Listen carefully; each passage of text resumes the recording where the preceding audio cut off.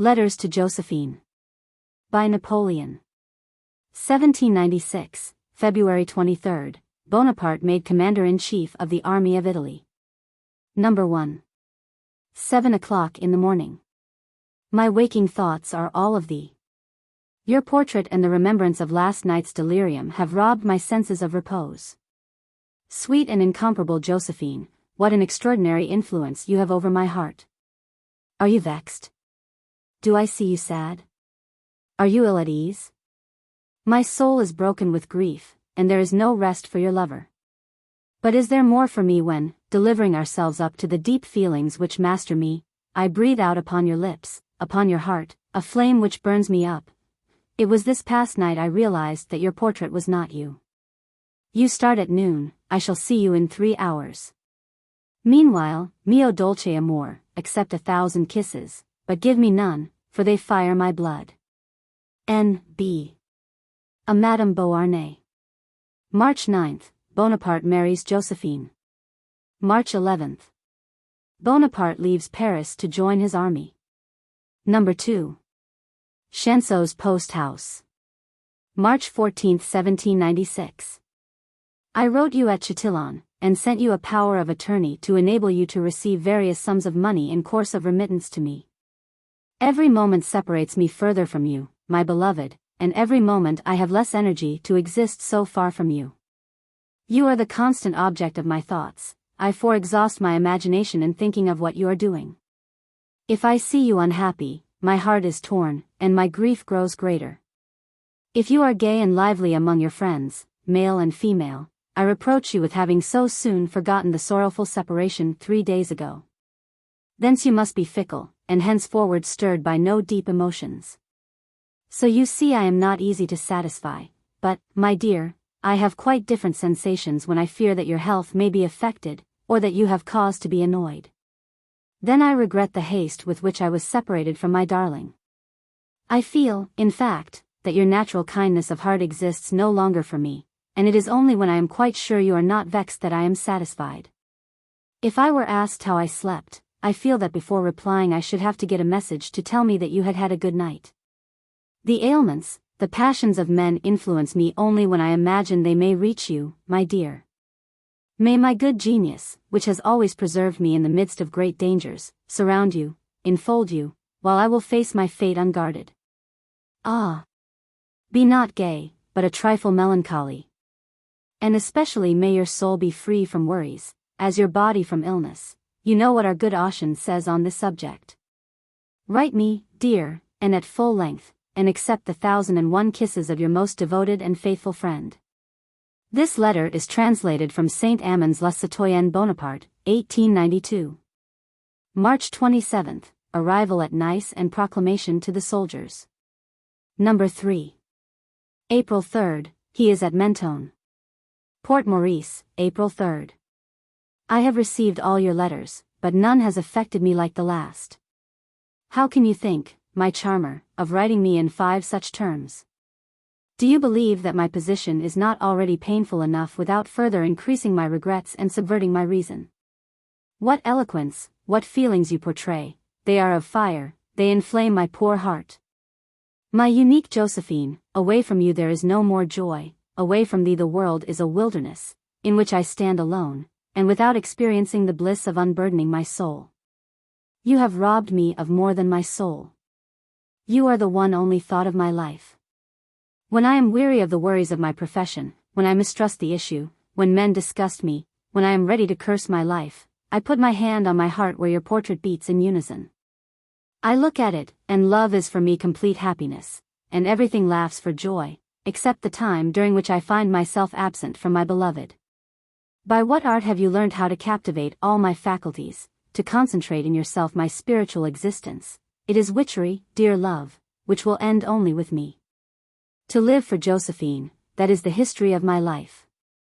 I am struggling to get near you, I am dying to be by your side. Fool that I am, I fail to realize how far off I am, that lands and provinces separate us.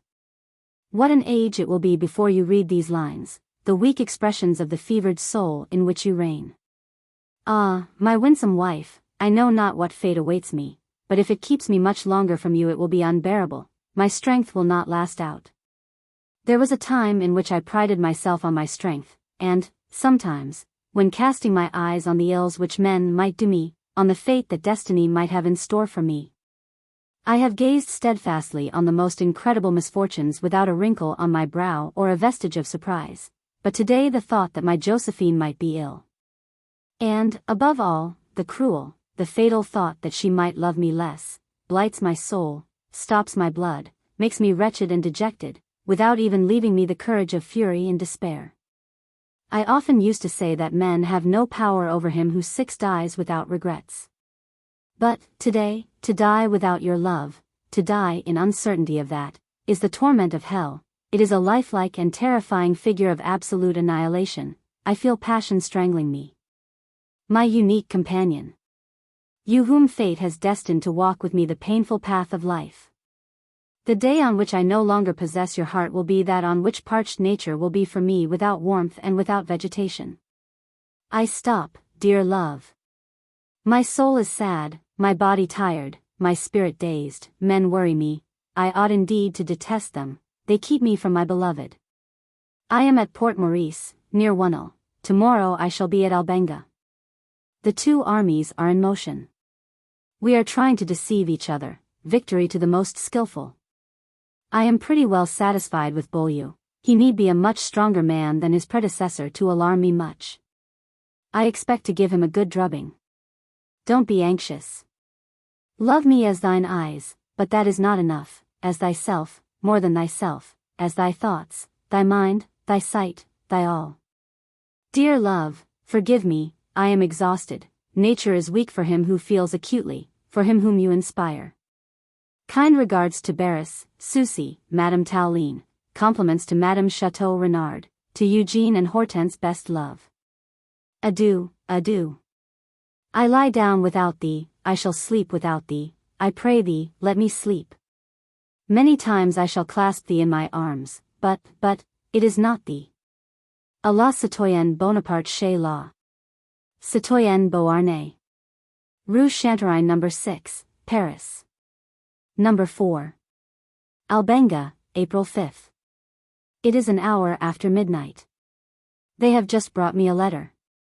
It is a sad one, my mind is distressed, it is the death of Chauvet. He was commissionaire ordinateur and chef of the army, you have sometimes seen him at the house of Barras. My love, I feel the need of consolation. It is by writing to thee alone, the thought of whom can so influence my moral being, to whom I must pour out my troubles. What means the future? What means the past? What are we ourselves? What magic fluid surrounds and hides from us the things that it behoves us most to know? We are born, we live, we die in the midst of marvels. Is it astounding that priests, astrologers, charlatans have profited by this propensity, by this strange circumstance, to exploit our ideas, and direct them to their own advantage? Chauvet is dead. He was attached to me. He has rendered essential service to the fatherland. His last words were that he was starting to join me. Yes, I see his ghost, it hovers everywhere, it whistles in the air. His soul is in the clouds, he will be propitious to my destiny. But, fool that I am, I shed tears for our friendship, and who shall tell me that I have not already to bewail the irreparable? Soul of my life, write me by every courier, else I shall not know how to exist. I am very busy here. Beaulieu is moving his army again. We are face to face. I am rather tired, I am every day on horseback. Adieu, adieu, adieu, I am going to dream of you. Sleep consoles me, it places you by my side, I clasp you in my arms. But on waking, alas, I find myself 300 leagues from you. Remembrances to Barras, Tauline, and his wife. N.B. A la citoyenne Bonaparte chez la citoyenne Beauharnais. Rue Chantereine No. 6, Paris. No. 5. Albenga, April 7th. I have received the letter that you break off, in order, you say, to go into the country, and in spite of that you give me to understand that you are jealous of me, who am here, overwhelmed with business and fatigue. Ah, my dear, it is true I am wrong. In the spring the country is beautiful, and then the lover of 19 will doubtless find means to spare an extra moment to write to him who, distant 300 leagues from thee, lives, enjoys, exists only in thoughts of thee. Who reads thy letters as one devours, after 6 hours hunting, the meat he likes best. I am not satisfied with your last letter, it is cold as friendship. I have not found that fire which kindles your looks, and which I have sometimes fancied I found there. But how infatuated I am. I found your previous letters weigh too heavily on my mind. The revolution which they produced there invaded my rest, and took my faculties captive. I desired more frigid letters, but they gave me the chill of death. Not to be loved by Josephine, the thought of finding her inconstant, but I am forging troubles, there are so many real ones, there is no need to manufacture more. You cannot have inspired a boundless love without sharing it, for a cultured mind and a soul like yours cannot requite complete surrender and devotion with the death blow. I have received the letter from Madame Chateau Renard. I have written to the minister. I will write to the former tomorrow, to whom you will make the usual compliments. Kind regards to Madame Tauline and Barras. You do not speak of your wretched indigestion, I hate it. Adieu, till tomorrow, mio dolce amor. A remembrance from my unique wife, and a victory from destiny, these are my wishes, a unique remembrance entirely worthy of him who thinks of thee every moment. 9. My brother is here. He has learned of my marriage with pleasure. He longs to see you. I am trying to prevail on him to go to Paris, his wife has just borne him a girl. He sends you a gift of a box of Genoa bonbons. You will receive oranges, perfumes, and orange flower water, which I am sending. Junot and Marat present their respects to you. A la citoyenne Bonaparte. Rue Chantereine No. 6, address not in B.S. writing. Chaussée d'Antin, Paris. April 10th. Campaign opens, Napoleon's available troops about 35,000. April 11th, Colonel Rampon, with 1,200 men, breaks the attack of D'Argenton, giving Napoleon time to come up. April 12th, Battle of Montenat, Austrians defeated. Lose 3,500 men, 2,000 prisoners, 5 guns, and 4 stand of colors. April 14th, Battle of Malmaison, Austrians and Sardinians defeated. Lose over 6,000 prisoners, 2 generals, 4,500 killed and wounded, 32 guns, and 15 stand of colors.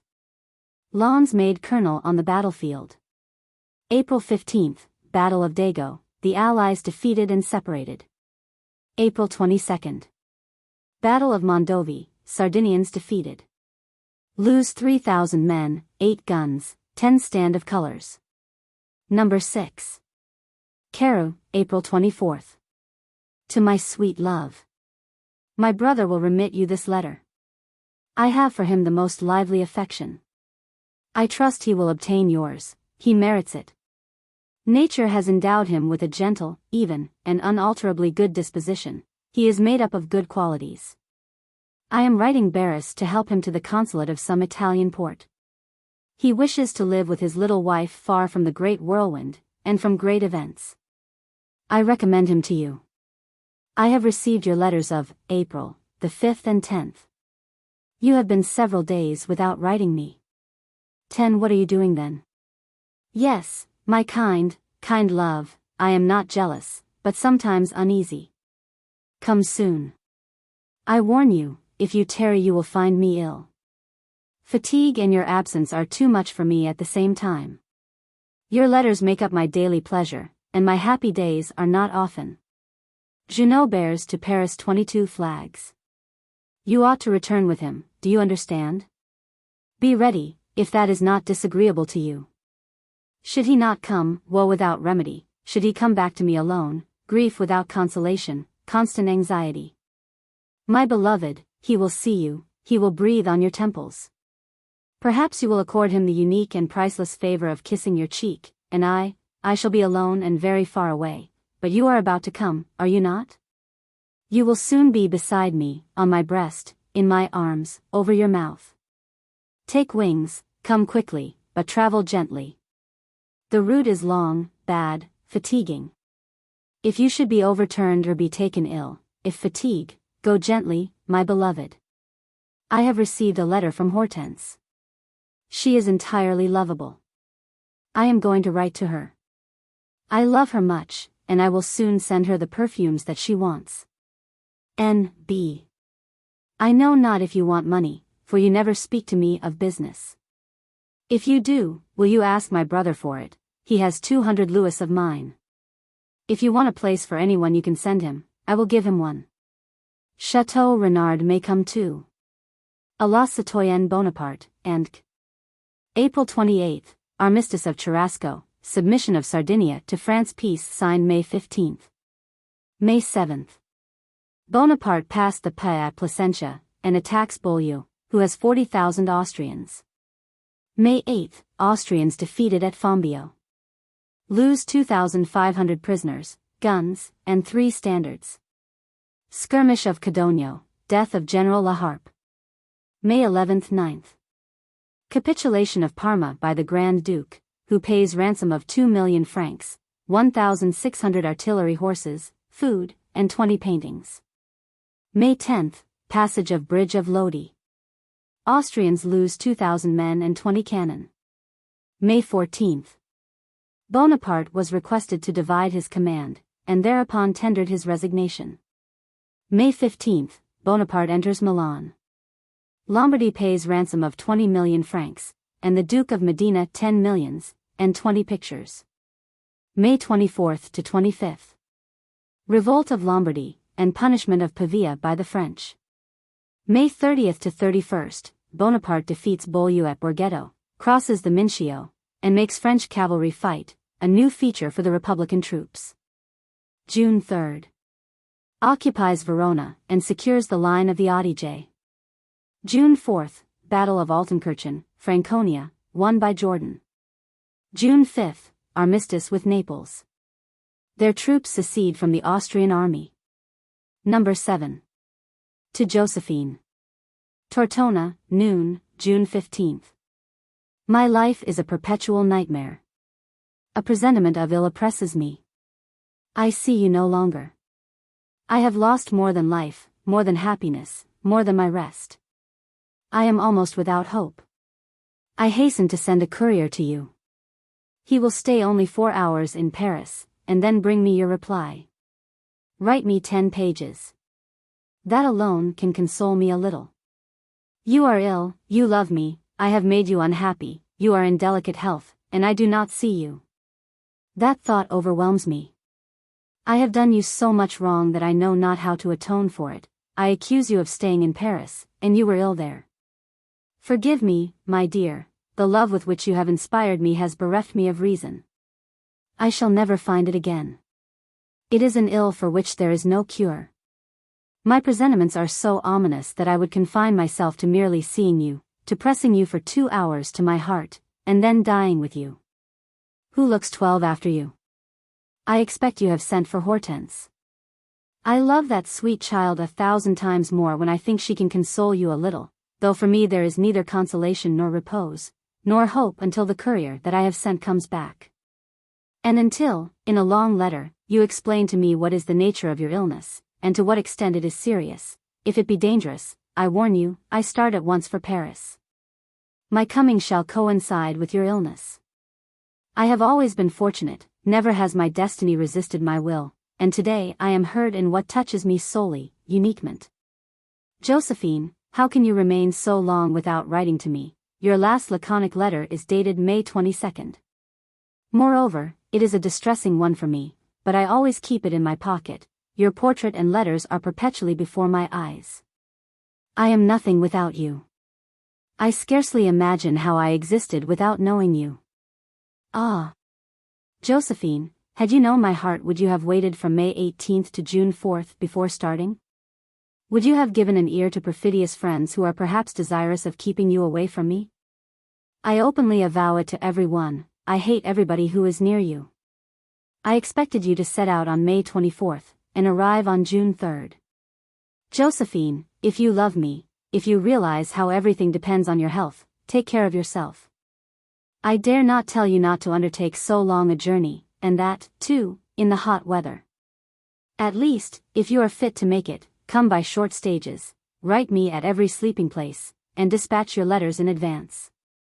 All my thoughts are concentrated in thy boudoir, in thy bed, on thy heart. Thy illness, that is what occupies me night and day. Without appetite, without sleep, without care for my friends, for glory, for fatherland, you alone, the rest of the world exists no more for me than if it were annihilated. I prize honor since you prize it, I prize victory since it pleases you. Without that I should leave everything in order to fling myself at your feet. 13.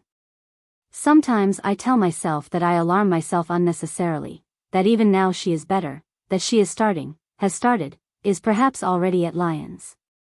Vain fancies. You are in bed suffering, more beautiful, more interesting, more lovable. You are pale and your eyes are more languishing, but when will you be cured? If one of us ought to be ill it is I, more robust, more courageous. I should support illness more easily. Destiny is cruel, it strikes at me through you. What consoles me sometimes is to think that it is in the power of destiny to make you ill, but it is in the power of no one to make me survive you. In your letter, dear, be sure to tell me that you are convinced that I love you more than it is possible to imagine, that you are persuaded that all my moments are consecrated to you. That to think of any other woman has never entered my head, they are all in my eyes without grace, wit, or beauty, that you alone, such as I see you, such as you are, can please me, and absorb all the faculties of my mind. That you have traversed its whole extent, that my heart has no recess into which you have not seen, no thoughts which are not subordinate to yours, that my strength, my prowess, my spirit are all yours, that my soul is in your body. And that the day on which you change or cease to live will be my death day, that nature, that earth, is beautiful only because you dwell therein. If you do not believe all this, if your soul is not convinced, penetrated by it, you grieve me, you do not love me, there is a magnetic fluid between people who love one another, you know perfectly well that I could not brook a rival. Much less offer you one. To tear out his heart and to see him would be for me one and the same thing, and then if I were to carry my hands against your sacred person, no, I should never dare to do it. But I would quit a life in which the most virtuous of women had deceived me. 14. But I am sure and proud of your love, misfortunes are the trials which reveal to each mutually the whole force of our passion. A child as charming as its mamma will soon see the daylight, and will pass many years in your arms. Hapless me. I would be happy with one day. 1,000 kisses on your eyes, your lips, your tongue, your heart. Most charming of thy sex, what is thy power over me? I am very sick of thy sickness, I have still a burning fever. Do not keep the courier more than 6 hours, and let him return at once to bring me the longed-for letter of my beloved. Do you remember my dream, in which I was your boots, your dress, and in which I made you come bodily into my heart? Why has not nature arranged matters in this way? She has much to do yet. N.B. A la citoyenne Bonaparte, and June 18th. Bonaparte enters Medina, and takes 50 cannon at Urbino. June 19th, occupies Bologna, and takes 114 cannon. June 23rd, armistice with Rome. The Pope to pay 21 millions, 100 rare pictures, 200 missas, and to close his ports to the English. June 24th. Desaix, with part of Moreau's army, forces the passage of the Rhine. Number 8. To Josephine. Pistoia, Tuscany, June 26th. For a month I have only received from my dear love 2 letters of 3 lines each. Is she so busy, that writing to her dear love is not then needful for her, nor, consequently, thinking 15 about him? To live without thinking of Josephine would be death and annihilation to your husband. Your image gilds my fancies, and enlivens the black and somber picture of melancholy and grief. A day perhaps may come in which I shall see you, for I doubt not you will be still at Paris, and verily on that day I will show you my pocket stuffed with letters that I have not sent you because they are too foolish, bet. Yes, that's the word. Good heavens. Tell me, you who knows so well how to make others love you without being in love yourself, do you know how to cure me of love? I will give a good price for that remedy. You ought to have started on May 24th. Being good-natured, I waited till June 1st, as if a pretty woman would give up her habits, her friends, both Madame Tallien and a dinner with Barras, and the acting of a new play, and Fortune. Yes, Fortune, whom you love much more than your husband, for whom you have only a little of the esteem, and a share of that benevolence with which your heart abounds. Every day I count up your misdeeds. I lash myself to fury in order to love you no more. Bah, don't I love you the more? In fact, my peerless little mother, I will tell you my secret. Set me at defiance, stay at Paris, have lovers, let everybody know it, never write me a monosyllable. Then I shall love you 10 times more for it, and it is not folly, a delirious fever.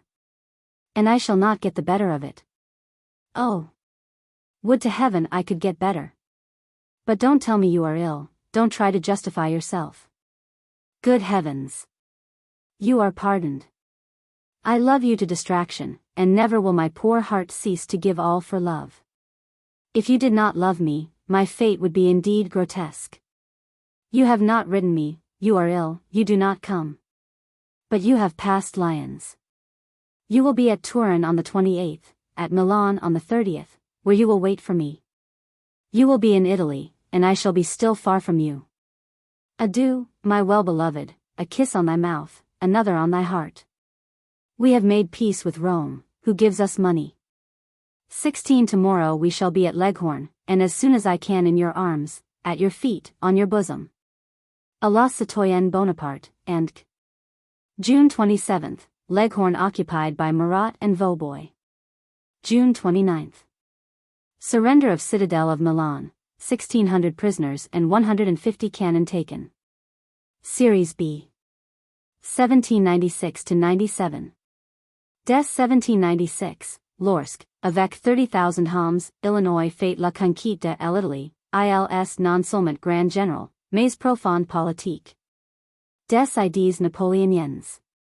Your government has sent against me 4 armies without generals, and this time a general without an army.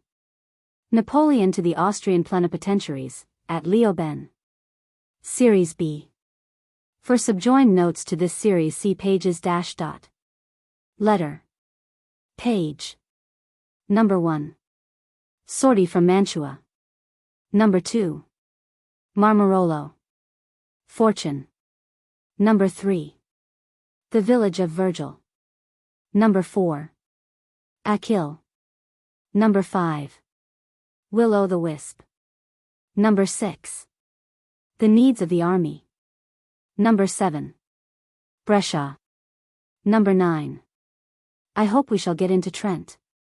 Number 12. One of these nights the doors will be burst open. Number 13. Corsica is ours. Number 14. Verona. Number 15. Once more I breathe freely. Number 18. The 29th. Number 20. General Brune. Number 21. February 3rd. Number 24. Perhaps I shall make peace with the Pope. Number 25. The unlimited power you hold over me. Number 1. July 5th, Archduke Charles defeated by Moreau at Radstadt. July 6th, sortie from Mantua, Austrians fairly successful. To Josephine, at Milan. Rover Bella, July 6, 1796. I have beaten the enemy. Kilmaine will send you the copy of the dispatch. I am tired to death. Pray start at once for Verona. I need you, for I think that I am going to be very ill. I send you 1,000 kisses. I am in bed. Bonaparte. July 9th, Bonaparte asks Kellerman for reinforcements. July 14th, Frankfurt on the Main captured by Kleber. July 16th, sortie from Mantua, Austrians defeated. Number 2. July 17th. Attempted coup de main at Mantua, French unsuccessful. To Josephine, at Milan. Marmarolo, July 17, 1796, 9 p.m. I got your letter, my beloved, it has filled my heart with joy. I am grateful to you for the trouble you have taken to send me news. Your health should be better today, I am sure you are cured. I urge you strongly to ride, which cannot fail to do you good. Ever since I left you, I have been sad. I am only happy when by your side. Ceaselessly I recall your kisses, your tears, 20 your enchanting jealousy, and the charms of the incomparable Josephine keep constantly alight a bright and burning flame in my heart and senses. When, free from every worry, from all business, shall I spend all my moments by your side, to have nothing to do but to love you, and to prove it to you? I shall send your horse, but I am hoping that you will soon be able to rejoin me. I thought I loved you some days ago, but, since I saw you, I feel that I love you even 1,000 times more. Ever since I have known you, I worship you more every day, which proves how false is the maxim of La Bruyere that love comes all at once. Everything in nature has a regular course, and different degrees of growth. Ah! Pray let me see some of your faults, be less beautiful, less gracious, less tender, and, especially, less kind, above all never be jealous, never weep. Your tears madden me, fire my blood. Be sure that it is no longer possible for me to have a thought except for you, or an idea of which you shall not be the judge. Have a good rest. Haste to get well. Come and join me, so that, at least, before dying, we could say, we were happy for so many days. Millions of kisses, and even to Fortune, in spite of his naughtiness. Bonaparte. Number 3. July 18th, trenches opened before Mantua. July 18th. Stuttgart occupied by St. Cyr, who, like Kleber, is under Moreau. July 18th, Würzburg captured by Klein and Ney, acting under Jordan. To Josephine, at Milan. Marmarolo, July 18, 1796, 2 p.m. I passed the whole night under arms. I ought to have had Mantua by a plucky and fortunate coup, but the waters of the 21 lake have suddenly fallen, so that the column I had shipped could not land. This evening I shall begin a new attempt, but one that will not give such satisfactory results. I got a letter from Eugene, which I send you. Please write for me to these charming children of yours, and send them some trinkets. Be sure to tell them that I love them as if they were my own. What is yours or mine is so mixed up in my heart, that there is no difference there. I am very anxious to know how you are, what you are doing. I have been in the village of Virgil, on the banks of the lake, by the silvery light of the moon, and not a moment without dreaming of Josephine. The enemy made a general sortie on June 16th. It has killed or wounded 200 of our men, but lost 500 of its own in a precipitous retreat. I am well. I am Josephine's entirely, and I have no pleasure or happiness except in her society. 3 Neapolitan regiments have arrived at Brescia. They have sundered themselves from the Austrian army, in consequence of the convention I have concluded with them, Pignatelli. I've lost my snuff-box. Please choose me another, rather flat-shaped, and write something pretty inside, with your own hair. 1,000 kisses as burning as you are cold. Boundless love, and fidelity up to every proof. Before Joseph starts, I wish to speak to him. Bonaparte. Number 4. To Josephine, at Milan. Marmarolo, July 19, 1796. I have been without letters from you for 2 days. That is at least the 30th time today that I have made this observation to myself. You are thinking this particularly wearisome, yet you 22 cannot doubt the tender and unique anxiety with which you inspire me. We attacked Mantua yesterday. We warmed it up from 2 batteries with red-hot shot and from mortars. All night long that wretched town has been on fire. The sight was horrible and majestic. We have secured several of the outworks. We open the first parallel tonight. Tomorrow I start for Castiglione with the staff, and I reckon on sleeping there. I have received a courier from Paris. There were 2 letters for you, I have read them. But though this action appears to me quite natural, and though you gave me permission to do so the other day, I fear you may be vexed, and that is a great trouble to me. I should have liked to have sealed them up again, fie. That would have been atrocious. If I am to blame, I beg your forgiveness. I swear that it is not because I am jealous, assuredly not. I have too high an opinion of my beloved for that. I should like you to give me full permission to read your letters, then there would be no longer either remorse or apprehension. Achille has just ridden post from Milan, no letters from my beloved. Adieu, my unique joy. When will you be able to rejoin me? I shall have to fetch you myself from Milan. 1,000 kisses as fiery as my soul, as chaste as yourself. I have summoned the courier. He tells me that he crossed over to your house, and that you told him you had no commands. Fie. Naughty, undutiful, cruel, tyrannous, jolly little monster. You laugh at my threats, at my infatuation. Ah, you well know that if I could shut you up in my breast, I would put you in prison there. Tell me you are cheerful, in good health, and very affectionate. Bonaparte. Number 5. To Josephine, at Milan. Castiglione, July 21, 1796, 8 a.m. I am hoping that when I arrive tonight I shall get one of your letters. You know, my dear Josephine, the pleasure they give me, and I am sure you have pleasure in writing them. I shall start tonight for Peschiera, for the mountains for Verona, and thence I shall go to Mantua, and perhaps to Milan, to receive a kiss, since you assure me they are not made of ice. I hope you will be perfectly well by then, and will be able to accompany me to headquarters, so that we may not part again. Are you not the soul of my life, and the quintessence of my heart's affections? Your protégés are a little excitable. They are like the will-o'-the-wisp. How glad I am to do something for them which will please you. They will go to Milan.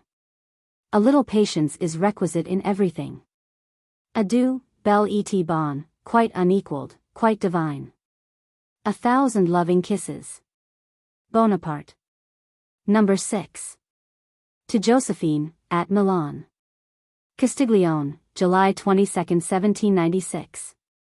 The needs of the army require my presence hereabouts. It is impossible that I can leave it to come to Milan. 5 or 6 days would be necessary, and during that time movements may occur whereby my presence here would be imperative. You assure me your health is good, I beg you therefore to come to Brescia. Even now I am sending Marat to prepare apartments for you there in the town, as you desire. 24. I think you will do well to spend the first night, July 24th, at Cassano, setting out very late from Milan. And to arrive at Brescia on July 25th, where the most affectionate of lovers awaits you. I am disconsolate that you can believe, dear, that my heart can reveal itself to others as to you.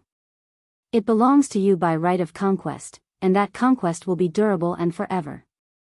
I do not know why you speak of Madame T., with whom I do not concern myself in the slightest, nor with the women of Brescia. As to the letters which you are vexed at my opening, this shall be the last. Your letter had not come. Adieu, ma tendre amie, send me news often, come forthwith and join me, and be happy and at ease. All goes well, and my heart is yours for life. Be sure to return to the Adjutant General Mialis the box of medals that he writes me he has sent you. Men have such false tongues, and are so wicked, that it is necessary to have everything exactly on the square. Good health, love, and a prompt arrival at Brescia. I have at Milan a carriage suitable alike for town or country. You can make use of it for the journey. Bring your plate with you, and some of the things you absolutely require. Travel by easy stages, and during the cold, so as not to tire yourself. Troops only take 3 days coming to Brescia. Traveling post it is only a 14 hours journey. I request you to sleep on the 24th at Cassano. I shall come to meet you on the 25th at latest. Adieu, my own Josephine. 1,000 loving kisses. Bonaparte. July 29th, advance of Wormser, by the Adige Valley, on Mantua, and of Quesdenoich on Brescia, who drives back Messina and Soret. July 31st, siege of Mantua raised. August 3rd, Bonaparte victorious at Lonato. August 5th, Augusto victorious at Castiglione, completing the campaign of 5 days, in which 10,000 prisoners are taken. August 8th, Verona occupied by Serrurier. August 15, Moreau arrives on the Danube, Wurmser retreats upon Trent, the capital of Italian Tyrol. August 18, alliance, offensive and defensive, between France and Spain. September 3, Jordan routed by Archduke Charles at Würzburg. No. 7. To Josephine, at Milan. Brescia, August 30, 1796. Arriving, my beloved, my first thought is to write to you. Your health, your sweet face and form have not been absent a moment from my thoughts the whole day. I shall be comfortable only when I have got letters from you. I await them impatiently. You cannot possibly imagine my uneasiness. I left you vexed, annoyed, and not well.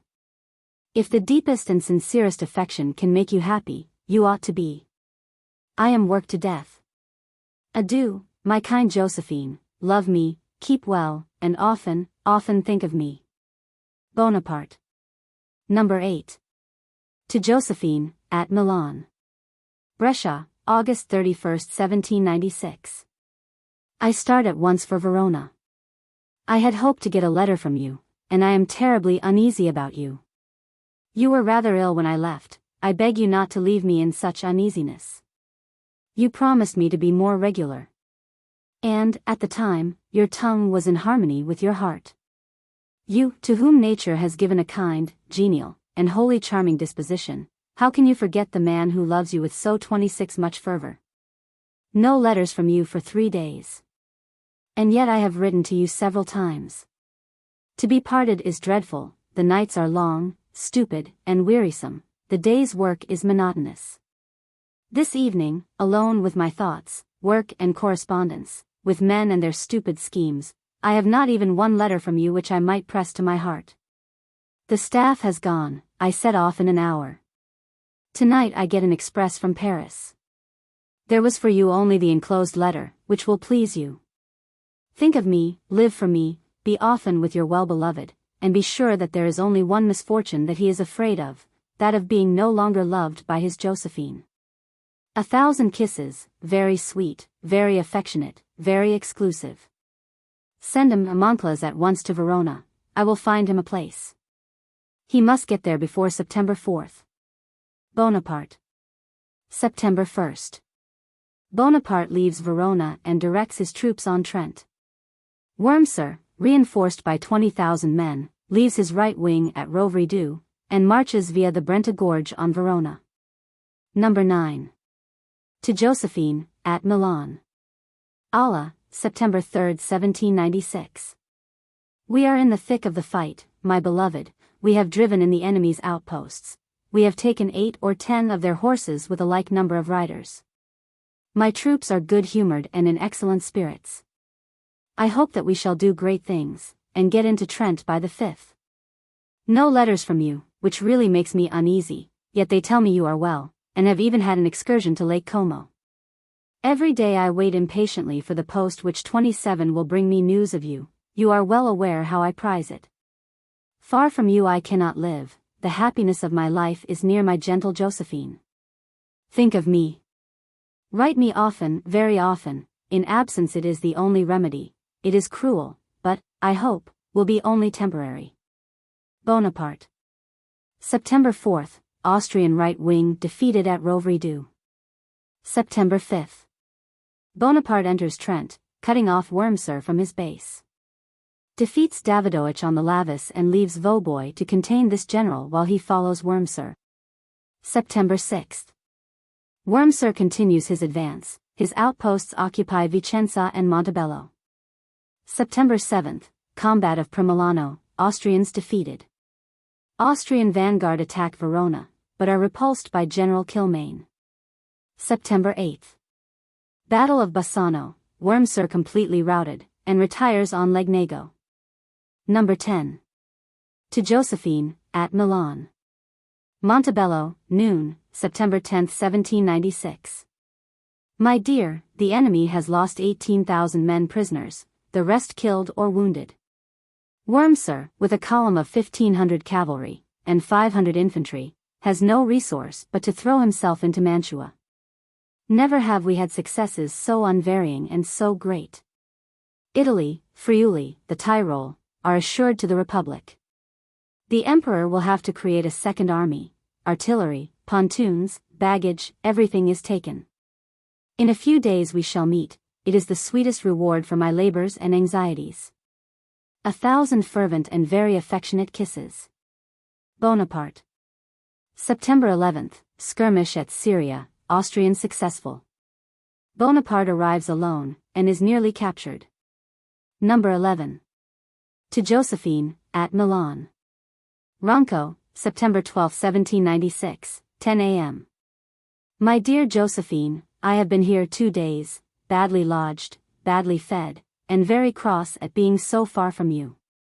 Wormser is hemmed in, he has with him 3,000 cavalry and 5,000 infantry. He is at Portolegnago. He is trying to get back into Mantua, but for him that has now become impossible. The moment this matter shall be finished I will be in your arms. I embrace you 1,000,000 times. Bonaparte. September 13th. Wormser, brushing aside the few French who oppose him, gains the suburbs of Mantua. September 14th, Messina attempts a surprise, but is repulsed. September 15th, Wormser makes a sortie from St. George's, but is driven back. September 16th. And at La Favorite, with like result. Number 12. To Josephine, at Milan. Verona, September 17, 1796. My dear, I write very often and you seldom. You are naughty, and undutiful, very undutiful, as well as thoughtless. It is disloyal to deceive a poor husband, an affectionate lover. Ought he to lose his rights because he is far away, up to the neck in business, worries and anxiety? Without his Josephine, without the assurance of her love, what in the wide world remains for him? What will he do? 29. Yesterday we had a very sanguinary conflict, the enemy has lost heavily, and been completely beaten. We have taken from him the suburbs of Mantua.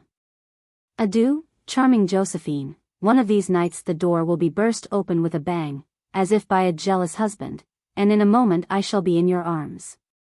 1,000 affectionate kisses. Bonaparte. October 2nd. Moreau defeats Latour at Biberach, but then continues his retreat. October 8th, Spain declares war against England. October 10th, peace with Naples signed. Number 13. To Josephine, at Milan. Medina, October 17, 1796, 9 p.m. The day before yesterday I was out the whole day. Yesterday I kept my bed. Fever and a racking headache both prevented me writing to my beloved, but I got your letters. I have pressed them to my heart and lips, and the grief of 100 miles of separation has disappeared. At the present moment I can see you by my side, not capricious and out of humor, but gentle, affectionate, with that mellifluent kindness of which my Josephine is the sole proprietor. It was a dream, judge if it has cured my fever. Your letters are as cold as if you were 50. We might have been married 15 years. One finds in them the friendship and feelings of that winter of life. Fie. Josephine. It is very naughty, very unkind, very undutiful of you. What more can you do to make me indeed an object for compassion? Love me no longer? That is already accomplished. Hate me? Well, I prefer that. Everything 30 grows stale except ill will. But indifference, with its marble pulse, its rigid stare, its monotonous demeanor. 1,000 very heartfelt kisses. I am rather better.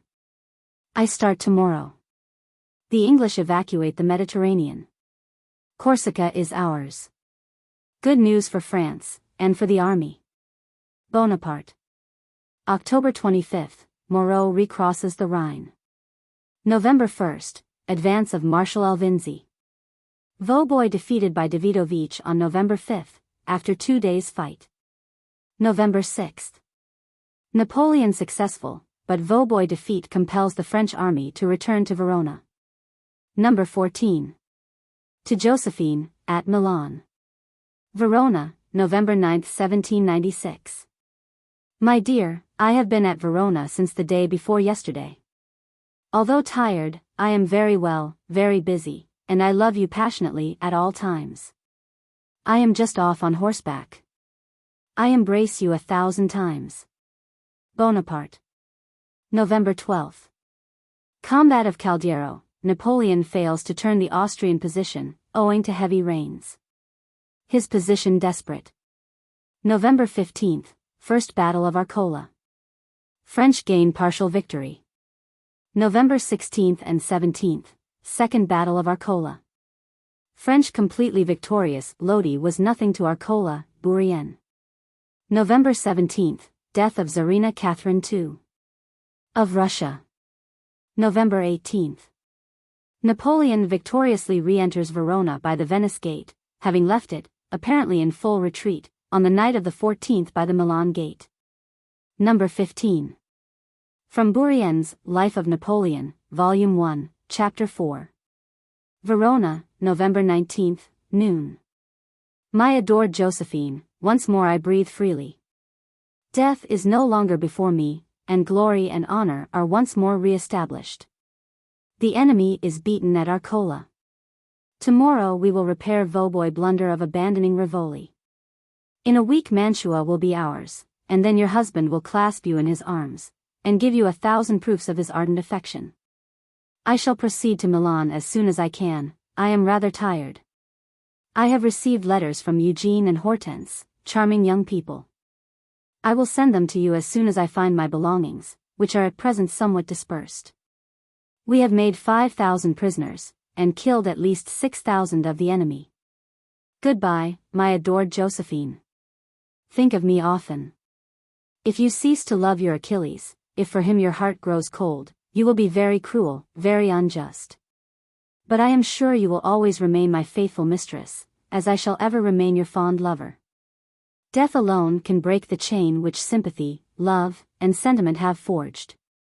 Let me have news of your health. 1,000 and 1,000 kisses.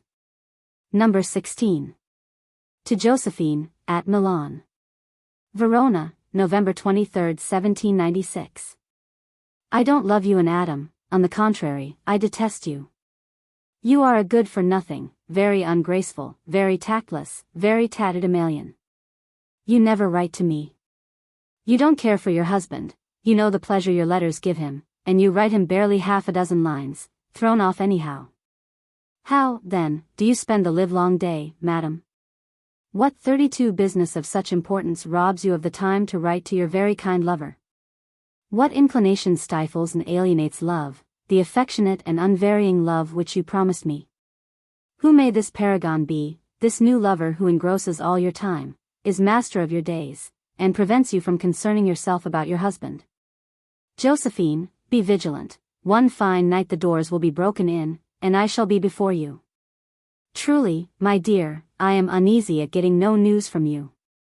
Write me 4 pages immediately, and some of those charming remarks which fill my heart with the pleasures of imagination. I hope that before long I shall clasp you in my arms, and cover you with 1,000,000 kisses as burning as if under the equator. Bonaparte. Number 17. Verona, November 24, 1796. I hope soon, darling, to be in your arms. I love you to distraction. I am writing to Paris by this courier. All goes well. Wormser was beaten yesterday under Mantua. Your husband only needs Josephine's love to be happy. Bonaparte. Number 18. To Josephine, at Genoa. Milan, November 27, 1796, 3 p.m. I get to Milan. I fling myself into your room. I have left all in order to see you, to clasp you in my arms. You were not there. You gad about the towns amid junketings, you run farther from me when I am at hand, you care no longer for your dear Napoleon. A passing fancy made you love him, fickleness renders him indifferent to you. Used to perils, I know the remedy for weariness and the ills of life. The ill luck that I now suffer is past all calculations, I did right not to anticipate it. 33. I shall be here till the evening of the 29th, don't alter your plans, have your fling of pleasure. Happiness was invented for you. The whole world is only too happy if it can please you, and only your husband is very, very unhappy. Bonaparte. No. 19. To Josephine, at Genoa. Milan, November 28, 1796, 8 p.m. I have received the courier whom Berthier had hurried on to Genoa. You have not had time to write me, I feel it intuitively. Surrounded with pleasures and pastimes, you would be wrong to make the least sacrifice for me. Berthier has been good enough to show me the letter which you wrote him. My intention is that you should not make the least change in your plans, nor with respect to the pleasure parties in your honor. I am of no consequence, either the happiness or the misery of a man whom you don't love is a matter of no moment. For my part, to love you only, to make you happy, to do nothing which may vex you, that is the object and goal of my life. Be happy, do not reproach me, do not concern yourself in the happiness of a man who lives only in your life, rejoices only in your pleasure and happiness. When I exacted from you a love like my own, I was wrong. Why expect lace to weigh as heavy as gold? When I sacrifice to you all my desires, all my thoughts, every moment of my life, I obey the sway which your charms, your disposition, and your whole personality have so effectively exerted over my unfortunate heart.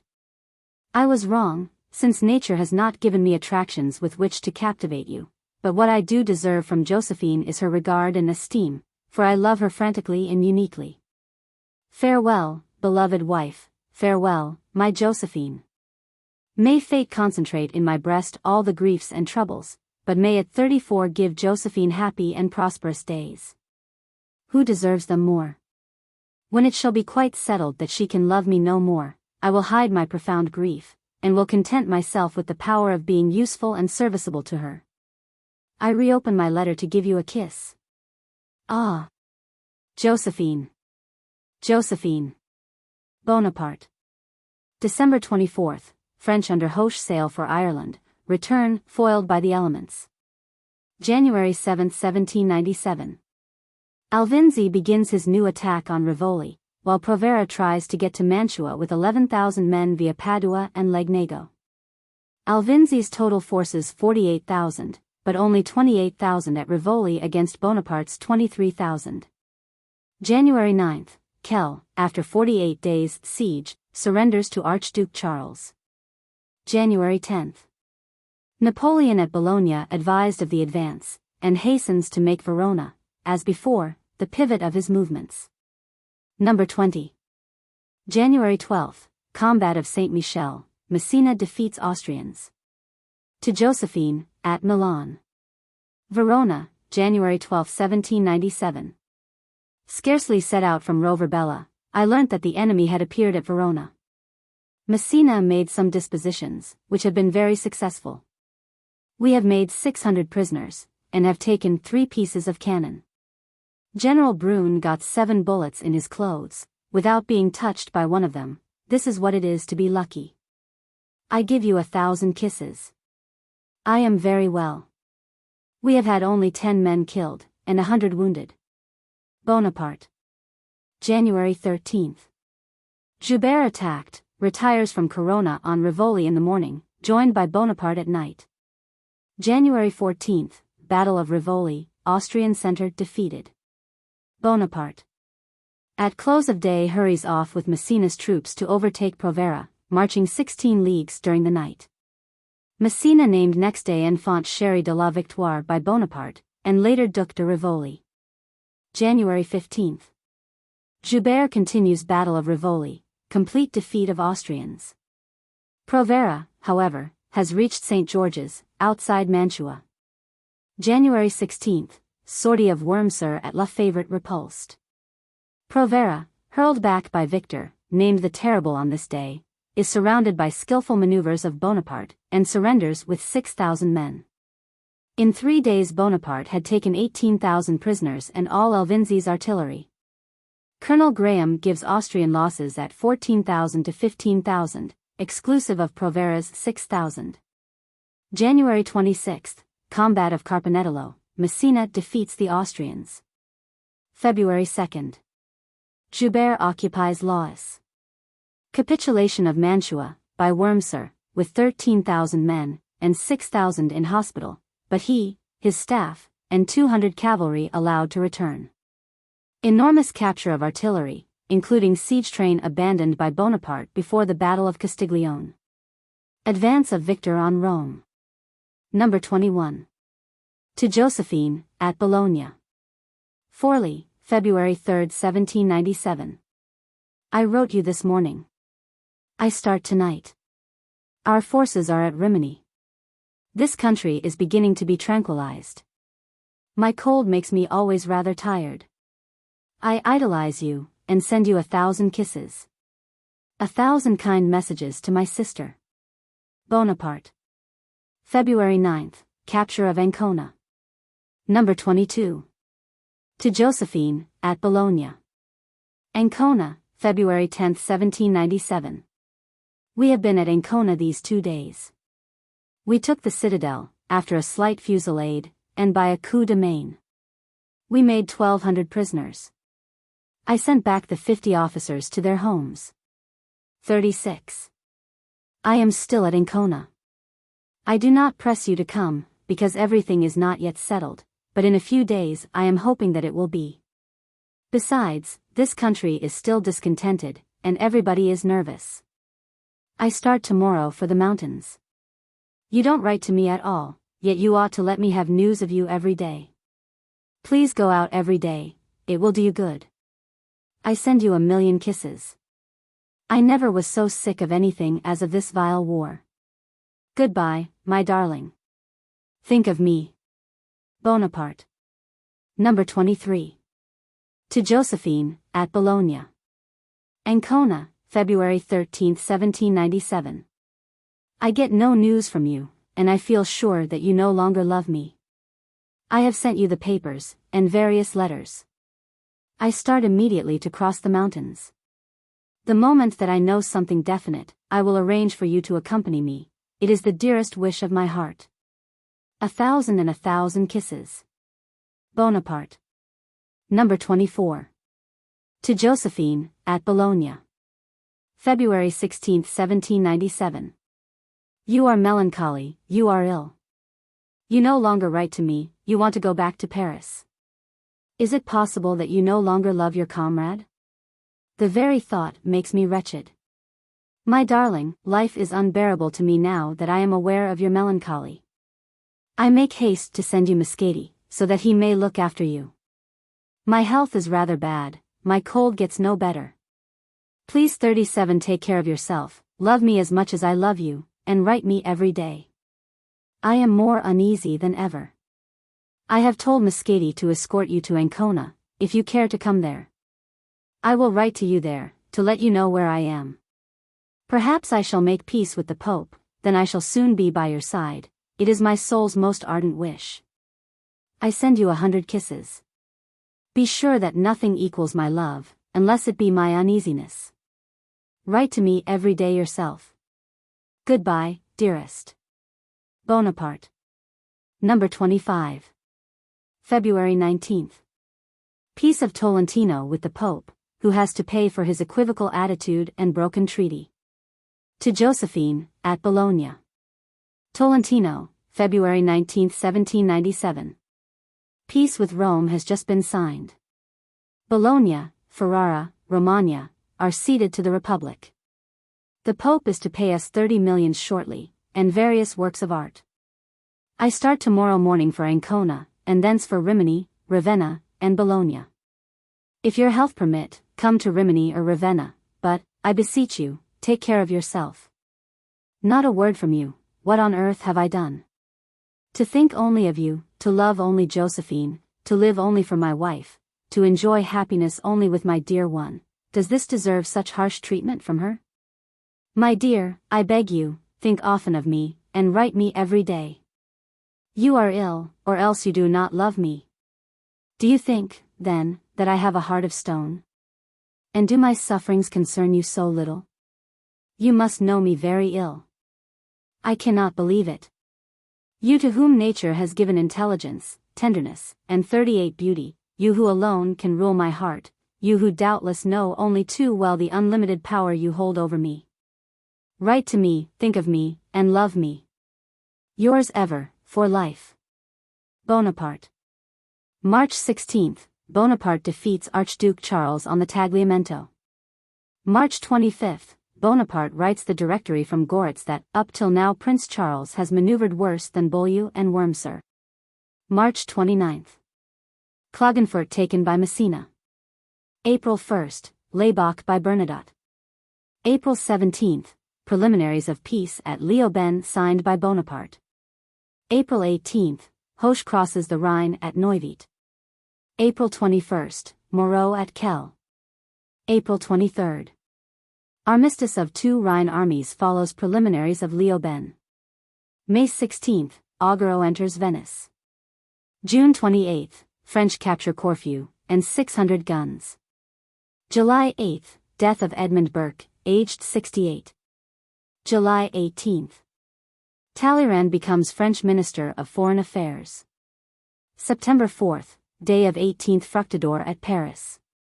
Coup d'état of Rebelle, Larivellier-Lepo, and Barras, secretly aided by Bonaparte, who has sent them Augereau to command Paris.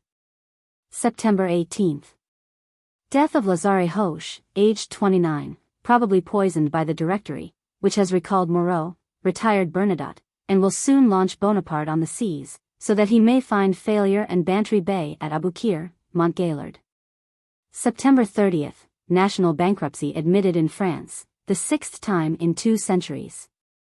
October 17, Treaty of Campo Formio, Bonaparte called thereupon by Talleyrand General Pacificator.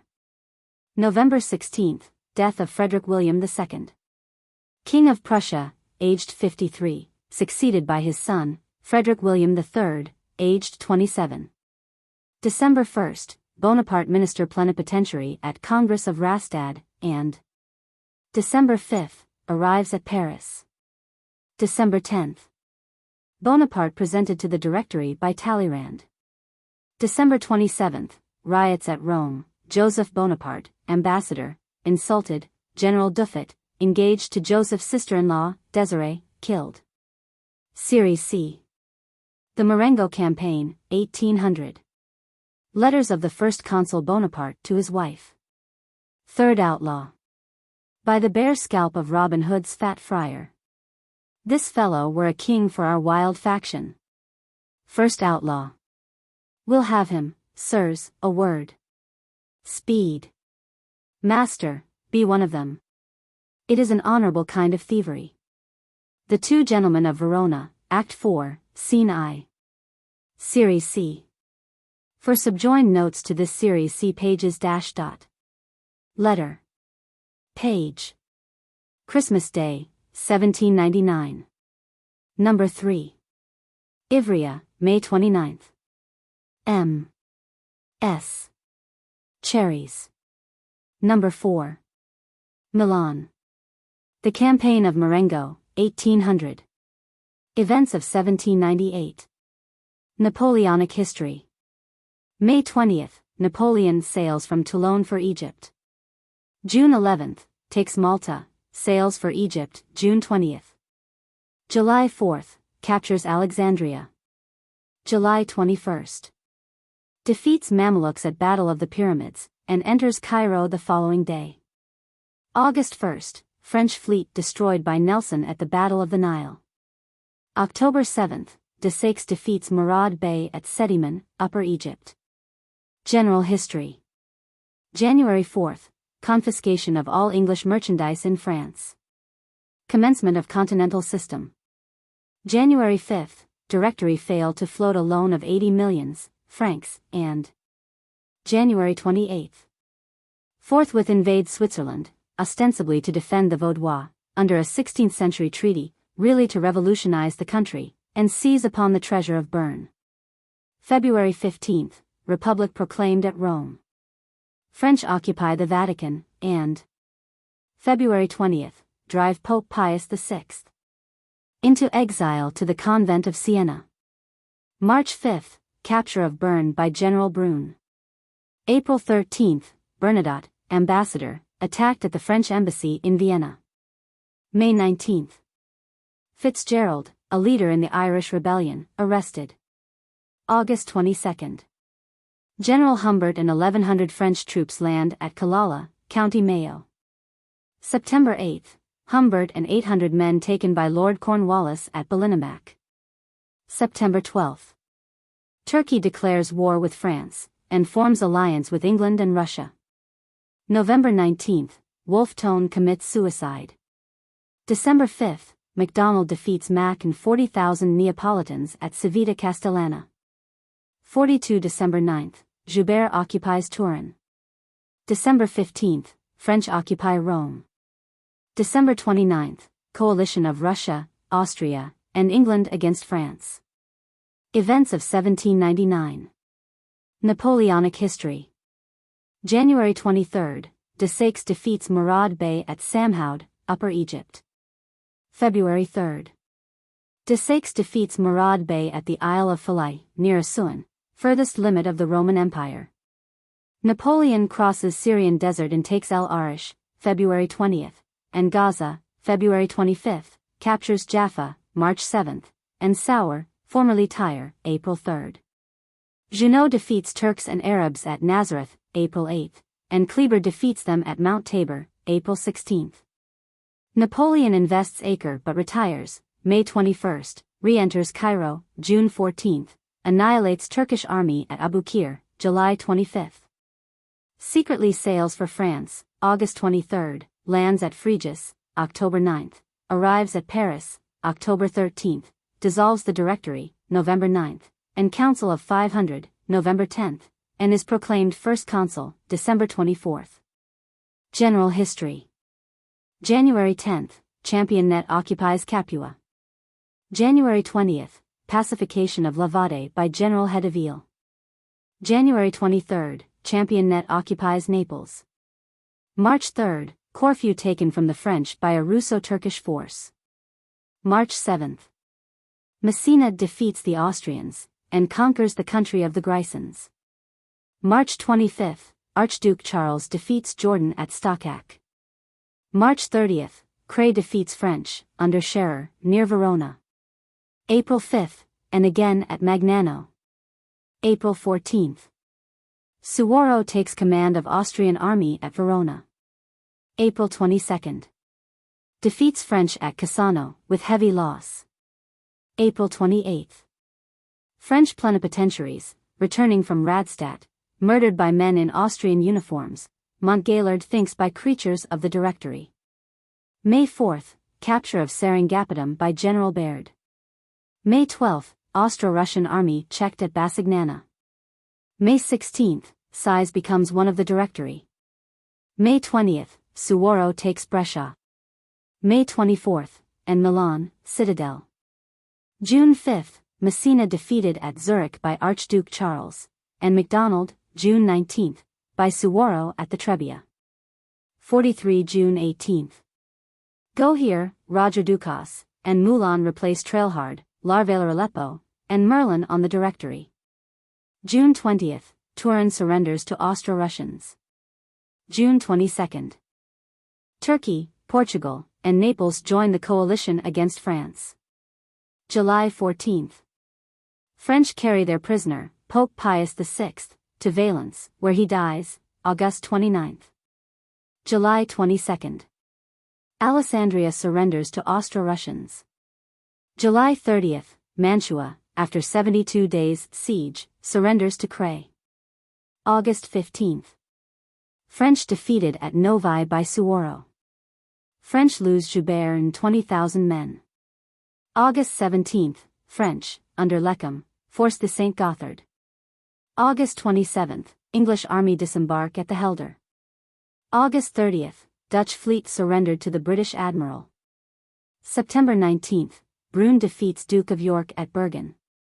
September 25, Messina defeats allies at Zurich, who lose 16,000 men and 100 guns. Messina saves France at Zurich, as Villars saved it at Denine. Montgaillard. October 6. Brune defeats Duke of York at Castricum. October 7, French take Constance. October 16, Saint Cyr, without cavalry or cannon, defeats Austrians at Bosco. October 18, capitulation at Alkmaar by Duke of York to General Brune. The son of George III. Capitulates at Alkmaar as little honorably as the son of George II. Had capitulated at Closter 7 in 1757. Montgaillard. November 4, Malmaison defeats French at Fossano. November 13. Ancona surrendered to the Austrians by Monnier, after a 6-month siege. November 24, Moreau made commander of the armies of the Rhine, being in disgrace, has served as a volunteer in Italy most of this year. Messina sent to the army of Italy. December 5, Coney, the key of Piedmont, surrenders to the Austrians. December 14, death of George Washington. December 15, Battle of Montefaccio, near Genoa. Saint Cyr defeats Austrians. Events of 1800. February 11, Bank of France constituted. February 20, Kleber defeats Turks at Heliopolis. May 3, Battle of Engen. Moreau defeats Cray, who loses 10,000 men, and 44 May 5, again defeats Austrians at Moskirch. May 6. Napoleon leaves Paris. May 8, arrives at Auxonne, and on the 9th at Geneva, from thence moves to Lausanne, May 12, where he is delighted with reception accorded to the French troops, and hears of Moreau's victory at Bibernac, May 11.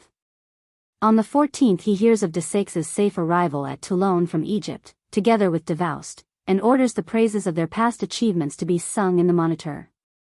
The same day writes Messina that in Genoa a man like himself, Messina, is worth 20,000. On the 16th is still at Lausanne. Number 1. To Josephine, at Paris. Lausanne, May 15, 1800. I have been at Lausanne since yesterday. I start tomorrow. My health is fairly good. The country round here is very beautiful. I see no reason why, in 10 or 12 days, you should not join me here. You must travel incognito, and not say where you are going, because I want no one to know what I am about to do. You can say you are going to Plombières. I will send you Moustache, who has just arrived. My very kindest regards to Hortense. Eugene will not be here for 8 days, he is en route. Bonaparte. Number 2. To Josephine, at Paris. Torre di Garofalo, May 16, 1800. I start immediately to spend the night at St. Maurice. I have not received a single letter from you. That is not well. I have written you by every courier. Eugene may arrive the day after tomorrow. I have rather a cold, but it will have no ill effects. My very kindest regards to you, my good little Josephine, and to all who belong to you. Bonaparte. May 17th to 19th, at Martigny, struggling against ice, snowstorms, and avalanches, and astonishing the great Saint Bernard with the passage of our pieces of 8, and especially of our limbers, a new experience for it. On May 20th he climbed the Saint Bernard on a mule, and descended it on a sledge. On May 21st he is at Aosta, hoping to be back in Paris within a fortnight. His army had passed the mountain in 4 days. On May 27th he is at Ivrea, taken by Lens on the 24th. Number 3. From Tenant's Tour, and Volume 2. 11 p.m. Vercelli. Murat ought to be at Novara tonight. The enemy is thoroughly demoralized, he cannot even yet understand us. I hope within 10 days to be in the arms of my Josephine, who is always very good when she is not crying and not flirting. Your son arrived this evening. I have had him examined, he is in excellent health. Accept 1,000 tender thoughts. I have received MS letter. I will send her by the next courier a box of excellent cherries. We are here, within 2 months for Paris. Yours entirely. N.B. To Madame Bonaparte. Address not in Bonaparte's writing. June 1st. First experiments with vaccination at Paris, with fluids sent from London. On June 2nd Napoleon enters Milan, where he spends a week. Number 4. To Josephine, at Paris. Milan. I am at Milan, with a very bad cold. I can't stand rain, and I have been wet to the skin for several hours, but all goes well. I don't persuade you to come here. I shall be home in a month. 46. I trust to find you flourishing. I am just starting for Pavia and Stradella. We are masters of Brescia, Cremona, and Placentia. Kindest regards. Murat has borne himself splendidly. June 5, Messina gives up Genoa, but leaves with all the honors of war. June 7, Lens takes Pavia, 350 cannon, and 10,000 muskets. June 9, Battle of Montebello. Bonaparte defeats Austrians, who lose 8,000 men. June 14, Bonaparte wins Marengo, but loses de Saix, the man I loved and esteemed the most. In his bulletin he admits the battle at one time was lost, until he cried to his troops, "Children, remember it is my custom to sleep upon the battlefield." He mentions the charges of de Saix and Kellerman, and especially eulogizes the latter, a fact interesting on account of the false statements made of his ignoring it. In the bulletin of June 21 he blames the Punic faith of Lord Keith at Genoa, a criticism the admiral repaid with usury 15 years later. June 14, assassination of Kleber, in Egypt. June 16. Convention of Alessandria between Bonaparte and Melas, end of the campaign of 30 days. June 19, Moreau defeats Cray at Hochstedt and occupies Ulm. June 23, Genoa re-entered by the French. June 26. Bonaparte leaves Messina in command of the Army of Reserve, now united with the Army of Italy. July 3. The first consul is back in Paris unexpectedly, not wishing triumphal arches or such like caliphate, in spite of which the plaudits he receives are very dear to him, sweet as the voice of Josephine. September 5. Vaubois surrenders Malta to the English, after 2 years' blockade. September 15, armistice between France and Austria in Germany. September 30, Treaty of Friendship and Commerce between France and U.S., agreed that the flag covers the goods. October 3, to facilitate peace King George renounces his title of King of France. November 12, rupture of armistice between France and Austria.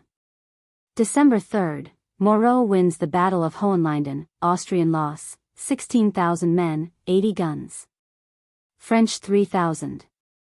December 20, Moreau occupies Linz, 100 miles from Vienna. December 24, Royalist conspirators fail to kill Bonaparte with an infernal machine. December 25. Armistice at Steyr between Moreau and Archduke Charles, sent for by the Austrians a fortnight before as their last hope. Series D. The Peace of Amiens had always been regarded from the side of England as an armed truce. On the side of Napoleon it had a very different character. A careful reader must admit that we were guilty of a breach of faith in not surrendering Malta. The promise of its surrender was the principal article of the treaty. England and Napoleon in 1803. Edited for the R. Histories. By Oscar Browning, 1887. Series D. For subjoined notes to this series see pages --. Letter. Page. Date. Number 1. The blister. Some plants. If the weather is as bad. Malmaison, without you. Number 2. The fat Eugene. Number 3. Your letter has come. Injured whilst shooting a boar. The Barber of Seville. Number 4. The Sèvres Manufactory. Number 5. Your lover, who is tired of being alone. General Ney. Josephine's 2 visits to Plombières. 1801 and 1802. Events of 1801. January 1, Legislative Union of Great Britain and Ireland. January 3, French under Brune occupy Verona, and January 8, Vicenza. January 11, cross the Brenta. January 16. Armistice at Treviso between Brune and the Austrian General Bellegarde. February 9, Treaty of Lunéville, by which the Talweg of the Rhine became the boundary of Germany and France. March 8, English land at Aboukir. March 21. Battle of Alexandria, Canopus. Manua defeated by Abercrombie, with loss of 2,000. March 24, the Tsar Paul is assassinated. March 28, Treaty of Peace between France and Naples, who cedes Elba and Piombino. April 2. Nelson bombards Copenhagen. May 23, General Baird lands at Qasir on the Red Sea with 1,000 English and 10,000 sepoys. June 7, French evacuate Cairo. July 1, Toussaint Louverture elected life governor of Saint Domingo. Slavery abolished there. The new ruler declares, "I am the Bonaparte of Saint Domingo, and the colony cannot exist without me," and heads his letters to the first consul, from the first of the blacks to the first of the whites. July 15. Concordat between Bonaparte and the Pope, signed at Paris by Bonaparte, ratified by the Pope, August 15. August 4, Nelson attacks Boulogne flotilla and is repulsed. August 15, attacks again, and suffers severely. August 31. Manille capitulates to Hutchinson at Alexandria. September 29, Treaty of Peace between France and Portugal, boundaries of French Guiana extended to the Amazon. 50 October 1, Treaty between France and Spain, who restores Louisiana. Preliminaries of peace between France and England signed in London. October 8, Treaty of Peace between France and Russia. October 9, and between France and Turkey. December 14, expedition sent out to St. Domingo by the French under General Leclerc. Number 1. To Josephine, at Plombières. Paris the 27, 1801. The weather is so bad here that I have remained in Paris. Malmaison, without you, is too dreary. The fete has been a great success. It has rather tired me. The blister they have put on my arm gives me constant pain. Some plants have come for you from London, which I have sent to your gardener. If the weather is as bad at Plombières as it is here, you will suffer severely from floods. Best love to Maman and Hortense. Bonaparte. Events of 1802. January 4, Louis Bonaparte marries Hortense Beauharnais, both unwilling. January 9. The first consul, with Josephine, leaves for Lyons, where. January 25, he remodels the Cisalpine Republic as the Italian Republic, under his presidency. March 25, Treaty of Amiens signed in London. French lose only Ceylon and Trinidad. Malta to be restored to the Order of Knights, reconstituted. May 7, Toussaint surrenders to Leclerc. May 19, institution of the Legion of Honor. Number 2. To Josephine, at Plombières. Malmaison, June 19, 1802. I have as yet received no news from you, but I think you must already have begun to take the waters. It is rather dull for us here, although your charming daughter does the honors of the house to perfection. For the last 2 days I have suffered slightly from my complaint. The fat Eugene arrived yesterday evening. He is very hale and hearty. I love you as I did the first hour, because you are kind and sweet beyond compare. Hortense told me that she was often writing you. Best wishes, and a love kiss. Yours ever. Bonaparte. Number 3. To Josephine, at Plombières. Malmaison, June 23, 1802. My good little Josephine, your letter has come. I am sorry to see you have been poorly on the journey, but a few days' rest will put you right. I am very fairly well. Yesterday I was at the Marley hunt, and one of my fingers was very slightly injured whilst shooting a boar. Hortense is usually in good health. Your fat son has been rather unwell, but is getting better. I think the ladies are playing The Barber of Seville tonight. The weather is perfect. Rest assured that my truest wishes are ever for my little Josephine. Yours ever. Bonaparte. Number 4. To Josephine, at Plombières. Malmaison, June 27, 1802. Your letter, dear little wife, has apprised me that you are out of sorts. Corvisart tells me that it is a good sign that the baths are having the desired effect, and that your health will soon be re-established. But I am most truly grieved to know that you are in pain. Yesterday I went to see the Sèvres manufactory at St. Cloud. Best wishes to all. Yours for life. Bonaparte. June 29th, Pope withdraws excommunication from Talleyrand. Number 5. To Josephine, at Plombières. Malmaison, July 1, 1802. Your letter of June 29th has arrived. You say nothing of your health nor of the effect of the baths. I see that you expect to be home in a week. That is good news for your lover, who is tired of being alone.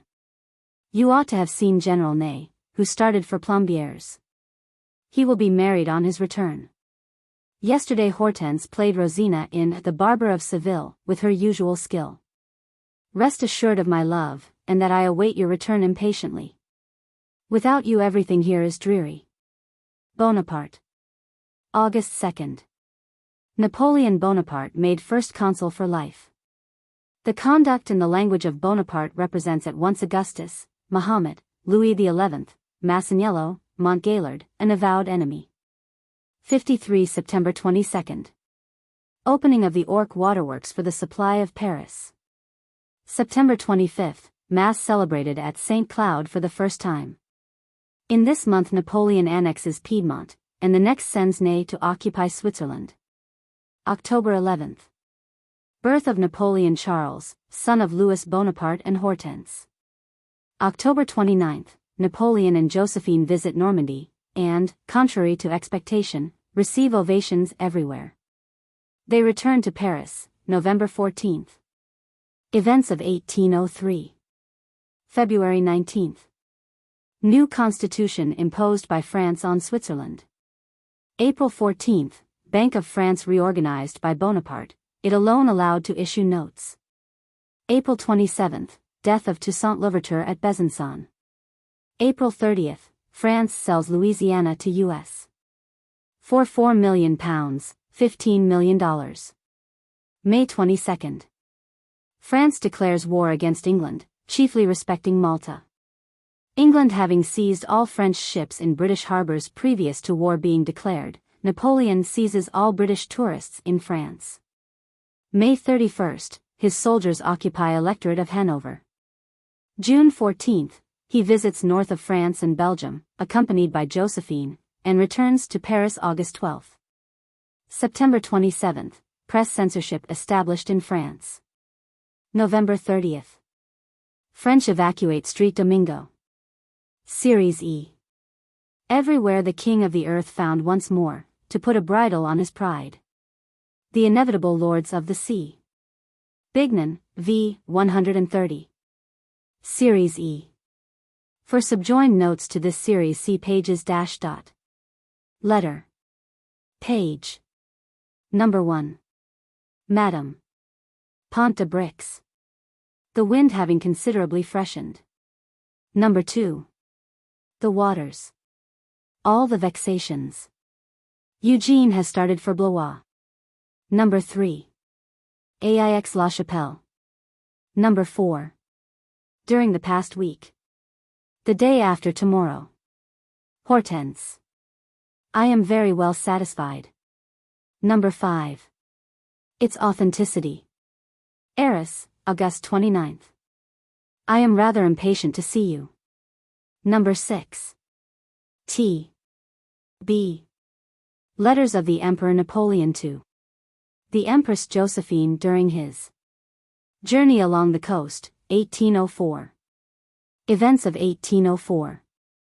February 15th, the conspiracy of Pichegru. Moreau arrested, Pichegru, February 28th, and Georges Cadoudal, March 9th. March 21st, Duc d'Enghien shot at Vincennes. April 6th, suicide of Pichegru. April 30th, proposal to make Bonaparte emperor. May 4th, Tribune adopts the proposal. May 18th, the first consul becomes the Emperor Napoleon. May 19th. Napoleon confers the dignity of Marshal of the Empire on Berthier, Murat, Moncey, Jourdan, Messina, Augereau, Bernadotte, Soult, Brune, Lons, Mortier, Ney, Davoust, Bessières, Kellerman, Lefebvre, Perignon, Serrurier. July 14. Inauguration of the Legion of Honor. Number 1. To the Empress Josephine. Pontebrix, July 21, 1804. Madam and dear wife, during the 4 days that I have been away from you I have always been either on horseback or in a conveyance, without any ill effect on my health. Maret tells me that you intend starting on Monday. Traveling by easy stages, you can take your time and reach the spa without tiring yourself. The wind having considerably freshened last night, one of 58 our gunboats, which was in the harbor, broke loose and ran on the rocks about a league from Boulogne. I believed all lost, men and merchandise, but we managed to save both. The spectacle was grand, the shore sheeted in fire from the alarm guns, the sea raging and bellowing, the whole night spent in anxiety to save these unfortunates or to see them perish. My soul hovered between eternity, the ocean, and the night. At 5 a.m. all was calm, everything saved. And I went to bed with the feeling of having had a romantic and epic dream, a circumstance which might have reminded me that I was all alone, had weariness and soaked garments left me any other need but that of sleep. Napoleon. Correspondence of Napoleon I, number 7861, communicated by M. Chambry. Number 2. To the Empress, at Aix La Chapelle. Boulogne, August 3, 1804. My dear, I trust soon to learn that the waters have done you much good. I am sorry to hear of all the vexations you have undergone. Please write me often. My health is very good, although I am rather tired. I shall be at Dunkirk in a very few days, and shall write you from there. Eugene has started for Blois. Jete Couvre de Béziers. Napoleon. Number 3. To the Empress, at Aix La Chapelle. Calais, August 6, 1804. My dear, I arrived at Calais at midnight. I expect to start tonight for Dunkirk. I am in very fair health, and satisfied 59 with what I see. I trust that the waters are doing you as much good as exercise, camp, and seascape are doing me. Eugene has set off for Blois. Hortense is well. Louis is at Plombières. I am longing to see you. You are always necessary to my happiness. My very best love. Napoleon. Number 4. To the Empress, at Aix La Chapelle. Ostend, August 14, 1804. My dear, I have had no letter from you for several days. Yet I should be more comfortable if I knew that the waters were efficacious, and how you spend your time. During the past week I have been at Ostend. The day after tomorrow I shall be at Boulogne for a somewhat special fete. Advise me by the courier what you intend to do, and how soon you expect to end your baths. I am very well satisfied with the army and the flotillas. Eugene is still at Blois. I hear no more of Hortense than if she were on the Congo. I am writing to scold her. My best love to all. Napoleon. Number 5. To the Empress, at Aix La Chapelle. Arras, Wednesday, August 29, 1804. Madam and dear wife, I have just reached Arras. I shall stay there tomorrow. I shall be at Mons on Friday, and on Sunday at Aix La Chapelle. I am as well satisfied with my journey as with the army. I think I shall pass through Brussels without stopping there, thence I shall go to Maastricht. I am 60 rather impatient to see you. I am glad to hear you have tried the waters, they cannot fail to do you good. My health is excellent. Eugene is well, and is with me. Very kindest regards to everyone. Bonaparte. Translated from a letter in the collection of Baron Heath, Philibibelin Society, Volume 14. October 2nd. Sir Sidney Smith attacks flotilla at Boulogne unsuccessfully. Number 6. To Josephine, at St. Cloud. Treves, October 6, 1804. My dear, I arrive at Treves the same moment that you arrive at St. Cloud. I am in good health. Do not grant an audience to T, and refuse to see him. Receive B, only in general company, and do not give him a private interview. Make promises to sign marriage contracts only after I have signed them. Yours ever, Napoleon. December 1st, plebiscite confirms election of Napoleon as emperor, by 3,500,000 votes to 2,000. December 2nd. Napoleon crowns himself emperor, and Josephine empress, in the presence and with the benediction of the Pope. General events. October 8th, the Negro Dessalines crowned Emperor of St. Domingo, under title of James I. December 12th. Spain declares war against England. Series F. Campaign of Austerlitz, 1805. To convey an idea of the brilliant campaign of 1805. I should, like the almanac makers, be obliged to note down a victory for every day. Bourrienne, Volume 2. 323. Si jamais correspondance de mari à femme a été in time idi frequent, si jamais continuait idi permanence de tendresse a été marquis, c'est bien dans ces lettres écrites, chaque jour presque, par Napoléon à sa femme durant la campagne de l'an 14. F. Masson, Josephine, Imperatrice idi reign, 1899. Series F. For subjoined notes to this series see pages --. Letter. Page. Number 1. To Josephine. Strasbourg. Stuttgart. I am well placed. Number 2. Louisbourg. In a few days. A new bride. Electress. Number 3. I have assisted at a marriage. Number 5. The Abbey of Elchingen. Number 6. Spent the whole of today indoors. Vicenza. Number 7. Elchingen. Such a catastrophe. Number 9. Munich. Lemeroys. I was grieved. Amuse yourself. Talleyrand has come. Number 10. We are always in forests. My enemies. Number 11. Linz. Number 12.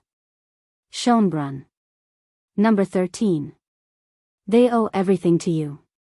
Number 14. Austerlitz. December 2nd. Number 17.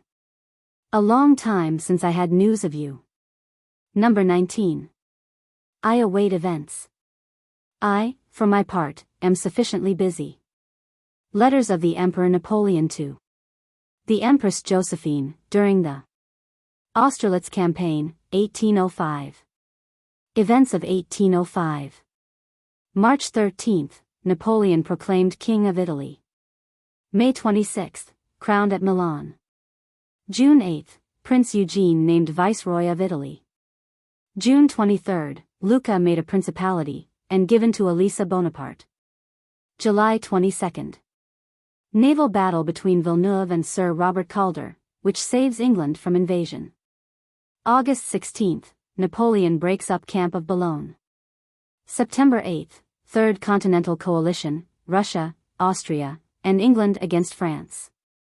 Austrians cross the Inn, and invade Bavaria. September 21st, Treaty of Paris between France and Naples, which engages to take no part in the war. September 23rd, Monitor announces invasion of Bavaria by Austria. September 24th. Napoleon leaves Paris. September 27th, joins at Strasbourg his Grand Army, 160,000 strong.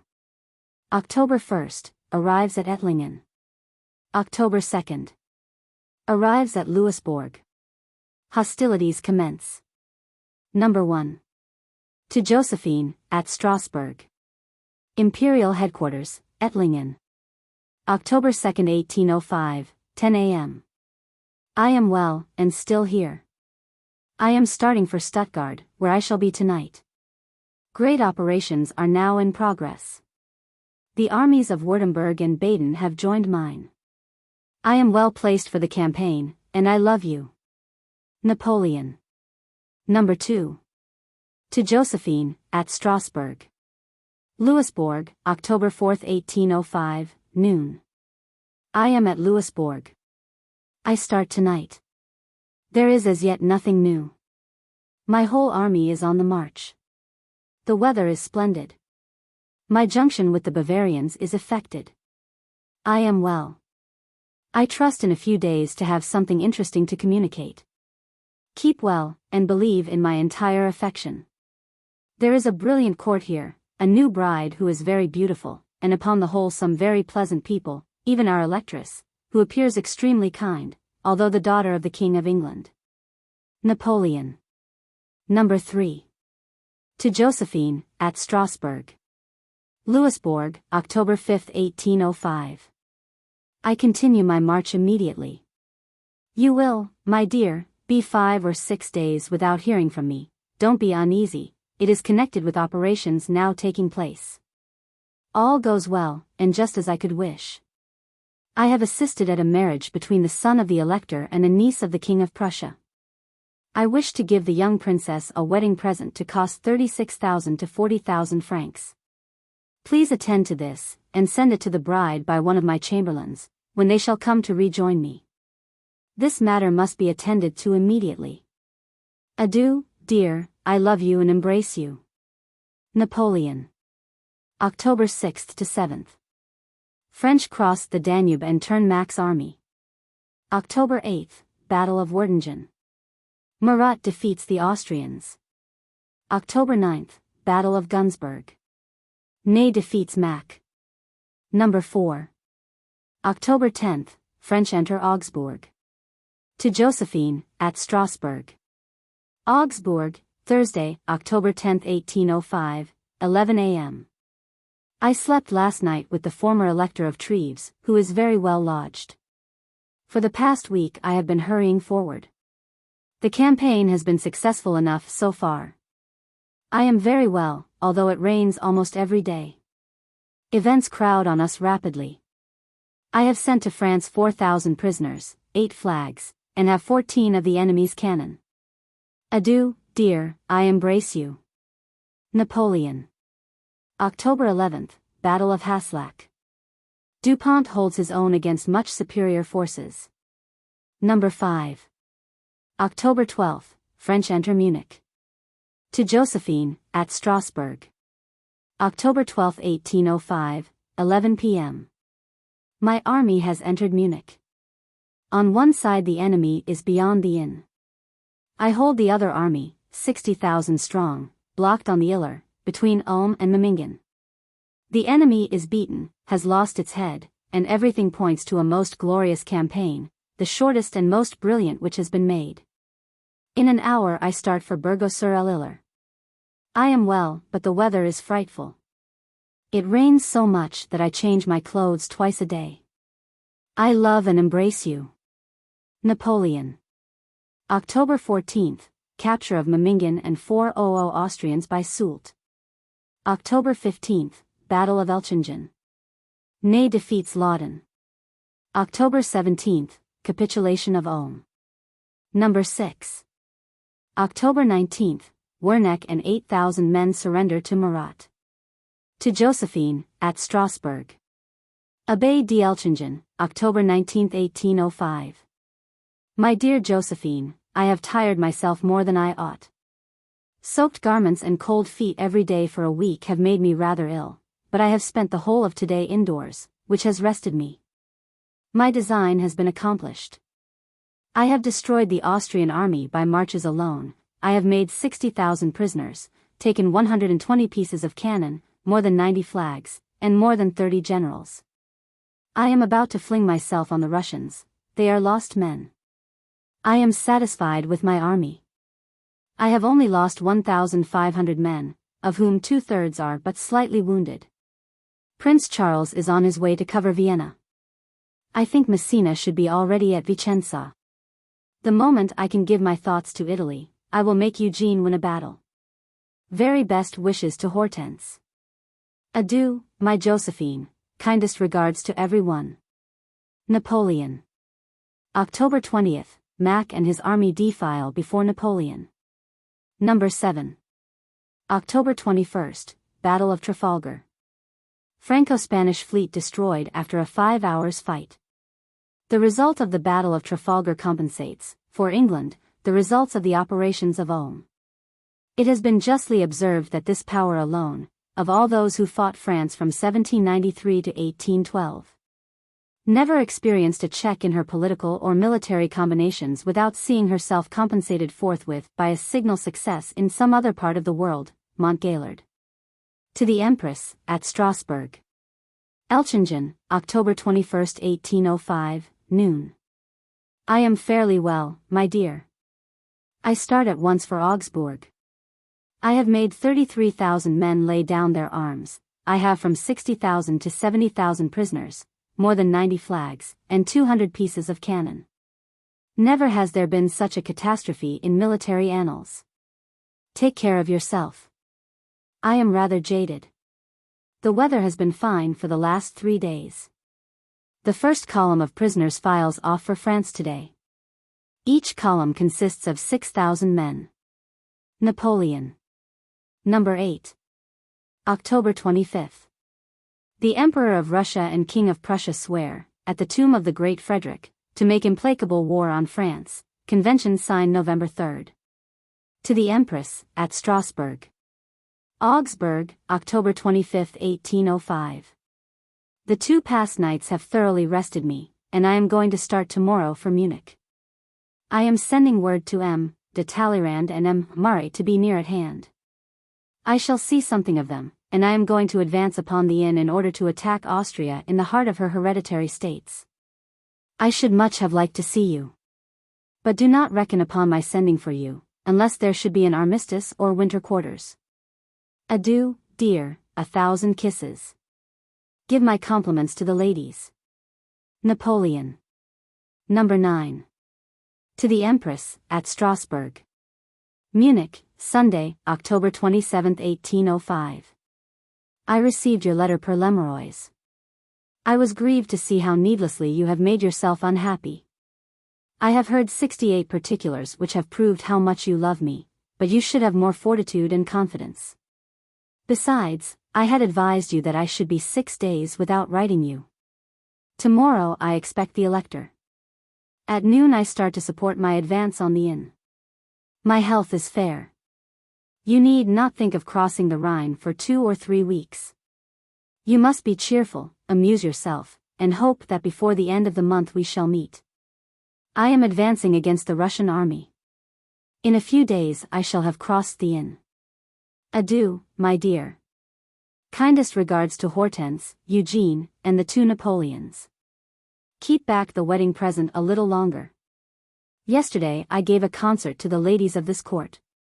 The presenter is a superior man. I took part in the Elector's pheasant shoot. You see by that I am not so tired.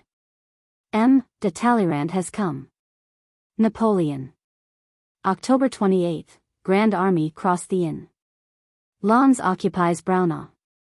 October 28 to October 29 to 30th, Battle of Caldero.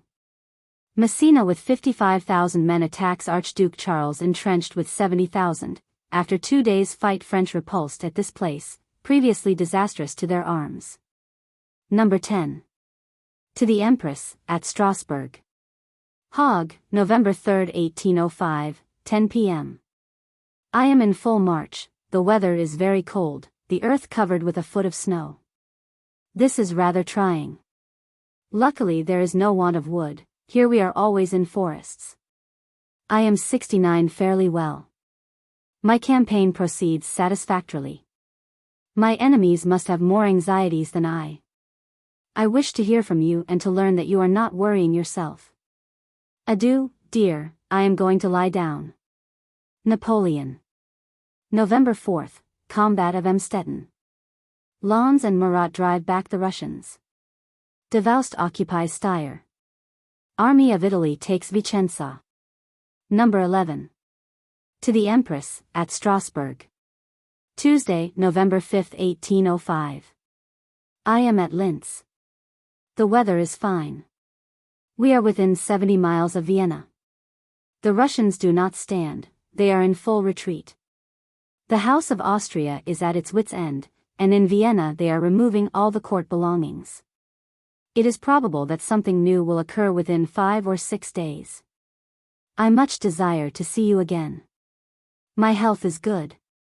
I embrace you. Napoleon. November 7th, Ney occupies Innsbruck. November 9th, Davoust defeats Meerfeld at Marienzel. November 10th, Marmont arrives at Leoben. November 11th, Battle of Dierenstein, Mortier overwhelmed by Russians, but saved by Dupont. November 13th. Vienna entered and bridge over the Danube seized. Messina crosses the Tagliamento. November 14th, Ney enters Trent. Number 12. To the Empress, at Strasbourg. November 15, 1805, 9 p.m. I have been at Vienna 2 days, my dear, rather fagged. I have not yet seen the city by day, I have traversed it by night. 70 tomorrow I receive the notables and public bodies. Nearly all my troops are beyond the Danube, in pursuit of the Russians. Adieu, Josephine. As soon as it is possible I will send for you. My very best love. Napoleon. Number 13. November 16th, Jelinek surrenders to Augereau at Feldkirch with 7,000 men. To the Empress, at Strasbourg. Vienna, November 16, 1805. I am writing to M. de Harville, so that you can set out and make your way to Baden, thence to Stuttgart, and from there to Munich. At Stuttgart you will give the wedding present to the Princess Paul. If it costs 15 to 20,000 francs, that will suffice. The rest will do for giving presents at Munich to the daughters of the Electress of Bavaria. All that Madame de Serent has advised you is definitely arranged. Take with you the wherewithal to make presents to the ladies and officers who will wait upon you. Be civil, but receive full homage, they owe everything to you, and you owe nothing save civility. The Electress of Württemberg is daughter of the King of England. She is an excellent woman, you should be very kind to her, but yet without affectation. I shall be very glad to see you, the moment circumstances permit me. I start to join my vanguard. The weather is frightful, it snows heavily. Otherwise my affairs go excellently. Adieu, my dear. Napoleon. November 19th, French occupy Brunn, and Napoleon establishes his headquarters at Wischau. November 24th, Messina occupies Trieste. November 28th, Army of Italy joins troops of the Grand Army at Klagenfurt. December 2nd. Battle of the Three Emperors, Austerlitz. French forces 80,000, Allies 95,000. Number 14. To the Empress, at Strasbourg. Austerlitz, December 3, 1805. I have dispatched to you Lebrun from the field of battle. I have beaten the Russian and Austrian army commanded by the two emperors. I am rather fagged. I have bivouacked 8 days in the open air, through nights sufficiently keen. Tonight I rest in the chateau of Prince Kaunitz, where I shall sleep for the next 2 or 3 hours. The Russian army is not only beaten, but destroyed. I embrace you. Napoleon. December 4th. Haugwitz, the Prussian minister, congratulates Napoleon on his victory. Voila, replied the emperor, un compliment don't la fortune a change à l'adresse. Number 15. To the Empress, at Munich. Austerlitz, December 5, 1805. I have concluded a truce. The Russians have gone. The Battle of Austerlitz is the grandest of all I have fought. 45 flags, more than 150 pieces of cannon, the standards of the Russian Guard, 20 generals, 30,000 prisoners, more than 20,000 slain, a horrible sight. The Emperor Alexander is in despair, and on his way to Russia. Yesterday, at my bivouac, I saw the Emperor of Germany. We conversed for 2 hours, we have agreed to make peace quickly. 72 The weather is not now very bad. At last behold peace restored to the continent, it is to be hoped that it is going to be to the world. The English will not know how to face us. I look forward with much pleasure to the moment when I can once more be near you. My eyes have been rather bad the last 2 days, I have never suffered from them before. Adieu, my dear. I am fairly well, and very anxious to embrace you. Napoleon. Number 16. To the Empress, at Munich. Austerlitz, December 7, 1805. I have concluded an armistice. Within a week peace will be made. I am anxious to hear that you reached Munich in good health. The Russians are returning. They have lost enormously, more than 20,000 dead and 30,000 taken. Their army is reduced by 3/4. Buxhowden, their general-in-chief, was killed. I have 3,000 wounded and 700 to 800 dead. My eyes are rather bad. It is a prevailing complaint, and scarcely worth mentioning. Adieu, dear. I am very anxious to see you again. I am going to sleep tonight at Vienna. Napoleon. Number 17. To the Empress, at Munich. Brunn, December 10, 1805. It is a long time since I had news of you. Have the grand fetes at Baden, Stuttgart, and Munich made you forget the poor soldiers, who live covered with mud, rain, and blood? I shall start in a few days for Vienna. 73. We are endeavoring to conclude peace. The Russians have gone, and are in flight far from here. They are on their way back to Russia, well drubbed and very much humiliated. I am very anxious to be with you again. Adieu, dear. My bad eyes are cured. Napoleon. December 15th. Treaty with Prussia. Number 18. To the Empress, at Munich. December 19, 1805. Great Empress, not a single letter from you since your departure from Strasbourg. You have gone to Baden, Stuttgart, Munich, without writing us a word. This is neither very kind nor very affectionate. I am still at Brunn. The Russians are gone. I have a truce. In a few days I shall see what I may expect. Deign from the height of your grandeur to concern yourself a little with your slaves. Napoleon. Number 19. To the Empress, at Munich. Schönbrunn, December 20, 1805. I got your letter of the 16th. I am sorry to learn you are in pain. You are not strong enough to travel 250 miles at this time of the year. I know not what I shall do. I await events. I have no will in the matter, everything depends on their issue. Stay at Munich, amuse yourself.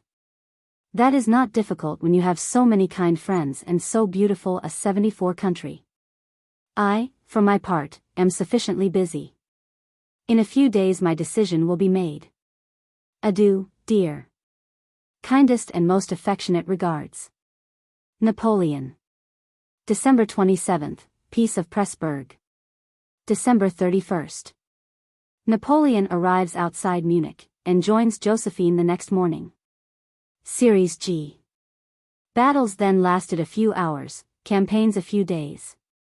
Bignon, on Friedland, Volume 6. 292. Series G. For subjoined notes to this series see pages --. Letter. Page. Number 1. Princess of Baden. Hortense. The Grand Duke. Florence. Number 2. Bamberg. Eugene. Her husband. Number 3. Erfurt. If she wants to see a battle. Number 4.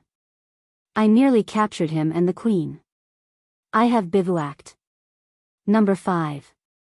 Fatigues, bivouacs have made me fat. The Great M. Napoleon. Number 7. Potsdam. Number 8. You do nothing but cry. Number 9a. Madame Tallien. Number 10. The bad things I say about women. Number 11. Lubeck. Number 13. Madame L. Number 17. December 2nd.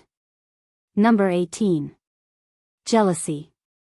Number 19. Desser de femme est un folka devoir. Number 23. I am dependent on events. Number 26. The fair ones of Great Poland. A wretched barn. Such things become common property. Number 27. Warsaw, January 3rd. Number 28. Be cheerful, Guy. Number 29. Roads unsafe and detestable. Number 35. I hope that you are at Paris. T. Number 36. Paris. Number 38. Arensdorf. Number 39. The Battle of Prussicailo. Number 40. Corbeau. Dallman. Number 41. Young Tasher. Number 42. Napoleon's correspondence. Number 43. I am still at Ilo. This country is covered with dead and wounded. Number 50. Osterode. It is not as good as the great city. I have ordered what you wish for Malmaison. Number 54. Minerva. Number 55. The first use of vous. Number 56. Dupuis. Number 58. M. de T. Number 60. Marshal Bessières. Number 63. Date. Number 67. Sweet, pouting, and capricious. Number 68. Madam. Measles. Number 69. I trust one may hear you have been rational. Number 71. May 20th. Number 74. I am vexed with Hortense. Number 78. Friedland. Number 79. Tilsit. Letters of the Emperor Napoleon to the Empress Josephine. During the campaign against Prussia and Russia, 1806-7. January 1st. The Elector of Bavaria and the Duke of Württemberg created kings by France. January 23rd, death of William Pitt, aged 47. February 15th, Joseph Bonaparte enters Naples, and on. March 10th is declared King of the Two Sicilies. April 1st. Prussia seizes Hanover. June 5th, Louis Bonaparte made King of Holland. July 6th, Battle of Maida, Calabria. English defeat General Rainier. French loss 4,000, English 500. July 12th. Napoleon forms Confederation of the Rhine, with himself as chief and protector. July 18th, Gaeta surrenders to Messina. August 6th, Francis II, Emperor of Germany, becomes Emperor of Austria as Francis I. August 15th. Russia refuses to ratify peace preliminaries signed by her ambassador at Paris on July 25th. September 13th. Death of Charles James Fox, aged 57. Number 1. October 5th, proclamation by the Prince of the Peace against France, germ of Spanish War. To the Empress, at Mayence. October 5, 1806. It will be quite in order for the Princess of Baden to come to Mayence. I cannot think why you weep, you do wrong to 78 make yourself ill. Hortense is inclined to pedantry, she loves to air her views. She has written me, I am sending her a reply. She ought to be happy and cheerful. Pluck and a merry heart, that's the recipe. Adieu, dear. The Grand Duke has spoken to me about you, he saw you at Florence at the time of the retreat. Napoleon. Number 2. To the Empress, at Mayence. Bamberg, October 7, 1806. I start this evening, my dear, for Kronach. The whole of my army is advancing. All goes well. My health is perfect. I have only received as yet one letter from you. I have some from Eugene and from Hortense. Stephanie should now be with you. Her husband wishes to make the campaign, he is with me. Adieu. 1,000 kisses and the best of health. Napoleon. October 8th. Prussia, assisted by Saxony, Russia, and England, declares war against France. October 9th, campaign opens. Prussians defeated at Schleitz. October 10th, Lens defeats them at Saalfeld. Prince Louis of Prussia killed, 1,000 men and 30 guns taken. October 11th, French peace negotiations with England broken off. Number 3. To the Empress, at Mayence. Gera, October 13, 1806, 2 a.m. My dear, I am at Gera today. My affairs go excellently well, and everything as I could wish.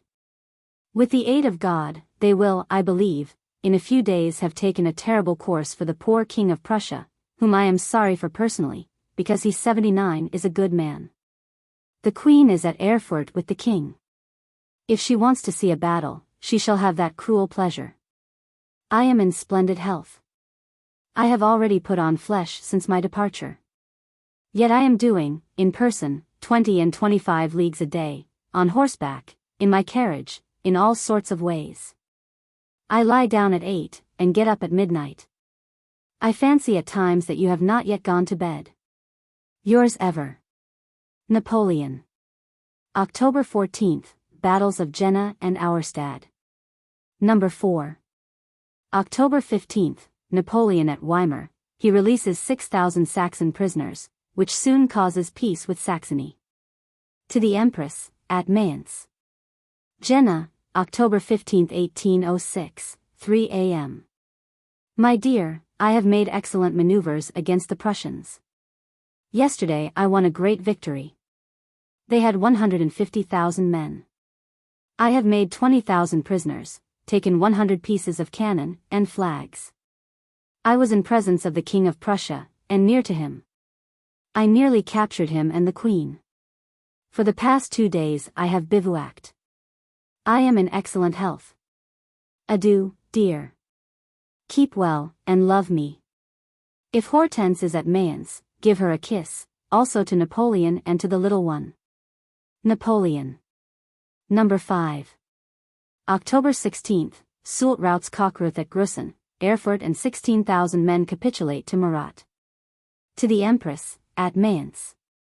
Weimar, October 16, 1806, 5 p.m. Talleyrand will have shown you the bulletin, my dear, you will see my successes therein. All has happened as I calculated, 80 and never was an army more thoroughly beaten and more entirely destroyed. I need only add that I am very well, and that fatigue, bivouacs, and night watches have made me fat. Adieu, dear. Kindest regards to Hortense and to the great Napoleon. Yours ever, Napoleon. October 17th, Bernadotte defeats Prussian reserve at Halle. October 18th, Davoust takes Leipzig, and an enormous stock of English merchandise. October 19th. Napoleon at Halle. October 20th, Lens takes Dessau, and Davoust Wittenberg. October 21st, Napoleon at Dessau. Number 6. October 23rd, Napoleon makes Wittenberg central depot for his army. To the Empress, at Mayence. Wittenberg, October 23, 1806, noon. I have received several of your letters. I write you only a line. My affairs prosper. Tomorrow I shall be at Potsdam, and at Berlin on the 25th. I am wonderfully well, and thrive on hard work. I am very glad to hear you are with Hortense and Stephanie, and Grande company. So far, the weather has been fine.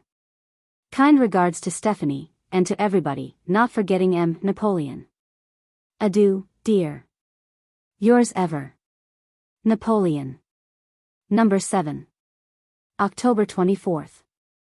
Lens occupies Potsdam. To the Empress, at Mayence. Potsdam, October 24, 1806. My dear, I have been at Potsdam since yesterday, and shall remain there today. I continue satisfied with my undertakings. 81 My health is good, the weather very fine. I find Sans Souci very pleasant. Adieu, dear. Best wishes to Hortense and to and Napoleon. Napoleon. October 25th, Marshal Davoust enters Berlin, Bernadotte occupies Brandenburg. October 28th. Prince Hohenlohe surrenders at Prenzlau to Murat with 16,000 men, including the Prussian Guard. October 30th, Stettin surrenders with 5,000 men and 150 cannon. Number 8. November 1st, Anclam surrenders, with 4,000 men, to General Becker. To the Empress, at Mayence. November 1st, 1806, 2 a.m. Talleyrand has just arrived and tells me, my dear, that you do nothing but cry. What on earth do you want? You have your daughter, your grandchildren, and good news. Surely these are sufficient reasons for being happy and contented. The weather here is superb. There has not yet fallen during the whole campaign a single drop of water. I am very well, and all goes excellently. Adieu, dear. I have received a letter from him, Napoleon. I do not believe it is from him, but from Hortense. Kindest regards to everybody. Napoleon. November 2nd. Custrin surrenders, with 4,000 men and 90 guns, to Davoust. Number 9. To the Empress, at Mayence. Berlin, November 2nd, 1806. Your letter of October 26th to hand. We have splendid weather here. You will see by the bulletin that we have taken 82 Stettin. It is a very strong place. All my affairs go as well as possible, and I am thoroughly satisfied. One pleasure is alone wanting, that of seeing you, but I hope that will not long be deferred. Kindest regards to Hortense, Stephanie, and to the little Napoleon. Adieu, dear. Yours ever. Napoleon. Number 9a. From the Memoirs of Mademoiselle d'Avrillon, Volume 1, 128. To the Empress, at Mayence. Berlin, Monday, noon. My dear, I have received your letter. I am glad to know that you are in a place which pleases me, and especially to know that you are very well there. Who should be happier than you? You should live without a worry, and pass your time as pleasantly as possible. That, indeed, is my intention. I forbid you to see Madame Tauline, under any pretext whatever. I will admit of no excuse. If you desire a continuance of my esteem, if you wish to please me, never transgress the present order.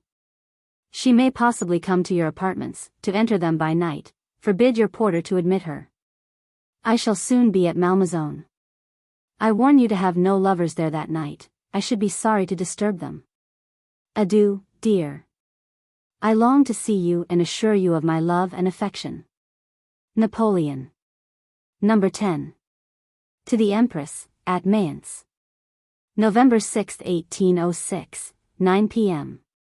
Yours to hand, in which you seem annoyed at the bad things I say about women.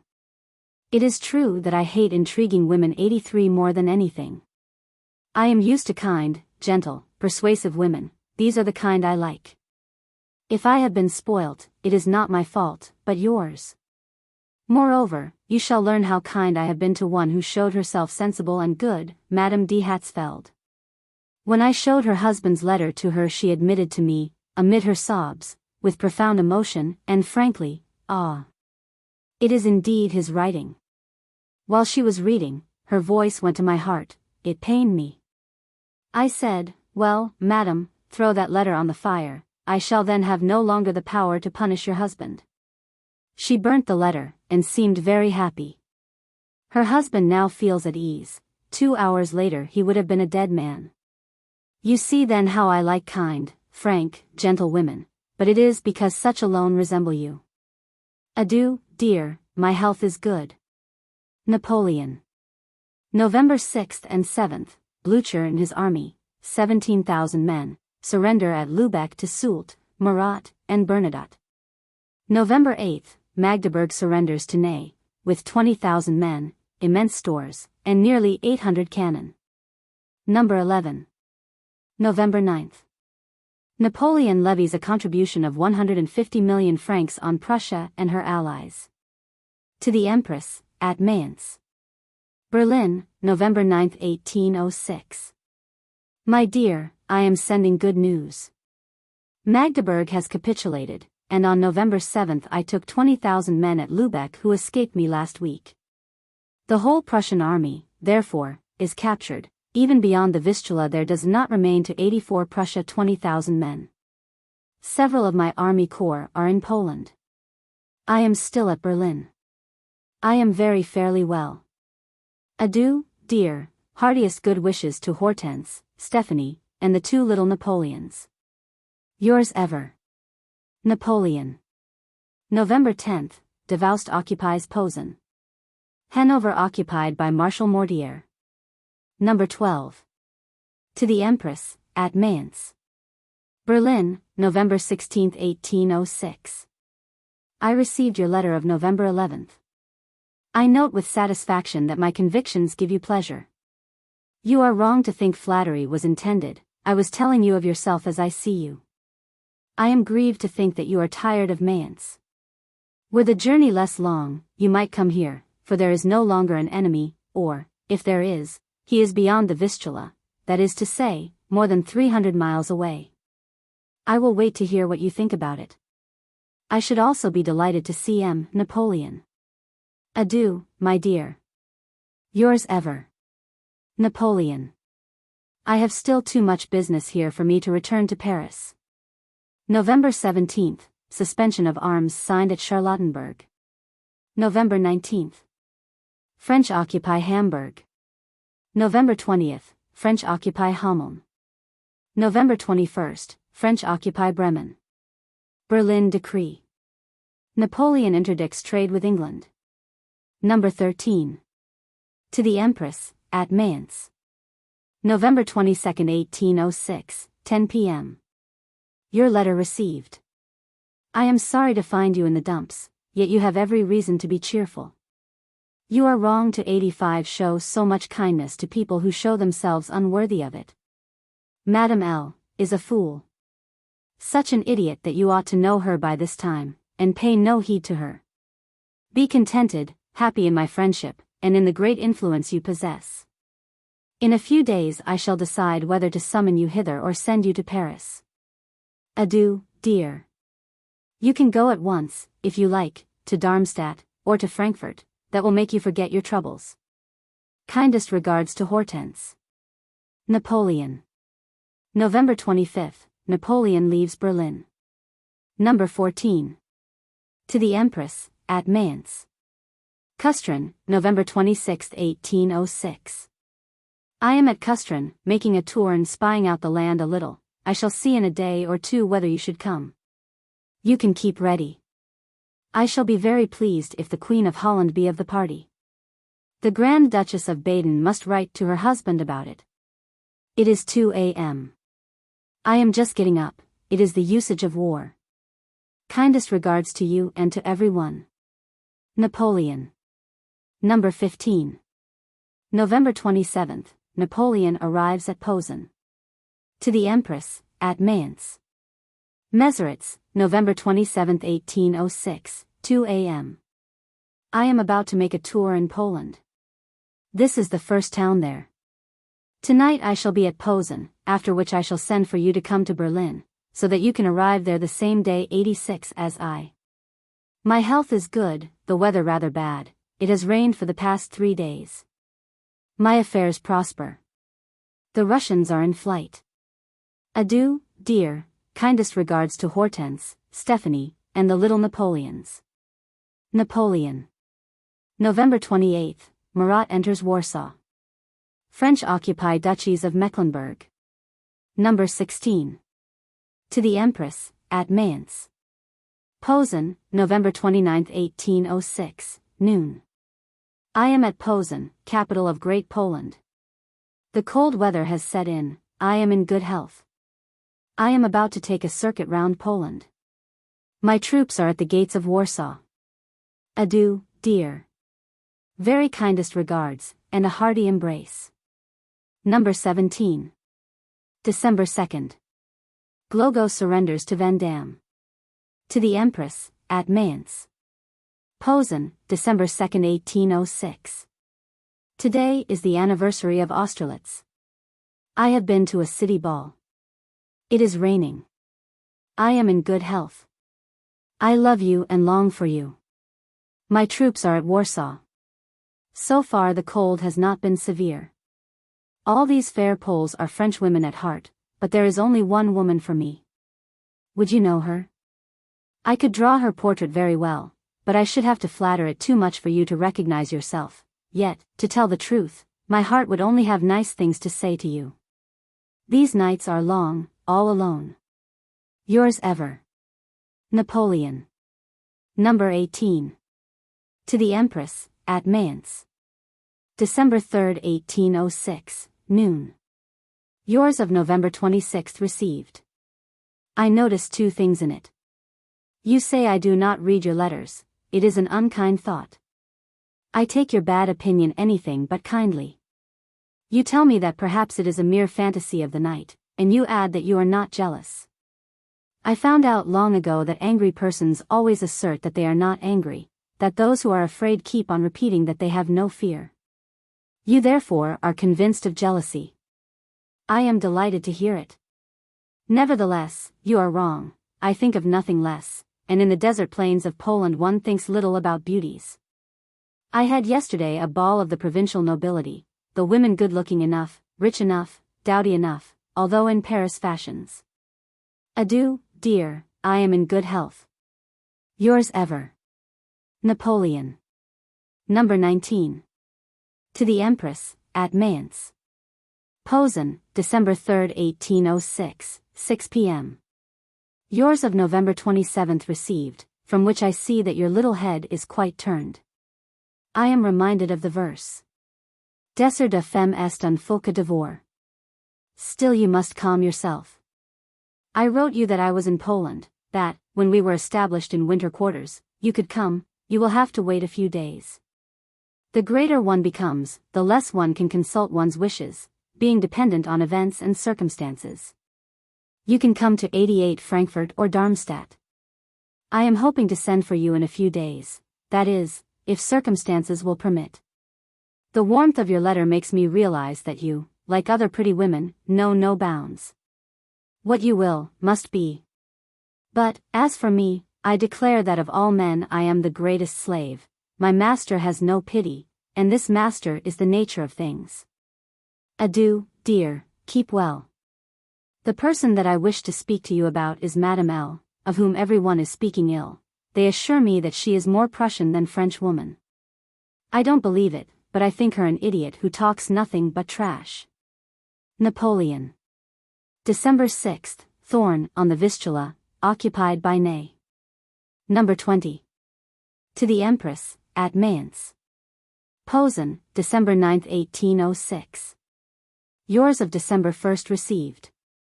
I see with pleasure that you are more cheerful, that the Queen of Holland wishes to come with you.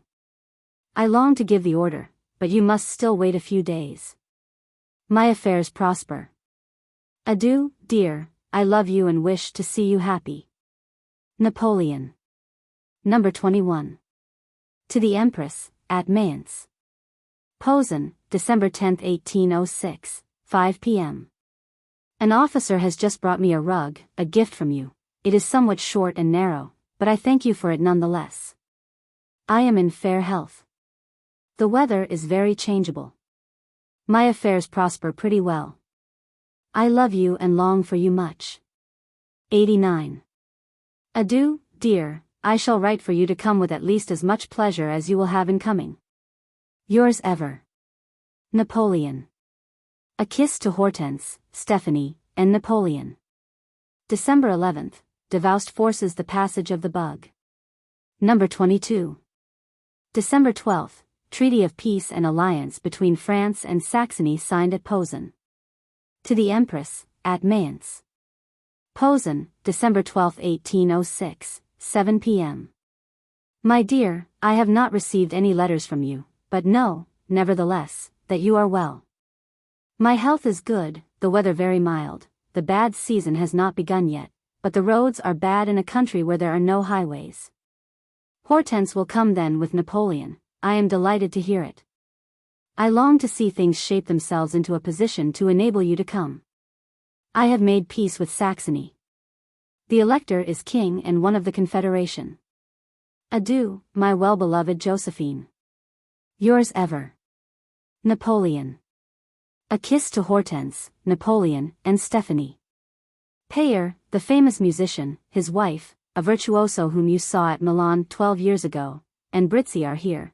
They give me a little music every evening. Number 23. To the Empress, at Mayence. December 15, 1806, 3 p.m. My dear, I start for Warsaw.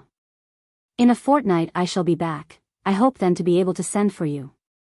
But if that seems 90 a long time, I should be very glad if you would return to Paris, where you are wanted. You well know that I am dependent on events.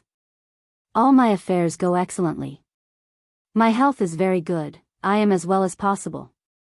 Adieu, dear. I have made peace with Saxony. Yours ever, Napoleon.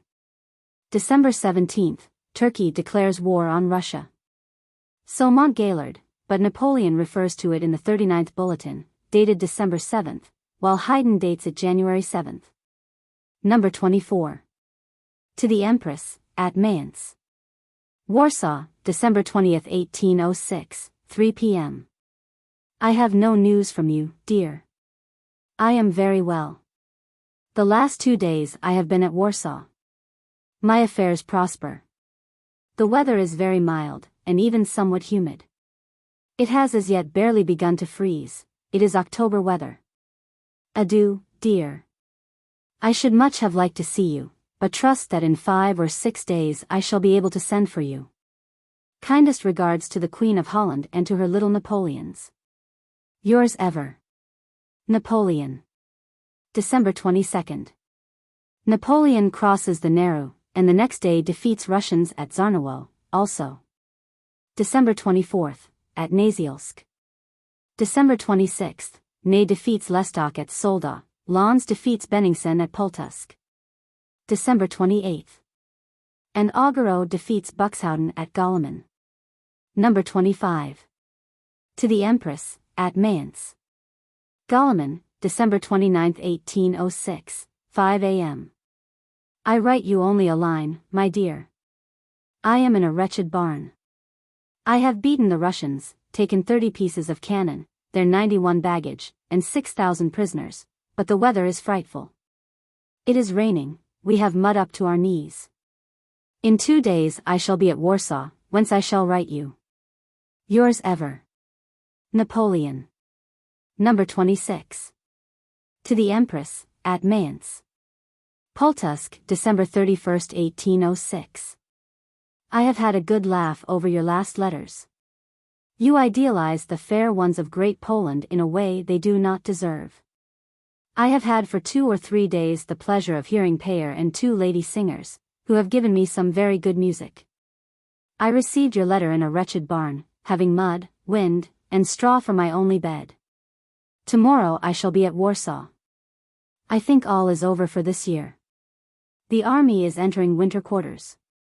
I shrug my shoulders at the stupidity of Madame de L. Still you should show her your displeasure, and counsel her not to be so idiotic. Such things become common property, and make many people indignant. For my part, I scorn ingratitude as the worst fault in a human heart. I know that instead of comforting you, these people have given you pain. Adieu, dear, I am in good health. I do not think you ought to go to Kassel, that place is not suitable. You may go to Darmstadt. Napoleon. Number 27. To the Empress, at Mayence. Warsaw, January 3, 1807. My dear, I have received your letter. Your grief pains me. But one must bow to events. There is too much country to travel between Mayence and Warsaw. You must, therefore, 92 wait till circumstances allow me to come to Berlin, in order that I may write you to come thither. It is true that the enemy, defeated, is far away, but I have many things here to put to rights. I should be inclined to think that you might return to Paris, where you are needed. Send away those ladies who have their affairs to look after. You will be better without people who have given you so much worry. My health is good, the weather bad. I love you from my heart. Napoleon. January 5th, capture of Breslau, with 7,000 men, by Vandamme and Hedeville. Number 28. January 7th. English orders in council against Berlin decree. To the Empress, at Mayence. Warsaw, January 7, 1807. My dear, I am pained by all that you tell me. But the season being cold, the roads very bad and not at all safe, I cannot consent to expose you to so many fatigues and dangers. Return to Paris in order to spend the winter there. Go to the Tuileries. Receive, and lead the same life as you are accustomed to do when I am there. That is my wish. Perhaps I shall not be long in rejoining you there. But it is absolutely necessary for you to give up the idea of making a journey of 750 miles at this time of the year, through the enemy's country, and in the rear of the army. Believe that it costs me more than you to put off for some weeks the pleasure of seeing you, but so events and the success of my enterprise order it. Adieu, my dear, be cheerful, and show character. Napoleon. Number 29. To the Empress, at Mayence. Warsaw, January 8, 1807. My dear, I received your letter of the 27th with those of M. Napoleon and Hortense, which were enclosed with it. I had begged you to return to Paris. The season is too inclement, the roads unsafe and detestable. The distance is too great for me to permit you to come hither, where my affairs detain me. It would take you at least a month to come. You would arrive ill. By that time it might perhaps be necessary to start back again. It would therefore be folly. Your residence at Mayence is too dull. Paris reclaims you. Go there, it is my wish. I am more vexed about it than you. I should have liked to spend the long nights of this season with you, but we must obey circumstances. Adieu, dear. Yours ever. Napoleon. Number 30. To the Empress, at Mayence. Warsaw, January 11, 1807. Your letter of the 27th received, from which I note that you are somewhat uneasy about military events. Everything is settled, as I have told you, to my satisfaction. My affairs prosper. The distance is too great for me to allow you to come so far at this time of year. I am in splendid health, sometimes rather wearied by the length of the nights. Up to the present I have seen few people here. Adieu, dear. I wish you to be cheerful, and to give a little life to the capital. I would much like to be there. Yours ever. Napoleon. I hope that the Queen has gone to The Hague with M. Napoleon. No. 31. January 16th, capture of Brieg by the French. To the Empress, at Mayence. January 16, 1807. My dear, I have received your letter of the 5th of January. All that you tell me of your unhappiness pains me. Why these tears, these repinings? Have you then no longer any fortitude? I shall see you soon. Never doubt my feelings, and if you wish to be still dearer to me, show character and strength of mind. I am humiliated to think that my wife can distrust my destinies. Adieu, dear. I love you, I long to see you, and wish to learn that you are content and happy. Napoleon. Number 32. To the Empress, at Mayence. Warsaw, January 18, 1807. I fear that you are greatly grieved at our separation and at your return to Paris, which must last for some weeks longer. I insist on your having more fortitude. I hear you are always weeping. Fie! How unbecoming it is. Your letter of January 7th makes me unhappy. Be worthy of me, assume more character. Cut a suitable figure at Paris, and, above all, be contented. I am very well, and I love you much. But, if you are always crying, I shall think you without courage and without character. I do not love cowards. An empress ought to have fortitude. Napoleon. Number 33.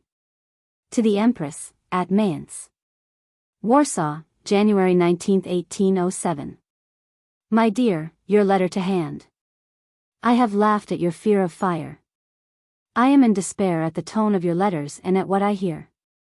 I forbid you to weep, to be petulant and uneasy. I want you to be cheerful, lovable, and happy. Napoleon. Number 34. To the Empress, at Mayence. Warsaw, January 23, 1807. Your letter of January 15th to hand. It is impossible to allow women to make such a journey as this, bad roads, miry and unsafe. Return to Paris, be cheerful and content there. Perhaps even I shall soon be there. I have laughed at what you say about your having taken a husband to be with him. I thought, in my ignorance, that the wife was made for the husband for his country, his family, and glory. Pardon my ignorance.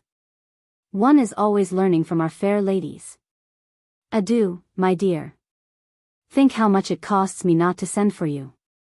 Say to yourself, it is a proof how precious I am to him. Napoleon. Number 35.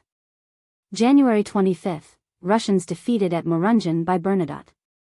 To the Empress, at Mayence. January 25, 1807. I am very unhappy to see you are in pain. I hope that you are at Paris, you will get better there. I share your griefs, and do not groan. For I could not risk losing you by exposing you to fatigues and dangers which befit neither your rank nor your sex. 96. I wish you never to receive tea, at Paris, he is a black sheep. You would grieve me by doing otherwise. Adieu, my dear. Love me, and be courageous. Napoleon. Number 36. To the Empress, at Paris. Warsaw, January 26, 1807, noon. My dear, I have received your letter. It pains me to see how you are fretting yourself. The bridge of Mayence neither increases nor decreases the distance which separates us. Remain, therefore, at Paris. I should be vexed and uneasy to know that you were so miserable and so isolated at Mayence. You must know that I ought, that I can, consider only the success of my enterprise. If I could consult my heart I should be with you, or you with me, for you would be most unjust if you doubted my love and entire affection. Napoleon. Number 37. To the Empress, at Paris. Willemberg, February 1, 1807, noon. Your letter of the 11th, from Mayence, has made me laugh. Today, I am 100 miles from Warsaw, the weather is cold, but fine. Adieu, dear, be happy, show character. Napoleon. Number 38. To the Empress, at Paris. My dear, your letter of January 20th has given me pain, it is too sad. That's the fault of not being a little more devout. 97 You tell me that your glory consists in your happiness. That is narrow-minded. One should say, my glory consists in the happiness of others. It is not conjugal, one should say, my glory consists in the happiness of my husband. It is not maternal, one should say, my glory consists in the happiness of my children. Now, since nations, your husband, your children, can only be happy with a certain amount of glory, you must not make little of it. Fie, Josephine. Your heart is excellent and your arguments weak. You feel acutely, but you don't argue as well. That's sufficient quarreling. I want you to be cheerful, happy in your lot, and that you should obey, not with grumbling and tears, but with gaiety of heart and a little more good temper. Adieu, dear, I start tonight to examine my outposts.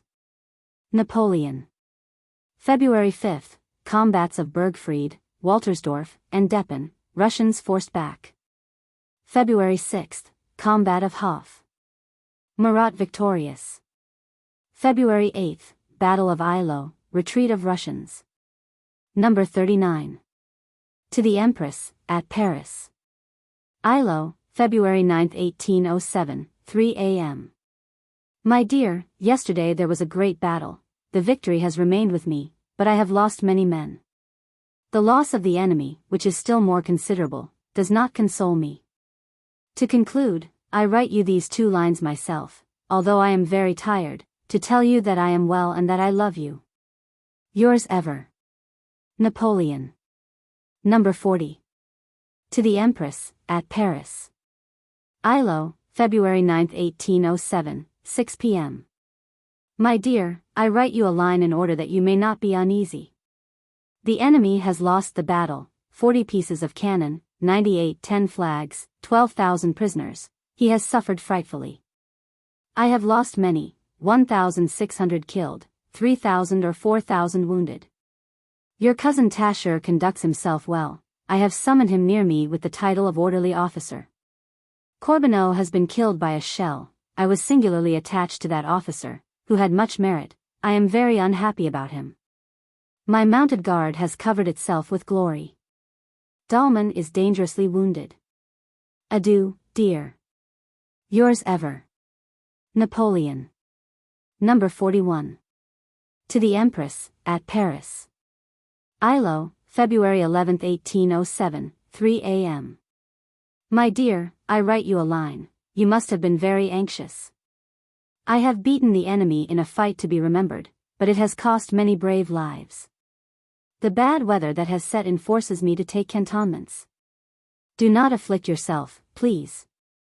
All this will soon be over, and the happiness of seeing you will make me promptly forget my fatigues. Besides, I have never been in better health. Young Tascher, of the 4th Regiment, has behaved well. He has had a rough time of it. I have summoned him near me. I have made him an orderly officer. There's an end to his troubles. This young man interests me. Adieu, dear, 1,000 kisses. Napoleon. Number 42. To the Empress, at Paris. Prusakilo, February 12, 1807. I send you a letter from General d'Armagnac. He is a very good soldier, who commanded the 32nd. He is much attached 99 to me. If this Madame de Richmond be well off, and it is a good match, I shall see this marriage with pleasure. Make this known to both of them. Napoleon. Number 43. To the Empress, at Paris. Ilo, February 14, 1807. My dear, I am still at Ilo. This country is covered with dead and wounded. It is not the bright side of warfare. One suffers, and the mind is oppressed at the sight of so many victims. My health is good. I have done as I wished, and driven back the enemy, while making his projects fail. You are sure to be uneasy, and that thought troubles me. Nevertheless, calm yourself, my dear, and be cheerful. Yours ever, Napoleon. Tell Caroline and Pauline that the Grand Duke and the Prince are in excellent health. February 16, Savary defeats Russians at Austerlitz. Number 44. To the Empress, at Paris. Ilo, February 17, 1807, 3 a.m. Your letter to hand, informing me of your arrival at Paris. I am very glad to know you are there. My health is good. The Battle of Ilo was very sanguinary, and very hardly contested. Corbeneau was slain. He was a very brave man. I had grown very fond of him. Adieu, dear, it is as warm here as in the month of April, everything is thawing. My health is good. Napoleon. Number 45. To the Empress, at Paris. Landsberg, February 18, 1807, 3 a.m. I write you 2 lines. My health is good. I am moving to set my army in winter quarters. It rains and thaws as in the month of April. We have not yet had one cold day. Adieu, dear. Yours ever, Napoleon.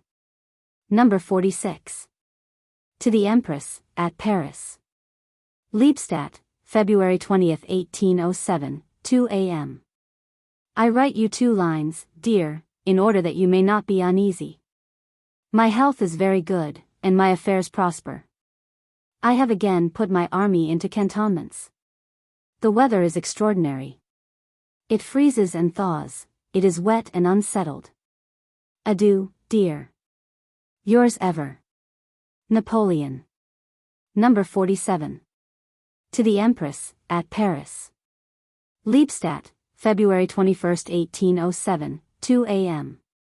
Your letter of the February 4th to hand. I see with pleasure that your health is good. Paris will thoroughly re-establish it by giving you cheerfulness and rest, and a return to your accustomed habits. I am wonderfully well. The weather and the country are vile. My affairs are fairly satisfactory. It thaws and freezes within 24 hours. There can never have been known such an extraordinary winter. 101. Adieu, dear, I love you, I think of you, and wish to know that you are contented, cheerful, and happy. Yours ever, Napoleon. Number 48. To the Empress, at Paris. Liebstadt, February 21, 1807, noon. My dear, your letter of the 8th received. I see with pleasure that you have been to the opera, and that you propose holding receptions weekly. Go occasionally to the theatre, and always into the royal box. I notice also with pleasure the banquets you are giving. I am very well. The weather is still unsettled, it freezes and thaws. I have once more put my army into cantonments in order to rest them. Never be doleful, love me, and believe in my entire affection. Napoleon. Number 49. To the Empress, at Paris. Osterode, February 23, 1807, 2 p.m. My dear, your letter of the 10th received. I am sorry to see you are a little out of sorts. I have been in the country for the past month, experiencing frightful weather, because it has been unsettled, and varying from cold to warm within a week. Still, I am very well. Try and pass your time pleasantly, have no anxieties, and never doubt the love I bear you. Napoleon. February 26, Dupont defeats Russians at Braunsburg. Number 50. To the Empress, at Paris. Osterode, March 2, 1807. My dear, it is 2 or 3 days since I wrote to you. I reproach myself for it, I know your uneasiness. I am very well, my affairs prosper. I am in a wretched village, where I shall pass a considerable time. It is not as good as the great city. I again assure you, I was never in such good health. You will find me very much stouter. It is spring weather here, the snow has gone, the streams are thawing, which is what I want. I have ordered what you wish for Malmaison. Be cheerful and happy. It is my will. Adieu, dear, I embrace you heartily. Yours ever, Napoleon. March 9, the Grand Sanhedrim, which assembled at Paris on February 9, terminates its sittings. Number 51. To the Empress, at Paris. Osterode, March 10, 1807, 4 p.m. My dear, I have received your letter of the 25th. I see with pleasure that you are well, and that you sometimes make a pilgrimage to Malmaison. My health is good, and my affairs prosper. The weather has become rather cold again. I see that the winter has been very variable everywhere. Adieu, dear, keep well, be cheerful, and never doubt my affection, yours ever, Napoleon. Number 52. To the Empress, at Paris. Osterode, March 11, 1807. My dear, I received your letter of the 27th. I am sorry to see from it that you are ill. Take courage. My health is good, my affairs prosper. I am waiting for fine weather, which should soon be here. I love you and want to know that you are content and cheerful. A great deal of nonsense will be talked of the Battle of Eylau. The bulletin tells everything. Our losses are rather exaggerated in it than minimized. Yours ever, Napoleon. Number 53. To the Empress, at Paris. Osterode, March 13, 1807, 2 p.m. My dear, I learn that the vexatious tittle-tattle that occurred in your salon at Mayence has begun again. Make people hold their tongues. I shall be seriously annoyed with you if you do not find a remedy. You allow yourself to be worried by the chatter of people who ought to console you. I desire you to have a little character, and to know how to put everybody into his, or her, proper place. I am in excellent health. My affairs here are good. We are resting a little, and organizing our food supply. Adieu, dear, keep well. Napoleon. Number 54. To the Empress, at Paris. Osterode, March 15, 1807. I received your letter of the 1st of March, from which I see that you were much upset by the catastrophe of Minerva at the 104 Opera. I am very glad to see that you go out and seek distractions. My health is very good. My affairs go excellently. Take no heed of all the unfavorable rumors that may be circulated. Never doubt my affection, and be without the least uneasiness. Yours ever, Napoleon. Number 55. To the Empress, at Paris. Austerlitz, March 17, 1807. My dear, it is not necessary for you to go to the small plays and into a private box. It ill befits your rank. You should only go to the 4 great theatres, and always into the royal box. Live as you would do if I were at Paris. My health is very good. The cold weather has recommenced. The thermometer has been down to 8 degrees. Yours ever, Napoleon. Number 56. To the Empress, at Paris. Austerlitz, March 17, 1807, 10 p.m. I have received yours of March 5, from which I see with pleasure that you are well. My health is perfect. Yet the weather of the past 2 days has been cold again. The thermometer tonight has been at 10 degrees, but the sun has given us a very fine day. Adieu, dear. Very kindest regards to everybody. Tell me something about the death of that poor Dupuis. Have his brother told that I wish to help him? My affairs here go excellently. Yours ever, Napoleon. Number 57. March 25, abolition of slave trade in Great Britain by Parliament. To the Empress, at Paris. March 25, 1807. I have received your letter of March 13. If you really wish to please me, you must live exactly as you live when I am at Paris. Then you were not in the habit of visiting the second-rate theatres or other places. You ought always to go into the royal box. As for your home life, hold receptions there, and have your fixed circles of friends. That, my dear, is the only way to deserve my approbation. Greatness has its inconveniences. An empress cannot go where a private individual may. Very best love. My health is good. My affairs prosper. Napoleon. Number 58. To the Empress, at Paris. Austerlitz, March 27, 1807, 7 p.m. My dear, your letter pains me. There is no question of your dying. You are in good health, and you can have no just ground for grief. I think you should go during May to St. Cloud, but you must spend the whole month of April at Paris. My health is good. My affairs prosper. You must not think of traveling this summer, nothing of that sort is feasible. You ought not to frequent inns and camps. I long as much as you for our meeting and for a quiet life. I can do other things besides fight, but duty stands first and foremost. All my life long I have sacrificed everything to my destiny, peace of mind, personal advantage, happiness. Adieu, dear. See as little as possible of that Madame de 106p. She is a woman who belongs to the lowest grade of society. She is thoroughly common and vulgar. Napoleon. I have had occasion to find fault with him, de T. I have sent him to his country house in Burgundy. I wish no longer to hear his name mentioned.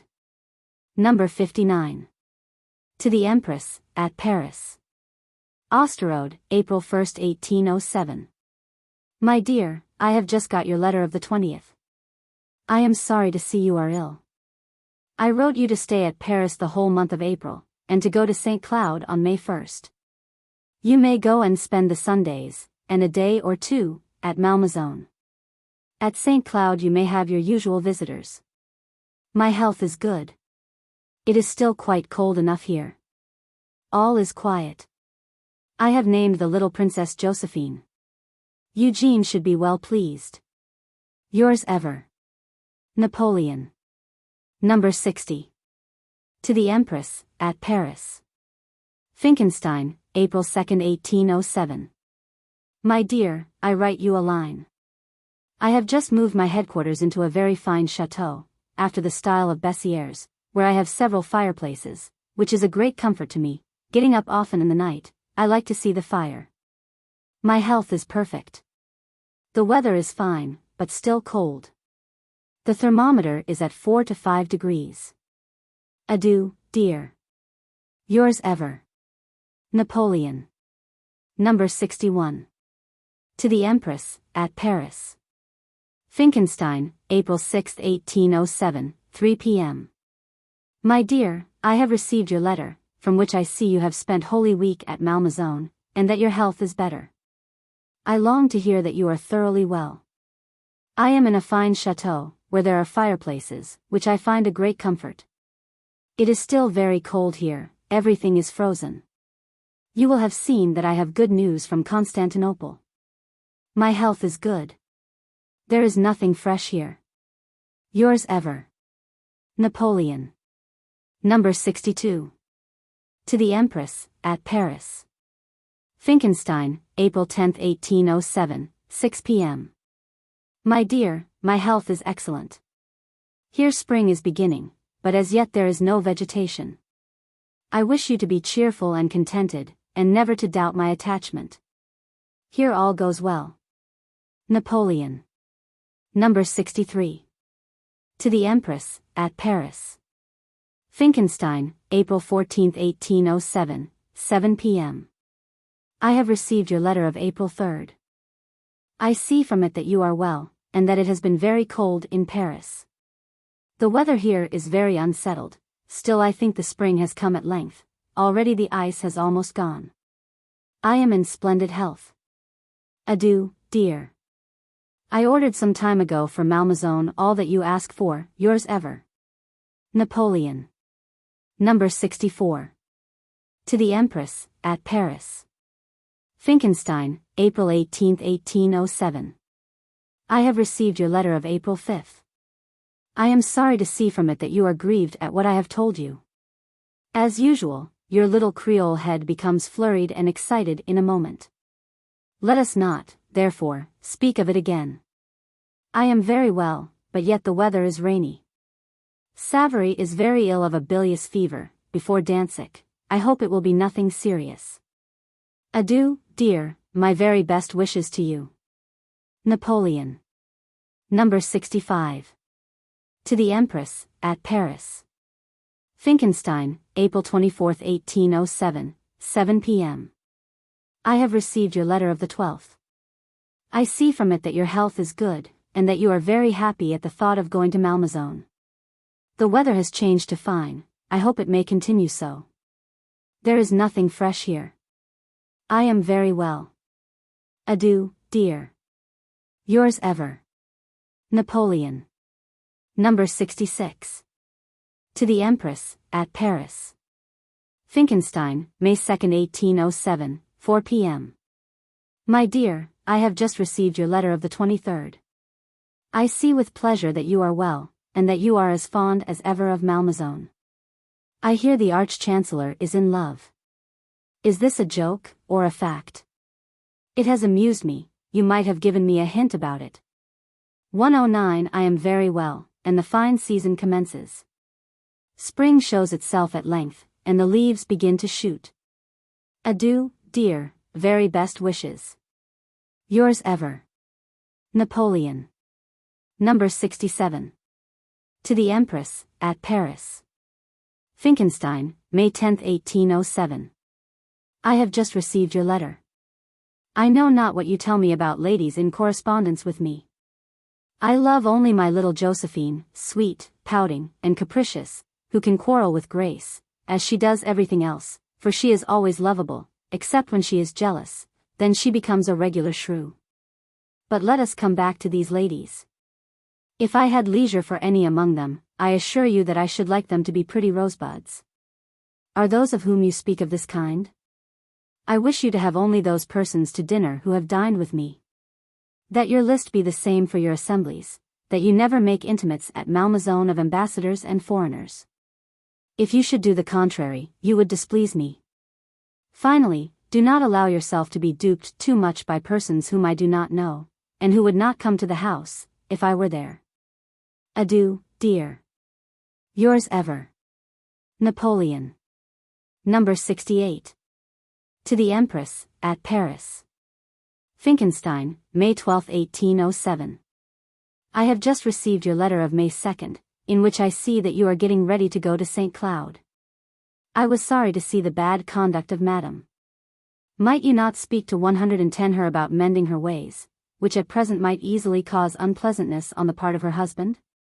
From what I hear, Napoleon is cured, I can well imagine how unhappy his mother has been. But measles is an ailment to which everyone is liable. I hope that he has been vaccinated, and that he will at least be safe from the smallpox. Adieu, dear. The weather is very warm, and vegetation has begun. But it will be some days before there is any grass. Napoleon. Number 69. To the Empress, at St. Cloud.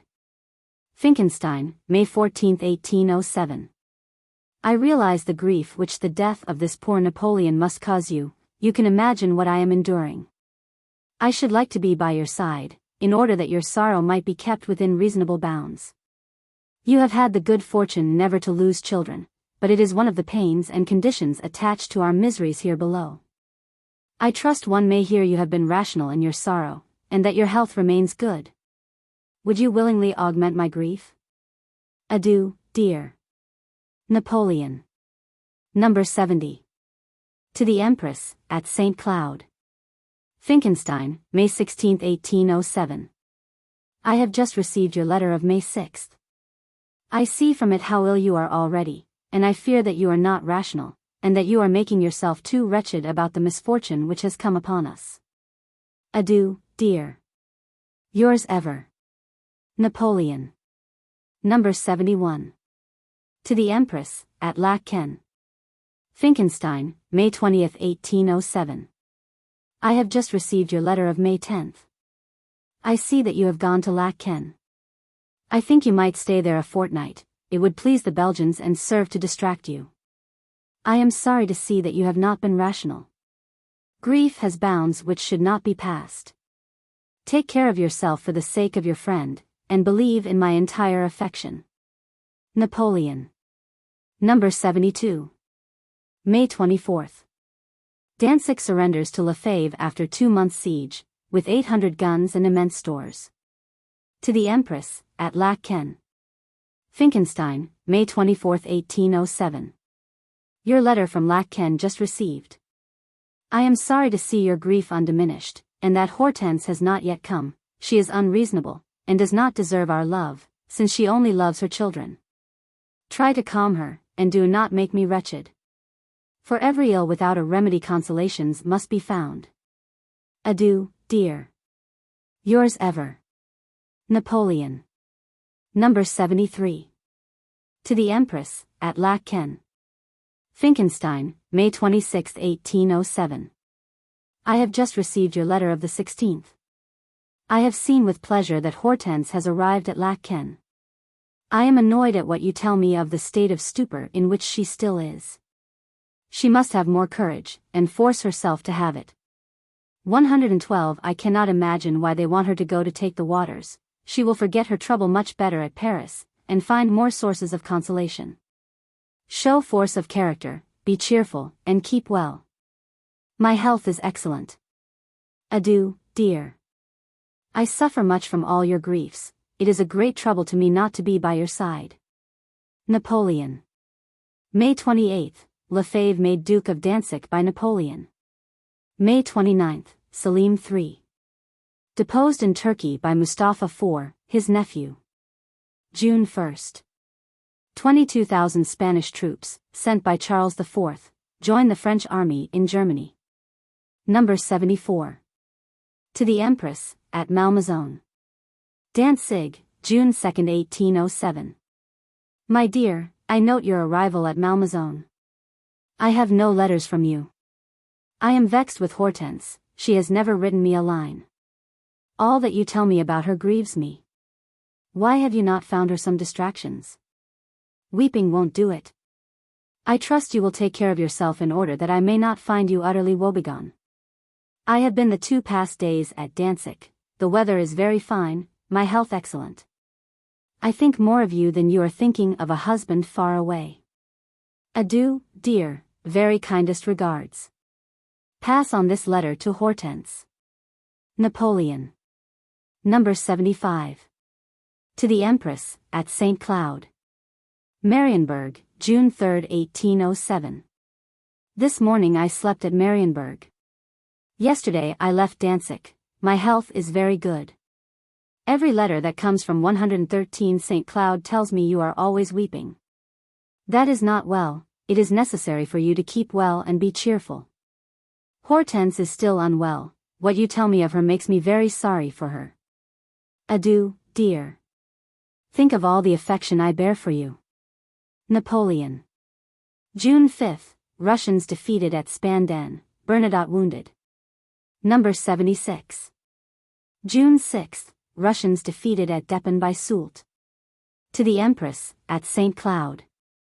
Finkenstein, June 6, 1807. My dear, I am in flourishing health. Your yesterday's letter pained me. It seems to me that you are always grieving, and that you are not reasonable. The weather is very fine. Adieu, dear, I love you and wish to see you cheerful and contented. Napoleon. June 9th, Russians defeated at Gutstadt by Napoleon, and June 10th, at Heilsberg. June 14th, Battle of Friedland, completing the campaign of 10 days. Number 77. To the Empress, at St. Cloud. Friedland, June 15, 1807. My dear, I write you only a line, for I am very tired, by reason of several days bivouacking. My children have worthily celebrated the anniversary of the Battle of Marengo. The Battle of Friedland will be as celebrated for my people, and equally glorious. The entire Russian army routed, 80 pieces of cannon captured, 30,000 men taken or slain, 25 Russian generals killed, wounded, or taken, the Russian Guard wiped out. 114 The battle is worthy of her sisters, Marengo, Austerlitz, Jena. The bulletin will tell you the rest. My loss is not considerable. I outmaneuvered the enemy successfully. Be content and without uneasiness. Adieu, dear, my horse is waiting. Napoleon. You may give this news as official, if it arrives before the bulletin. They may also fire salvos. Canvassers will make the proclamation. Number 78. June 16th. Königsberg captured by Soult. What was left to the King of Prussia is conquered. To the Empress, at St. Cloud. Friedland, June 16, 1807, 4 p.m. My dear, yesterday I dispatched Mustache with the news of the Battle of Friedland. Since then I have continued to pursue the enemy. Königsberg, which is a town of 80,000 souls, is in my power. I have found there many cannon, large stores, and, lastly, more than 160,000 muskets, which have come from England. Adieu, dear. My health is perfect, although I have a slight catarrh caused by bivouacking in the rain and cold. Be happy and cheerful. Yours ever. Napoleon. June 17th, Nyssa, in Silesia, with 6,000 men, surrenders to the French, also. June 18th, Glatz. Number 79. To the Empress, at St. Cloud. Tilsit, June 19, 1807. This morning I dispatched Tascher to you, to calm all your fears. Here all goes splendidly. The Battle of Friedland has 115 decided everything. The enemy is confounded, overwhelmed, and greatly weakened.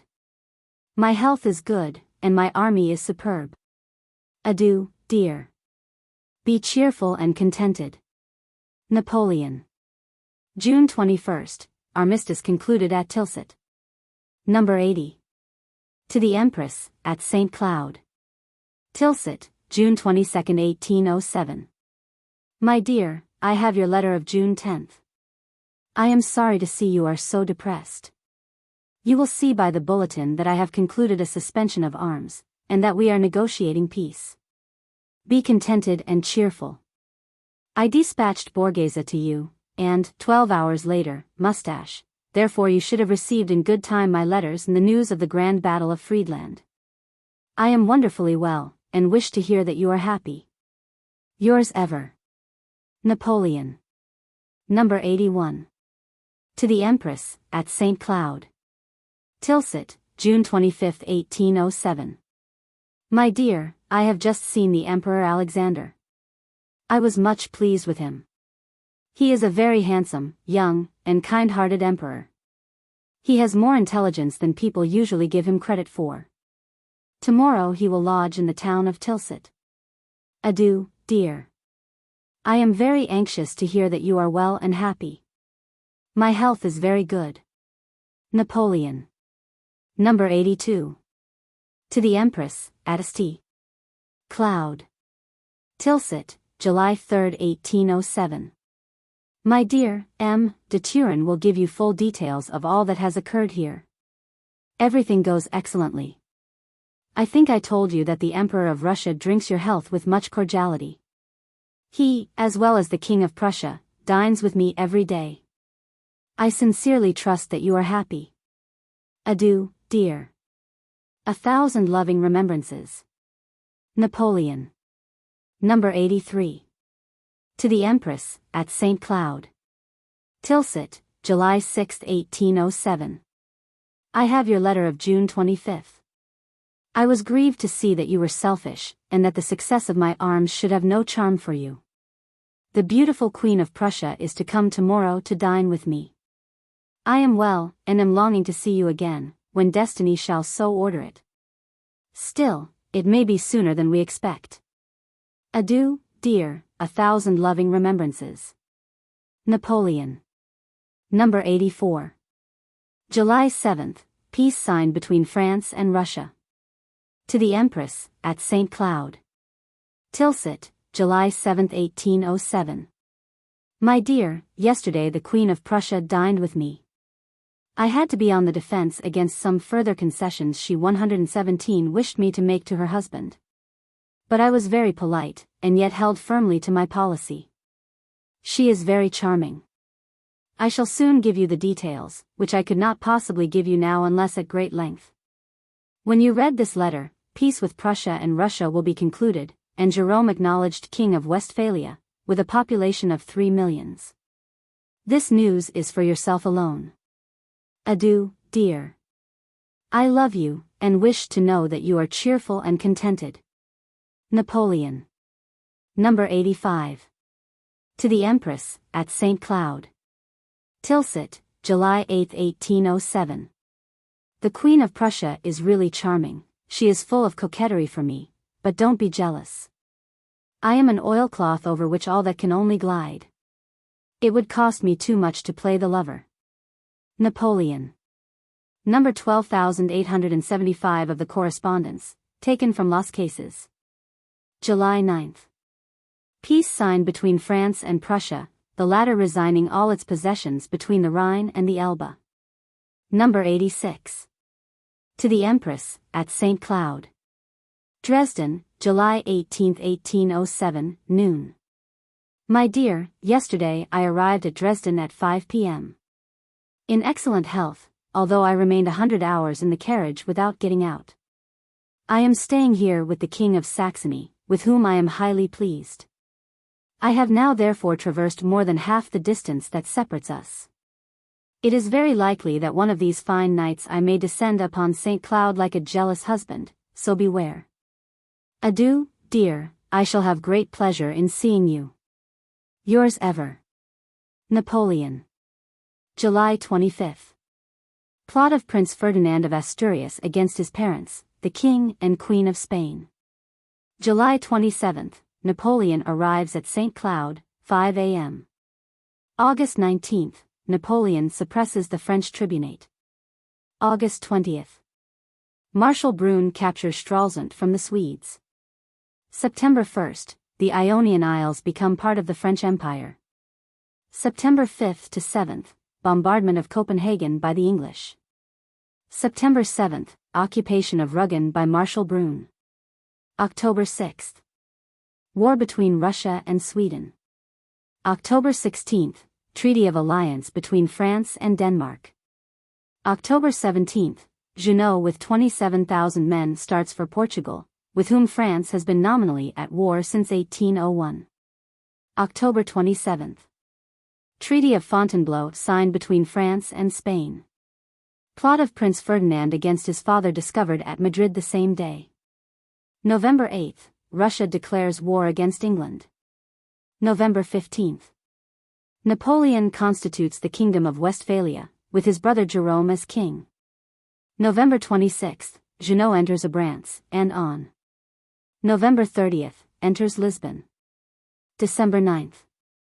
Trade suspended between England and the United States, rights of neutrals. December 23rd, France levies a contribution of 100 million francs on Portugal. Series H. Napoleon was received with unbounded adulation by all the towns of Italy. He was the redeemer of France, but the creator of Italy. Allison, History of Europe, Volume 11. 280. Series H.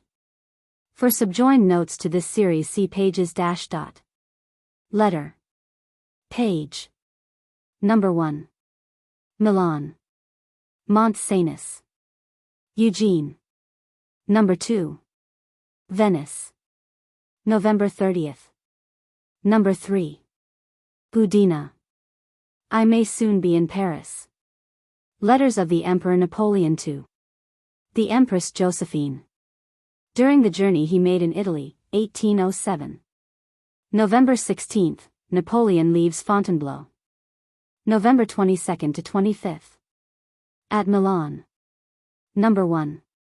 To the Empress, at Paris. Milan, November 25, 1807. My dear, I have been here 2 days. I am very glad that I did not bring you here. You would have suffered dreadfully in crossing Mont Cenis, where a storm detained me 24 hours.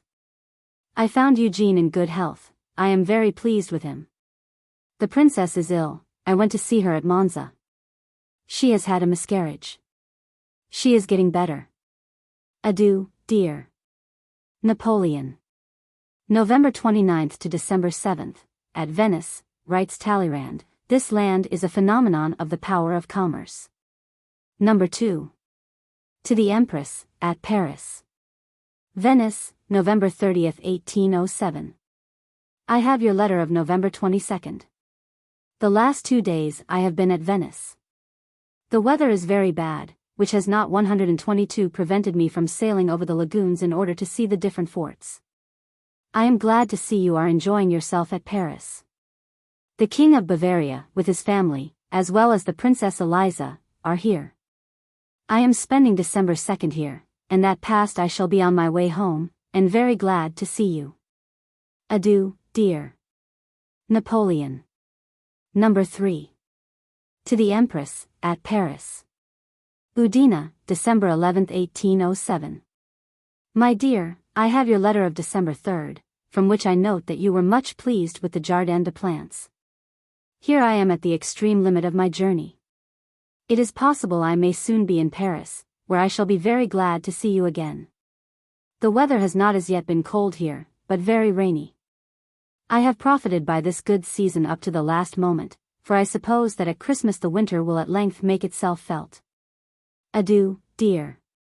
Yours ever. Napoleon. December 12th, at Udine. December 14th, at Mantua. December 16th. At Milan, till December 26th. December 17th, his Milan decree against English commerce. December 27th to 28th, at Turin. January 1st, at Paris. Series I. The imbecility of Charles IV. The vileness of Ferdinand, and the corruption of Godoy were undoubtedly the proximate causes of the calamities which overwhelmed Spain. Napier's Peninsular War, Volume 1, Preface. Series I. For subjoined notes to this series see pages --. Letter. Page. Number 1. Bayonne. Number 2. A country house. Everything is still most primitive. Number 3. Prince of the Asturias. The Queen. Number 4. A son has been born. Arrive on the 27th. Letters of the Emperor Napoleon to the Empress Josephine. During the stay that he made at Bayonne, 1808. This year offers a strange picture. The Emperor Napoleon was at Venice in the month of January, surrounded by the homage of all the courts and princes of Italy. In the month of April he was at Bayonne, surrounded by that of Spain, and the great personages of that country. And, finally, in the month of October he is at Erfurt, with his parterre of kings. Memoirs du Duc de Rovigo. January 27th, Queen and Prince Regent of Portugal reach Rio de Janeiro. February 2nd. French troops enter Rome. February 17th. French occupy Pamplona, and February 29th, Barcelona. March 19th, Charles IV abdicates, and his son proclaimed Ferdinand VII. March 20th, Godoy imprisoned by Ferdinand. March 23rd, Murat enters Madrid. March 27th, Napoleon excommunicated. April 15th, Napoleon arrives at Bayonne. Number 1. To the Empress, at Bordeaux. Bayonne, April 16, 1808. I have arrived here in good health, rather tired by a dull journey and a very bad road. 126. I am very glad you stayed behind, for the houses here are wretched and very small. I go today into a small house in the country, about a mile from the town. Adieu, dear. Take care of yourself. Number 2. To the Empress, at Bordeaux. Bayonne, April 17, 1808. I have just received yours of April 15th. What you tell me of the owner of the country house pleases me. Go and spend the day there sometimes. I am sending an order for you to have 20,000 francs per month additional while I am away, counting from the 1st of April. I am lodged atrociously. I am leaving this place in an hour, to occupy a country house, Bastide, about a mile away. The infant Don Carlos and 5 or 6 Spanish grandees are here, the Prince of the Asturias 50 miles away. King Charles and the Queen are due. I know not how I shall lodge all these people. Everything here is still most primitive, a l'auberge. The health of my troops in Spain is good. It took me some time to understand your little jokes. I have laughed at your recollections. Oh, you women, what memories you have. My health is fairly good, and I love you most affectionately. I wish you to give my kind regards to everybody at Bordeaux. I have been too busy to send them to anybody. Napoleon. April 20th, Ferdinand arrives at Bayonne. Number 3. To the Empress, at Bordeaux. April 21st, 1808. I have just received your letter of April 19th. Yesterday I had the Prince of the Asturias and his suite to dinner, which occasioned me considerable embarrassment. I am waiting for Charles IV. And the Queen. My health is good. I am now sufficiently recovered for the campaign. Adieu, dear. Your letters always give me much pleasure. Napoleon. Number 4. To the Empress, at Bordeaux. Bayonne, April 23, 1808. My dear, a son has been born to Hortense. I am highly delighted. I am not surprised that you tell me nothing of it, since your letter is dated the 21st, and the child was only born on the 20th, during the night. You can start on the 26th, sleep at Mont de Marsan, and arrive here on the 27th. Have your best dinner service sent on here on the 25th, in the evening. I have made arrangements for you to have a little house in the country, next to the one I have. My health is good. I am waiting for Charles IV. And his wife. Adieu, dear. Napoleon. April 30th, Charles IV. And the Queen arrive at Bayonne. May 1st, Ferdinand gives back the crown to his father. May 2nd. Murat subdues insurrection at Madrid. May 5th, Treaty of Bayonne, Charles IV. And Ferdinand, May 6th, surrender to Napoleon their rights to the Spanish crown. 128 May 13th, Spanish junta ask for Joseph Bonaparte to be their king. June 6th. King Joseph proclaimed King of Spain and the Indies by Napoleon, in an imperial decree, dated Bayonne. June 7th, French, under Dupont, sacked Cordova. June 9th, Emperor of Austria calls out his militia. June 15th. French fleet at Cadiz surrender to the Spanish. July 4th, English cease hostilities with Spain, and recognize Ferdinand VII. July 7th, Spanish new constitution sworn to by Joseph and by the junta. July 9, commences the siege of Saragossa. July 14, Bessières defeats 40,000 Spaniards at Medina de Rio Seco. July 15, Murat declared king of Naples. July 20, Joseph enters Madrid. Mahmud deposed by his younger brother at Constantinople. July 22. Dupont capitulates at Bailén, the only stain on French arms for 20 years, 1792 to 1812. Montgaillard. July 30. French protest against Austrian armaments. August 1. Wellington landed in Portugal. August 21. Battle of Vimeira, creditable to Junot. August 25. Spanish troops reoccupy Madrid. August 30. Convention of Sintra. French only hold Barcelona, Biscay, Navarre, and Alava, in the whole of Spain. September 8. Convention of Paris, Prussia and France, Prussian army not to exceed 40,000 men. Series J. When he shows as seeking quarter, with paws like hands in prayer. That is the time of peril, the time of the truce of the bear. Kipling. Series J. For subjoined notes to this series, see pages. Letter. Page. Number 1. I have rather a cold. I am pleased with the Emperor. Number 2. Shooting over the battlefield of Jena. The Weimar Ball. A few trifling ailments. Number 3. I am pleased with Alexander. He ought to be with me. Erfurt. Letters of the Emperor Napoleon to the Empress Josephine. During his stay at Erfurt, 1808. Number 1. To the Empress, at St. Cloud. Erfurt, September 29, 1808. I have rather a cold. I have received your letter, dated Malmaison. I am well pleased with the Emperor and every one here. It is an hour after midnight, and I am tired. Adieu, dear, take care of yourself. Napoleon. Number 2. To the Empress, at St. Cloud. October 9, 1808. My dear, I have received your letter. I note with pleasure that you are well. I have just been shooting over the battlefield of Jena. We had breakfast, déjeuner, at the spot where I bivouacked on the night of the battle. I assisted at the Weimar Ball. The Emperor Alexander dances, but not I. 40 years are 40 years.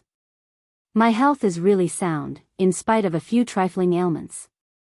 Adieu, dear, I hope to see you soon. Yours ever. Napoleon. Number 3. To the Empress, at St. Cloud. My dear, I write you seldom, I am very busy. Conversations which last whole days, and which do not improve my cold. Still all goes well. I am pleased with Alexander, he ought to be with me. If he were a woman, I think I should make him my sweetheart.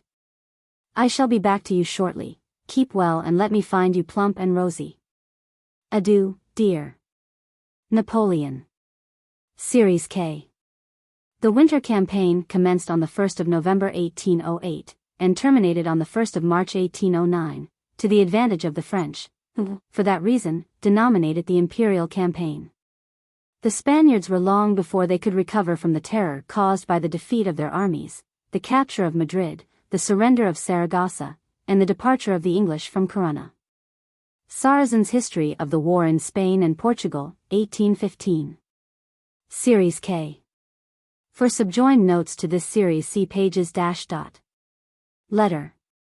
Page. Number 5. Aranda. Number 6. Madrid. Parisian weather. Number 8. Curaçao. Number 9. The English appear to have received reinforcements. Number 10. Benavente. The English flee panic-stricken. The weather. Lefebvre. Number 11. Your letters. Number 12. The English are in utter rout. Numbers 13 and 14. Valladolid. Eugene has a daughter. They are foolish in Paris. Letters of the Emperor Napoleon to the Empress Josephine. During the Spanish campaign, 1808 and 1809. October 29th, English enter Spain. October 31st. Blake defeated by Lefebvre at Tornosa. Number 1. To the Empress, at Paris. November 3, 1808. I arrived tonight with considerable trouble. I had ridden several stages at full speed. Still, I am well. Tomorrow I start for Spain. My troops are arriving in force. Adieu, dear. Yours ever. Napoleon. November 4th, Napoleon enters Spain. Number 2. To the Empress, at Paris. Tolosa, November 5, 1808. I am at Tolosa. I am starting for Vittoria, where I shall be in a few hours. I am fairly well, and I hope everything will soon be completed. Napoleon. Number 3. To the Empress, at Paris. Vittoria, November 7th. My dear, I have been the last 2 days at Vittoria. I am in good health. My troops are arriving daily. The guard arrived today. The king is in very good health. I am very busy. I know that you are in Paris. Never doubt my affection. Napoleon. November 10th, Battle of Burgos. Soult and Bessières defeat Spaniards, who lose 3,000 killed and 3,000 prisoners, and 20 cannon. November 12th, Battle of Espinosa. Marshal Victor defeats La Romana and Blake, who lose 20,000 men and 50 cannon. Number 4. November 14th. Third Revolution at Constantinople. Mahmud IV. Assassinated, November 15th. To the Empress, at Paris. Burgos, November 14, 1808. Matters here are progressing at a great rate. The weather is very fine. We are successful. My health is very good. Napoleon. November 23, Battle of Tudela. Castanos and Palafox defeated, with loss of 7,000 men and 30 cannon, by Marshal Lannes. The Battle of Tudela makes the pendant of that of Espinosa. Napoleon. Number 5. To the Empress, at Paris. November 26, 1808. I have received your letter. I trust that your health be as good as mine is, although I am very busy. All goes well here. 137. I think you should return to the Tuileries on December 21st, and from that date give a concert daily for 8 days. Yours ever. Napoleon. Kind regards to Hortense and to M. and Napoleon. December 3rd, French voluntarily evacuate Berlin. December 4th, surrender of Madrid. Napoleon abolishes the Inquisition and feudal rights. He regards the taking of a capital as decisive for the submission of a whole kingdom. Thus in 1814 will act his adversaries, pale but judicious imitators of his strategy. Montgaillard. Number 6. To the Empress, at Paris. December 7, 1808. Your letter of the 28th to hand. I am glad to see that you are well. You will have seen that young Tascher has distinguished himself, which has pleased me. My health is good. Here we are enjoying Parisian weather of the last fortnight in May. We are hot, and have no fires, but the nights are rather cool. Madrid is quiet. All my affairs prosper. Adieu, dear. Yours ever. Napoleon. Kind regards to Hortense and to M. and Napoleon. Number 7. To the Empress, at Paris. Chamartin, December 10, 1808. My dear, yours to hand, in which you tell me what bad weather you are having in Paris. Here it is the best weather imaginable. Please tell me what mean these alterations Hortense is making. I hear she is sending away her servants. Is it because they have refused to do what was required? Give me some particulars. Reforms are not desirable. 138. Adieu, dear. The weather here is delightful. All goes excellently, and I pray you to keep well. Napoleon. Number 8. To the Empress, at Paris. December 21, 1808. You ought to have been at the Tuileries on the 12th. I trust you may have been pleased with your rooms. I have authorized the presentation of Kurakin to you and the family. Be kind to him, and let him take part in your plays. Adieu, dear. I am well. The weather is rainy, it is rather cold. Napoleon. Number 9. December 22. Napoleon quits Madrid. To the Empress, at Paris.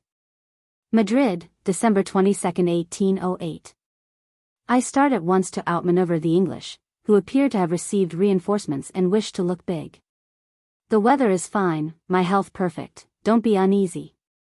Napoleon. Number 10. To the Empress, at Paris. Benevento, December 31, 1808.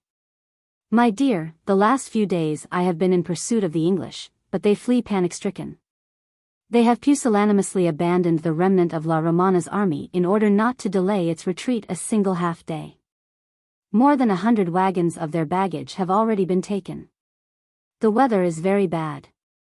139 Lefebvre has been captured. He took part in a skirmish with 300 of his chasseurs. These idiots crossed a river by swimming and threw themselves in the midst of the English cavalry. They killed several, but on their return Lefebvre had his horse wounded. It was swimming, the current took him to the bank where the English were. He was taken.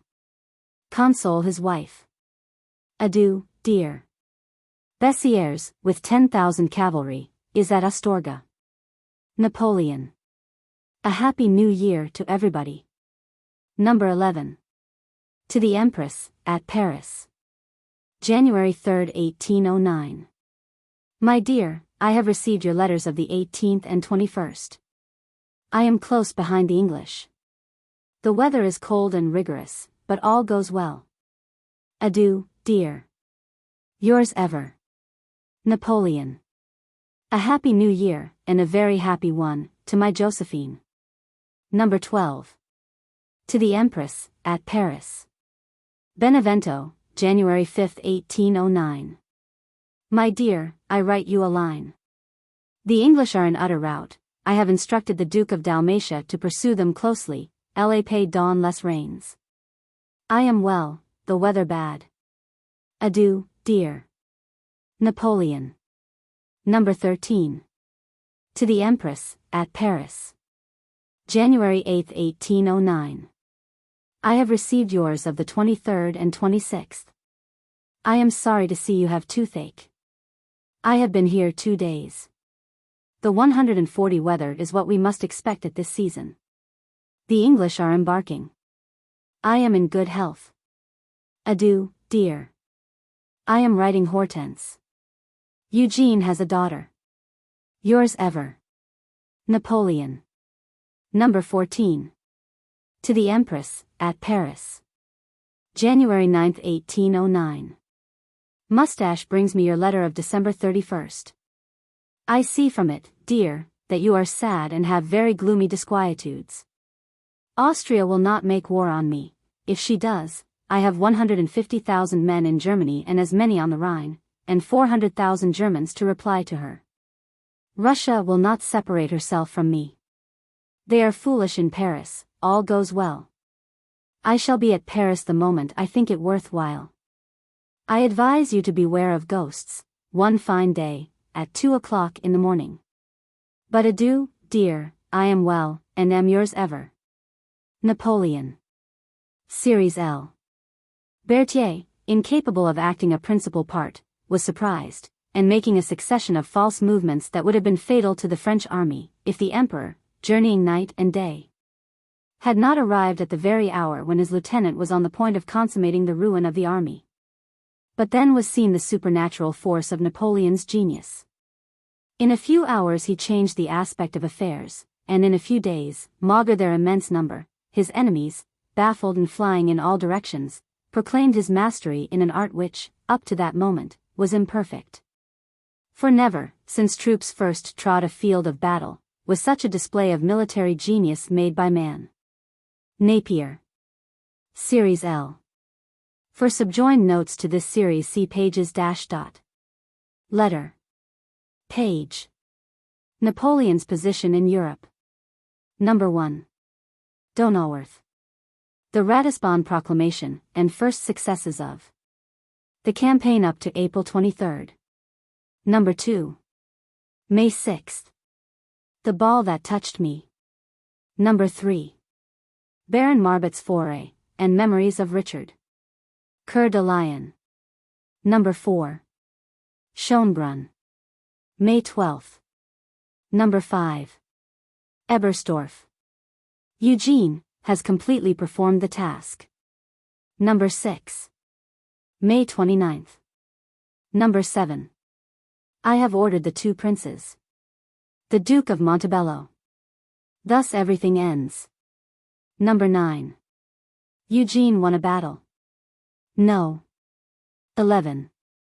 Wagram. LaSalle. I am sunburnt. Number 12. A surfeit of bile. Wokersdorf. Number 16. My affairs follow my wishes. Number 17. August 21st. Number 18. Comedians. Women, not having been presented. Number 19. All this is very suspicious. Number 20. Krems. My health has never been better. Number 23. October 14th. Number 24. Stuttgart. Letters of the Emperor Napoleon to the Empress Josephine.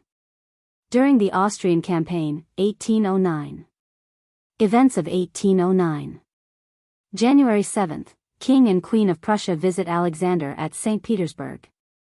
January 12th, Cayenne and French Guiana captured by Spanish and Portuguese South Americans. January 13th, Combat of Alcazar. Victor defeats Spaniards. January 14th. Treaty of Alliance between England and Spain. January 16th, Battle of Corunna. More killed, Baird wounded. January 17th, English army sails for England. January 22nd. King Joseph returns to Madrid. January 27th. Soult takes Ferrol, retaken by English, June 22nd. February 21st, Lens takes Saragossa. February 23rd, English capture Martinique. March 4th, Madison made President of United States. March 29th, Soult fights Battle of Oporto. Spaniards lose 20,000 men and 200 guns. Gustavus Adolphus abdicates throne of Sweden. April 9th, Austrians under Archduke Charles cross the Inn, enter Bavaria, and take Munich. Napoleon receives this news April 12th, and reaches Strasbourg April 15th. April 15th, Eugene defeated on the Tagliamento. April 16th, and at Sassel. April 19th, Combat of Pfafferhofen. Oudinot repulses Austrians, while Davoust wins the Battle of Thon. Napoleon joins the army. April 20th, Battle of Abensberg. Archduke Louis defeated. Austrians take Ratisbon, and 1,800 prisoners. Poles defeated by Archduke Ferdinand at Bassy.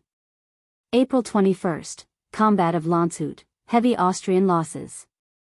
Austrians under Archduke Ferdinand take Warsaw. 144 April 22nd. Battle of Eckmühl. Napoleon defeats Archduke Charles. April 23rd, French take Ratisbon. April 25th. King of Bavaria re-enters Munich. April 26th, French army crosses the Inn.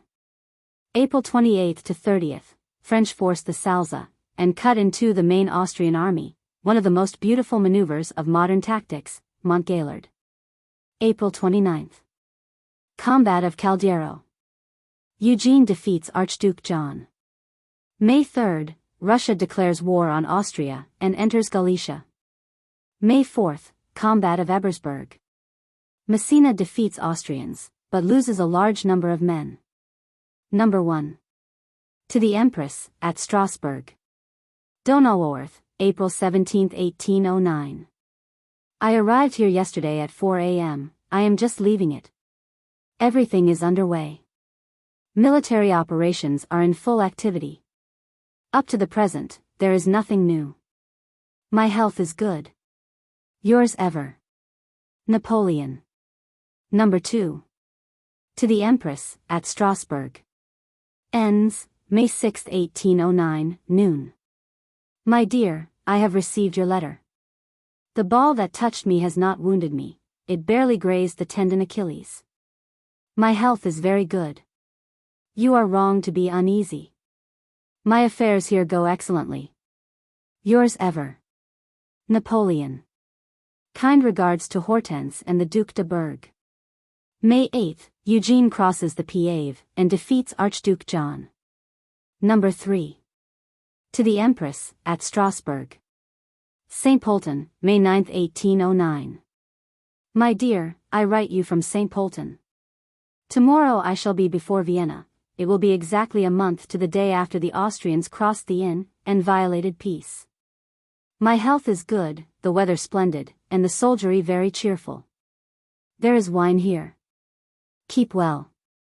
Yours ever, Napoleon. May 13th, French occupy Vienna, after a bombardment of 36 hours. May 17th, Roman states united to the French Empire. May 18th, French occupy Trieste. May 19th. Lefebvre occupies Innsbruck. May 20th, Eugene reaches Klagenfurt.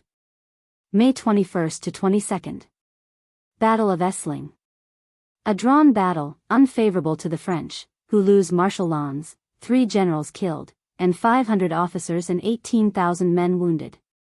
The Archduke admits a loss of 4,200 killed and 16,000 wounded. May 22nd.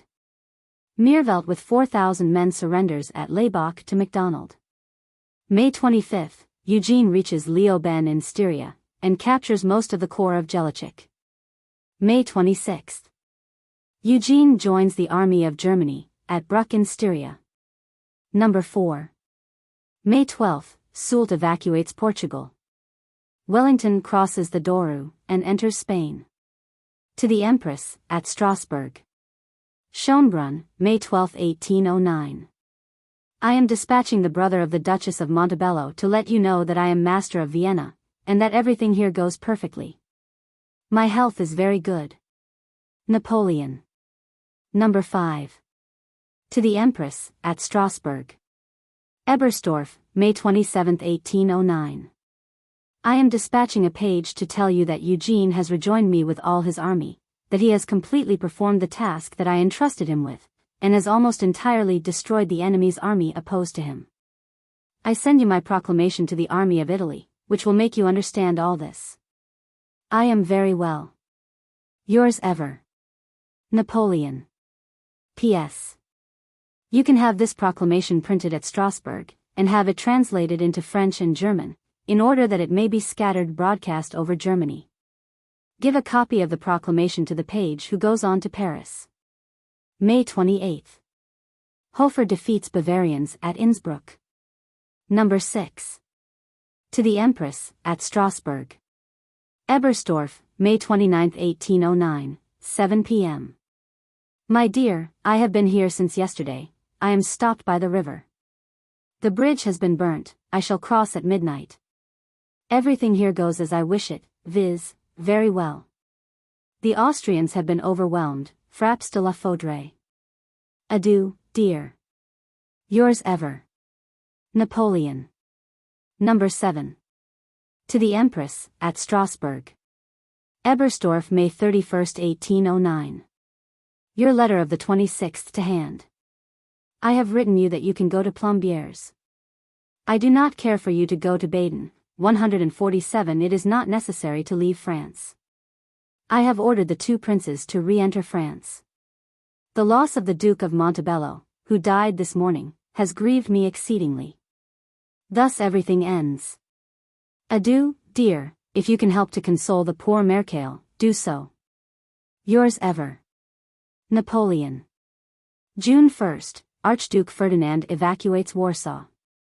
June 6th, Regent of Sweden proclaimed king as Charles XIII. Number 8. To the Empress, at Strasbourg. Schönbrunn, June 9, 1809. I have received your letter. I see with pleasure that you are going to the waters at Plombières. They will do you good. Eugene is in Hungary with his army. I am well, the weather very fine. I note with pleasure that Hortense and the Duke of Berg are in France. Adieu, dear.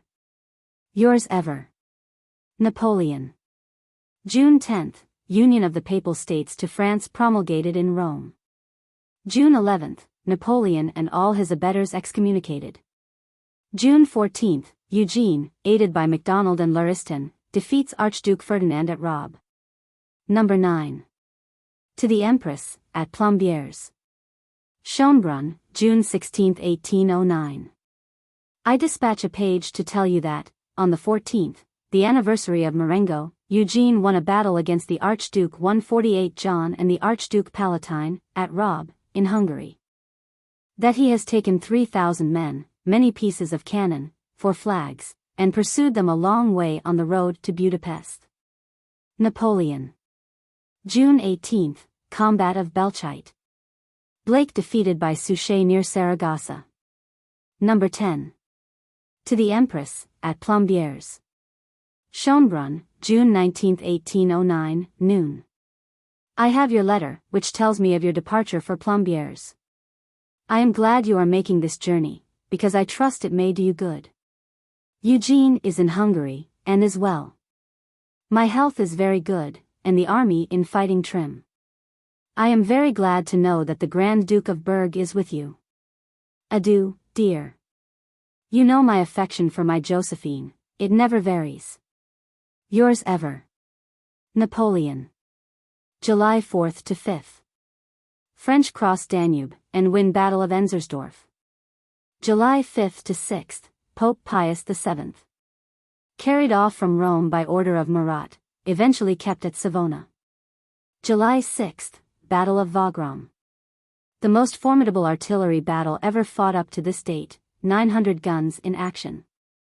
The Austrians had 120,000 men, with more guns and of larger caliber than those of the French. Number 11. July 7, Street Domingo surrenders to the English. To the Empress, at Plombières. Ebersdorf, July 7, 1809, 5 a.m. I am dispatching a page to bring you the good tidings of the victory of Enzersdorf, which I won on the 5th, and that of Wagram, which I won on the 6th. 149. The enemy's army flies in disorder, and all goes according to my prayers, Vaux. Eugene is well. Prince Aldobrandini is wounded, but slightly. Bessieres has been shot through the fleshy part of his thigh. The wound is very slight. Lasalle was killed. My losses are full heavy, but the victory is decisive and complete. We have taken more than 100 pieces of cannon, 12 flags, many prisoners. I am sunburnt. Adieu, dear. I send you a kiss. Kind regards to Hortense. Napoleon. No. 12. To the Empress, at Plombières. Wolkersdorf, July 9, 1809, 2 a.m. My dear, all goes here as I wish. My enemies are defeated, beaten, utterly routed. They were in great numbers, I have wiped them out. Today my health is good. Yesterday I was rather ill with a surfeit of bile, occasioned by so many hardships, but it has done me much good. Adieu, dear. I am in excellent health. Napoleon. July 12, Armistice of Znaim. Archduke Charles resigns his command. Number 13. To the Empress, at Plombières. In the camp, before Znaim, July 13, 1809.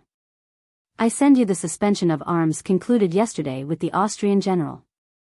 Eugene is on the Hungary side, and is well. 150 send a copy of the suspension of arms to Cambacérès, in case he has not yet received one. I send you a kiss, and am very well. Napoleon.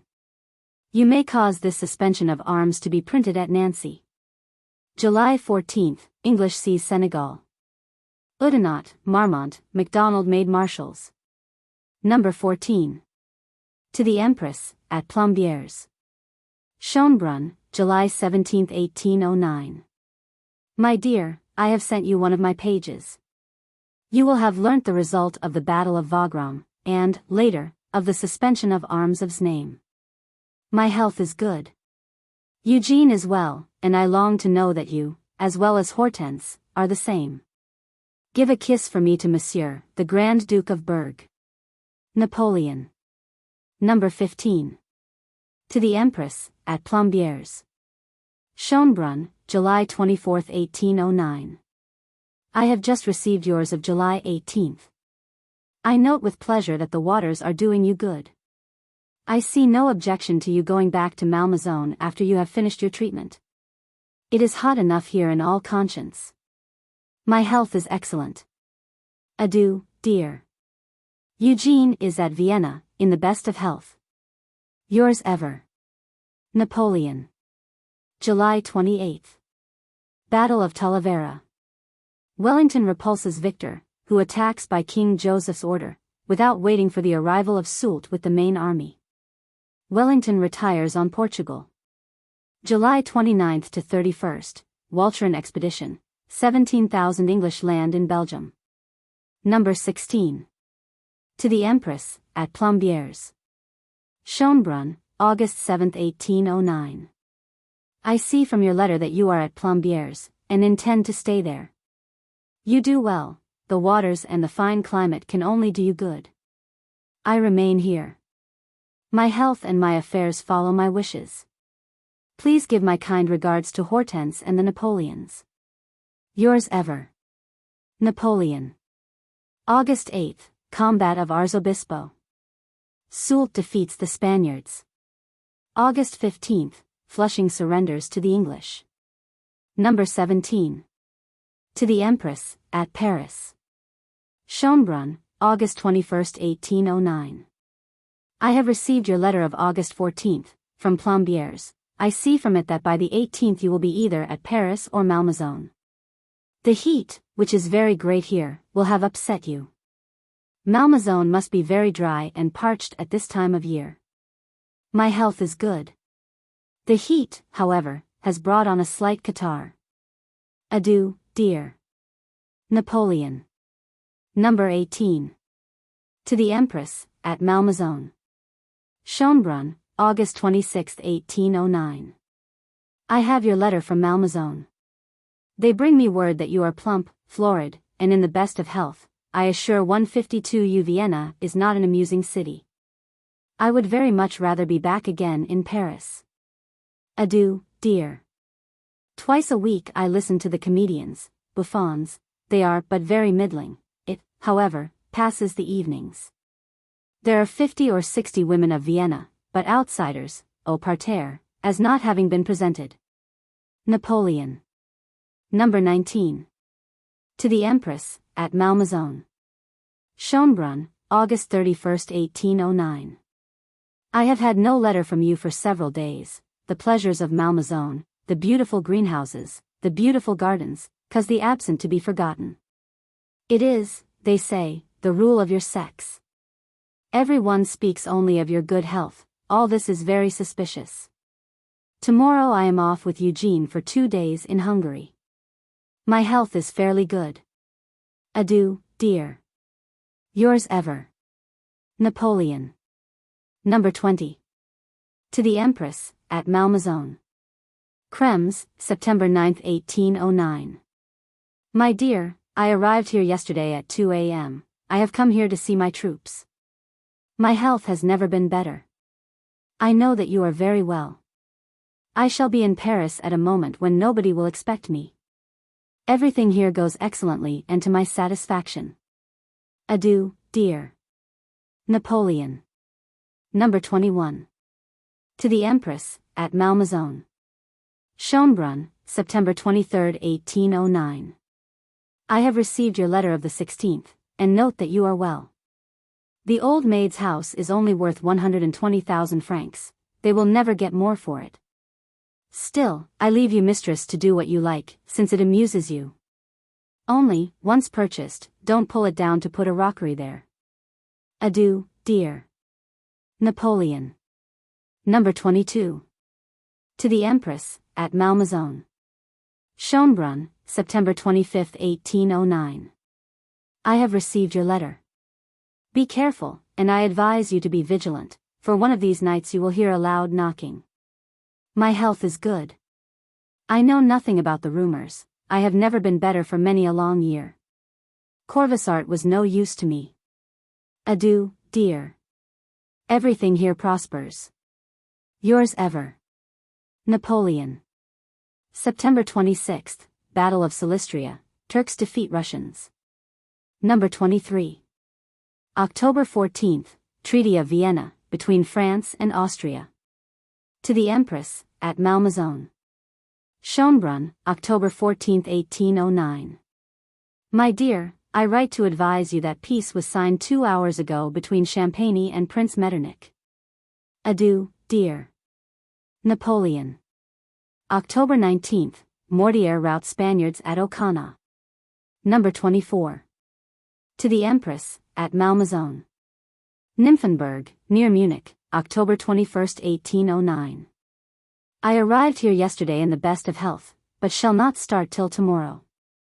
I shall spend a day at Stuttgart. You will be advised 24 hours in advance of my arrival at Fontainebleau. I look forward with pleasure to seeing you again, and I await that moment impatiently. I send you a kiss. Yours ever. Napoleon. Number 25. To the Empress, at Malmaison. Munich, October 22, 1809. My dear, I start in an hour. I shall be at Fontainebleau from the 26th to 27th. You may meet me there with some of your ladies. Napoleon. November 25. Disappearance of Benjamin Bathurst, erroneously thought to have been murdered by the French, really by robbers. December 1. Capture of Girona and 200 cannon by Augereau. December 16. French Senate pronounced the divorce of Napoleon and Josephine. December 24. English re-embark from Flushing. Series M. Josephine, my excellent Josephine, thou knowest if I have loved thee. To thee alone do I owe the only moments of happiness which I have enjoyed in this world. Josephine, my destiny overmasters my will. My dearest affections must be silent before the interests of France. Bourrienne's Napoleon. Series M. For subjoined notes to this series see pages -- Letter. Page. Number 1. A Family Council. Number 2. Savary. Queen of Naples. The Hunt. Number 4. The weather is very damp. Number 5. King of Bavaria. Number 6. Their last dinner together. Number 7. Tuileries. Number 8. A house vacant in Paris. Number 9. Hortense. Number 10.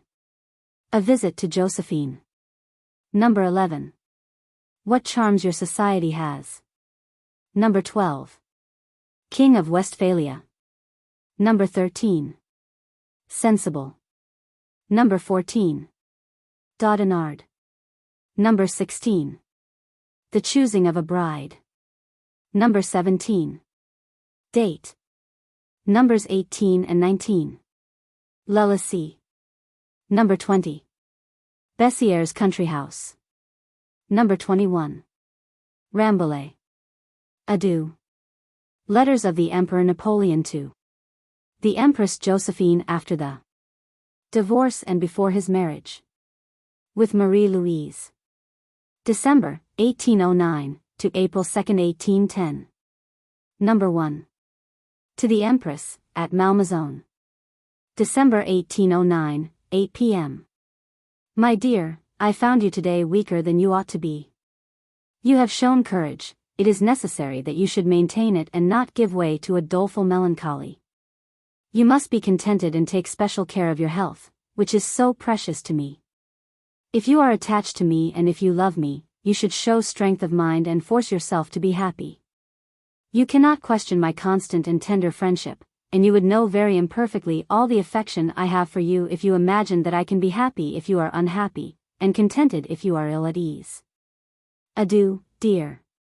Sleep well. Dream that I wish it. Napoleon. Number 2. To the Empress, at Malmaison. Tuesday, 6 o'clock. The Queen of Naples, whom I saw at the hunt in the Bois de Boulogne, where I rode down a stag, told me that she left you yesterday at 1 p.m. In the best of health. Please tell me what you are doing today. As for me, I am very well. Yesterday, when I saw you, I was ill. I expect you will have been for a drive. Adieu, dear. Napoleon. Number 3. To the Empress, at Malmaison. Trianon, 7 p.m. My dear, I have just received your letter. Savary tells me that you are always crying. That is not well. I trust that you have been for a drive today. I sent you my quarry. I shall come to see you when you tell me you are reasonable, and that your courage has the upper hand. Tomorrow, the whole day, I am receiving ministers. Adieu, dear. I also am sad today. I need to know that you are satisfied and to learn that your equilibrium, aplomb, is restored. Sleep well. Napoleon. Number 4. To the Empress, at Malmaison. Thursday, noon, 1809. My dear, I wished to come and see you today, but I was very busy and rather unwell. Still, I am just off to the council. Please tell me how you are. This weather is very damp, and not at all healthy. Napoleon. Number 5. To the Empress, at Malmaison. Trianon. I should have come to see you today if I had not been obliged to come to see the King of Bavaria, who has just arrived in Paris. I shall come to see you tonight at 8 o'clock and return at 10.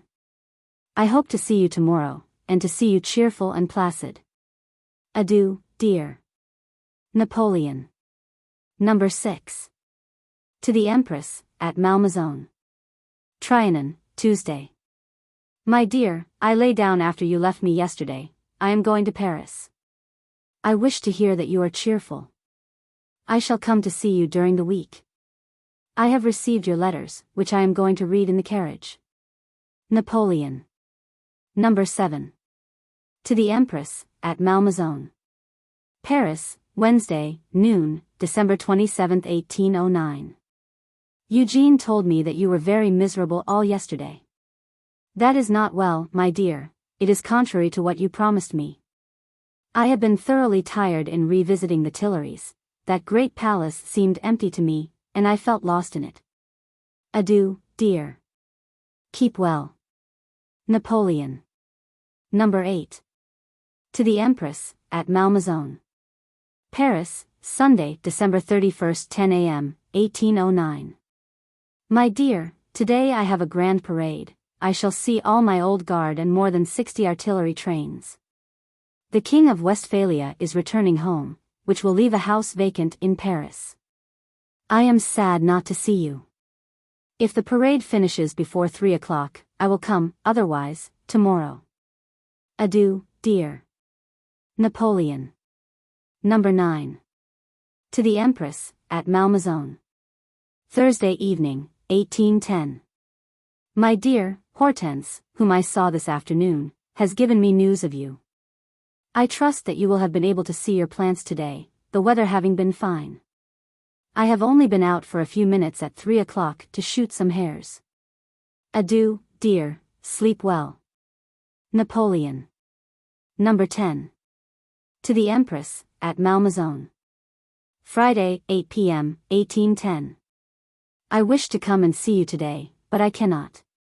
It will be, I hope, in the morning. It is a long time since I heard from you. I learnt with pleasure that you take walks in your garden these cold days. Adieu, dear, keep well, and never doubt my affection. Napoleon. Number 11. To the Empress, at Malmaison. Sunday, 8 p.m., 1810. I was very glad to see you yesterday. I feel what charms your society has for me. Today I walked with Esteve.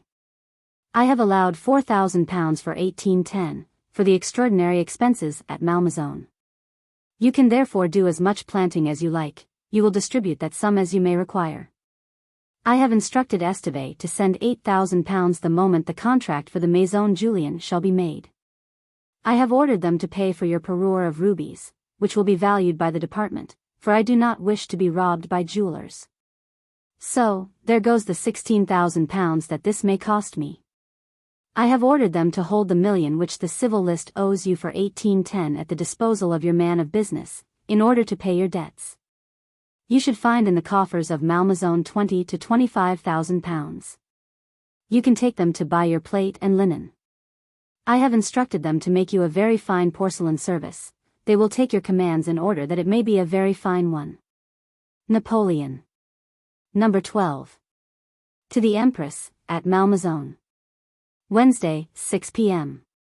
1810. My dear, I see no objection to your receiving the King of Westphalia whenever you wish. The King and Queen of Bavaria will probably come to see you on Friday. I long to come to Malmaison, but you must really show fortitude 162 and self-restraint. The page on duty this morning told me that he saw you weeping. I am going to dine quite alone. Adieu, dear. Never doubt the depth of my feelings for you. You would be unjust and unfair if you did. Napoleon. Number 13. To the Empress, at Malmaison. Saturday, 1 p.m., 1810.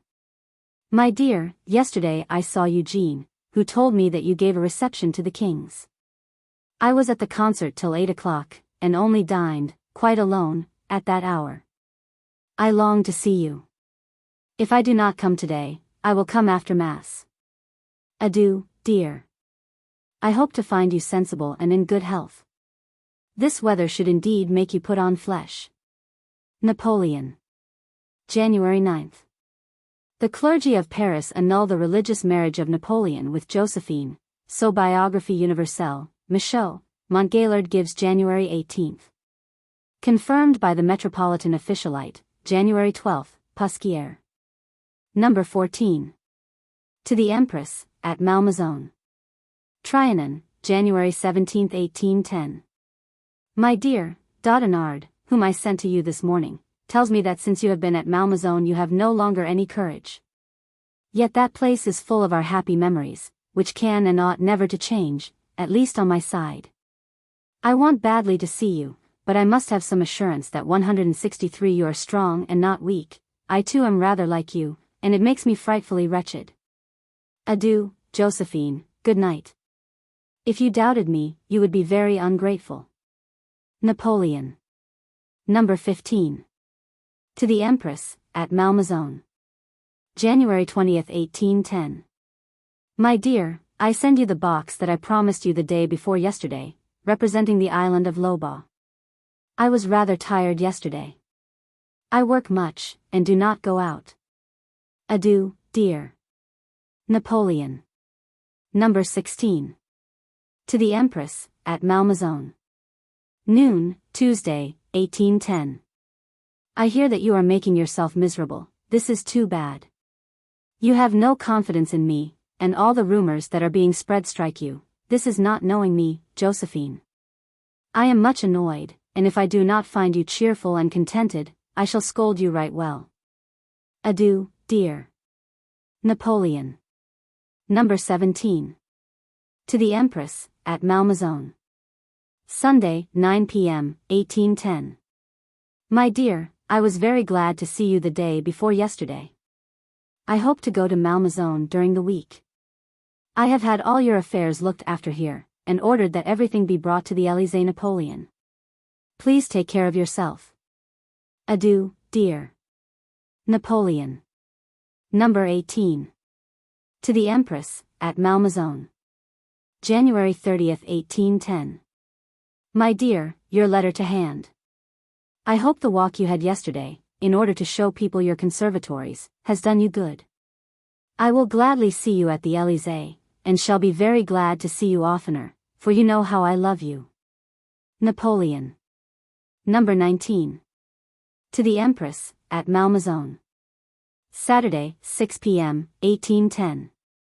I told Eugene that you would rather give ear to the vulgar gossip of a great city than to what I told you, yet people should not be allowed to invent fictions to make you miserable. I have had all your effects moved to the Élysée. You shall come to Paris at once, but be at ease and contented, and have full confidence in me. Napoleon. February 2nd. Soult occupies Seville. The junta takes refuge at Cadiz. February 6th. Guadeloupe surrenders to the English. February 7th. Convention of marriage between the Emperor Napoleon and the Archduchess Marie-Louise. Number 20. To the Empress, at the Élysée Napoleon. February 19, 1810. My dear, I have received your letter. I long to see you, but the reflections that you make may be true. It is, perhaps, 165 not desirable that we should be under the same roof for the first year. Yet Bessieres' country house is too far off to go and return in one day. Moreover, I have rather a cold, and am not sure of being able to go there. Adieu, dear. Napoleon. Number 21. To the Empress, at the Élysée Napoleon. Friday, 6 p.m., 1810. Savary, as soon as he arrived, brought me your letter. I am sorry to see you are unhappy. I am very glad that you saw nothing of the fire. I had fine weather at Rambouillet. Hortense told me that you had some idea of coming to a dinner at Bessieres, and of returning to Paris to sleep. I am sorry that you have not been able to manage it. Adieu, dear. Be cheerful, and consider how much you please me thereby. Napoleon. Number 22. To the Empress, at Malmaison. March 12, 1810. My dear, I trust that you will be pleased with what I have done for Navarre. You must see from that how anxious I am to make myself agreeable to you. Get ready to take possession of Navarre. You will go there on March 25th, to pass the month of April. Adieu, dear. Napoleon. April 1st. Civil marriage of Napoleon and Marie-Louise. Religious marriage, April 2nd. Series N. April 2nd to December 31st. After the marriage with Marie-Louise. Bella Gerent Alii, 2, Felix Austria. Noob. Series N. For subjoined notes to this series see pages --. Letter. Page. Number 1. Navarre. To Malmaison. Number 1a. It is written in a bad style. Number 2. Josephine's wishes. Number 2a. 2 letters. Number 3. The Northern Tour of 1810. I will come to see you. Number 4. July 8th. You will have seen Eugene. That unfortunate daughter. Number 5. The conduct of the King of Holland. Number 6. To die in a lake. Number 8. Paris, this Friday. Number 9. The only suitable places. Number 10. Malmaison. The Empress progresses satisfactorily. Number 1. Letter of the Empress Josephine to the Emperor Napoleon. Navarre, April 19, 1810. Sire, I have received, by my son, the assurance that your Majesty consents to my return to Malmaison, and grants to me the advances asked for in order to make the Chateau of Navarre habitable. This double favor, sire, dispels to a great extent the uneasiness, nay, even the fears which your Majesty's long silence had inspired. I was afraid that I might be entirely banished from your memory. I see that I am not. I am therefore less wretched today, and even as happy as henceforward it will be possible for me to be. I shall go at the end of the month to Malmaison, since your Majesty sees no objection to it. But I ought to tell you, sire, that I should not so soon have taken advantage of the latitude which your Majesty left me in this respect had the House of Navarre not required, for my health's sake and for that of my household, repairs which are urgent. My idea is to stay at Malmaison a very short time. I shall soon leave it in order to go to the waters. But while I am at Malmaison, your Majesty may be sure that I shall live there as if I were 1,000 leagues from Paris. I have made a great sacrifice, sire, and every day I realize more its full extent. Yet that sacrifice will be, as it ought to be, a complete one on my part. Your Highness, amid your happiness, shall be troubled by no expression of my regret. I shall pray unceasingly for your Majesty's happiness, perhaps even I shall pray that I may see you again, but your Majesty 170 may be assured that I shall always respect our new relationship. I shall respect it in silence, relying on the attachment that you had to me formerly. I shall call for no new proof. I shall trust to everything from your justice and your heart. I limit myself to asking from you one favor. It is, that you will deign to find a way of sometimes convincing both myself and my entourage that I have still a small place in your memory and a great place in your esteem and friendship. By this means, whatever happens, my sorrows will be mitigated without, as it seems to me, compromising that which is of permanent importance to me, the happiness of your Majesty. Josephine. Number 1a. Reply of the Emperor Napoleon to the preceding. To the Empress Josephine, at Navarre. Compiègne, April 21, 1810. My dear, I have yours of April 18th. It is written in a bad style. I am always the same, people like me do not change. I know not what Eugene has told you. I have not written to you because you have not written to me, and my sole desire is to fulfill your slightest inclination. I see with pleasure that you are going to Malmaison and that you are contented. As for me, I shall be so likewise on hearing news from you and in giving you mine. I say no more about it until you have compared this letter with yours, and after that I will leave you to judge which of us two is the better friend. Adieu, dear. Keep well, and be just for your sake and mine. Napoleon. April 23, Battle of Lerida. Suchet defeats Spaniards. Number 2. Reply of the Empress Josephine. 1,000 loving thanks for not having forgotten me. My son has just brought me your letter. With what impetuosity I read it, and yet I took a long time over it, for there was not a word which did not make me weep, but these tears were very pleasant ones. I have found my whole heart again, such as it will always be. There are affections which are life itself, and which can only end with it. I was in despair to find my letter of the 19th had displeased you. I do not remember the exact expressions, but I know what torture I felt in writing it, the grief at having no news from you. I wrote you on my departure from Malmaison, and since then how often have I wished to write you. But I appreciated the causes of your silence and feared to be importunate with a letter. Yours has been the true balm for me. Be happy, be as much so as you deserve, it is my whole heart which speaks to you. You have also just given me my share of happiness, and a share which I value the most, for nothing can equal in my estimation a proof that you still remember me. Adieu, dear, I again thank you as affectionately as I shall always love you. Josephine. Number 2a. To the Empress Josephine, at the Château Navarre. Compiègne, April 28, 1810.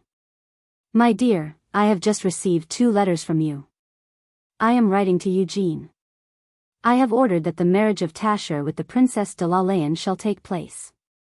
Tomorrow I shall go to Antwerp to see my fleet and to give orders about the works. I shall return on May 15th. Eugene tells me that you wish to go to the waters. Trouble yourself about nothing. Do not listen to the gossip of Paris.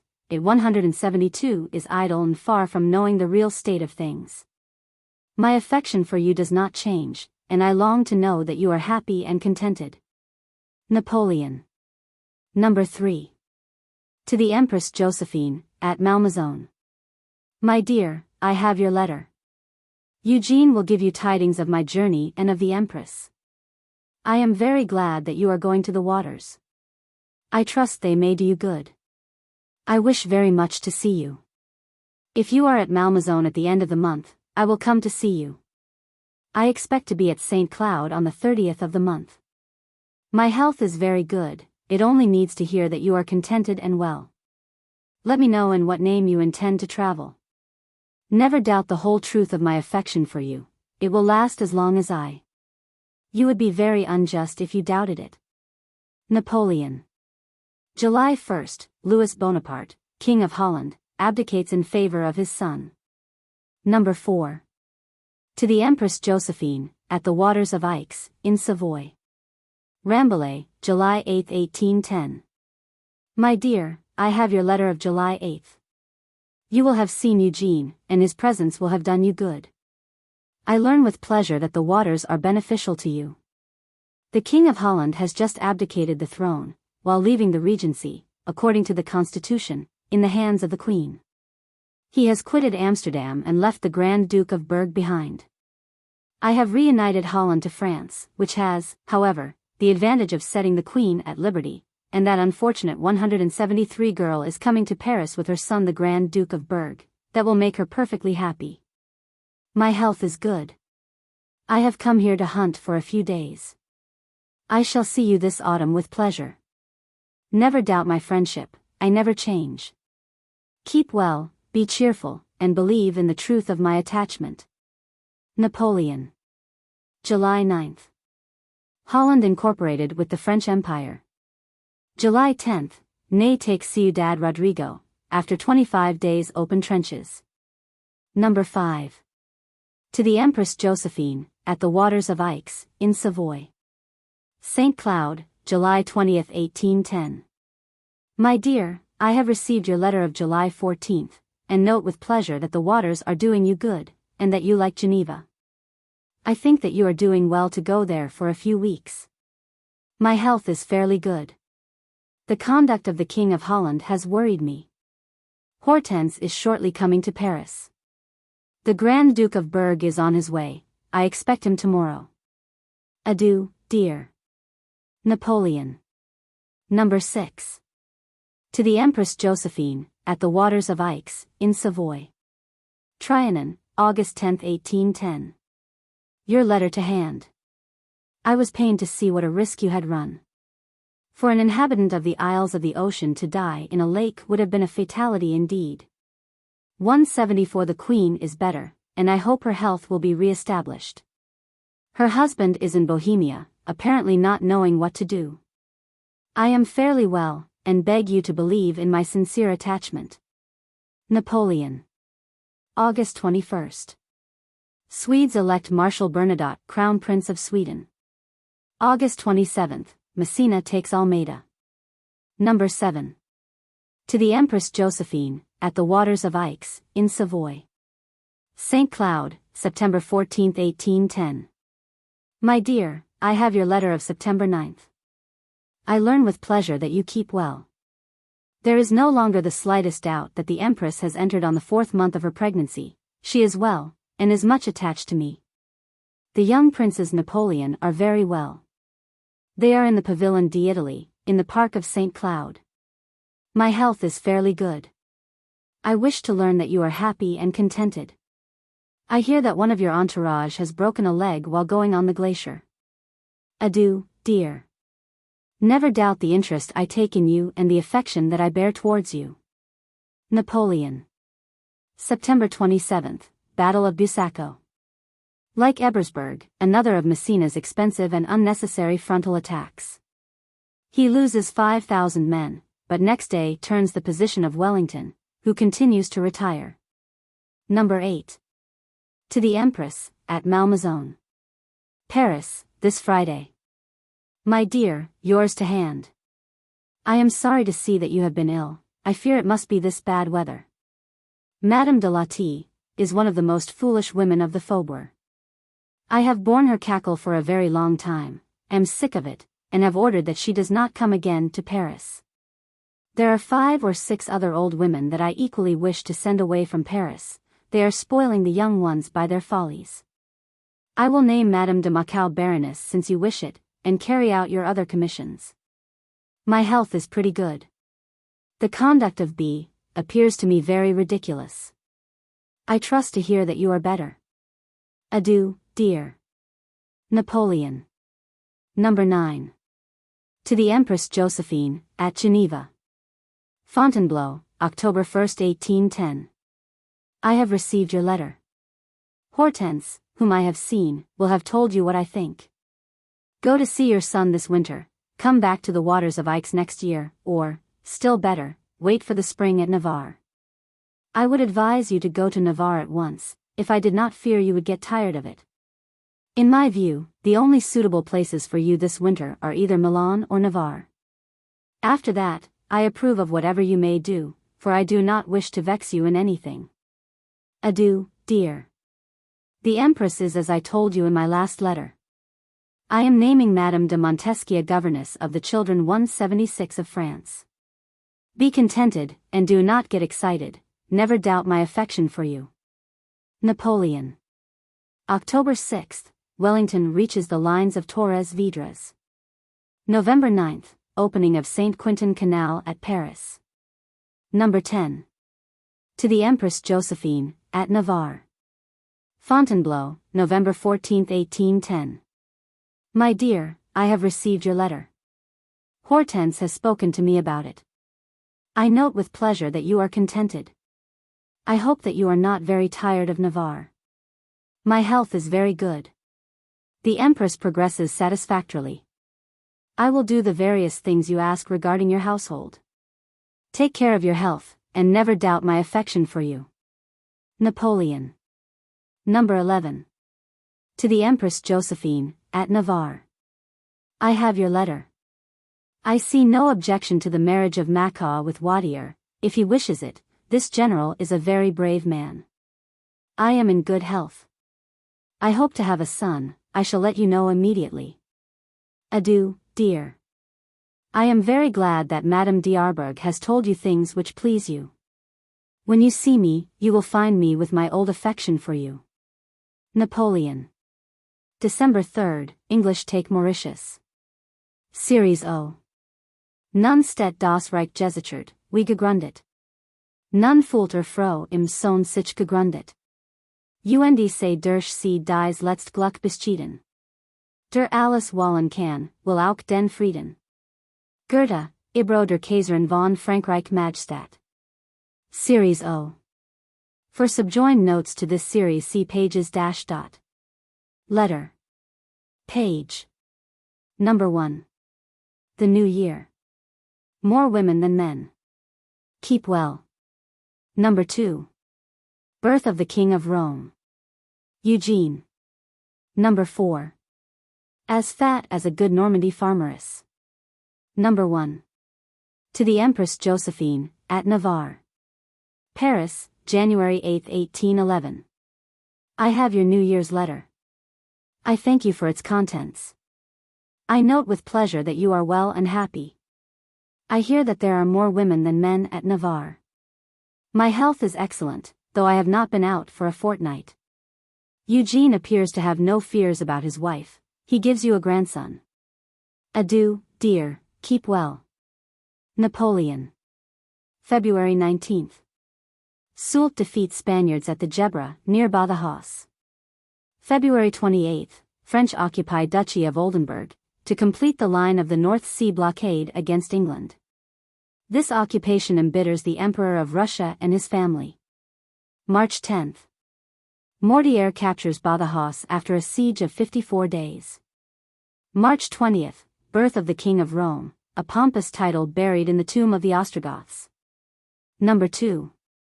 To the Empress Josephine, at Navarre. Paris, March 22, 1811. My dear, I have your letter. I thank you for it. My son is fat, and in excellent health. I trust he may continue to improve. He has my chest, my mouth, and my eyes. I hope he may fulfill his destiny. I am always well pleased with Eugene. He has never given me the least anxiety. Napoleon. April 4, Battle of Fuentes de Honoro. Messina attacks English, and is repulsed. June 18, Wellington raises siege of Badajoz, and retires on Portugal. June 29, French storm Tarragona, whereupon Suchet created Marshal. Number 3. To the Empress Josephine, at Malmaison. Trianon, August 25, 1811. I have your letter. I see with pleasure that you are in good health. I have been for some days at Trianon. I expect to go to Compiègne. My health is very good. Put some order into your affairs. Spend only £60,000, and save as much every year. That will make a reserve of £600,000 in 10 years for your grandchildren. It is pleasant to be able to give them something, and be helpful to them. Instead of that, I hear you have debts, which would be really too bad. Look after your affairs, and don't give to everyone who wants to help himself. If you wish to please me, let me hear that you have accumulated a large fortune. Consider how ill I must think of you, if I know that you, with £125,000 a year, are in debt. Adieu, dear, keep well. Napoleon. Number 4. To the Empress Josephine, at Malmaison. Friday, 8 a.m., 1811. I sent to know how you are, for Hortense tells me you were in bed yesterday. I was annoyed with you about your debts. I do not wish you to have any. On the contrary, I wish you to put 1,000,000 aside every year, to give to your grandchildren when they get married. 181 Nevertheless, never doubt my affection for you, and don't worry any more about the present embarrassment. Adieu, dear. Send me word that you are well.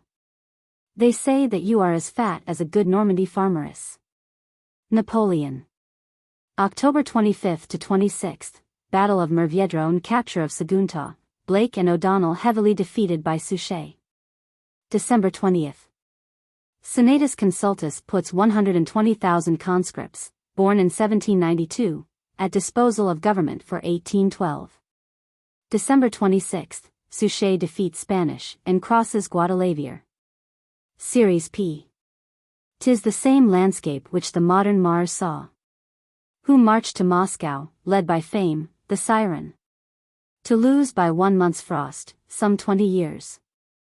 Of conquest, and his guard of grenadiers. Byron, Don Juan, Canto X, stanza 58. Series P. For subjoined notes to this series see pages --. Letter. Page. Number 1. Königsberg. Number 2. Gumbinnen. 1812. Montgaillard sums up his tirade against Napoleon for the Russian campaign by noting that it took the Romans 10 years to conquer Gaul, while Napoleon would not give 2 to the conquest of that vast desert of Scythia which forced Darius to flee, Alexander to draw back, Crassus to perish. Where Julian terminated his career, where Valerian covered himself with shame, and which saw the disasters of Charles XII. January 9, Suchet captures Valencia, 18,000 Spanish troops, and 400 cannon. The Marshal is made Duke of Albufera. January 15, Imperial decree ordains 100,000 acres to be put under cultivation of beetroot, for the manufacture of indigenous sugar. January 19, taking of Ciudad Rodrigo by Wellington. January 26. French, under General Friand, occupy Stralsund and Swedish Pomerania. February 24, Treaty of Alliance between France and Prussia, the latter to support France in case of a war with Russia. March 13. Senatus Consultus divides the National Guards into 3 bands, to include all capable men not already in military service. They are not to serve outside France. 100 cohorts, each 970 strong, of the first band, men between 20 and 26, put at disposal of government. March 14, Treaty between France and Austria, reciprocal help, in need, of 30,000 men and 60 guns. The integrity of European Turkey mutually guaranteed. March 26, Treaty between Russia and Sweden. Bernadotte is promised Norway by Alexander. April 7, the English take Badajoz by assault. The French general, Philippon, with but 3,000 men, has been besieged thrice within 13 months by armies of 50,000 men, Montgaillard. April 24, Alexander leaves St. Petersburg, to take command of his Grand Army. May 9. Napoleon leaves Paris for Germany. May 11, assassination of English Prime Minister, Perceval. May 17 to 28, Napoleon at Dresden, joined there by the Emperor and Empress of Austria, and a fresh parterre of kings. May 28. Treaty of Bucharest, between Turkey and Russia. The Pruth as boundary, and Servia restored to Turkey. This treaty, so fatal to Napoleon, and of which he only heard in October, was mainly the work of Stratford de Redcliffe, then aged 25. Wellington, thinking the treaty his brother's work, speaks of it as the most important service that ever fell to the lot of any individual to perform. Number 1. June 12, Suchet defeats an Anglo-Spanish army outside Tarragona. To the Empress Josephine, at Malmaison. June 12, 1812. My dear, I shall always receive news from you with great interest. The waters will, I hope, do you good, and I shall see you with much pleasure on your return. Never doubt the interest I feel in you. I will arrange all the matters of which you speak. Napoleon. June 16, Lord Liverpool Prime Minister of England. June 18, United States declares war against England concerning rights of neutrals.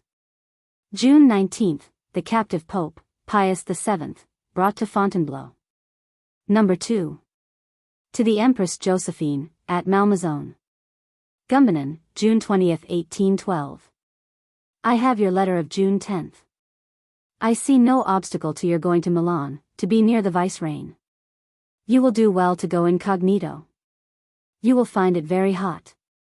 187. My health is very good. Eugene is well, and is doing good work. Never doubt the interest I have in you, and my friendship. Napoleon. June 22. Napoleon from his headquarters, Wilka Whiskey, declares war against Russia. His army comprised 550,000 men and 1,200 cannon, and he held sway at this epoch over 85 million souls, half the then population of Europe. June 24. French crossed the Niemen, over 450,000 strong. Of these 20,000 are Italians, 80,000 from Confederation of the Rhine, 30,000 Poles, 30,000 Austrians, and 20,000 Prussians. The Russian army numbers 360,000. June 28. French enter Wilna, the old capital of Lithuania. Napoleon remains here till July 16, establishing a provisional government, and leaving his foreign minister, Marat, there. July 12, Americans invade Canada. July 18. Treaty of peace between England and Sweden, and between Russia and the Spanish Regency at Cadiz. July 22. Battle of Salamanca, Arapiles. Marmont defeated by Wellington, and badly wounded. French lose nearly 8,000 men and 5,000 prisoners. English loss, 5,200. The Spanish Regency had decided to submit to Joseph Bonaparte, but this battle deters them. French retire behind the Douro. July 23, Combat of Mohilo, on the Dnieper. Davoust defeats Bagration. July 28. French enter Vitebsk. August 1, Treaty of Alliance between Great Britain and Russia. English fleet henceforward guards the Gulf of Riga.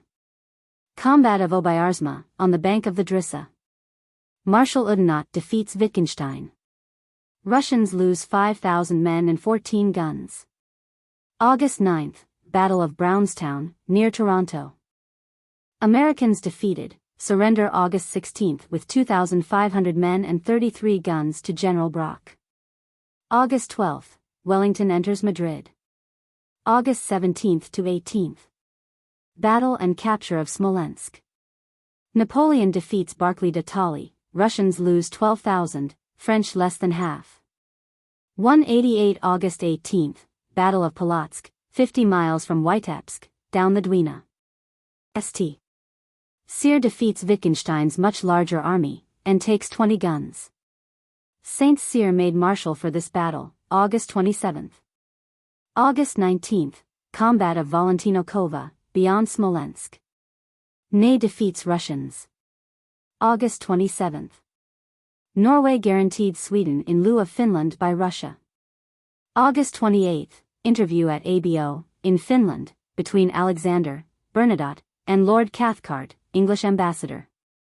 Decided that Sweden shall join the crusade against France, and that Moreau be imported from USA to command another army. August 29, Vyazma, burnt by Russians, entered by the French. September 7, Battle of Borodino, La Moscowa. Nearly all the Russian generals are present, Barclay de Tolly, Bennigsen, Bagration, who is killed, all under Kutuzov. Russians lose 30,000 men, French 20,000, including many generals who had survived all the campaigns of the revolution. The French, hungry and soaked in rain, have no energy to pursue. September 14, occupation of Moscow, fired by emissaries of Josephine, its late governor. Of 4,000 stone houses only 200 remain, of 8,000 wooden ones 500. Over 20,000 sick and wounded burnt in their beds. Fire lasts till September 20th. September 18, Russian Army of the Danube under Admiral Tskhichigo joins the Army of Reserve. September 26, Russian troops from Finland disembark at Riga. September 30th, Napoleon finds a copy of Treaty of Bucharest at Moscow. October 11th, Admiral Tskhichigo with 36,000 men reaches Brest, on the Bug, threatening the French communications with Warsaw. October 17th to 19th, Second Combat of Polotsk. Wittgenstein again defeated by St. Cyr, who is wounded. October 18th, Combat of Winkowo, Kutuzov defeats Murat. Americans defeated at Queenston Heights, on the Niagara, and lose 900 men. October 19th, commencement of the retreat from Moscow. October 22nd. Burgos captured by Wellington. October 23rd, conspiracy of Mallet at Paris, Cambaceres to the rescue. Evacuation of Moscow by Mortier after 40 days occupation. The French army now retreating has only half its original strength, and the best cavalry regiments boast only 100 horses. October 24th, Battle of Maloyaroslavets. Eugene with 17,000. 189 men defeats Kutuzov with 60,000. But Napoleon finds the enemy too strong and too tenacious to risk the fertile Kaluga route. November 3rd, Battle of Wyazma. Rearguard action, in which Ney and Eugene are distinguished. November 9th. Napoleon reaches Smolensk and hears of Mallet conspiracy. November 14th, evacuation of Smolensk. November 16th, Russian army, of the Danube, takes Minsk, and cuts off the French from the Niemen. November 16th to 19th. Combat of Krasnoy, 25 miles west of Smolensk. Kutuzov with 30,000 horse and 70,000 foot tries to stop the French, who have only 25,000 effective combatants. Magnificent fighting by Ney with his rearguard of 6,000. November 21st. Russians seize at Barizo the bridges over the Beresina, which are. November 23rd, retaken by Oudinot. November 26th to 28th, French cross the Beresina, but lose 20,000 prisoners, nearly all their cannon, 150. November 29th. Napoleon writes Marat he has heard nothing of France or Spain for 15 days. December 3rd, 29th bulletin dated Maladexna, 50 miles west of Borisov. December 5th, Napoleon reaches Smorgoni, and starts for France. December 10th. Murat, left in command, evacuates Wilna. French retreat in utter rout. It is not General Kutuzov who routed the French, it is General Marasso, the Frost, said the Russians. December 14th, Napoleon reaches Dresden, and December 18th, Paris. December 19th, evacuation of Kovna and passage of the Niemen. December 20th, Napoleon welcomed by the Senate in a speech by the naturalist Lacépède, "The absence of your Majesty, sire, is always a national calamity." December 30th. Defection of the Prussian General York in Convention of Torringen, near Tilsit, between Russia and Prussia. This defection is the signal for the uprising of Germany from the Oder to the Rhine, from the Baltic to the Julian Alps. January 5th. Königsberg occupied by the Russians. January 13th, Senatus Consultus calls up 250,000 conscripts. 190 January 22nd. Americans defeated at Frenchtown, near Detroit, and lose 1,200 men. January 25th. Concordat at Fontainebleau between Napoleon and Pope Pius VII, with advantageous terms for the papacy. The Pope, however, soon breaks faith.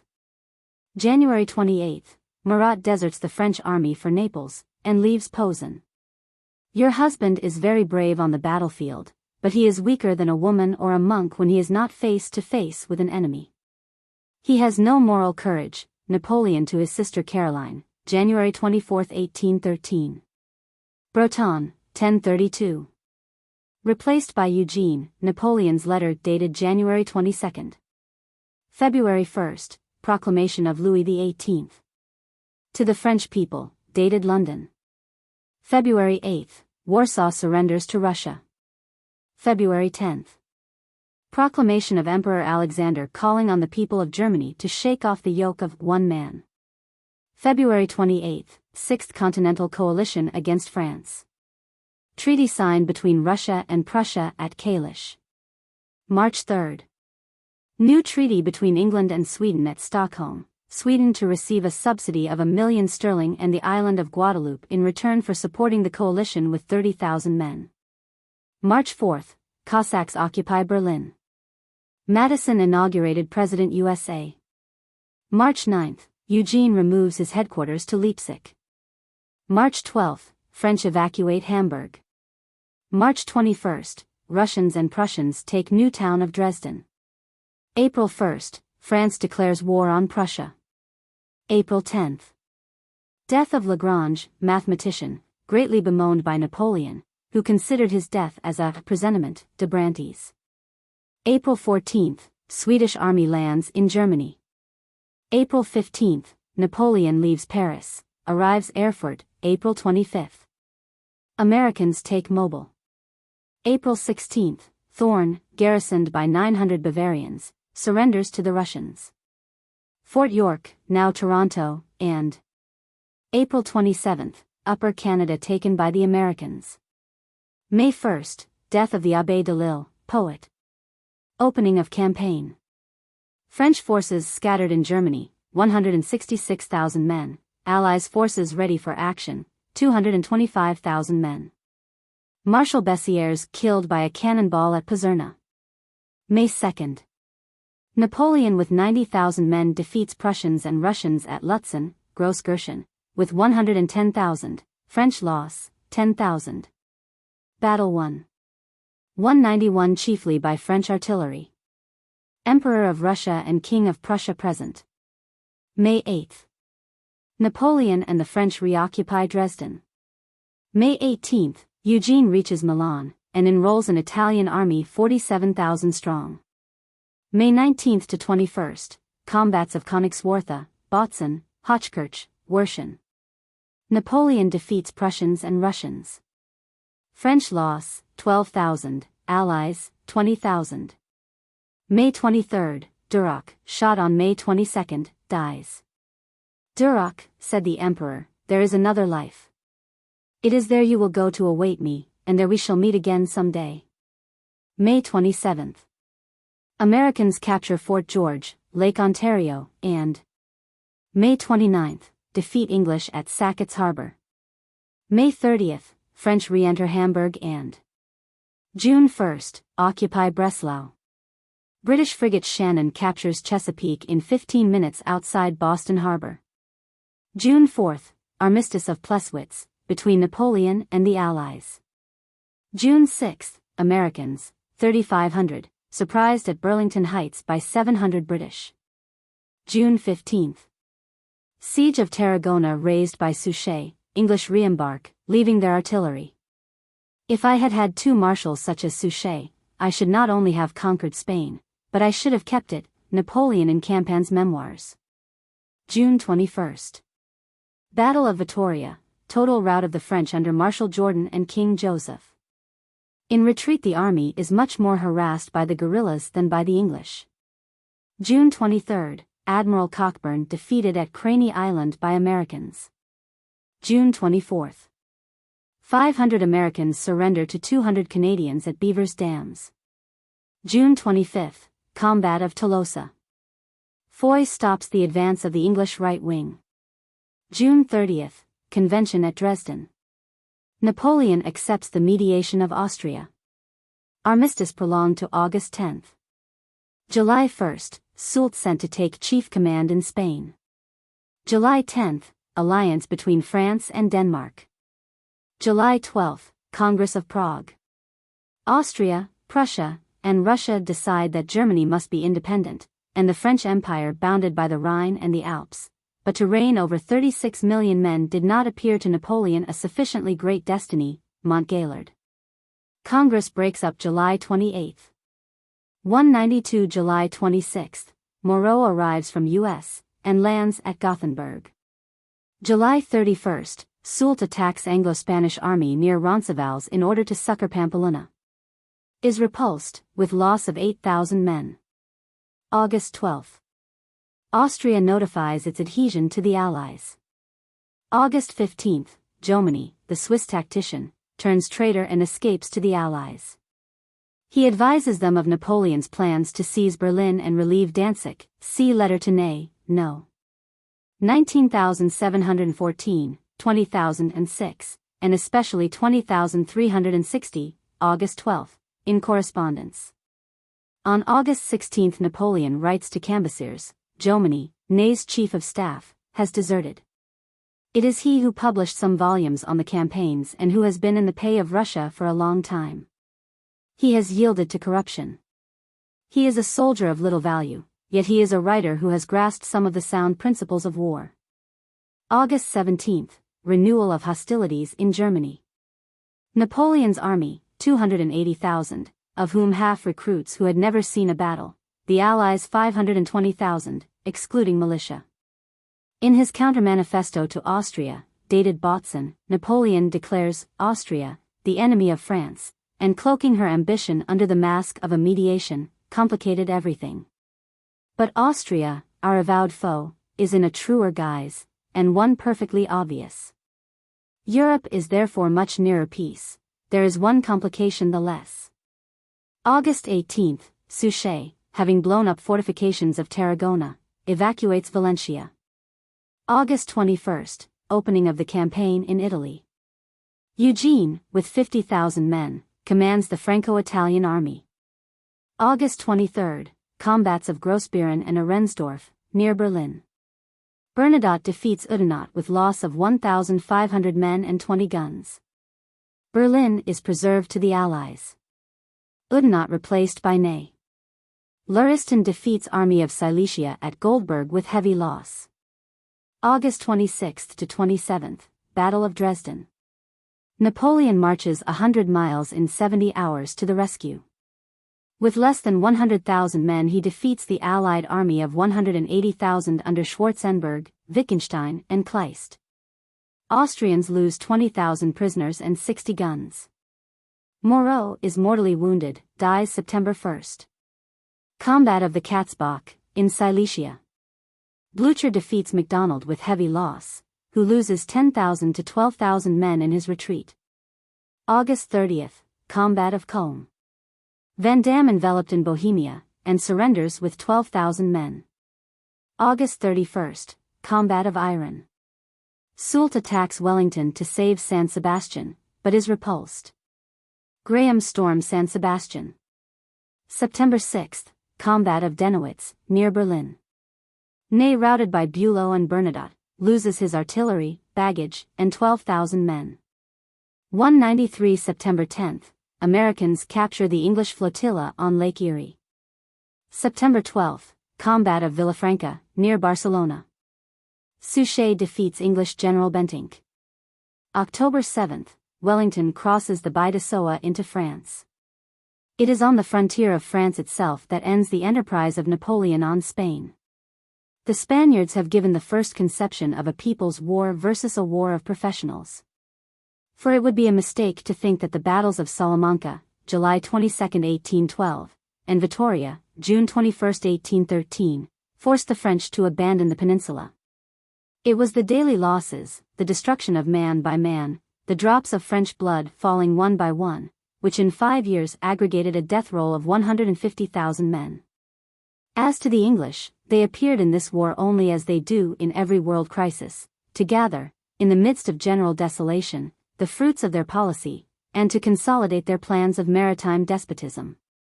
Of exclusive commerce, Montgaillard.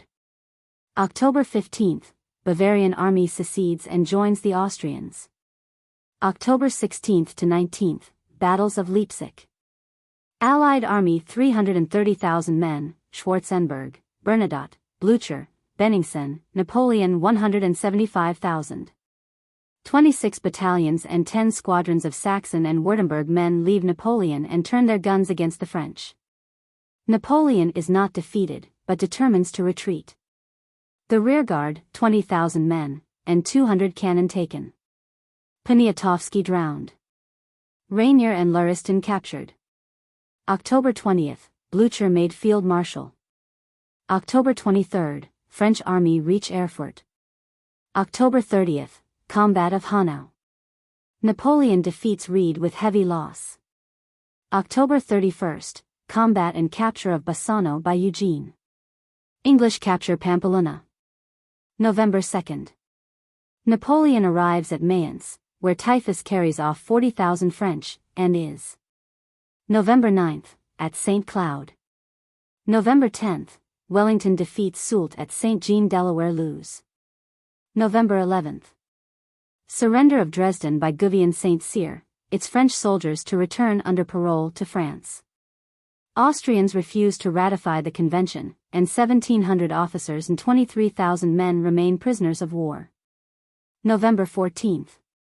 Napoleon addresses the Senate. All Europe marched with us a year ago, all Europe marches against us today. That is because the world's opinion is directed either by France or England. 194 November 15, Eugene defeats Austrians at Caldero. Senatus Consultus puts 300,000 conscripts at disposal of government. November 24, capture of Amsterdam by Prussian General Bülow. December 1, Allies declare at Frankfurt that they are at war with the Emperor and not with France. December 2. Bülow occupies Utrecht. Holland secedes from the French Empire. December 5, capture of Lübeck by the Swedes, and surrender of Stettin, 7,000 prisoners, Zamość, December 22, Modlin, December 25, and Torgau, December 26, with 10,000 men. December 8 to 13, Soult defends the passage of the Nive, costly to both sides. Murat, now hostile to Napoleon, enters Ancona. December 9 to 10, French evacuate Breda. December 11. Treaty of Valencay between Napoleon and his prisoner Ferdinand VII, who is to reign over Spain, but not to cede Minorca or Ceuta, now in their power, to the English. December 15, Denmark secedes from French alliance. December 21. Allies, 100,000 strong, cross the Rhine in 10 divisions, Bale to Schaffhausen. Jomini is said to have contributed to this violation of Swiss territory. December 24, final evacuation of Holland by the French. December 28. Austrians capture Ragusa. December 31, Napoleon, having trouble with his commons, dissolves the corps legislative. Austrians capture Geneva. Blücher crosses the Rhine at Mannheim and Koblenz. Exclusive of Landwehr levies en masse, there are now 1 million trained men in arms against Napoleon.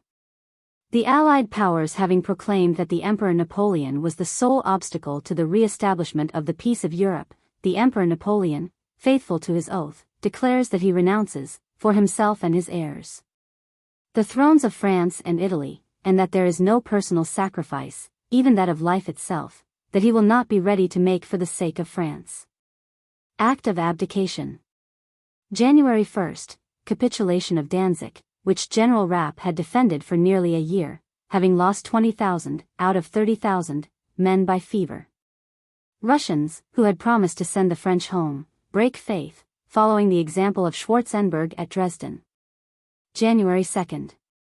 Russians take Fort Louis, Lower Rhine, and January 3, Austrians Montbéliard, and Bavarians Colmar. 195 January 6, General York occupies Treves. Convention between Murat and England and, January 11, with Austria. Murat is to join allies with 30,000 men. January 7, Austrians occupy Vesoul. January 8, French rent 5%. At 47.50. Württemberg troops occupy Epinal. January 10, General York reaches Forbach, on the Moselle. January 15, Cossacks occupy Cologne. January 16, Russians occupy Nancy. January 19, Austrians occupy Dijon, Bavarians, Neufchâteau. Murat's troops occupy Rome. January 20, capture of Toul by the Russians, and of Chabry by the Austrians. January 21, Austrians occupy Chalon-sur-Saône. General York crosses the Meuse. January 23, Pope Pius VII returns to Rome. January 25, General York and Army of Silesia established at Saint-Dizier and Joinville on the Marne. Austrians occupy Bar-sur-Aube. Napoleon leaves Paris, and January 26, reaches Chalon-sur-Marne, and January 27, retakes St. Dizier in person. January 29, Combat of Brienne. Napoleon defeats Blücher. February 1, Battle of La Rothière, 6 miles north of Brienne. French, 40,000, Allies, 110,000. Drawn battle, but French retreat on Troyes, French evacuate Brussels. February 4, Eugene retires upon the Mincio. February 5, Cortés disavow Napoleon's Treaty of Valencay with Ferdinand VII. Opening of Congress of Châtillon. General York occupies Chalon-sur-Marne. February 7, Allies seize Troyes. February 8, Battle of the Mincio. Eugene with 30,000 conscripts defeats Austrians under Bellegarde with 50,000 veterans. February 10, Combat of Champaubert. Napoleon defeats Russians. February 11, Combat of Montmirail. Napoleon defeats Sac-Ken. Russians occupy Nogent-sur-Seine, and February 12, Laon. February 14, Napoleon routs Blücher at Vauchamp. His losses, 10,000 men, French loss, 600 men. In 5 days Napoleon has wiped out the 5 corps of the Army of Silesia, inflicting a loss of 25,000 men. February 17, Combat near Nangies. Napoleon defeats Austro-Russians with loss of 10,000 men and 12 cannon. 196 February 18. Combat of Montereau. Prince Royal of Württemberg defeated with loss of 7,000. February 21, Comte d'Artois arrives at Vesoul. February 22. Combat of Mary-sur-Seine. Sac-Ken defeated by Boyer's division, who fight in masks, it being Shrove Tuesday. February 24, French re-enter Troyes. February 27, Bülow captures La Fère with large stores. Battle of Orthes, Pyrenees, Wellington with 70,000 defeats Soult entrenched with 38,000. Foy badly wounded. February 27 to 28. Combats of Bar and Ferté-sur-Aube. Marshals Oudinot and MacDonald forced to retire on the Seine. March 1, Treaty of Chaumont, Allies against Napoleon. March 2. Bülow takes Soissons. March 4, MacDonald evacuates Troyes. March 7. Battle of Craonne between Napoleon, 30,000 men, and Sac-Ken, 100,000. Indecisive. March 9, English driven from Berg op Zoom. March 9 to 10, Combat under Laon, depot of Allied army. Napoleon fails to capture it. March 12. Duc d'Angoulême arrives at Bordeaux. This town is the first to declare for the Bourbons, and to welcome him as Louis XVIII. March 13, Ferdinand VII. Set at liberty. March 14, Napoleon retakes Reims from the Russians. March 19. Rupture of Treaty of Châtillon. March 20, Battle of Tarbes. Wellington defeats French. March 20 to 21, Battle of Arcis-sur-Aube. Indecisive. March 21, Austrians enter Lyons. Augereau retires on Valence. Had Eugene joined him with his 40,000 men he might have saved France after Vauchamp. March 25, Combat of Fère-Champenoise. Marmont and Mortier defeated with loss of 9,000 men. March 26, Combat of Saint-Dizier. Napoleon defeats Russians, and starts to save Paris. March 29, Allies outside Paris. Napoleon at Troyes, 125 miles off. March 30. Battle of Paris. The Emperor's orders disobeyed. Heavy cannon from Cherbourg left outside Paris, also 20,000 men. Clark deserts to the Allies. Joseph runs away, leaving Marmont permission to capitulate. After losing 5,000 men, and Allies 8,000, Marmont evacuates Paris and retires. Napoleon reaches Fontainebleau in the evening, and hears the bad news. 197 March 31, Emperor of Russia, King of Prussia, and 36,000 men enter Paris.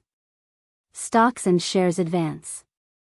Emperor Alexander states, the Allied sovereigns will treat no longer with Napoleon Bonaparte, nor any of his family. April 1, Senate, with Talleyrand as president, institute a provisional government. April 2. Provisional government address the army, you are no longer the soldiers of Napoleon, the Senate and the whole of France absolve you from your oaths. They also declare Napoleon deposed from the throne, and his family from the succession. April 4, Napoleon signs a declaration of abdication in favor of his son, but after 2 days' deliberation, and Marmont's defection, Alexander insists on an absolute abdication. April 5, Convention of Chevaliers.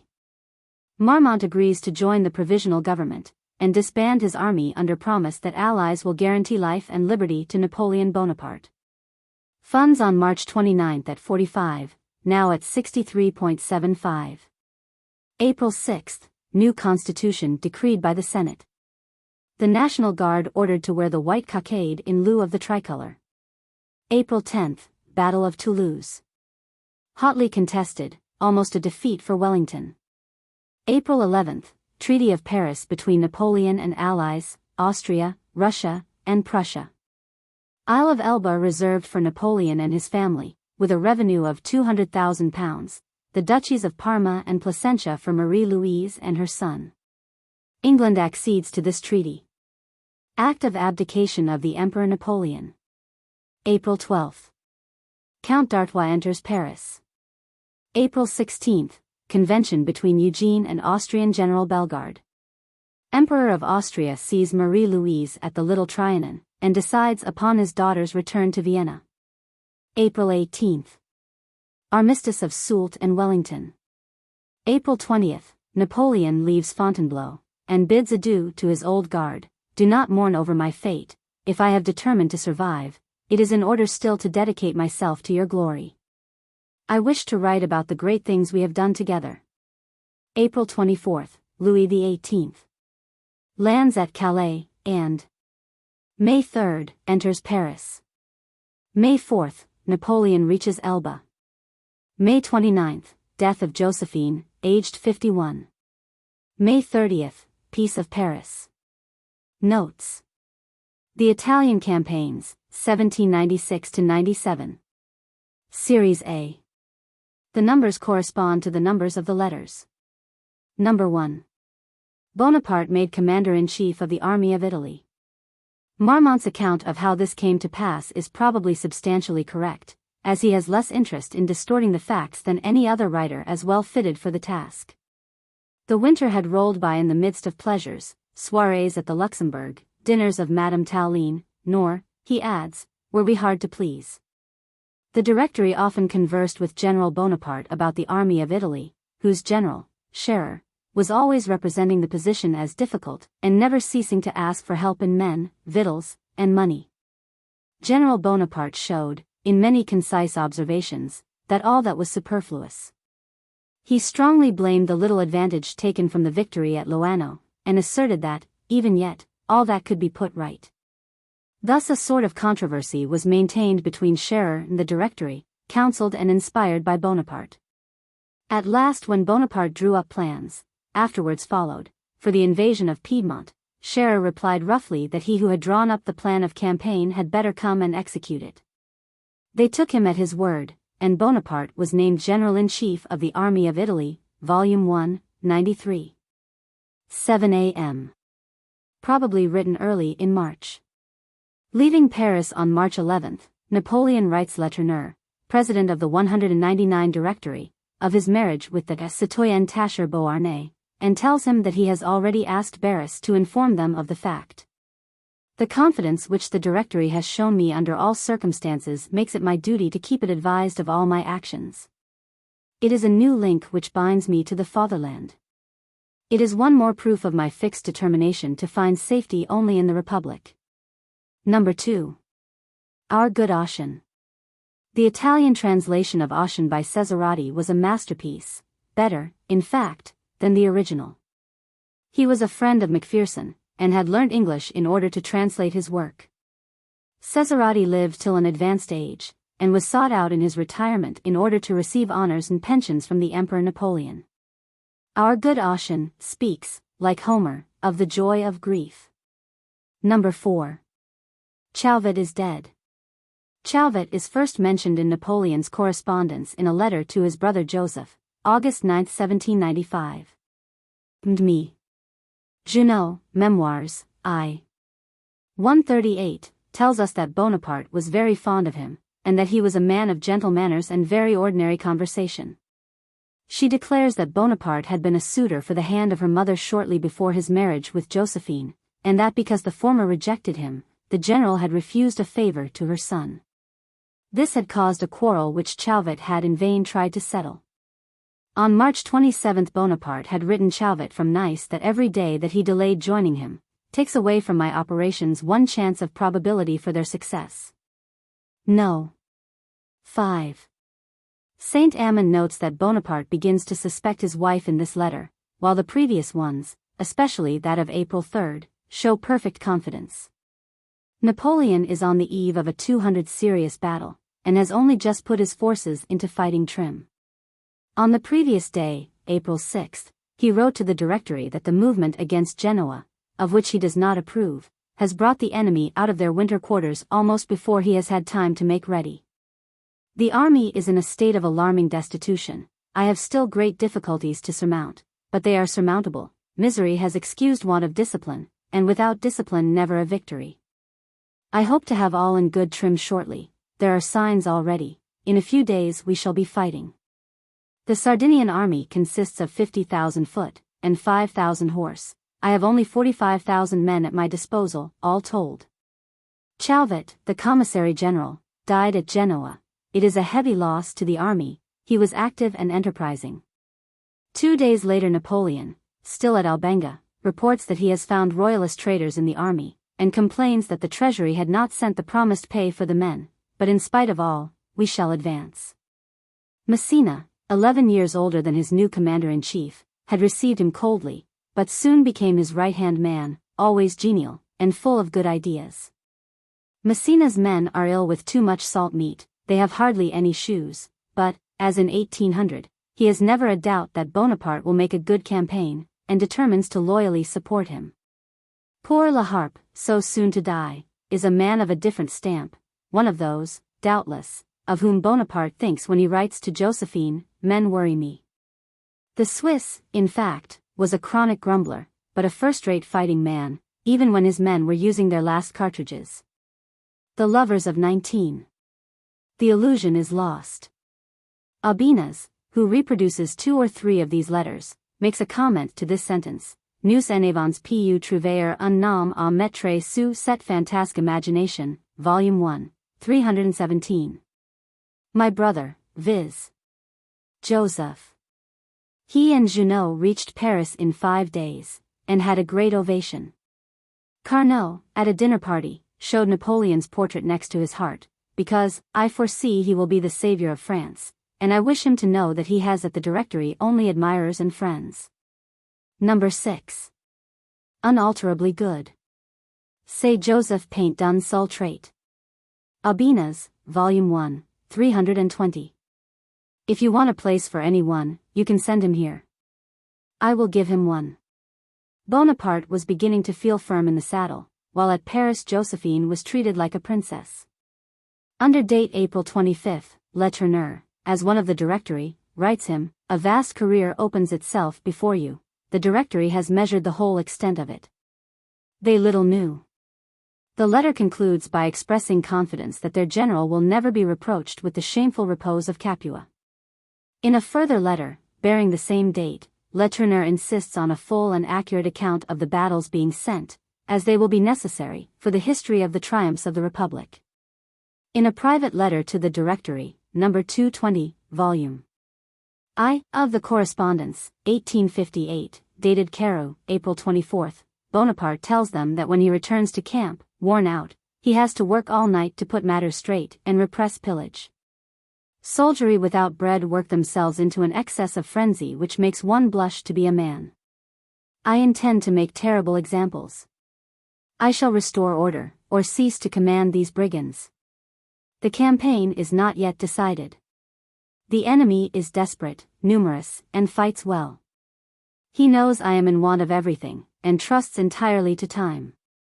But I trust entirely to the good genius of the Republic, to the bravery of the soldiers, to the harmony of the officers, and even to the confidence they repose in me. Number 7. Aubenas goes into ecstasies over this letter, the longest, most eloquent, and most impassioned of the whole series, Volume 1, 322. Facsimile of letter dated April 24, 1796. 204 June 15. Here occurs the first gap in the correspondence, but his letters to the Directory between this date and the last letter to Josephine extant, April 24, are full of interest, including his conscientious disobedience at Cherasco, and the aura of his destiny to ride the whirlwind and direct the storm, which first inspired him after Lodi. On April 28 was signed the Armistice of Cherasco, by which his rear was secured by 3 strong fortresses. He writes the Directory that Piedmont is at their mercy, and that in making the armistice into a definite peace he trusts they will not forget the little island of St. Pierre, which will be more useful in the future than Corsica and Sardinia combined. He looks upon northern Italy as practically conquered, and speaks of invading Bavaria through the Tyrol. Prodigious is practically the verdict of the Directory, and later of Jomini. My columns are marching, Beaulieu flees. I hope to catch him. I shall impose a contribution of some millions on the Duke of Parma. He will sue for peace, don't be in a hurry, so that I may have time to make him also contribute to the cost of the campaign, by replenishing our stores and rehearsing our wagons at his expense. Bonaparte suggests that Genoa should pay 15 millions indemnity for the frigates and vessels taken in the port. Certain risks had to be run in invading Lombardy, owing to want of horse artillery, but at Cherasco he secured artillery and horses. When writing to the Directory for a dozen companies, he tells them not to entrust the execution of this measure to the men of the bureaus, for it takes them 10 days to forward an order. Writing to Carnot on the same day he states he is marching against Beaulieu, who has 26,000 foot out of 38,000 at commencement of campaign. Napoleon's force is 28,000, but he has less cavalry. On May 1, in a letter dated Acqui to Citizen Fappold, he asks for particulars of the pictures, 205 statues, and of Milan, Parma, Placentia, Medina, and Bologna. On the same day Messina writes that his men are needing shoes. On May 6 Bonaparte announces the capture of Tortona, a very fine fortress, which cost the King of Sardinia over 15 millions, while Cherasco has furnished him with 28 guns. Meanwhile Messina has taken possession of Alessandria, with all its stores. On May 9 Napoleon writes to Carnot, "We have at last crossed the Pas. The second campaign is begun. Beaulieu has foolhardiness but no genius. One more victory, and Italy is ours. A clever commissary general is all he needs, and his men are growing fat, with good meat and good wine." He sends to Paris 20 old masters, with fine examples of Correggio and Michelangelo. It is pleasant to find Napoleon's confidence in Carnot, in view of Barras' insinuations that the latter had cared only for Moreau, his type of Xenophon. In this very letter Napoleon writes Carnot, "I owe you my special thanks for the care that you have kindly given to my wife. I recommend her to you, she is a sincere patriot, and I love her to distraction." He is sending 12 millions to France, and hopes that some of it will be useful to the army of the Rhine. Meanwhile, and 2 days before Napoleon's letter to Carnot just mentioned, the latter, on behalf of the Directory, suggests the division of his command with the old Alsatian general Kellerman. The Directory's idea of a gilded pill seems to be a prodigiously long letter. It is one of those heartbreaking effusions that, even to this day, emanate from boardrooms, to the dismay and disgust of their recipients. After plastering him with sickening sophistries as to his sweetest recompense, it gives the utterly unnecessary monition, march. No fatal repose, there are still laurels to gather. Nevertheless, his plan of ending the war by an advance through the Tyrol strikes them as too risky.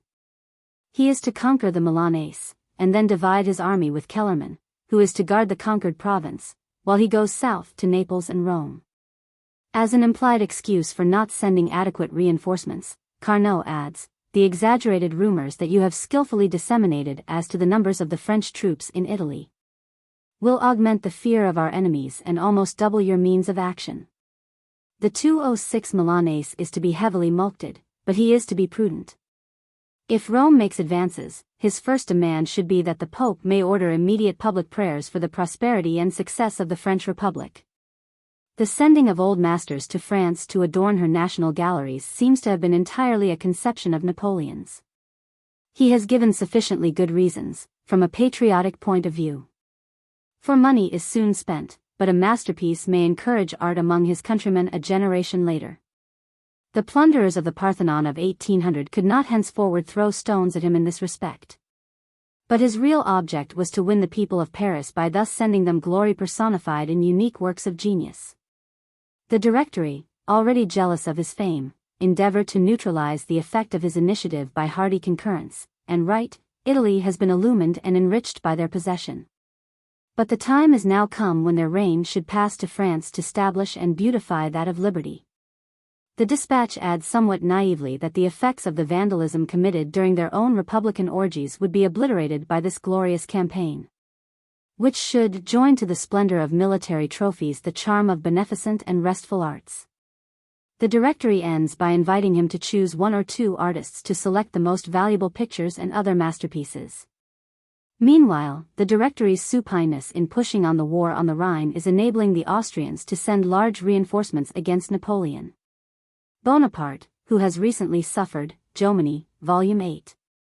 113, from Kellerman's tardiness in sending reinforcements at an important moment, replies to the letters of May 7 a week later, and writes direct to Citizen Carnot from Lodi, as well as to the Executive Directory. On the receipt of the Directory's letter of the 7th your wishes were fulfilled, and the Milanese is ours. I shall shortly march, to carry out your intentions, on Leghorn and Rome, all that will soon be done. I am writing the Directory relatively to their idea of dividing the army. I swear that I have no thought beyond the interest of my country.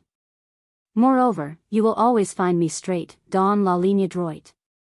As it might happen that this letter to the Directory may be badly construed, and since you have assured 207 me of your friendship, I take this opportunity of addressing you, begging you to make what use of it your prudence and attachment for me may suggest. Kellerman will command the army as well as I, for no one is more convinced than I am that the victories are due to the courage and pluck of the army, but I think joining Kellerman and myself in Italy is to lose everything. I cannot serve willingly with a man who considers himself the first general in Europe, and, besides, I believe one bad general is better than two good ones. War is like government, it is an affair of tact. To be of any use, I must enjoy the same confidence that you testified to me in Paris. Where I make war, here or there, is a matter of indifference. To serve my country, to deserve from posterity a page in our history, to give the government proofs of my attachment and devotion, that is the sum of my ambition. But I am very anxious not to lose in a week the fatigues, anxieties, and dangers of 2 months, and to find myself fettered. I began with a certain amount of fame, I wish to continue worthy of you. To the Directory he writes that the expeditions to Leghorn, Rome, and Naples are small affairs, but to be safely conducted must have one general in command. I have made the campaign without consulting a soul. I should have done no good if I had had to share my views with another. I have gained some advantages over superior forces, and in utter want of everything, because, certain of your confidence, my marches have been as quick as my thoughts. He foretells disaster if he is shackled with another general. Everyone has his own method of making war. General Kellerman has more experience, and will do it better than I, but both together will do it very badly. With Barras he knew eloquence was useless, and therefore bribed him with 1,000,000 francs. On May 10th was gained the terrible Battle of the Bridge of Lodi, where he won promotion from his soldiers, and became their little corporal, and where he told Las Cases that he was struck with the possibility of becoming famous. It was then that the first spark of my ambition was kindled. On entering Milan he told Marmont, "Fortune has smiled on me today, only because I despise her favors. She is a woman, and the more she does for me, the more I shall exact from her." In our day number 2081 has originated anything great, it is for me to give the example. On May 15th, 35 days after the commencement of the campaign, he entered Milan, under a triumphal arch and amid the acclamations of the populace. On the previous evening he was guilty of what Dr. Johnson would have considered a fitting herald of his spoliation of picture galleries, the perpetration of a pun. At a dinner table the hostess observed that his youth was remarkable in so great a conqueror, whereat he replied, "Truly, madam, I am not very old at present, barely 27, but in less than 24 hours I shall count many more. For I shall have attained Milan, mille ans." On May 22nd he returned to Lodi, but heard immediately that Lombardy in general, and Pavia in particular, was in open revolt. He makes a terrible example of Pavia, shooting its chief citizens, and, for the only time, giving up a town to 3 hours' pillage. The Directory congratulates him on these severe measures. The laws of war and the safety of the army render them legitimate in such circumstances. He writes them that had the blood of a single Frenchman been spilt, he would have erected a column on the ruins of Pavia, on which should have been inscribed, "Here was the town of Pavia." On May 21st, Carnot replies to the letter from Lodi, "You appear desirous, Citizen General, of continuing to conduct the whole series of military operations in Italy, at the actual seat of war. The Directory has carefully considered your proposition, and the confidence that they place in your talents and republican zeal has decided this question in the affirmative.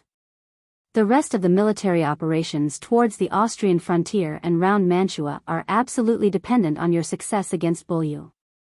The Directory feels how difficult it would be to direct them from Paris. It leaves to you in this respect the greatest latitude, while recommending the most extreme prudence. Its intention is, however, that the army shall cross into the Tyrol only after the expedition to the south of Italy. This was a complete victory for Bonaparte. Bingham calls it the Directory's abject apology, and, as Scott points out, he now obtained an ascendancy which he took admirable care not 209 to relinquish. And it became the sole task of the Directory, so far as Italy was concerned, to study phrases for intimating their approbation of the young general's measures. He had forged a sword for France, and he now won her heart by gilding it.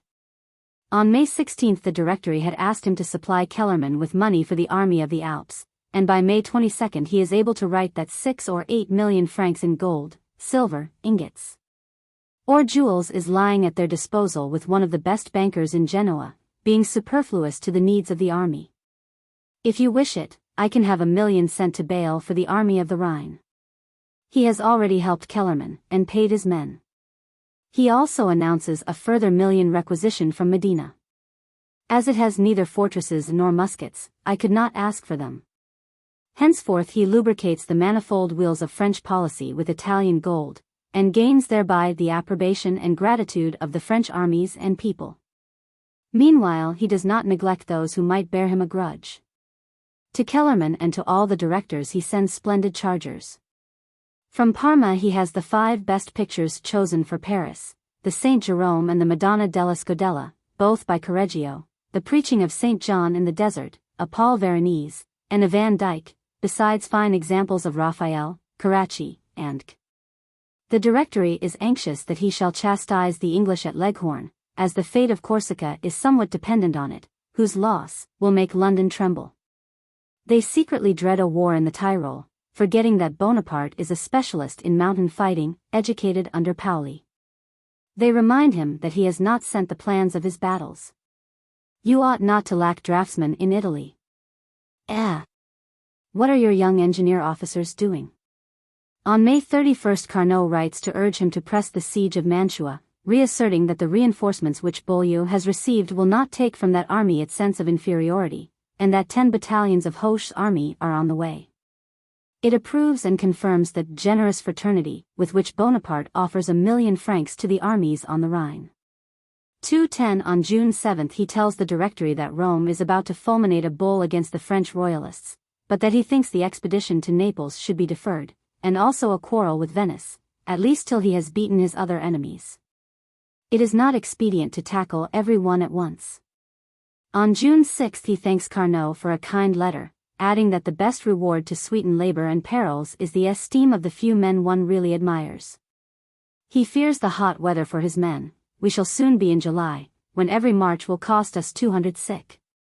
The same day he writes General Clark that all is flourishing, but that the dog star is coming on at a gallop, and that there is no remedy against its malign influence. Luckless beings that we are. Our position with nature is merely observation, without control. He holds that the only safe way to end the campaign without being beaten is not to go to the south of Italy. On the 9th he thanks Kellerman for the troops he sends, and their excellent discipline. On the 11th, always as anxious to help his generals as himself, he urges the Directory to press the Swiss government to refund La Harpe's property to his children. Presentiment of ill. Marmont tells us what this was. The glass of his wife's portrait, which he always carried with him, was found to be broken. Turning frightfully pale, he said to Marmont, "My wife is either very ill or unfaithful." She left Paris June 24. Marmont says, once at Milan, General Bonaparte was very happy, for at that time he lived only for his wife. Never love more pure, more true, more exclusive, has possessed the heart of any man. Number 8. Between June 15 and the renewal of Josephine's correspondence, a glance at the intervening dates will show that Bonaparte and his army were not wasting time.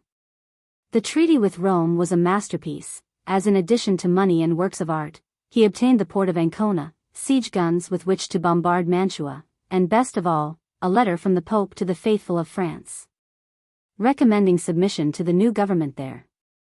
In consideration of this, and possibly 211 yielding to the religious sentiments of Josephine, he spared Rome his presence, the only capital which he abstained from entering, when he had, as in the present case, the opportunity.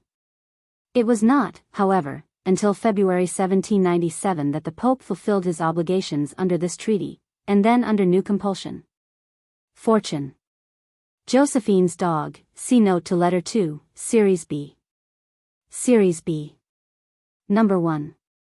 July 6, sortie from Mantua of the Austrians. According to Jomini, the French on this occasion were not successful, Volume 8. 162. In one of his several letters to the Directory on this date is seen Bonaparte's anxiety for reinforcements. The enemy has already 67,000 men against his available 40,000. Meanwhile he is helping the Corsicans to throw off the British yoke, and believes that the French possession of Leghorn will enable the French to gain that island without firing a shot. Number 2. Marmarolo. On July 12 he writes to the Directory from Verona that for some days he and the enemy have been watching each other. Woe to him who makes a false move. He indicates that he is about to make a coup de main on Mantua, with 300 men dressed in Austrian uniforms. He is by no means certain of success, which depends entirely on luck, either on a dog or a goose. He complains of much sickness among his men round Mantua, owing to the heat and miasmata from the marshes, but so far no deaths. He will be ready to make Venice disgorge a few millions shortly, if the Directory make a quarrel in the interim. On the 13th he was with Josephine, as he writes from Milan, but leaves on the 14th, and on the 17th is preparing a coup de 212 Maine with 800 grenadiers, which, as we see from the next letter, fails. Fortune. Arnaud tells an anecdote of this lapdog, which in 1794, in the days of the Terror, had been used as a bearer of secret dispatches between Josephine in prison and the governess of her children outside the grill. Henceforward Josephine would never be parted from it. One day in June 1797 the dog was lying on the same couch as its mistress, and Bonaparte, accosting Arnaud and pointing to the dog with his finger, said, "You see that dog there? He is my rival. He was in possession of Madame's bed when I married her. I wished to make him get out, vain hope. I was told I must resign myself to sleep elsewhere, or consent to share with him. That was sufficiently exasperating, but it was a question of taking or leaving, and I resigned myself. The favorite was less accommodating than I. I bear the proof of it in this leg." Not content with barking at every one, he bit not only men but other dogs, and was finally killed by a mastiff, much to Bonaparte's secret satisfaction, for, as St. Amand adds, he could easily win battles, accomplish miracles, make or unmake principalities, but could not show a dog the door. Number 3. The village of Virgil. Michelet, Jusqu'au 18 Brumaire, thinks that here he got the idea of the fate of Virgil, established a few months later. In engravings of the hero of Italy we see him near the tomb of Virgil, his brows shaded by a laurel crown. Number 4. Achille Murat. He had been appointed one of Bonaparte's aides-de-camp February 29, made general of brigade after the Battle of Lodi, May 10, is sent to Paris after Junot with 9 trophies, and arrives there first. He flirts there outrageously with Josephine, but does not escort her back to her husband. 213. Number 5. Will the wisp, i.e. ardent. This word, according to Menage, was given by the Sieur d'Este Germain to those lively young sparks who, about the year 1634, used to meet at the house of Mr. Marsh, M. de Marist, who was one of them. Number 6. The needs of the army. Difficulties were accumulating, and Napoleon was, as he admits at St. Helena, seriously alarmed. Wurmser's force proves to be large, Piedmont is angry with the Republic and ready to rise, and Venice and Rome would willingly follow its example. The English have taken Portoferraggio, and their skillful minister, Wyndham, is sowing the seeds of discord at Naples. Although on July 20 he has written a friend in Corsica that, all smiles on the Republic, he writes Saliceti, another brother Corsican, very differently on August 1, fortune appears to oppose us at present. I have raised the siege of Mantua. I am at Brescia with nearly all my army. I shall take the first opportunity of fighting a battle with the enemy which will decide the fate of Italy. If I'm beaten, I shall retire on the Adda. If I win, I shall not stop in the marshes of Mantua. Let the citadels of Milan, Tortona, Alessandria, and Pavia be provisioned. We are all very tired. I have ridden 5 horses to death. Reading between the lines of this letter to Josephine, it is evident that he thinks she will be safer with him than at Milan, Wurmser having the option of advancing via Brescia on Milan, and cutting off the French communications. The Marshal's fatal mistake was in using only half his army for the purpose.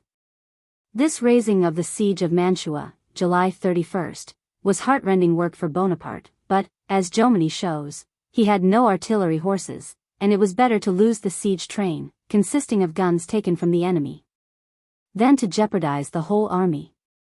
Wurmser had begun his campaign successfully by defeating Messina, and pushing back Soret at Salo.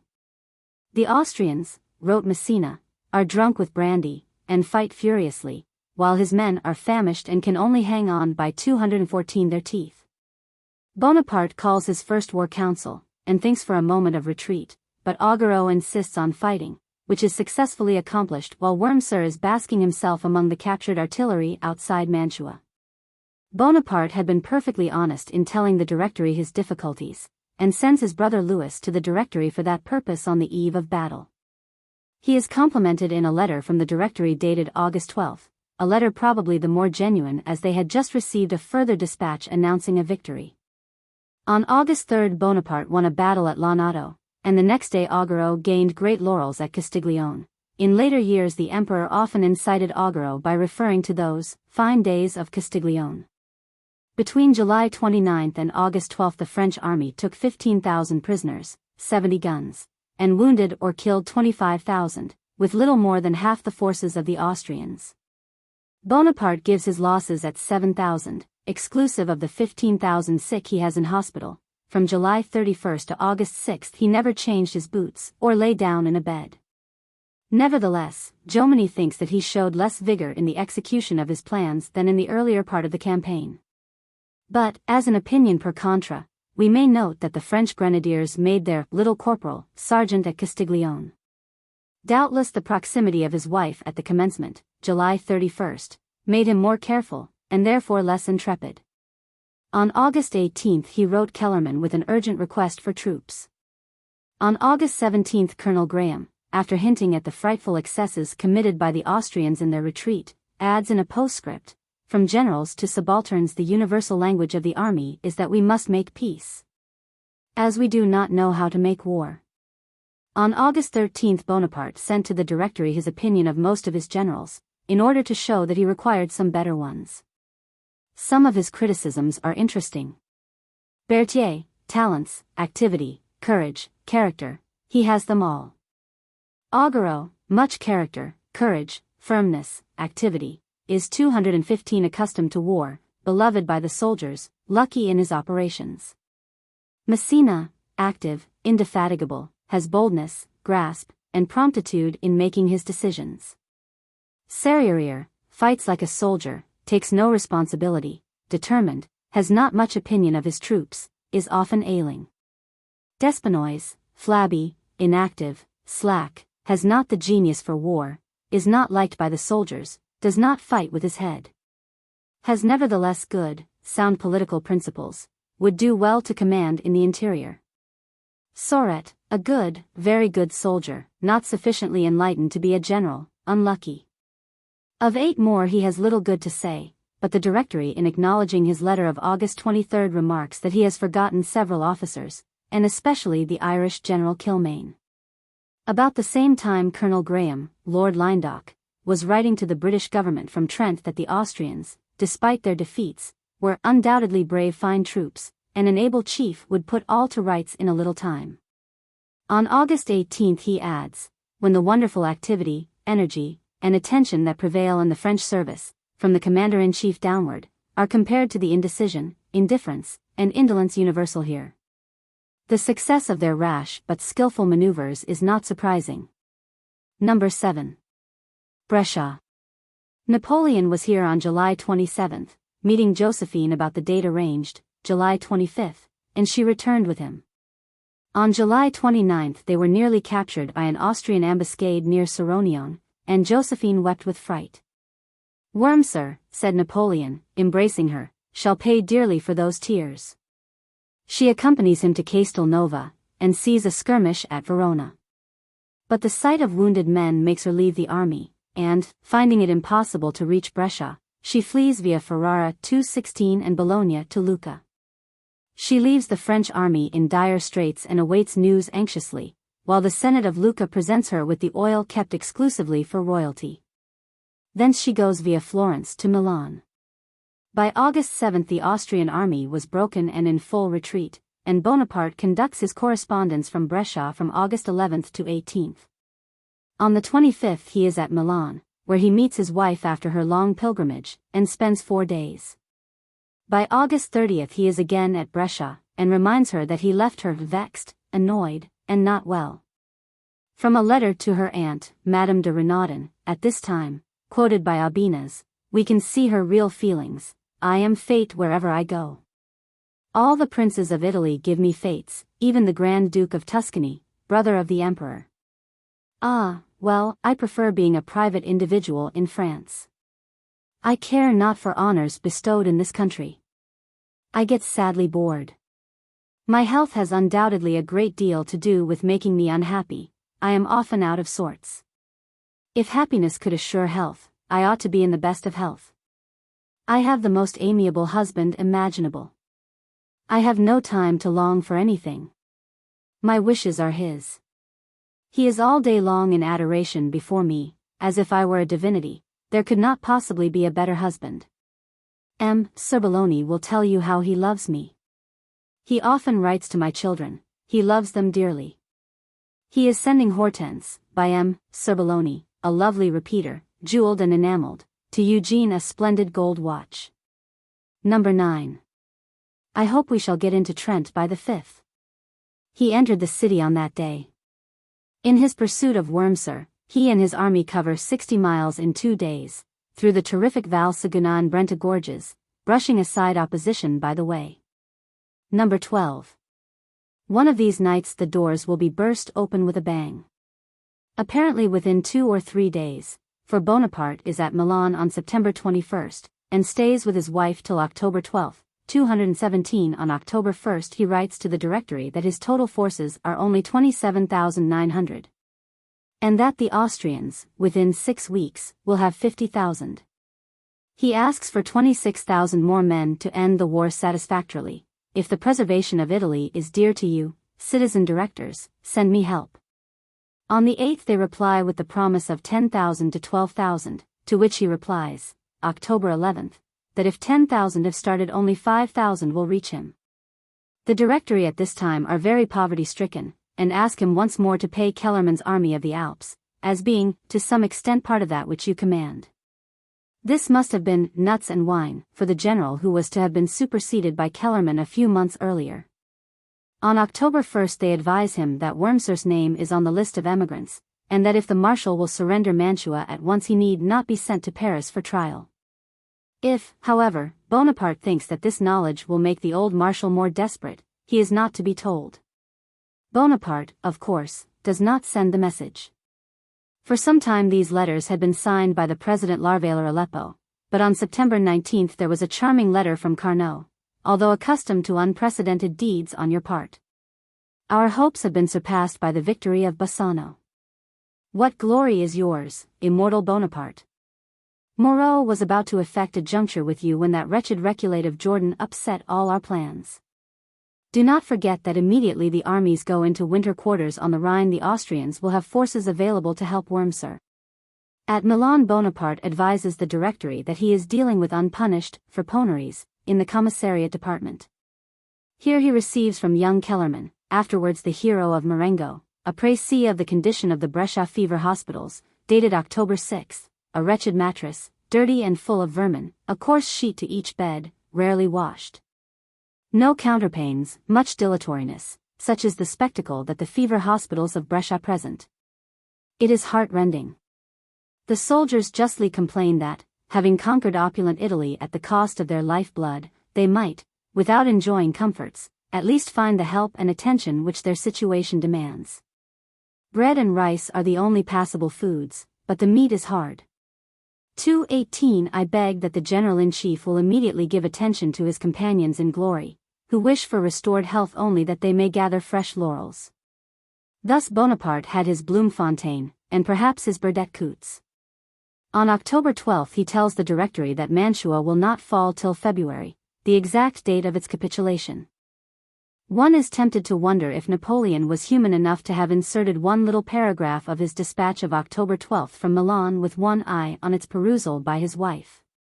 As it contains a veiled sneer at Hoche's exploits, send me rather generals of brigade than generals of division. All that comes to us from Lombardy is unaccustomed to war on a large scale. We have the same reproach against the troops, but they are well hardened. On the same day he shows them that all the marvels of his 6 months' campaign have cost the French government only £440,000, 11 million francs. He pleads, however, for special auditors to have charge of the accounts. Napoleon had not only made war support war, but had sent 20 million francs requisitioned in Italy to the Republic. On October 12 he leaves Milan for Modena, where he remains from the 14th to the 18th, is at Bologna on the 19th, and Ferrara from the 19th to the 22nd, reaching Verona on the 24th. Jomini has well pointed out that Napoleon's conception of making 2 or 3 large Italian republics in place of many small ones minimized the power of the Pope, and also that of Austria, by abolishing its feudal rigors. By this time Bonaparte is heartily sick of the war. On October 2 he writes direct to the Emperor of Germany, Europe wants peace. This disastrous war has lasted too long. And on the 16th to Marshal Wurmser, the siege of Mantua, sir, is more disastrous than 2 campaigns. His weariness is tempered with policy, as Alvinzi was en route, and the French reinforcements had not arrived, not even the 10,000 promised in May. Number 13. Corsica is ours. Asti. Helena, he told his generals, the King of England wore the Corsican crown only 2 years. 219 This whim cost the British Treasury 5 million sterling. John Bull's riches could not have been worse employed. He writes to the Directory on the same day, the expulsion of the English from the Mediterranean has considerable influence on the success of our military operations in Italy. We can exact more onerous conditions from Naples, which will have the greatest moral effect on the minds of the Italians, assures our communications, and makes Naples tremble as far as Sicily. On October 25 he writes, Wormser is at his last gasp, he is short of wine, meat, and forage, he is eating his horses, and has 15,000 sick. In 50 days Mantua will either be taken or delivered. Number 14. Verona. Bonaparte had made a long stay at Verona, to November 4, waiting reinforcements which never came. On November 5 he writes to the Directory, all the troops of the Directory arrive post-haste at an alarming rate, and we are left to ourselves. Fine promises and a few driblets of men are all we have received, and on November 13 he writes again, perchance we are on the eve of losing Italy. None of the expected reinforcements have arrived. I am doing my duty, the officers and men are doing theirs, my heart is breaking, but my conscience is at rest. Help, send me help. I despair of preventing the relief of Mantua, which in a week would have been ours. The wounded are the pick of the army, all our superior officers, all our picked generals are hors de combat, those who have come to me are so incompetent, and they have not the soldiers' confidence. The army of Italy, reduced to a handful of men, is exhausted. The heroes of Lodi, Millesimo, Castiglione, and Bassano have died for their country, or are in hospital, to the corps remain only their reputation and their glory. Joubert, Lens, Lanus, Victor, Murat, Chabot, Dupuy, Rampon, Pigeon, Menard, Chabran, and Saint Hilaire are wounded. In a few days we shall make a last effort. Had I received the 83rd, 3,500 strong, and of good repute in the army, 220 I would have answered for everything. Perhaps in a few days 40,000 will not suffice. The reason for this unwonted pessimism was the state of his troops. His brother Louis reported that Vaubois men had no shoes and were almost naked, in the midst of snow and mountains. That desertions were taking place of soldiers with bare and bleeding feet, who told the enemy the plans and conditions of their army. Finally Vaubois bungles, through not knowing the ground, and is put under the orders of Messina, while 2 of his half-brigades are severely censured by Napoleon in person for their cowardice. Number 15. Once more I breathe freely. Thrice had Napoleon been foiled, as much by the weather and his shoeless soldiers as by numbers, 40,000 Austrians to his 28,000, and his position was well nigh hopeless on November 14. He trusts Verona to 3,000 men, and the blockade of Mantua to Kilmaine, and the defense of Rivoli to Vaubois, the weakest link in the chain, and determines to maneuver by the lower Adige upon the Austrian communications. He gets 48 hours start, and wins Arola. In 1814 he deserved equal success, but bad luck and treachery turned the scale.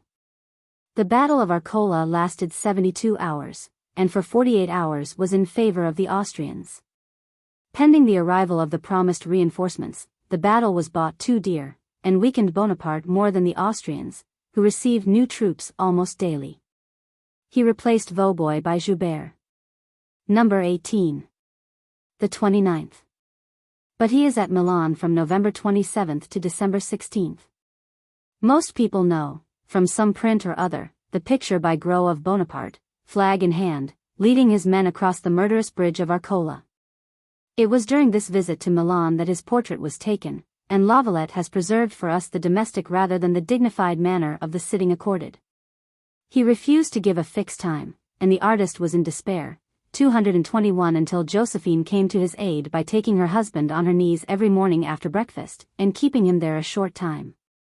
Lavalette assisted at 3 of these sittings, apparently to remove the bashful embarrassment of the young painter. St. Ammon suggests that Gros taking the portrait of Bonaparte at Milan, just after Arola, would, especially under such novel conditions, prove a fitting theme for our artists today. From December 16 to 21 Bonaparte is at Verona, whence he returns to Milan. There is perhaps a veiled innuendo in Barras' letter of December 30th. Clark had advised the Directory that Alvinzi was planning an attack, which Barras mentions, but adds, "Your return to Milan shows that you consider another attack in favor of Wurmser unlikely, or, at least, not imminent. He is at Milan till January 7th, whence he goes to Bologna, the city which, he says, of all the Italian cities has constantly shown the greatest energy and the most considerable share of real information." Number 20. General Brune. This incident fixes the date of this letter to be 23 Nivos, January 12, and not 23 Messidor, July 11, as hitherto published in the French editions of this letter. On January 12, 1797, he wrote General Clark from Verona, No. 1375 of the correspondence, almost an exact duplicate of this letter, a very rare coincidence in the epistles of Napoleon. Scarcely set out from Roverbella, I learnt that the enemy had appeared at Verona. Messina made his dispositions, which have been very successful. We have made 600 prisoners, and we have taken 3 pieces of cannon.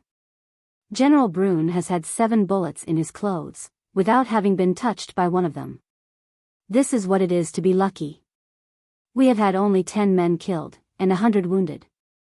Bonaparte had left Bologna on January 10th, reaching Verona via Roverbella on the 12th. Number 21. February 3rd, I wrote you this morning.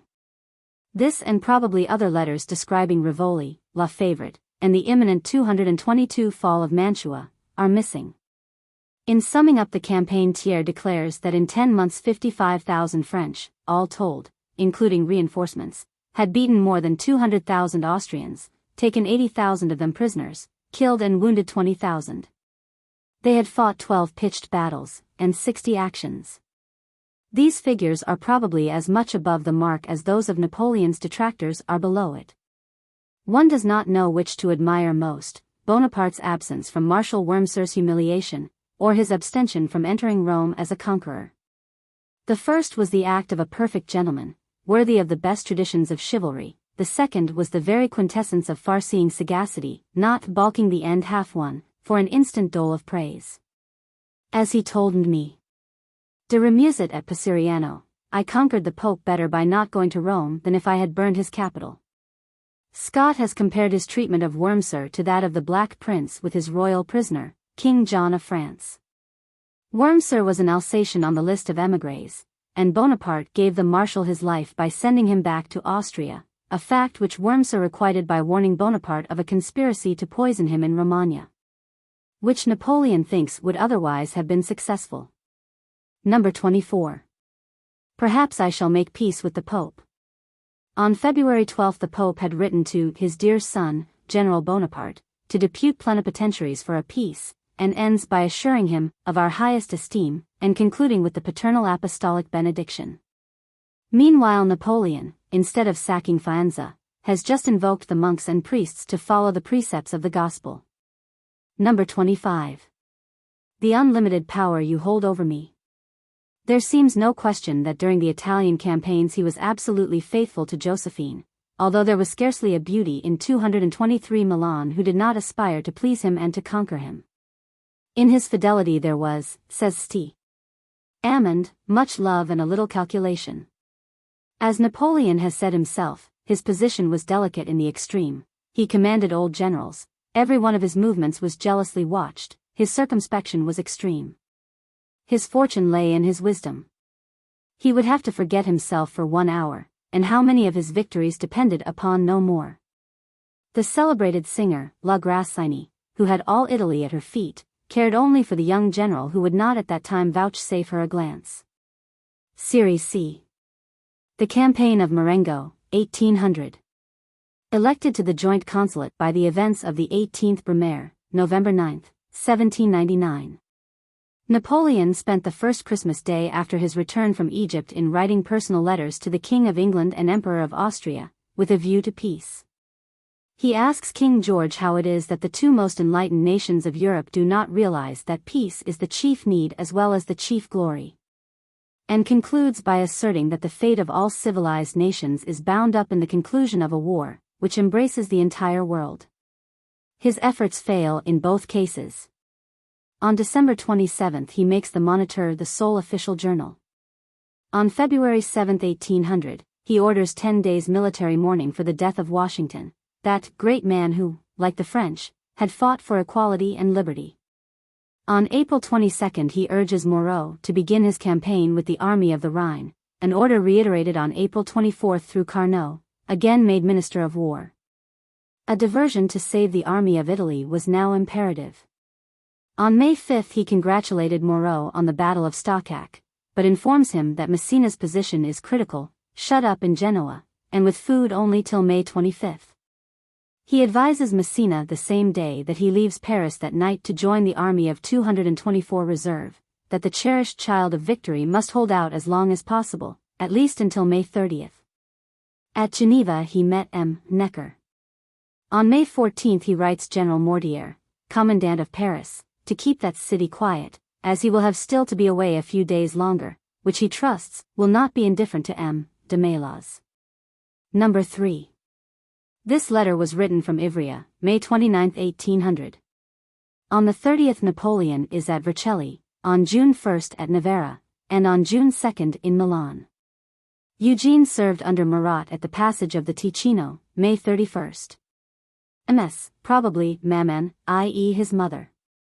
Cherries. This fruit had already tender associations. Las Cases tells us that when Napoleon was only 16 he met at Valence Mademoiselle du Colombier, who was not insensible to his merits. It was the first love of both. We were the most innocent creatures imaginable, the emperor used to say, we contrived little meetings together. I well remember one which took place on a midsummer morning, just as daylight began to dawn. It will scarcely be believed that all our happiness consisted in eating cherries together. Volume 1, 81, 1836. Number 4. Milan. He arrived here on June 2, and met with a great reception. In his bulletin of June 5 we find him assisting at an improvised concert. It ends, somewhat quaintly for a bulletin, as follows: Italian music has a charm ever new. The celebrated singers, Billington, La Grassini, and Marchesi are expected at Milan.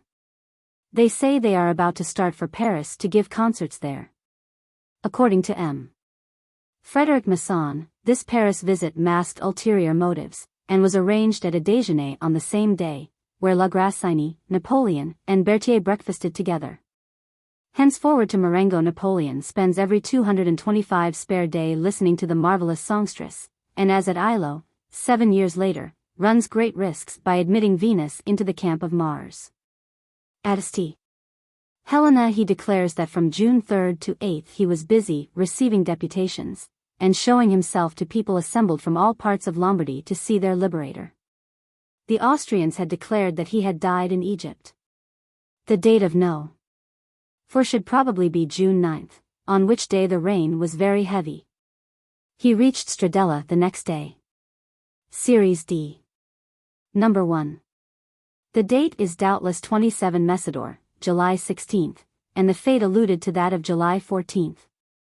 The following day Napoleon signed the Concordat with the Pope, which paved the way for the restoration of the Roman Catholic religion in France, September 11. The blister. On July 7 he quaintly writes Talleyrand, they have put a second blister on my arm, which prevented me giving audience yesterday. Time of sickness is an opportune moment for coming to terms with the priests. Some plants. No trait in Josephine's character is more characteristic than her love of flowers, not the selfish love of a mere collector, but the bountiful joy of one who wishes to share her treasures. Malmaison had become the veritable jardin de plantes of the epoch, far better than its Paris namesake in those days. The splendid hothouses, constructed by M. Thibault, had been modeled on those of Kew, and enabled Josephine to collect exotics from every clime, and especially from her beloved Martinique. No jewel was so precious to her as a rare and beautiful flower. The Minister of Marine never forgot to 226 instruct the deep-sea captains to bring back floral tributes from the far-off tropics. These often fell, together with the ships, into the hands of the British sea dogs, but the Prince Regent always had them sent on from London, and thus rendered, says Aubenas.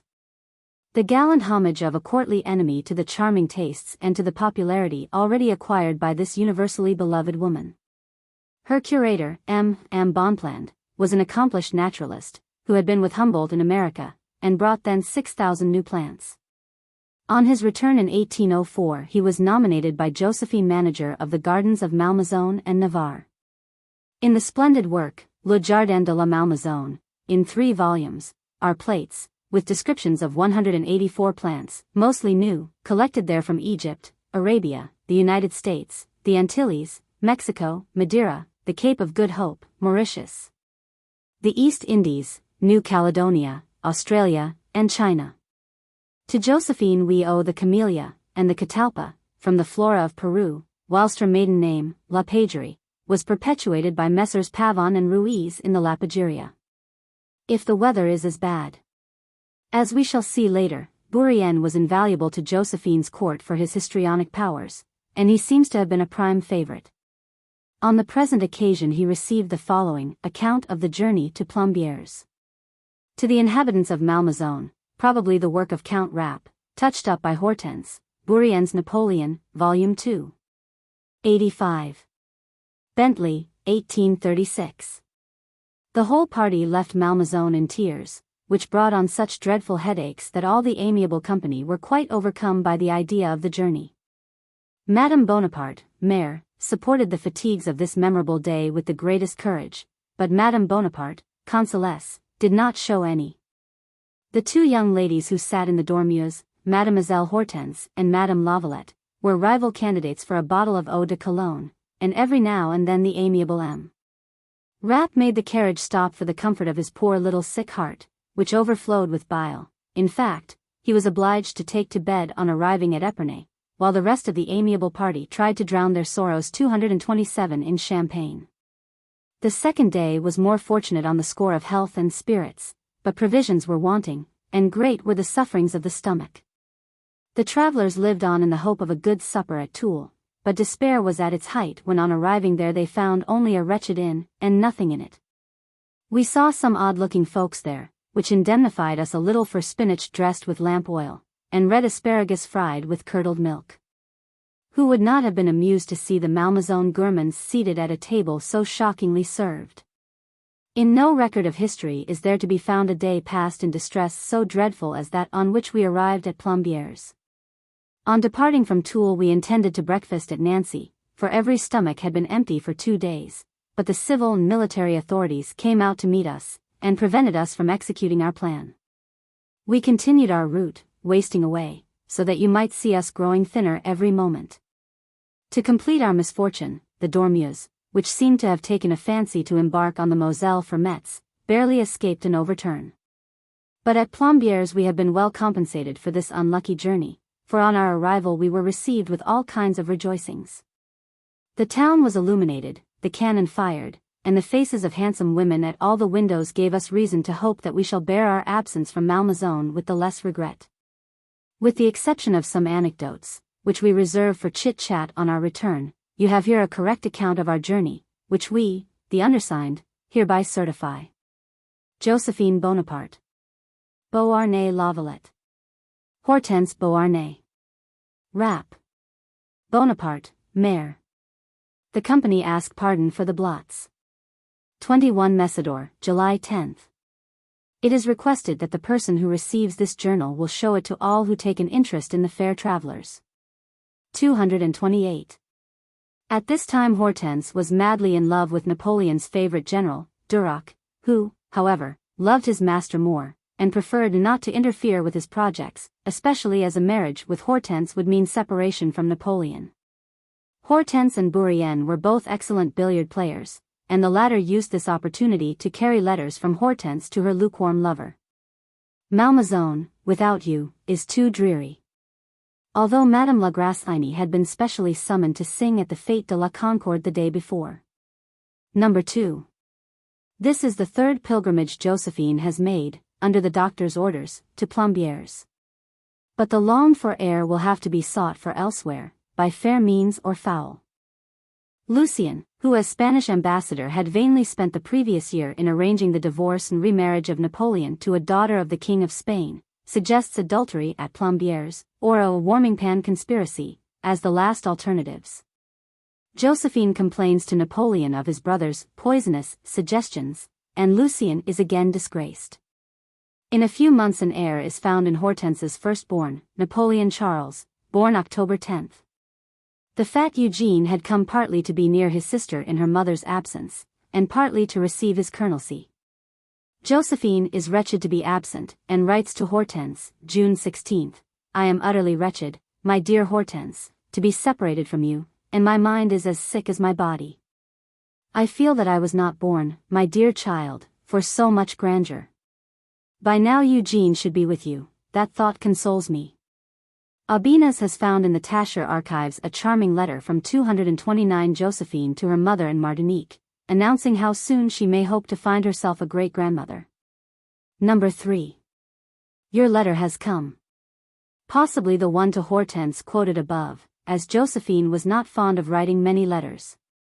Injured whilst shooting a boar. Constant was not aware of this occurrence, and was therefore somewhat incredulous of lost cases, Volume 1, 289. The account in the Memorial of St. Helena is as follows. Another time, while hunting the wild boar at Marly, all his suite were put to flight. It was like the rout of an army. The emperor, with Soult and Berthier, maintained their ground against 3 enormous boars. We killed all 3, but I received a hurt from my adversary, and nearly lost this finger, said the emperor, pointing to the 3rd finger of his left hand, which indeed bore the mark of a severe wound. But the most laughable circumstance of all was to see the multitude of men, surrounded by their dogs, screening themselves behind the 3 heroes, and calling out lustily, Save the Emperor! Save the Emperor! While not one advanced to my assistance, Volume 2. 202, Colburn, 1836.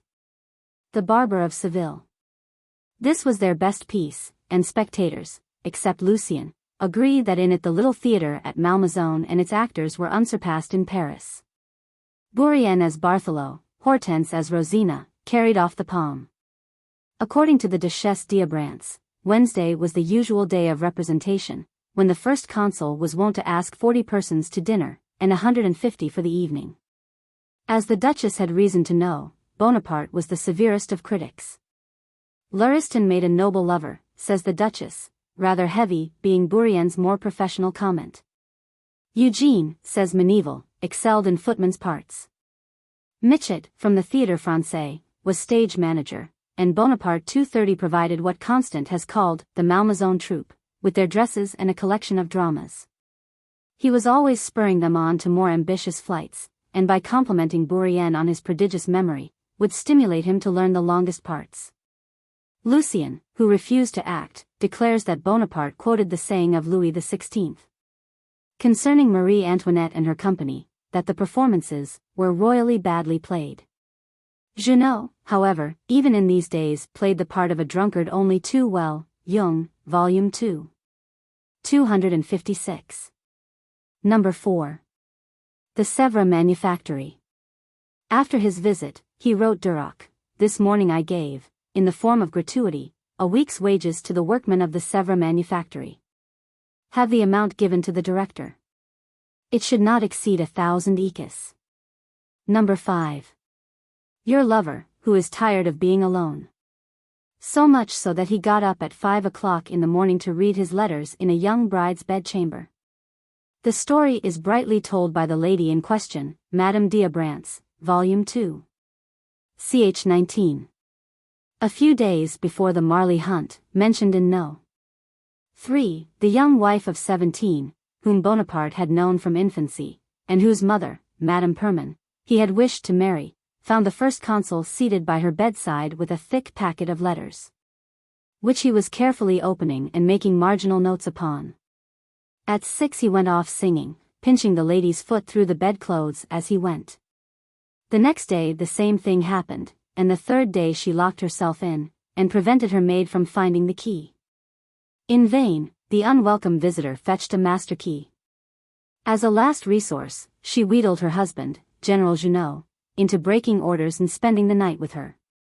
And the next day, June 22, Bonaparte came in to proclaim the hunting morning, but by her side found his old comrade of Toulon, fast asleep. The latter dreamily but good-humoredly asked, "Why, General, what are you doing in a lady's chamber 231 at this hour?" And the former replied, "I came to awake Madame Junot for the chase, but I find her provided with an alarum still earlier than myself. I might scold, for you are contraband here, M. Junot."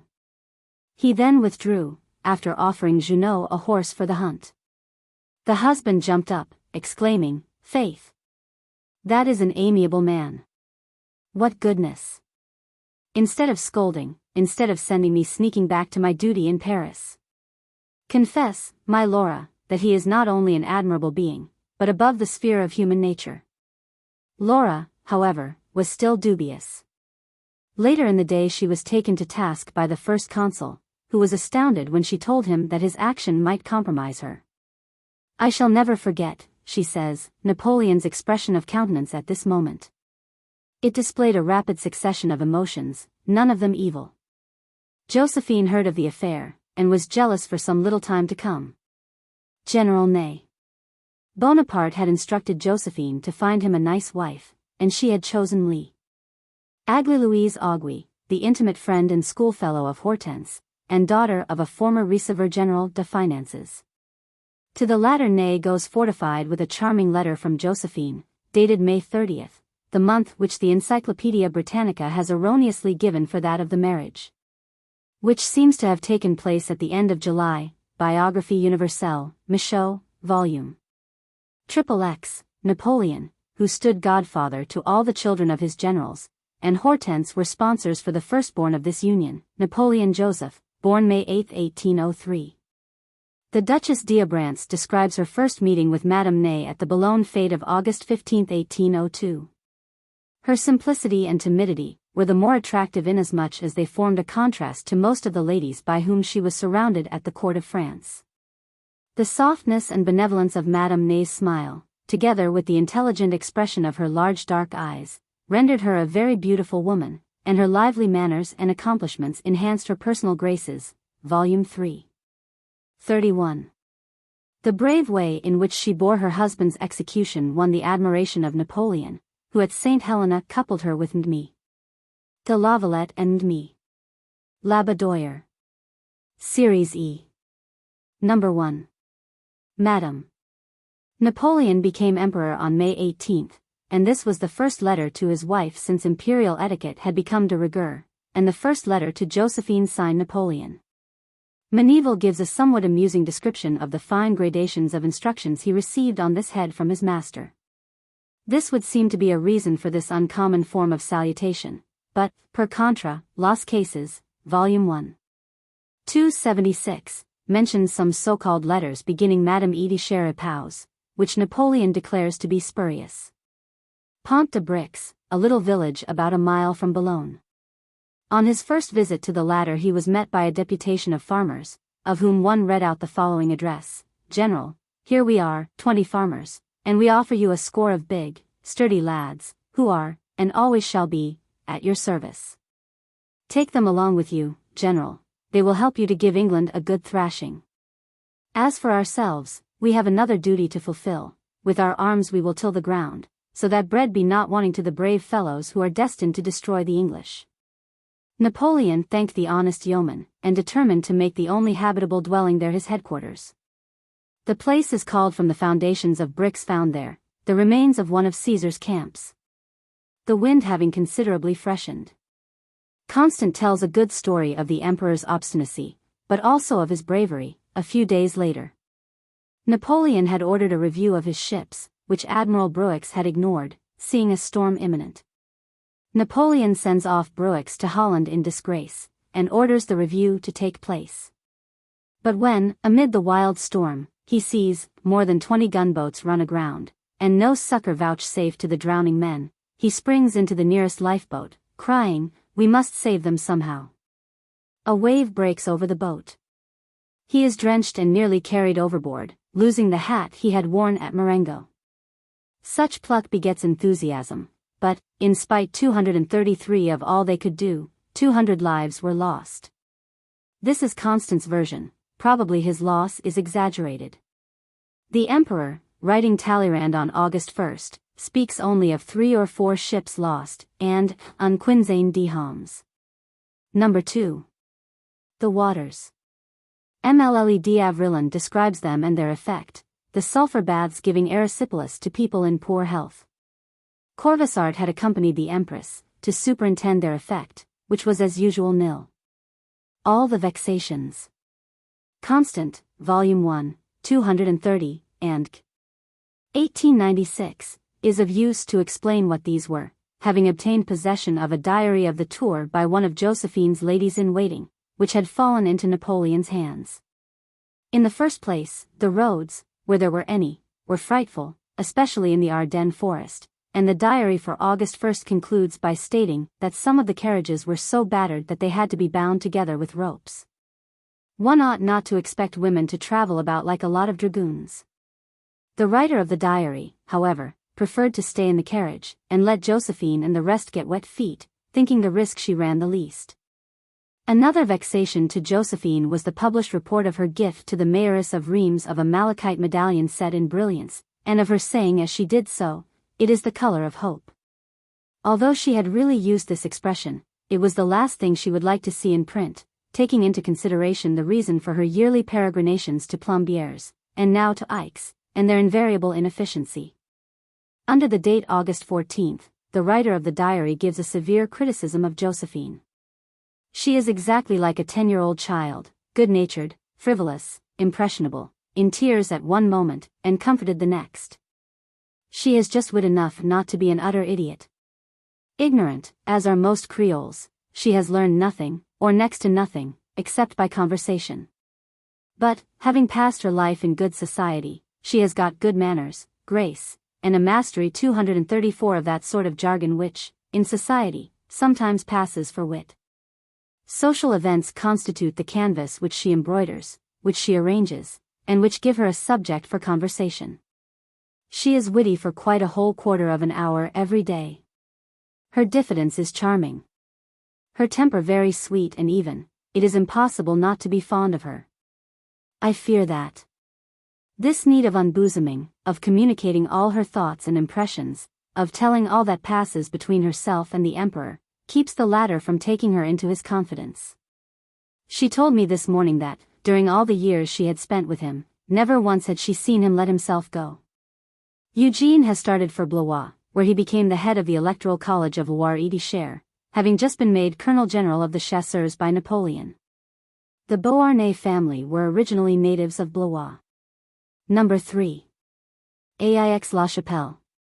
In this, the first imperial pilgrimage to take the waters, great preparations had been made, 47 horses bought at an average cost of £60 apiece. And 8 carriages, which are not dear at £1,000 for the lot, with £400 additional for harness and fittings. At Aix they had fox hunting and hare coursing so called, but probably the final tragedy was consummated with a gun. Lord Rosebery reminds us that at St. Helena the emperor actually shot a cow. They explored coal mines, and examined all the local manufactories, including the relics of Charlemagne, of which great warrior and statesman Josephine refused an arm, as having a still more puissant one ever at hand for her protection. When tidings come that the emperor will arrive on September 2nd, and prolong their stay from Paris, there is general lamentation among Josephine's womenkind, especially on the part of that perennial wet blanket and busybody, Madame de la Rochefoucauld, who will make herself a still greater nuisance at Mayence 2 years later. Number 4. During the past week. As a matter of fact, he only reached Ostend on April 12 from Boulogne, having left Dunkirk on the 11th. The day after tomorrow. This fate was the distribution of the Legion of Honor at Boulogne and a review of 80,000 men. The decorations were enshrined in the helmet of Bertrand du Guesclin, which in its turn was supported on the shield of the Chevalier Bayard. Hortense arrived at Boulogne, with her son, and the Prince and Princess Murat, a few days later, and saw the Emperor. Josephine received a letter from Hortense soon after Napoleon joined her, September 2nd, to which she replied on September 8th. The Emperor has read your letter. He has been rather vexed not to hear from you occasionally. He would not doubt your kind heart if he knew it as well as I, but appearances are against you. Since he can think you are neglecting him, lose no time in repairing the wrongs which are not real, for Bonaparte loves you like his own child, which adds much to my affection for him. I am very well satisfied with the flotillas. The descent upon England was to have taken place in September, when the death of Admiral Latouche-Treville at Toulon, August 19, altered all Napoleon's plans. Just about this time also Fulton submitted his steamship invention to Bonaparte. The latter, however, had recently been heavily mulcted in other valueless discoveries, and refers Fulton to the savants of the Institute, who report it chimerical and impracticable. The fate of England probably lay in the balance at this moment, more than in 1588 or 1798. Napoleon and Josephine leave Aix for Cologne on September 12, and it is now the ladies' turn to institute a hunt, the real chamois hunt. For each country in swarms with this pestilence that walketh in darkness, and which, alas, is no respecter of persons. Number 5.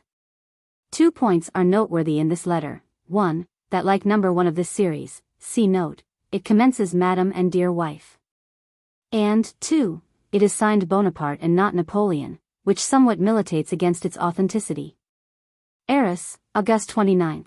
Early on this day he had been at St. Cloud. On the 30th he writes Cambaceres from Arras that he is satisfied with the spirit of this department. On the same day he writes thence to the King of Prussia and Fouché. To his Minister of Police he writes, that detestable journal, Le Citoyen Français, seems only to wish to wallow in blood.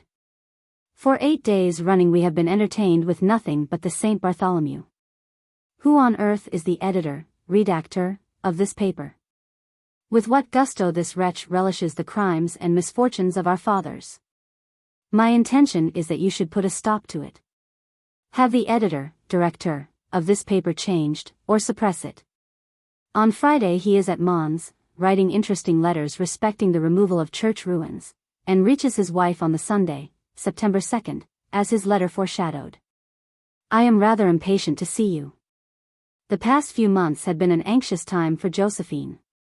Talleyrand, who, having insulted her in 1799, thought her his enemy, was scheming for her divorce, and wished Napoleon to marry the Princess Wilhelmina of Baden, and thus cement an alliance with Bavaria and Russia. Constant, Volume 1, 240. The Bonaparte family were very anxious that Josephine should not be crowned. Napoleon had too great a contempt for the weaknesses of average human nature to expect much honesty from Talleyrand. But he was not as yet case-hardened to ingratitude, and was always highly sensitive to caricature and hostile criticism. Talleyrand had been the main cause of the death of the Duc d'Enghien, and was now trying to show that he had wished to prevent it. But possibly the crowning offense was contained in a lady's diary, that fell into the emperor's hands, where Talleyrand is said to have called his master a regular little Nero, in his system of espionage. The diary in question is in Constant's Memoirs, Volume 1, and 237. This letter helps to fix the error in the dates, probably caused by confusion between the Revolutionary and Gregorian calendars. Number 6. This may be Talleyrand, whom me. De Remusat in a letter to her husband, September 21, at Aix, hinted to be on bad terms with the emperor, a fact confirmed and explained by Meneval. It may also have been Tallien, who returned to France in 1802, where he had been divorced from his unfaithful wife. Doubtlessly Bourrienne, who was in disgrace with Napoleon, and who was always trying to impose on Josephine's good nature. No sooner had Napoleon left for Boulogne on July 14 than his former secretary inflicts himself on the wife at Malmaison. Napoleon joins Josephine at St. Cloud on or before October 13, where preparations are already being made for the coronation by the Pope, the first ceremony of the kind for 8 centuries. Series F. Number 1. To Josephine. She was at Plombières from August 2 to September 10, but no letter is available for the period, neither to Hortense nor from Napoleon. Strasbourg. She is in the former episcopal palace, at the foot of the cathedral. Stuttgart. He is driven over from Ludwigsburg on October 4, and hears the German opera of Don Juan. I am well placed. On the same day Napoleon writes his brother Joseph that he has already won 2 great victories, 1, by having no sick or deserters, but many new conscripts. And, 2, because the Badenese army and those of Bavaria and Württemberg had joined him, and all Germany well disposed. Number 2. Louisburg. Ludwigsburg. In a few days. To Talleyrand he wrote from Strasbourg on September 27, "Within a fortnight we shall see several things. A new bride." This letter, in the collection of his correspondence ordered by Napoleon III, concludes at this point. Electress. The Princess Charlotte Auguste Mathilde, 1766–1828, daughter of George III, our Princess Royal, who married Frederick I and Napoleon, says she is not well treated by the Elector, to whom, nevertheless, she seems much attached. Breton, No. 111. She was equally pleased with Napoleon, and wrote home how astonished she was to find him so polite and agreeable a person. Number 3. I have assisted at a marriage. The bride was the Princess of Saxe-Hildburghausen, who was marrying the second son of the Elector. Number 5. Written at Augsburg. On October 15 he reaches the Abbey of Elchingen, which is situated on a height, from whence a wide view is obtained, and establishes his headquarters there. Number 6. Spent the whole of today indoors.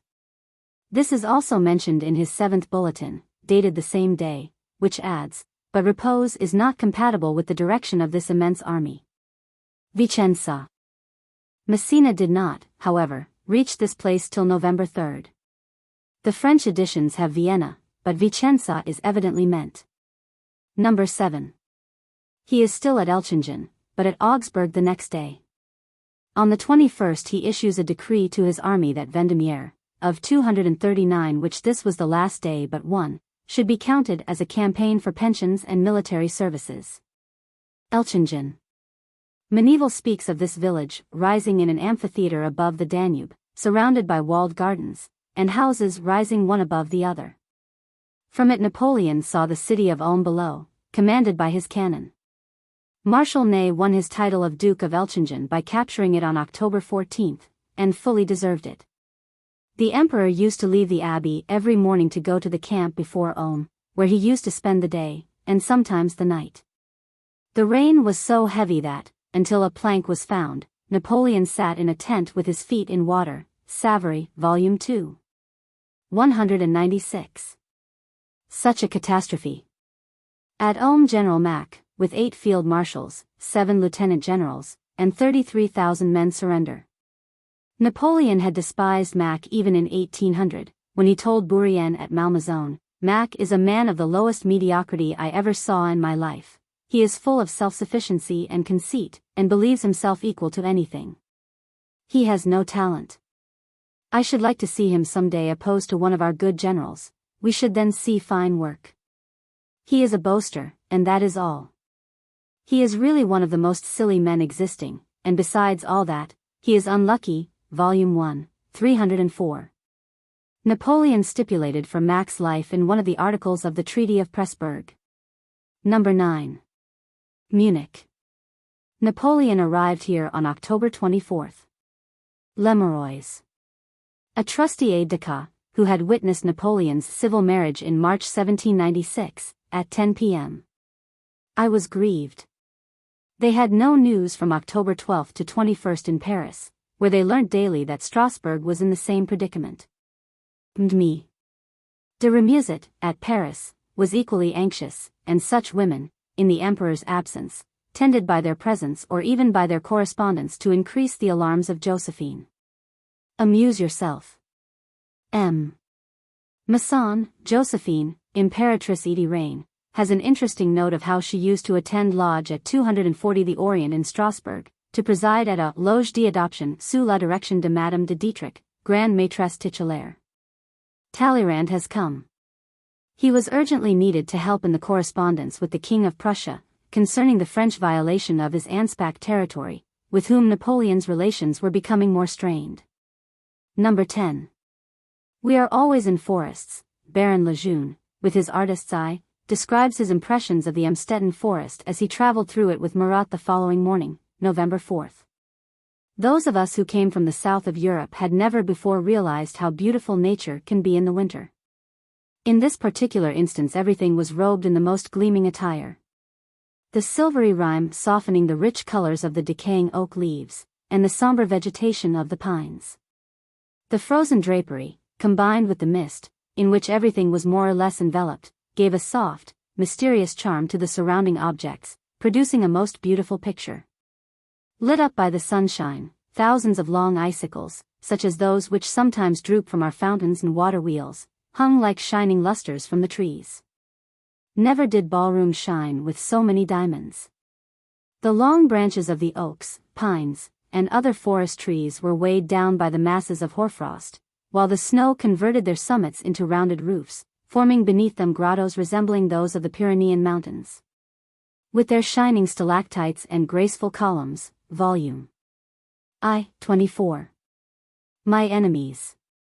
Later in the day Napoleon writes from Lambach to the Emperor of Austria a pacific letter, which contains the paragraph, "My ambition is wholly concentrated on the re-establishment of my commerce and of my marine. And England grievously opposes itself to both." Number 11. Written from Linz, the capital of Upper Austria, where Napoleon was on the 4th. Number 12. Napoleon took up his abode at the Palace of Schönbrunn on the 14th, and proves his 2 o'clock in the morning courage, by passing through Vienna at that time the following morning. Number 13. They owe everything to you. Albinaz quotes this, and remarks, Volume 2. 326, no one had pride in France more than Napoleon, stronger even than his conviction of her superiority in the presence of other contemporary sovereigns and courts. He wishes that in Germany, where she will meet families with all the pride and sometimes all the haughtiness of their ancestry, Josephine will not forget that she is Empress of the French, superior to those who are about to receive her, and who owe full respect and homage to her. Number 14. Austerlitz. Never was a victory more needful, but never was the emperor more confident. Savary says that it would take a volume to contain all that emanated from his mind during that 24 hours, December 1st to 2nd. Nor was it confined to military considerations. General Segur describes how he spent his evening meal with his marshals, discussing with Junot the last new tragedy, Les Templiers, by Renoir, and from it to Racine, Corneille, and the fatalism of our ancestors.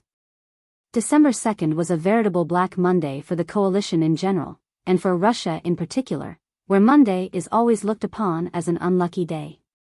Their forebodings increased when, on the eve of the battle, the Emperor Alexander was thrown from his horse, Czartoryski, Volume 2. 106. Number 17. A long time since I had news of you. Josephine was always a bad correspondent, but at this juncture was reading that stilted but sensational romance, Caleb Williams. Or hearing the 242, Achilles, of Payer, or the Romeo and Juliet, of Zingarelli in the intervals of her imperial progress through Germany. M. Masson, not often too indulgent to Josephine, thinks her conduct excusable at this period, paying and receiving visits, dressing and redressing, always in gala costume, and without a moment's solitude. Number 19. I await events. A phrase usually attributed to Talleyrand in 1815. However, the Treaty of Pressburg was soon signed, December 2nd, and the same day Napoleon met the Archduke Charles at Stamersdorf, a meeting arranged from mutual esteem. Napoleon had an unswerving admiration for this past and future foe, and said to Madame d'Abrantz, "That man has a soul, a golden heart." Napoleon, however, did not wish to discuss politics, and only arranged for an interview of 2 hours, one of which, he wrote Talleyrand, will be employed in dining, the other in talking war and in mutual protestations. I, for my part, am sufficiently busy. No part of Napoleon's career is more wonderful than the way in which he conducts the affairs of France and of Europe from a hostile capital. This was his first experience of the kind, and perhaps the easiest, although Prussian diplomacy had needed very delicate and astute handling. But when Napoleon determined, without even consulting his wife, to cement political alliances by matrimonial ones with his and her relatives, he was treading on somewhat new and difficult ground. First and foremost, he wanted a princess for his ideal young man, Josephine's son Eugene, and he preferred Auguste, the daughter of the King of Bavaria, to the offered Austrian Archduchess. But the young hereditary Prince of Baden was in love and accepted by his beautiful cousin Auguste, so, to compensate him for his loss, the handsome and vivacious Stephanie Beauharnais, fresh from Madame Campagne's finishing touches, was sent for. For his brother Jerome a bride is found by Napoleon in the daughter of the King of Württemberg. Baden, Bavaria, and Württemberg were too much indebted to France for the spoils they were getting from Austria to object, provided the ladies and their mammas 243 were agreeable. But the conqueror of Austerlitz found this part the most difficult, and had to be so attentive to the Queen of Bavaria that Josephine was jealous. However, all the matches came off, and still more remarkable, all turned out happily, a fact which certainly redounds to Napoleon's credit as a matchmaker. On December 31st, at 1:45 a.m., he entered Munich by torchlight and under a triumphal arch. His chamberlain, M. de Thiard, assured him that if he left Munich the marriage with Eugene would fall through, and he agrees to stay, although he declared that his absence, which accentuated the bank crisis, is costing him 1,500,000 francs a day. The marriage took place on January 14th, 4 days after Eugene arrived at Munich and 3 days after that young Bayard had been bereft of his cherished mustache. Henceforth the bridegroom is called Mon Fils, in Napoleon's correspondence, and in the contract of marriage Napoleon Eugene de France. The Emperor and Empress reached the Tuileries on January 27th. The marriage of Stephanie was even more difficult to manage, for, as Saint Amand points out, the Prince of Baden had for brothers-in-law the Emperor of Russia, the King of Sweden, and the King of Bavaria, 2 of whom at least were friends of England. Josephine had once an uncle-in-law, the Count Beauharnais, whose wife Fanny was a well-known literary character of the time, but of whom the poet Lebrun made the epigram. Elle fait son visage, et ne fait pas ses vers. Stephanie was the granddaughter of this couple, and as Grand Duchess of Baden was beloved and respected, and lived on until 1860. Series G. Number 1. Napoleon left St. Cloud with Josephine on September 25, and had reached Mayence on the 28th, where his foot guard were awaiting him. He left Mayence on October 1st, and reached 244 Würzburg the next day, whence this letter was written, just before starting for Bamberg. Josephine was installed in the Teutonic Palace at Mayence. Princess of Baden, for her marriage, see note, end of Series F. Hortense was by no means happy with her husband at the best of times, and she cordially hated Holland. She was said to be very frightened of Napoleon, but, like most people, could easily influence her mother. Napoleon's letter to her of this date, October 5, is certainly not a severe one. I have received yours of September 14. I am sending to the Chief Justice in order to accord pardon to the individual in whom you are interested. Your news always gives me pleasure. I trust you will keep well, and never doubt my great friendship for you. The Grand Duke, i.e. of Würzburg. The castle where Napoleon was staying seemed to him sufficiently strong to be armed and provisioned, and he made a great depot in the city. Volumes, says Meneval, would not suffice to describe the multitude of his military and administrative measures here, and the precautions which he took against even the most improbable hazards of war. Florence. Probably September 1796. When Napoleon was hard-pressed, and Josephine had to fetch a compass from Verona to regain Milan, and thus evade Wurmser's troops. Number 2. Bamberg. Arriving at Bamberg on the 6th, Napoleon issued a proclamation to his army which concluded, "Let the Prussian army experience the same fate that it experienced 14 years ago. Let it learn that, if it is easy to acquire increase of territory and power by means of the friendship of the great people, their enmity, which can be provoked only by the abandonment of all spirit of wisdom and sense, is more terrible than the tempests of the ocean." Eugene. Napoleon wrote him on the 5th, and twice on the 245 7th, on which date we have 18 letters in the correspondence. Her husband. The hereditary Grand Duke of Baden, to whom Napoleon had written from Mayence on September 30th, accepting his services, and fixing the rendezvous at Bamberg for October 4th or 5th. On this day Napoleon invaded Prussian territory by entering Bayreuth, having preceded by 1 day the date of their ultimatum, a rhapsody of 20 pages. Which Napoleon in his first bulletin compares to one of those which the English cabinet pay their literary men £500 per annum to write. It is in this bulletin where he describes the Queen of Prussia, dressed as an Amazon, in the uniform of her regiment of dragoons, and writing 20 letters a day, to be like Armida in her frenzy, setting fire to her own palace. Number 3. By this time the Prussian army is already in a tight corner, with its back on the Rhine, which, as Napoleon says in his third bulletin written on this day, is a Cesse Bazaar, from which very important events should ensue. On the previous day he concludes a letter to Talleyrand. One cannot conceive how the Duke of Brunswick, to whom one allows some talent, can direct the operations of this army in so ridiculous a manner. Erfurt. Here endless discussions, but, as Napoleon says in his bulletin of this day, consternation is at Erfurt, but while they deliberate, the French army is marching. Still the wishes of the King of Prussia have been executed. He wished that by October 8 the French army should have evacuated the territory of the Confederation, which has been evacuated, but in place of repassing the Rhine, it has passed the Saale. If she wants to see a battle. Queen Louise, great-grandmother of the present Emperor William, and in 1806 aged 30. St.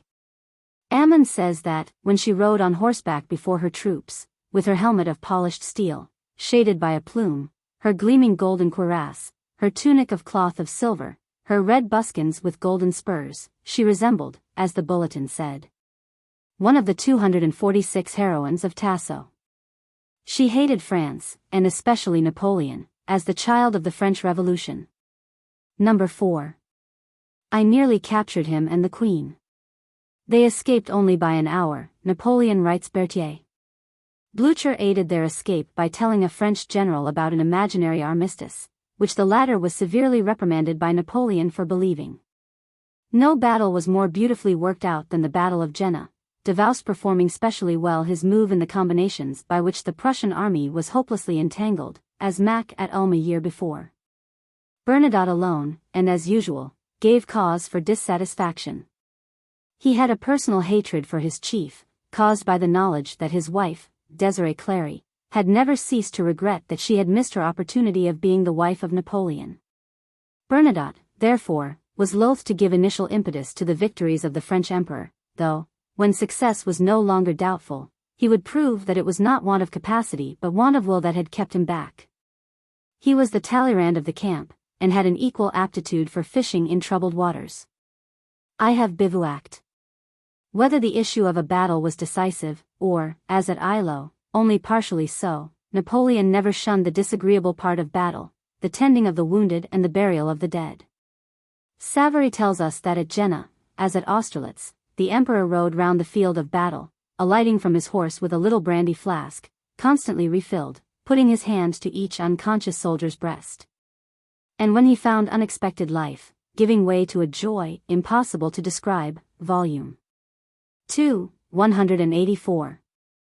Méneval also speaks of his performing this pious duty, in the fulfillment of which nothing was allowed to stand in his way. Number 5. Fatigues, bivouacs, have made me fat. The Austerlitz campaign had the same effect.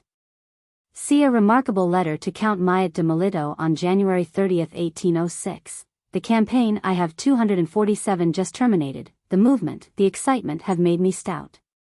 I believe that if all the kings of Europe were to coalesce against me I should have a ridiculous paunch. And it was so. The great M. Napoleon, aged 4, and the younger, aged 2, are with Hortense and their grandmother at Mayence, where a court had assembled, including most of the wives of Napoleon's generals, burning for news. A lookout had been placed by the Empress some 2 miles on the main road beyond Mayence, when sight of a courier was signaled in advance. Number 7. Potsdam. As a reward for Auerstadt, Napoleon orders Davoust and his famous Third Corps to be the first to enter Berlin the following day. Number 8. Written from Berlin, where he is from October 28 to November 25. You do nothing but cry. Josephine spent her evenings gauging futurity with a card pack, and although it announced Jena and Auerstadt before the messenger, it may possibly, thinks M. Masson, have been less propitious for the future, and behind all was the sinister portion of the spaewife's prophecy still unfulfilled. Number 9a. Madame Tauline had been in her time, especially in the years 1795 to 99, one of the most beautiful and witty women in France. Madame d'Abrantz calls her the Venus of the capital.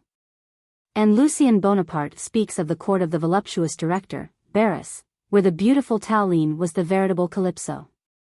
The people, however, could not forget her second husband, Tauline, from whom she was divorced in 1802, having had 3 children born while he was in Egypt, 1798 to 1802.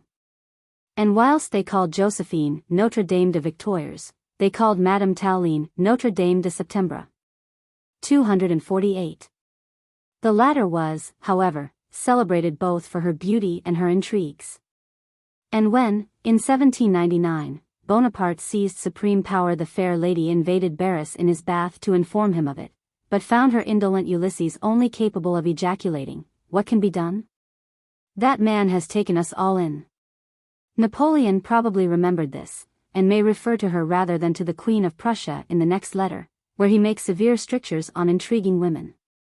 Moreover, Napoleon in his early campaigns had played a ridiculous part in some of Gilray's most indecent cartoons, where Madames Tauline and Josephine took with Barras the leading roles.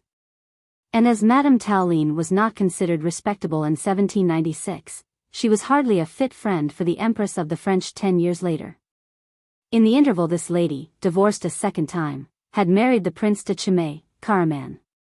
Napoleon knew also that she had been the mistress of Ouvrard, the banker, who in his Spanish speculations a few months earlier had involved the Bank of France to the tune of 4 millions sterling. And forced Napoleon to make a premature peace after Austerlitz. The emperor had returned at white heat to Paris, and wished he could build a gallows for Ouvrard high enough for him to be on view throughout France. Madame Tallien's own father, M. de Cabarrus, was a French banker in Spain, and probably in close relation with Ouvrard. Number 10. Written from Berlin. The bad things I say about women. Napoleon looked upon this as a woman's war, and his temper occasionally gets the mastery of him. No war had ever been so distasteful to him or so personal. Prussia, whose alliance he had been courting for nearly 10 years, was now worthless to him, and all because of petticoat government at Berlin. In the 15th Bulletin, dated 249 Wittenberg, October 23, he states that the Queen had accused her husband of cowardice in order to bring about the war. But it is doubtless the 16th Bulletin, dated Potsdam, October 25, to which Josephine refers, and which refers to the oath of alliance of the Emperor Alexander and the King of Prussia in the death chamber of Frederick the Great. It is from this moment that the Queen quitted the care of her domestic concerns and the serious occupations of the toilet in order to meddle with the affairs of state. He refers to a Berlin caricature of the scene which was at the time in all the shops, exciting even the laughter of clodhoppers. The handsome Emperor of Russia was portrayed, by his side the Queen, and on his other side the King of Prussia with his hand raised above the tomb of the great Frederick. The Queen herself, draped in a shawl nearly as the London engravings represent Lady Hamilton, pressing her hand on her heart, and apparently gazing upon the Emperor of Russia. In the 18th Bulletin, October 26, it is said the Prussian people did not want war, that a handful of women and young officers had alone made this tapage, and that the Queen, formerly a timid and modest woman looking after her domestic concerns, had become turbulent and warlike, and had conducted the monarchy within a few days to the brink of the precipice. As the Queen of Prussia was a beautiful woman, she has had nearly as many partisans as Mary Stuart or Marie Antoinette, but with far less cause. Napoleon, who was the incarnation of practical common sense, saw in her the first cause of the war, and considered that so far as verbal flagellation could punish her, she should have it. He had neither time nor sympathy for the "please you, do not hurt us" attitude of a bellicose new woman, who, as Imogen or Ida, have played with edged tools from the time of Shakespeare to that of Sullivan. As an antidote, however, to his severe words against women he put, perhaps somewhat ostentatiously, the Princess de Hatzfeld episode in his 22nd Bulletin, Berlin, October 29. A year later, November 26, 1807, when his old guard returned to Paris and free performances are given at all the theaters, there is the Triumph of Trajan at the opera, where Trajan, burning 250 with his own hand the papers enclosing the secrets of a conspiracy, is a somewhat skillful allusion to the present episode. Number 11. Magdeburg had surrendered on November 8, with 20 generals, 800 officers and 22,000 men, 800 pieces of cannon, and immense stores. Lübeck. This capitulation was that of Blücher, who had escaped after Jena through a rather dishonorable ruse. It had taken 3 army corps to hem him in. Number 13. Written from Berlin, but not included in the correspondence. Madame L., i.e. Madame de la Rochefoucauld, a third or fourth cousin, by her first marriage, of Josephine, and her chief lady of honor. She was an incorrigible royalist, and hated Napoleon. But as she had been useful at the Tuileries in establishing the court, Napoleon, as usual, could not make up his mind to cause her dismissal. In 1806, however, she made Josephine miserable and Mayence unbearable. She foretold that the Prussians would win every battle, and even after Jena she, to use an expression of Malmaison, continued her music on the sly, en sourdine. See letters 19 and 26 of this series. Number 17. December 2nd, the anniversary of Austerlitz, 1805, and of Napoleon's coronation, 1804. He now announces to his soldiers the Polish campaign. Number 18. Not in the correspondence. Jealousy. If Josephine's letters and conduct had been a little more worthy of her position, she might have saved herself. Madame Walewski, who had not yet appeared on the scene. Number 19. Dessert de femme est un fulca devoir. The quotation is given in Jung's Memoirs of Lucien, Volume 2. 62. Ce que une femme désire est un fulca consume, celui d'une reine un volcan que devoir. Number 23. I am dependent on events. He says the same at St. Helena. Throughout my whole reign I was the keystone of an edifice entirely new, and resting on the most slender foundations. Its duration depended on the issue of my battles. I was never, in truth, master of my own movements. I was never at my own disposal. Number 26. The fair ones of Great Poland. If Berthier and other regular correspondents of Josephine were like Savary in their enthusiasm, no wonder the Mayence coterie began to stir up jealousy. Here is the description of the Duke of Rovigo, Volume 2.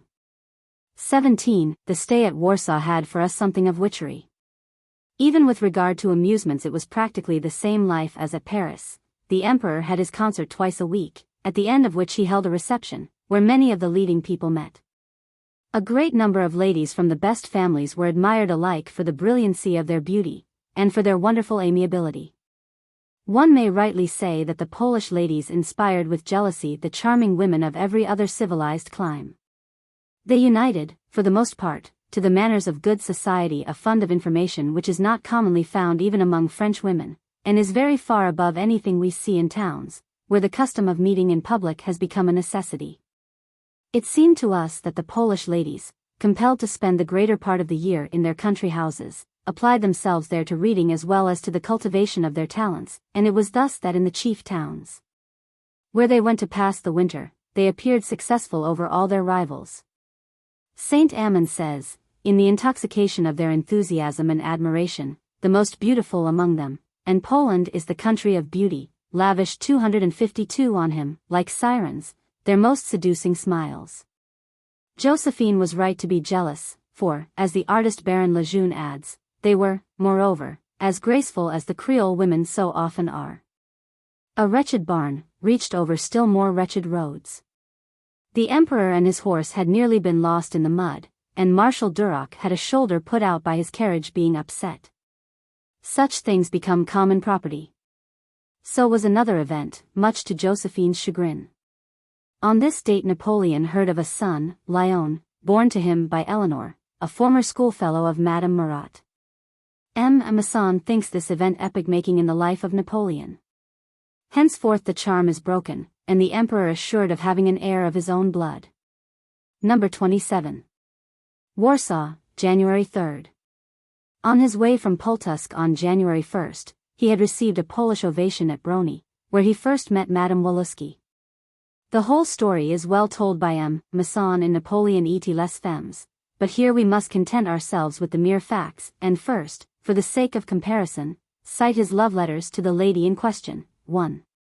I have seen only you, I have admired only you, I desire only you.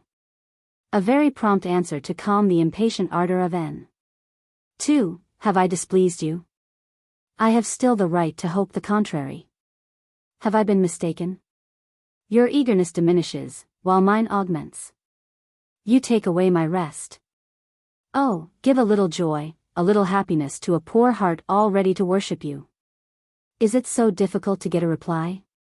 You owe me one. N. 3.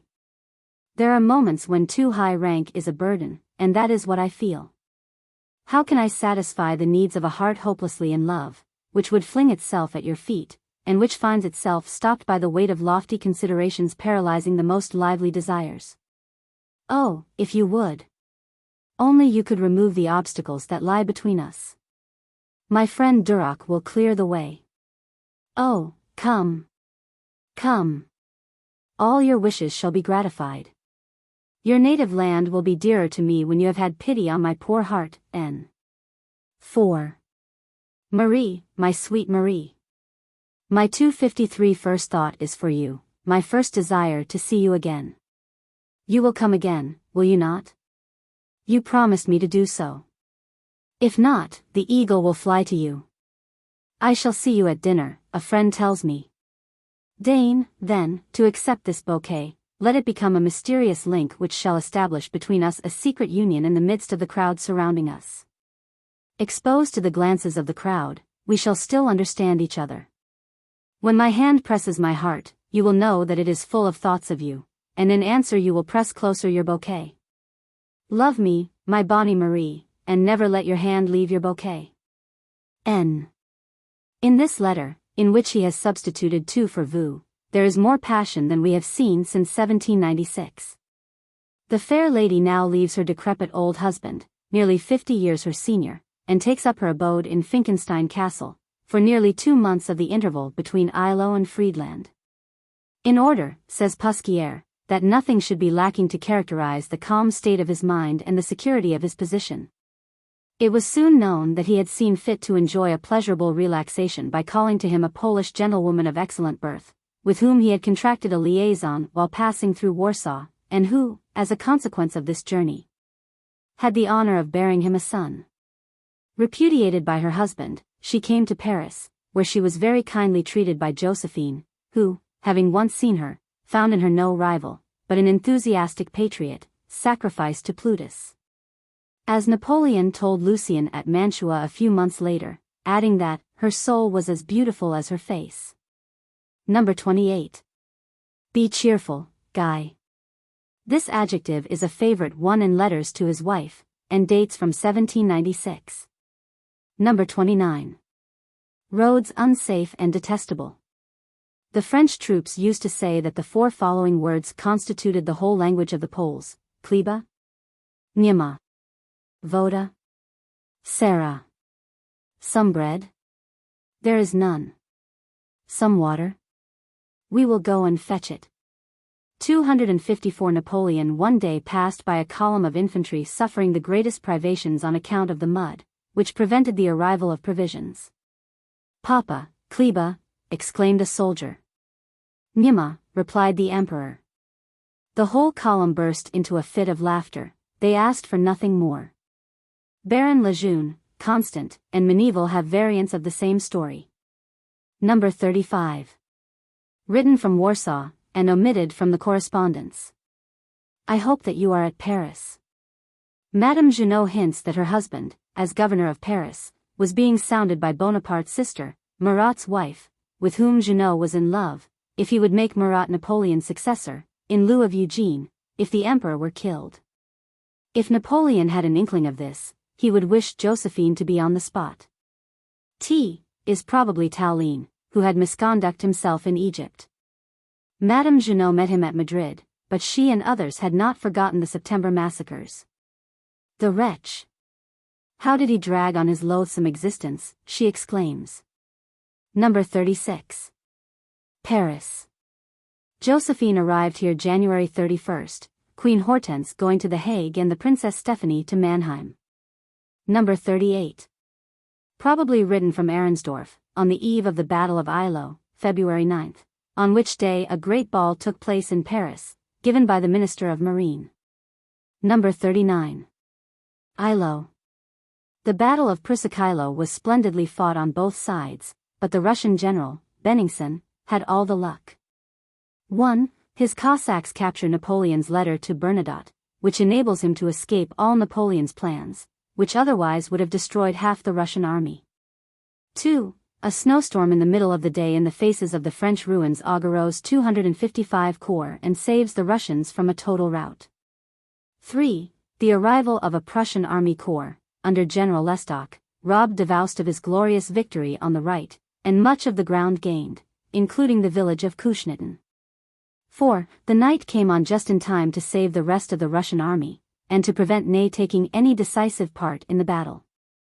Bernadotte, as usual, failed to march to the sound of the guns, but, as Napoleon's orders to do so were captured by Cossacks, he might have had an excuse rather better than usual, had not General Hautpolt, in touch both with him and Napoleon, advised him of his own orders and an imminent battle. Under such circumstances, no general save the Prince of Pontecorvo, says Bignon, would have remained inactive, but it was the destiny of this marshal to have a role apart in all the great battles fought by the emperor. His conduct was at least strange at Jena, it will not be less so, in 1809, at Wagram. The forces, according to Mathieu Dumas, Précis de Événements Militaires, Volume 18, were approximately 65,000 French against 80,000 allies, the latter in a strong chosen position. Napoleon saved 1,500, the wreckage of Augereau's corps, that went astray in the blizzard, costing the French more than half their loss in the 2 days' fight, by a charge of his horse guard, but his foot guard never fired a shot. The Allies lost 50,000 to 60,000 dead and 20,000 wounded. Napoleon told Montholon that his loss at Eylau was 18,000, which probably included 2,000 dead, and 15,000 to 16,000 wounded and prisoners. As the French remained masters of the field of battle, the slightly wounded were evidently not counted by Napoleon, who in his bulletin gives 1,900 dead and 5,700 wounded. The list of wounded inmates of the hospital a month later, March 8, totaled only 4,600, which astonished Napoleon, who sent back for a recount. On receipt of this he 256 wrote Darrow, March 15, from your advices to hand, I see we are not far out of count. There were at the Battle of Eylau 4,000 or 5,000 wounded, and 1,000 in the combats preceding the battle. Number 40. Corbeau. Mli. D'Avrillon, Volume 2. 101, tells how, in haste to join his regiment at Paris, Corbeau had asked for a seat in her carriage from St. Cloud. She was delighted, as he was a charming man, with no side on like Lauriston and Lemeroy's. He had just been made general, and said, either I will get killed or deserve the favor which the emperor has granted me. Msel, you shall hear me spoken of, if I am not killed I will perform some startling deed. Dallman. General Nicholas Dallman, commanding the chasseurs of the guard, was killed in the charge on the Russian infantry which saved the battle. On April 22 Napoleon wrote Vice Admiral Deckers to have 3 frigates put on the stocks to be called Dallman, Corbeau, and Hautpoul, and in each captain's cabin a marble inscription recounting their brave deeds. Number 41. Young Tascher. The third of Josephine's cousins Germain of that name. He was afterwards aide-de-camp of Prince Eugene, and later major-domo of the Empress Eugenie. Number 42. After this letter St. Ammon declares that Napoleon's letters to his wife become cold, short, banal, absolutely insignificant. They consisted of a few remarks about the rain or the fine weather, and always the same refrain, the invitation to be cheerful. Napoleon, occupied elsewhere, wrote no longer to his legitimate wife, but as a duty, as paying a debt of conscience. He was occupied, indeed, but barely as the author supposes. It is Bingham, Volume 2. 281, who reminds us that in the first 3 months of 1807 we have 1715 letters and dispatches 257 preserved of his work during that period, while he often rode 40 leagues a day. And had instructed his librarian to send him by each morning's courier 2 or 3 new books from Paris. Aubenas is more just than Saint Amand. If his style is no longer that of the first consul, still less of the general of Italy, he was solicitous, punctilious, attentive, affectionate even although laconic, in that correspondence, with Josephine, which, in the midst of his much greater preoccupations, seems for him as much a pleasure as a duty. Number 43. I am still at Eylau. It took Napoleon and his army 8 days to bury the dead and remove the wounded. Lejeune says, his whole time was given up now to seeing that the wounded received proper care, and he insisted on the Russians being as well treated as the French, Volume 1, 48. The emperor wrote Daru that if more surgeons had been on the spot he could have saved at least 200 lives. Although, to look at the surgical instruments used on these fields, and now preserved in the Museum of Les Invalides, it is wonderful that the men survived operations with such ghastly implements of torture. A few days later Napoleon tells Daru on no account to begrudge money for medicines, and especially for quinine. This country is covered with dead and wounded. Napoleon, says Dumas, Volume 1. 1841, having given order that the succor to the wounded on both sides might be multiplied, rode over the field of battle, which all eyewitnesses agree to have been the most horrible field of carnage which war has ever offered. In a space of less than a square league, the ground covered with snow, and the frozen lakes, were heaped up with 10,000 dead, and 300 to 400 dead horses, debris of artillery, arms of all kinds, cannonballs, and shells. 6,000 Russians, expiring of their wounds, and of hunger and thirst, were left abandoned to the generosity of the conqueror. Number 50. Osterode. A wretched village, where I shall pass a considerable time. Owing to the messenger to Bernadotte being 258 captured by Cossacks, the emperor, if not surprised at Eylau on the second day, found at least all his own intentions anticipated. He could not risk the same misfortune again, and at Osterode all his army were within easy hailing distance, within 2 marches at most, Dumas. Savary speaks of him there, working, eating, giving audience, and sleeping, all in the same room, alone keeping head against the storm of his marshals, who wished him to retire across the Vistula. He remained over 5 weeks at Osterode, and more than 2 months at Finkenstein Castle, interesting himself in the affairs of Teheran and Montevideo, offering prizes for discoveries in electricity and medicine.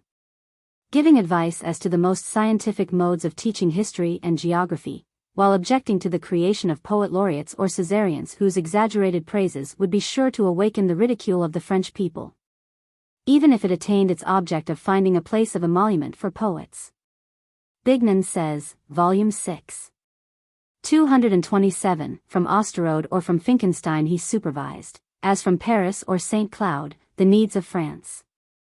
He sought means to alleviate the hindrances to commerce, discussed the best ways to encourage literature and art, corresponded with all his ministers, and while awaiting the renewal of the fray, having a war of figures with his Chancellor of Exchequer. It is not as good as the great city. The day before he had written his brother Joseph that neither his officers nor his staff had taken their clothes off for 2 months, that he had not taken his boots off for a fortnight, that the wounded had to be moved 120 miles in sledges, in the open air, that bread was unprocurable, that the emperor had been living for weeks upon potatoes, and the officers upon mere meat. After having destroyed the Prussian monarchy, we are fighting against the remnant of the Prussians, against Russians, Cossacks, and Kalmucks, those roving tribes of the north, who formerly invaded the Roman Empire. I have ordered what you wish for Malmaison. About this time he also gave orders for what afterwards became the Bourse and the Madeleine, and gave hints for a new journal, March 7th, whose criticism should be enlightened, well-intentioned, impartial, and robbed of that noxious brutality which characterizes 259 the discussions of existing journals, and which is so at variance with the true sentiments of the nation. Number 54. Minerva. In a letter of March 7 Josephine writes to Hortense, "A few days ago I saw a frightful accident at the opera. The actress who represented Minerva in the ballet of Ulysses fell 20 feet and broke her arm. As she is poor, and has a family to support, I have sent her 50 louis." This was probably the ballet, The Return of Ulysses, a subject given by Napoleon to Fouché as a suitable subject for representation. In the same letter Josephine writes, "All the private letters I have received agree in saying that the emperor was very much exposed at the Battle of Eylau. I get news of him very often, sometimes 2 letters a day, but that does not replace him. This special danger at Eylau is told by Las Cases, who heard it from Bertrand. Napoleon was on foot, with only a few officers of his staff. A column of 4,000 to 5,000 Russians came almost in contact with him. Berthier instantly ordered up the horses. The emperor gave him a reproachful look, then sent orders to a battalion of his guard to advance, which was a good way behind, and standing still. As the Russians advanced he repeated several times, 'What audacity, what audacity!' At the sight of his grenadiers of the guard the Russians stopped short. It was high time for them to do so, as Bertrand said. The emperor had never stirred. All who surrounded him had been much alarmed. Number 55. It is the first and only time, says Aubenas, that, in these 2 volumes of letters, collection Didot, Napoleon says vous to his wife. But his vexation does not last more than a few lines, and this short letter ends, tout à toi. Not content with this softening, and convinced how grieved Josephine will be at this language of cold etiquette, he writes to her the same day, at 10 o'clock at night, before going to bed, a second letter in his old 260 style, which ends. Mille et mille amities. It is a later letter, March 25, which ends as described, but number 56 is, nevertheless, a kind letter. Number 56. Dupuy. Former principal of the Brienne Military School. Napoleon, always solicitous for the happiness of those whom he had known in his youth, had made Dupuy his own librarian at Malmaison. His brother, who died in 1809, was the learned Egyptologist. Number 58. M. de T. IEM. de Thiard. In Lettres Inédites de Napoleon I, Breton, number 176, to Talleyrand, March 22, the emperor writes, "I have had him, de Thiard, effaced from the list of officers. I have sent him away, after having testified all my displeasure, and told him to stay on his estate. He is a man without military honor and civic fidelity. My intention is that he shall also be struck off from the number of my chamberlains. I have been poignantly grieved at such black ingratitude, but I think myself fortunate to have found out such a wicked man in time." De Thiard seems to have been corresponding with the enemy from Warsaw. Number 60. Marshal Bessières. His chateau of Grignan, now destroyed, was one of the most beautiful of Provence. Madame de Sévigné lived and was buried in the town of Grignan. Number 63. This was printed April 24 in the French editions, but April 14 is evidently the correct date. Number 67. Sweet, pouting, and capricious. Aubenas speaks of these lines, in the style of the Italian period, which seemed in fact to calm the fears of the Empress. 261. Number 68. Madame. His own sister, Madame Murat, afterwards Queen of Naples. See note to letter 35 for her influence over Junot. The latter was severely reprimanded by Napoleon on his return and banished from Paris. Why, for example, does the Grand Duchess occupy your boxes at the theaters? Why does she go thither in your carriage? Hey! M. Junot. You are surprised that I am so well acquainted with your affairs and those of that little fool, Madame Murat? Memoirs of the Duchess d'Abrantz, Volume 3. 328. Measles. As the poor child was ill 4 days, it was probably laryngitis from which he died, an ailment hardly distinguishable from croup, and one of the commonest sequelae of measles. He died on May 5. The best account is the memoirs of Stanislas Girardin. They had applied leeches to the child's chest, and had finally recourse to some English powders of unknown composition, which caused a rally, followed by the final collapse. King Louis said the child's death was caused by the Dutch damp climate, which was bad for his own health. Josephine hastens to join her daughter, but breaks down at Lac Ken, where Hortense, more dead than alive, joins her, and returns to Paris with her. Number 69. I trust one may hear you have been rational in your sorrow. As a matter of fact he had heard the opposite, for the following day, May 15, he writes to his brother Jerome, Napoleon died in 3 days at The Hague. I know not if the king has advised you of it. This event gives me the more pain insomuch as his father and mother are not rational, and are giving themselves up to all the transports of their grief. To Fouché he writes 3 days later, I have been very much afflicted by the misfortune which has befallen me. I had hoped for a more brilliant destiny for that poor child. And on May 20th, I have felt the loss of the little Napoleon very acutely. I would have wished that his father and mother should have received from their temperament 262 as much courage as I for knowing how to bear all the ills of life. But they are younger, and have reflected less on the frailty of our worldly possessions. It is typical of Napoleon that the only man to whom, as far as we know, he unbosomed his sorrow should be one of his early friends, even though that friend should be the false and faithless Fouché, who requited his confidence later by vile and baseless allegations respecting the parentage of this very child. In one respect only did Napoleon resemble David in his supposititious sin, which was, that when the child was dead, he had neither time nor temperament to waste in futile regrets. As he said on another occasion, if his wife had died during the Austerlitz campaign it would not have delayed his operations a quarter of an hour.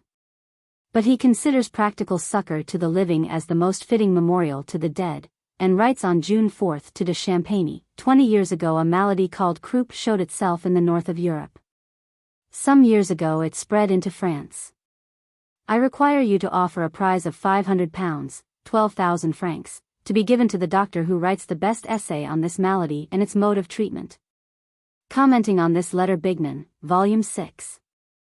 Adds, it is, however, fortunate when, on the eve of battles, warlike princes are pondering over ways of preserving the population of their states.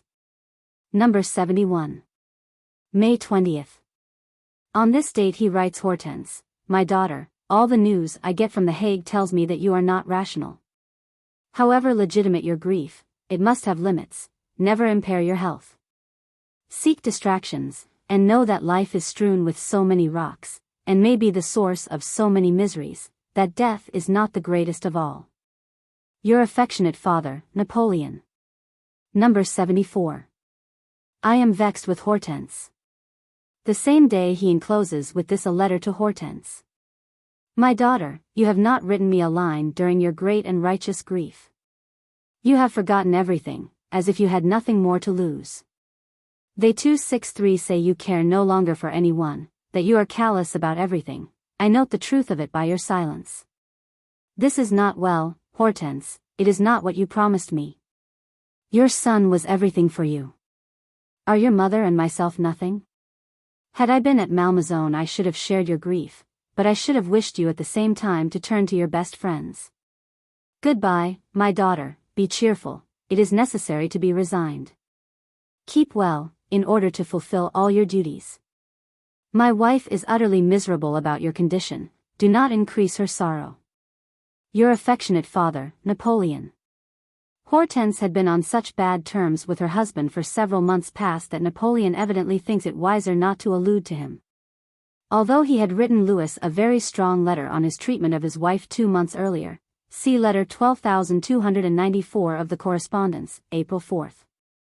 There is, however, a temporary reunion between husband and wife in their common sorrow. Number 78. Friedland. On this day he wrote a further letter to the Queen of Holland, No. 12,761 of the correspondence, my daughter, I have your letter dated Orleans. Your grief pains me, but I should like you to possess more courage. To live is to suffer, and the true man is always fighting for mastery over himself. I do not like to see you unjust towards the little Napoleon Louis, and towards all your friends. Your mother and I had hoped to be more to you than we are. She had been sent to take the waters of Cauteretz, and had left her child Napoleon Louis, who died at Forlì, 1831, with Josephine, who writes to her daughter, June 11, he amuses me much, he is so gentle. I find he has all the ways of that poor child that we mourn. And a few days later, there remains to you a husband, an interesting child, and a mother whose love you know.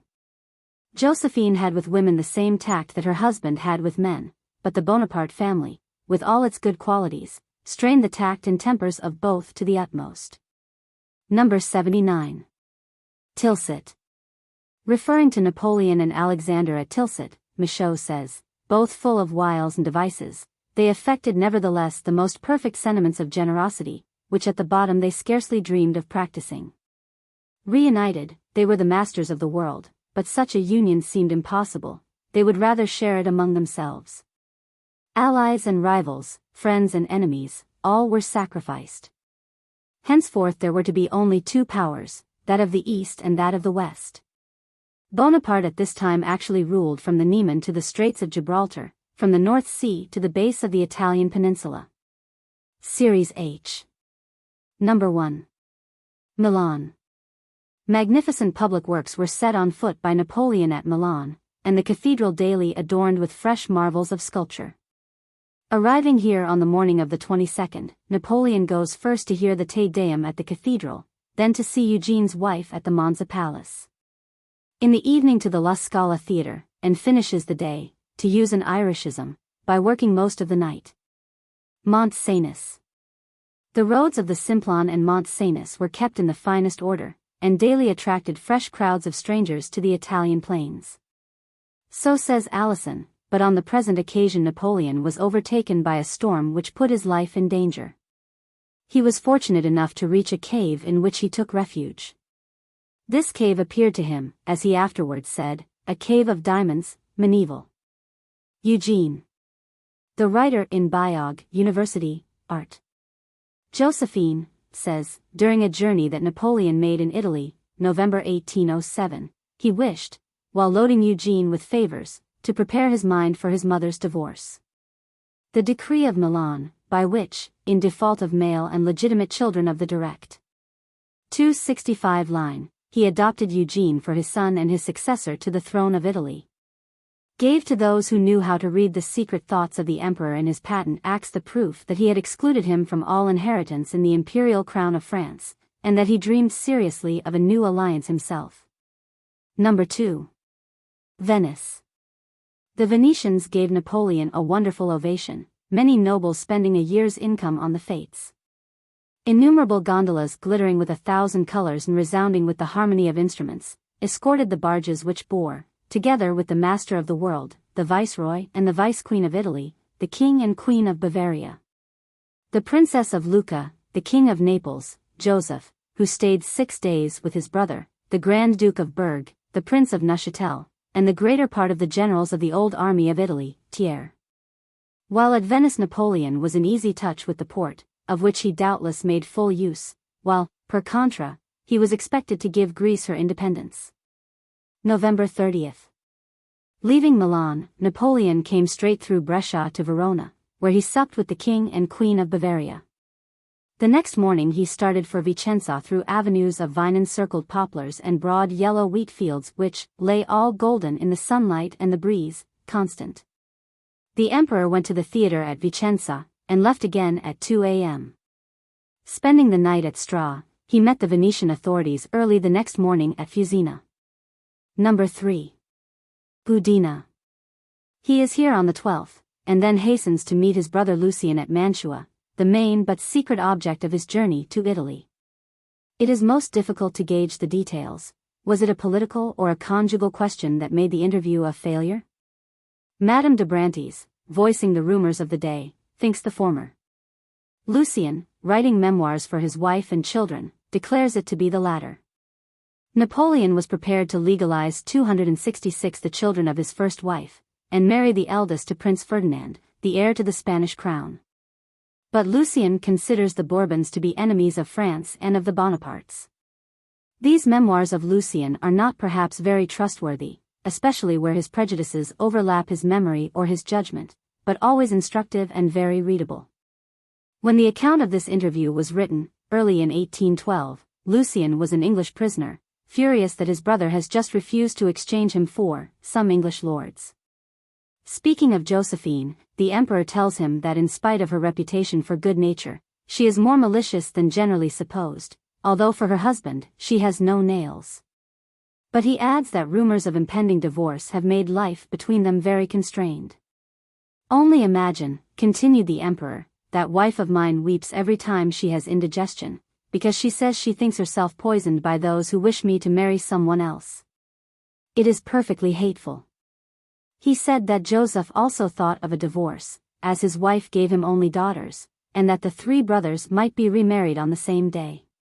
The emperor regretted not having taken the Princess Augusta, daughter of his best friend, the King of Bavaria, for himself, instead of for Eugene, who did not know how to appreciate her and was unfaithful. He was convinced that Russia by invading India would overthrow England, and that his own soldiers were ready to follow him to the antipodes. He ends by offering Lucian his choice of thrones: Naples, Italy, the brightest jewel of my imperial crown, or Spain. Madame de Brantes adds Prussia, if he will give way about Madame Giberthon and her children. Tout pour Lucien divorce, reign pour Lucien sans divorce. When Napoleon finds his brother obdurate, he makes Eugene Prince of Venice, and his eldest daughter Princess of Bologna, with a large appanage.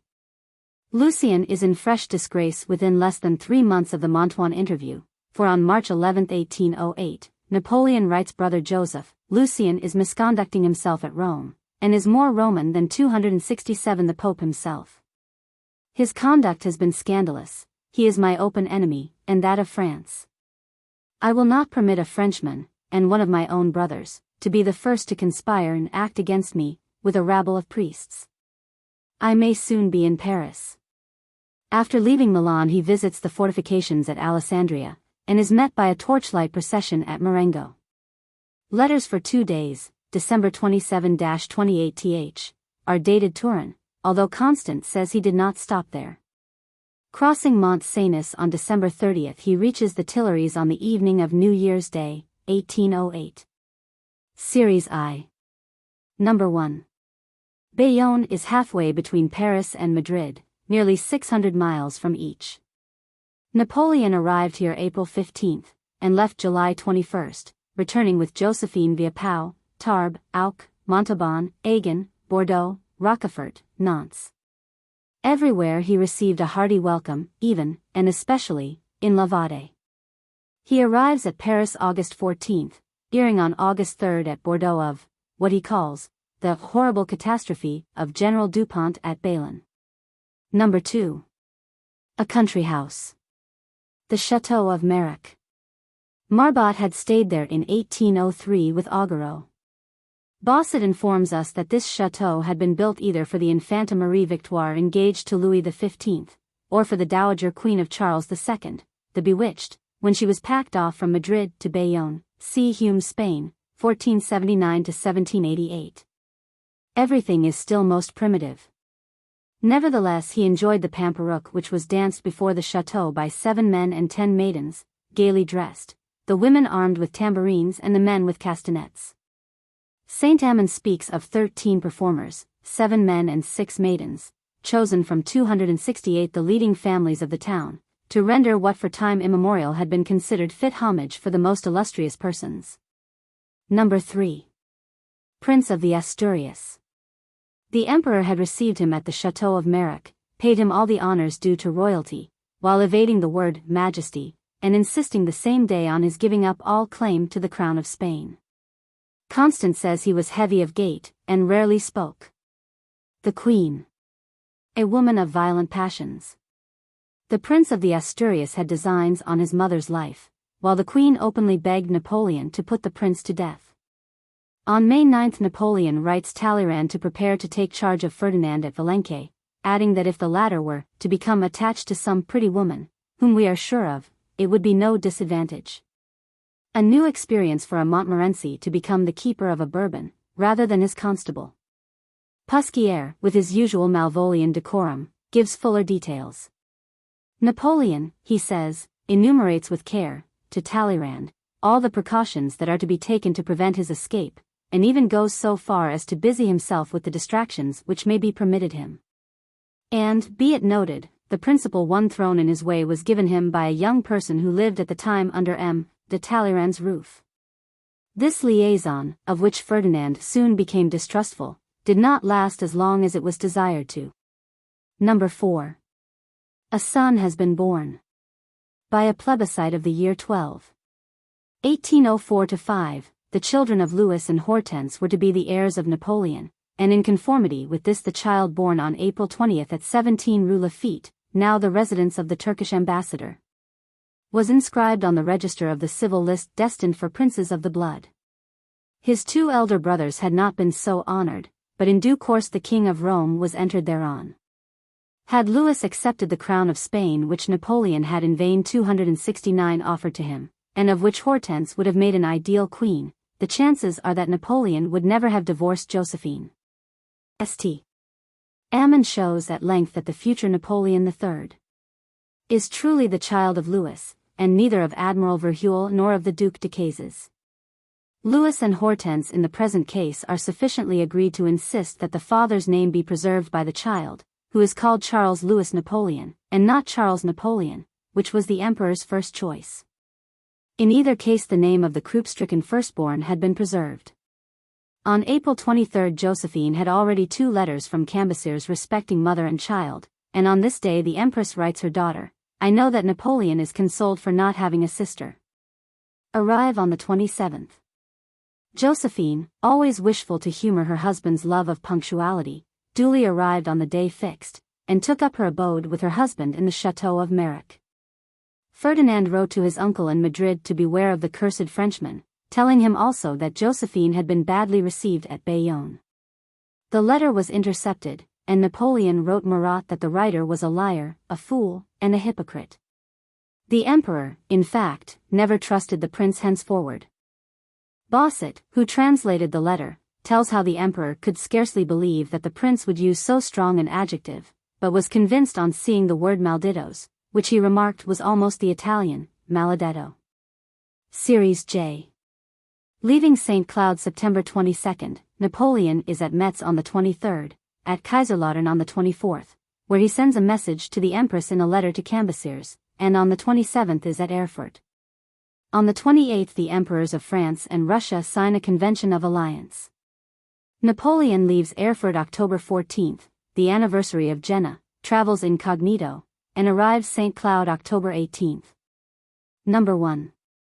I have rather a cold. Napoleon had insisted on going to explore a new road he had ordered between Metz and Mayence, and which no one had ventured to say was not complete. The road was so bad that the carriage of the Maître de Requetes, who had been summoned to account for the faulty work, was precipitated 100 feet down a ravine near Kaiserslautern.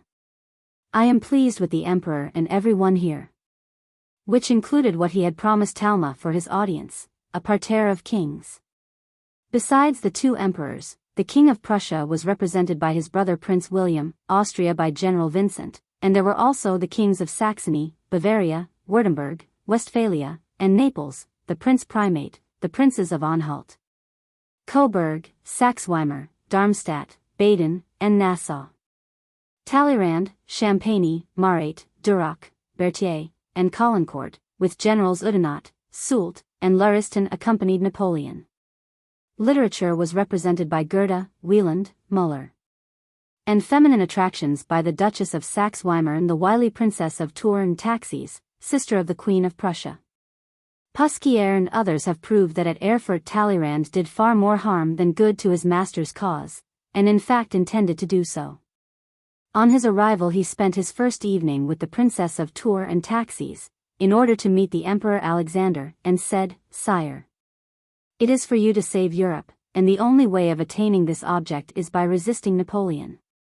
The French people are civilized, their emperor is not, the sovereign of Russia is civilized, his people are not. It is therefore for the sovereign of Russia to be the ally of the French people, of whom Talleyrand declared himself to be the representative. By squaring Alexander this transcendental, unfrocked, vicar of Bray, with an oar in every boat, is once more hedging, or, to use his own phrase, guaranteeing the future. And at the same time securing the daughter of the Duchess of Courland for his nephew, Edmund de Perigord. The arch-apostate carried his treason so far as to advise Alexander of Napoleon's ulterior views, and thus enabled the former to forestall them, no easy matter in conversations with Napoleon 271, lasting whole days, see letter number 3, this series. Talleyrand had also a grievance. He had been replaced as foreign minister by Champagne. He had accepted the surrender of his portfolio gladly, as now, becoming Vice Grand Elector, he ranked with Cambyses and Marat. But when he found that Napoleon, who liked to have credit for his own diplomacy, seldom consulted him, or allowed Champagne to do so, jealousy and ill will naturally resulted. Number 2. Shooting over the battlefield of Jena. The presence of the Emperor Alexander on this occasion was considered a great affront to his recent ally, the King of Prussia, and is severely commented on by von Moltke in one of his essays. In fairness to Alexander, we must remember that their host, the Duke of Saxe-Weimar, had married his sister. Von Moltke, by the way, speaks of hares forming the sport in question, but Savary of a second battle of Jena fought against the partridges. The fact seems to be that all kinds of game, including stags and deer, were driven by the beaters to the royal sportsmen in their huts, and the Emperor Alexander, albeit short-sighted, succeeded in killing a stag at 8 feet distance. At the first shot. The Weimar ball. This followed the Jena shoot, and the dancing lasted all night. The Russian courtiers were scandalized at their emperor dancing, but while he was present the dancing was conventional enough, consisting of promenading 2 and 2 to the strains of a Polish march. Imperial waltz, imported from the Rhine, was already the rage in Germany, and Napoleon, in order to be more worthy of his Austrian princess, tried next year to master this new science of tactics, but after a trial with the Princess Stephanie. The lady declared that her pupil should always give lessons, and never receive them. He was rather more successful at billiards, pursued under the same praiseworthy incentive. A few trifling ailments. Mainly a fearful nightmare, a new experience, in which he imagines his vitals torn out by a bear. Significant of much. As when also the Russian emperor finds himself without a sword and accepts that of Napoleon as 272 a gift, and when, on the last night, the latter orders his comedians to play Bajazet, little thinking the appointed Tamerlane was by his side. No. 3. I am pleased with Alexander. For the time being Josephine had most reason to be pleased with Alexander, who failed to secure his sister's hand for Napoleon. He ought to be with me. He might have been, had not Napoleon purposely evaded the Eastern question. On this subject Savary writes, Volume 2. 297, since Tilsit, Napoleon had sounded the personal views of his ambassador at Constantinople, General Sebastiani, as to this proposition of the Emperor of Russia, i.e. the partition of Turkey. This ambassador was utterly opposed to this project, and in a long report that he sent to the Emperor on his return from Constantinople, he demonstrated to him that it was absolutely necessary for France never to consent to the dismemberment of the Turkish Empire. The Emperor Napoleon adopted his views. And these Talleyrand knew. The whirligig of time brings about its revenges, and in less than 50 years Lord Palmerston had to seek an alliance with France and the House of Napoleon in order to maintain the fixed policy that sent Napoleon I to Moscow and to St. Helena. Alexander, with justice, says Alison, looked upon Constantinople as the back door of his empire, and was earnest that its key should be placed in his hands. Alexander, Napoleon told O'Mara, wanted to get Constantinople, which I would not allow, as it would have destroyed the equilibrium of power in Europe. I reflected that France would gain Egypt, Syria, and the islands, which would have been nothing in comparison with what Russia would have obtained. I considered that the barbarians of the north were already too powerful, and probably in the course of time would overwhelm all Europe, as I now think they will. Austria already trembles, Russia and Prussia united, Austria falls, and England cannot prevent it. 273 Erfurt is the meridian of Napoleon's first 13 years, 1796 to 1808, each more glorious. Henceforward, 1809 to 1821, ever faster he rolls, darkling, down the torrent of his fate. Series K. Number 5. Written from Miranda. Number 6. Written from the imperial camp outside Madrid. Neither Napoleon nor Joseph entered the capital, but King Joseph took up his abode at the Prado, the castle of the kings of Spain, 2 miles away, while the emperor was generally at Chamartin, some 5 miles distant. He had arrived on the heights surrounding Madrid on his coronation day, December 2nd, and does not fail to remind his soldiers and his people of this auspicious coincidence. The bulletin concludes with a tirade against England, whose conduct is shameful, but her troops well disciplined and superb. It declares that Spain has been treated by them as they have treated Holland, Sardinia, Austria, Russia, and Sweden. They foment war everywhere, they distribute weapons like poison, but they shed their blood only for their direct and personal interests. Parisian weather of the last fortnight in May. In his bulletin of the 13th, he says, "Never has such a month of December been known in this country. One would think it the beginning of spring." But 10 days later all was changed, and the storm of Guadarrama undoubtedly saved Moore and the English army.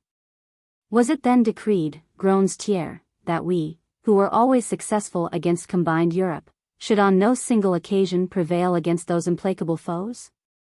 Number 8. Other letters of this date are headed Madrid.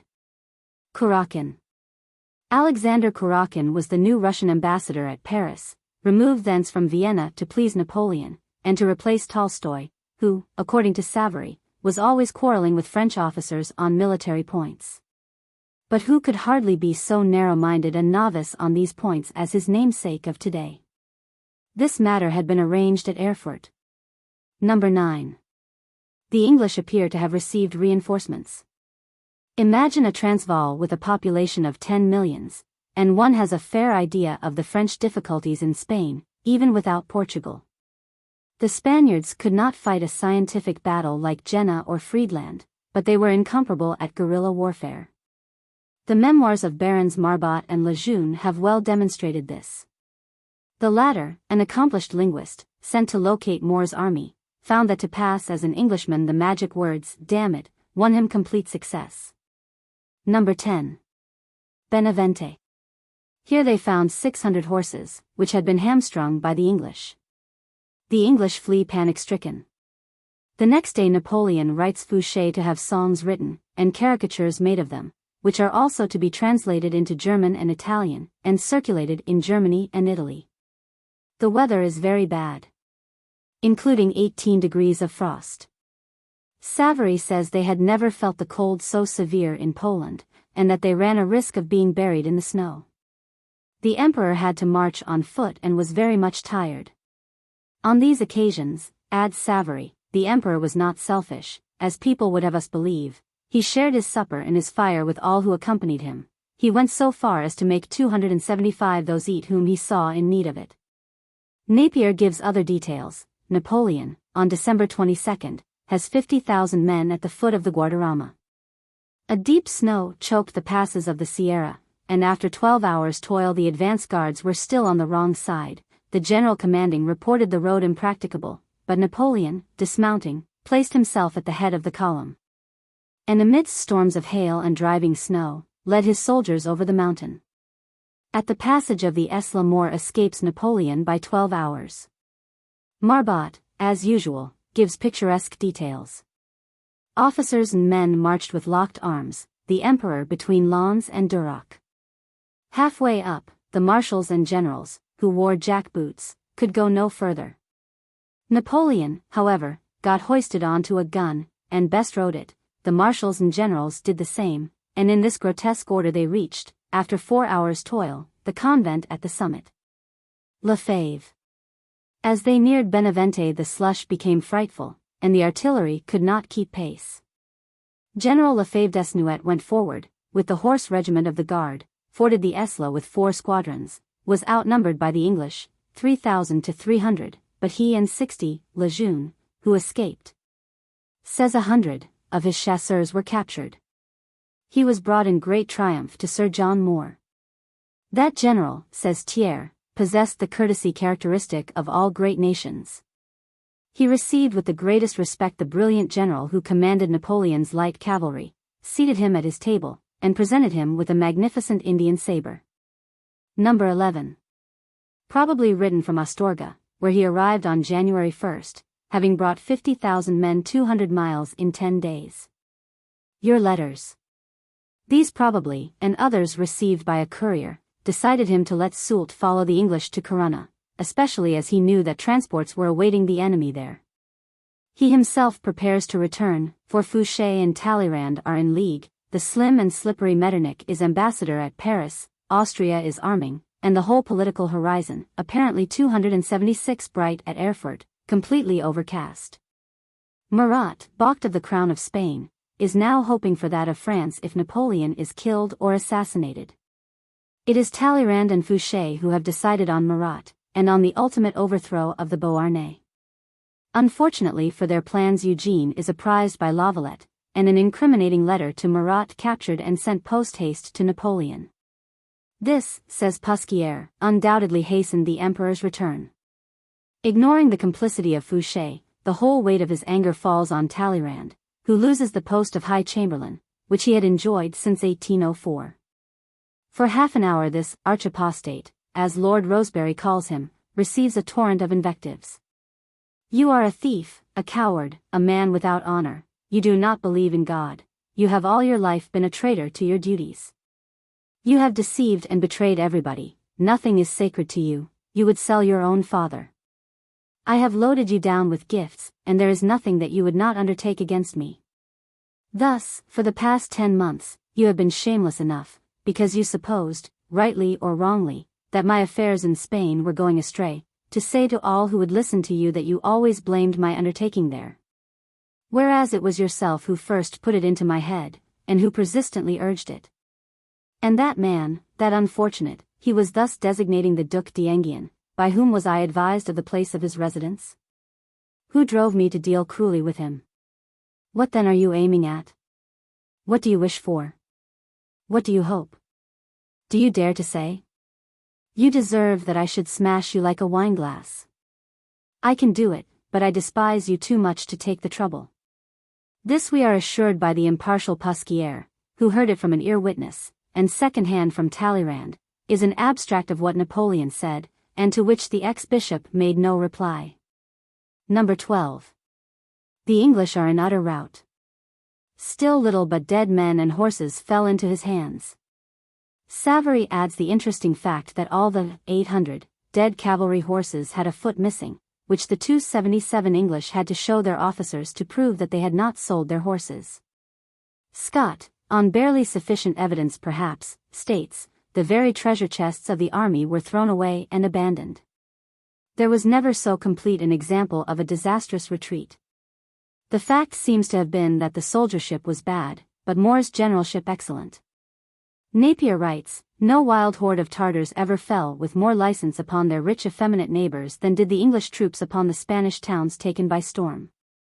What could be expected of such men in retreat, when even Lord Melville had just said in extenuation of our army that the worst men make the best soldiers? Numbers 13 and 14. Written at Valladolid. Here he received a deputation asking that his brother may reside in Madrid, to which he agrees, and awaits its arrangement before setting out for Paris. At Valladolid he met Duprat, whom he mistrusted, but who, like Talleyrand, always amused him. In the present case the abbé told him that the Spaniards would never thank him for interfering in their behalf, and that they were like Sganarelle in the farce. Who quarrelled with a stranger for interfering with her husband when he was beating her, Scott's Napoleon. He leaves Valladolid January 17th, and is in Paris on January 24th. He rode the first 70 miles, to Burgos, in 5.5 hours, stopping only to change horses. Well might Savary say, never had a sovereign ridden at such a speed. Eugene has a daughter. The Princess Eugenie Hortense, born December 23 at Milan, married the hereditary Prince of Hohenzollern-Hechingen. They are foolish in Paris, if not worse. Talleyrand, Fouché, and others were forming what amounted to a conspiracy, and the Empress herself, wittingly or unwittingly, had served as their tool. For the first time she answers a deputation of the Corps Legislatif, who come to congratulate her on her husband's 278 victories, and says that doubtless His Majesty would be very sensible of the homage of an assembly which represents the nation. Napoleon sees in this remark a germ of aggression on behalf of his House of Commons, more especially when emphasized by 125 blackballs against a government bill. He takes the effective but somewhat severe step of contradicting his wife in the Moniteur, or rather declaring that the Empress knew the laws too well not to know that the Emperor was the chief representative of the people, then the Senate, and last the Corps Legislatif. It would be a wild and even criminal assertion to try to represent the nation before the emperor. All through the first half of 1809 another dangerous plot, of which the center was the Princess of Touraine taxis, had its threads far and wide. Many of Soult's generals were implicated, and in communication with the English, preventing their commander getting news of Wellesley's movements, Napier. When they find Soult cannot be traduced, they lend a willing ear to stirring up strife between the emperor and Soult, by suggesting that the latter should be made king of Portugal. Madame d'Abrantz, who heard in 1814 that the idea had found favor with English statesmen, thinks such a step would have seriously injured Napoleon, Volume 4. 53. Series L. The dangers surrounding Napoleon were immense. The Austrian army, 320,000 strong, with her landwehr, 544,000 men, and 800 cannon, had never been so great, never so fitted for war. Prussia was already seething with secret societies, of which as yet the only formidable one was the Tugendbund, whose headquarters were Königsberg, and whose chief members were Stein, Stadion, Blücher, John. Perhaps their most sensible scheme was to form a united German Empire, with the Archduke 279 Charles as its head. The Archduke Ferdinand invaded the Duchy of Warsaw, and had he taken Thorn with its park of 100 cannon, Prussia was to join Austria. In Italy the Carbonari and Adelphis only waited for the French troops to go north to meet the Austrians to spread revolt in Italy. Of the former the head lodge was at Capua and its constitutions written in English, since England was aiding this chouannerie religieuse as a lever against Napoleon. England had an army of 40,000 men ready to embark in any direction, to Holland, Belgium, Naples, or Biscay, while the French troops in Portugal were being tampered with to receive Moreau as their leader, and to march with Spaniards and English for the Pyrenees. At Paris Talleyrand was in partial disgrace, but he and Fouché were still plotting, the latter, says Paulette, forwarding daily a copy of the private bulletin, prepared for Napoleon's eye alone, to the Bourbons. After Essling and the breaking of the Danube Bridge, he hesitated between seizing supreme power himself or offering it to Bernadotte. Up to the last, up to March 27, the correspondence proves that Napoleon had hoped that war would be averted through the influence of Russia. All initiative, he declared, rested on the heads of the court of Austria.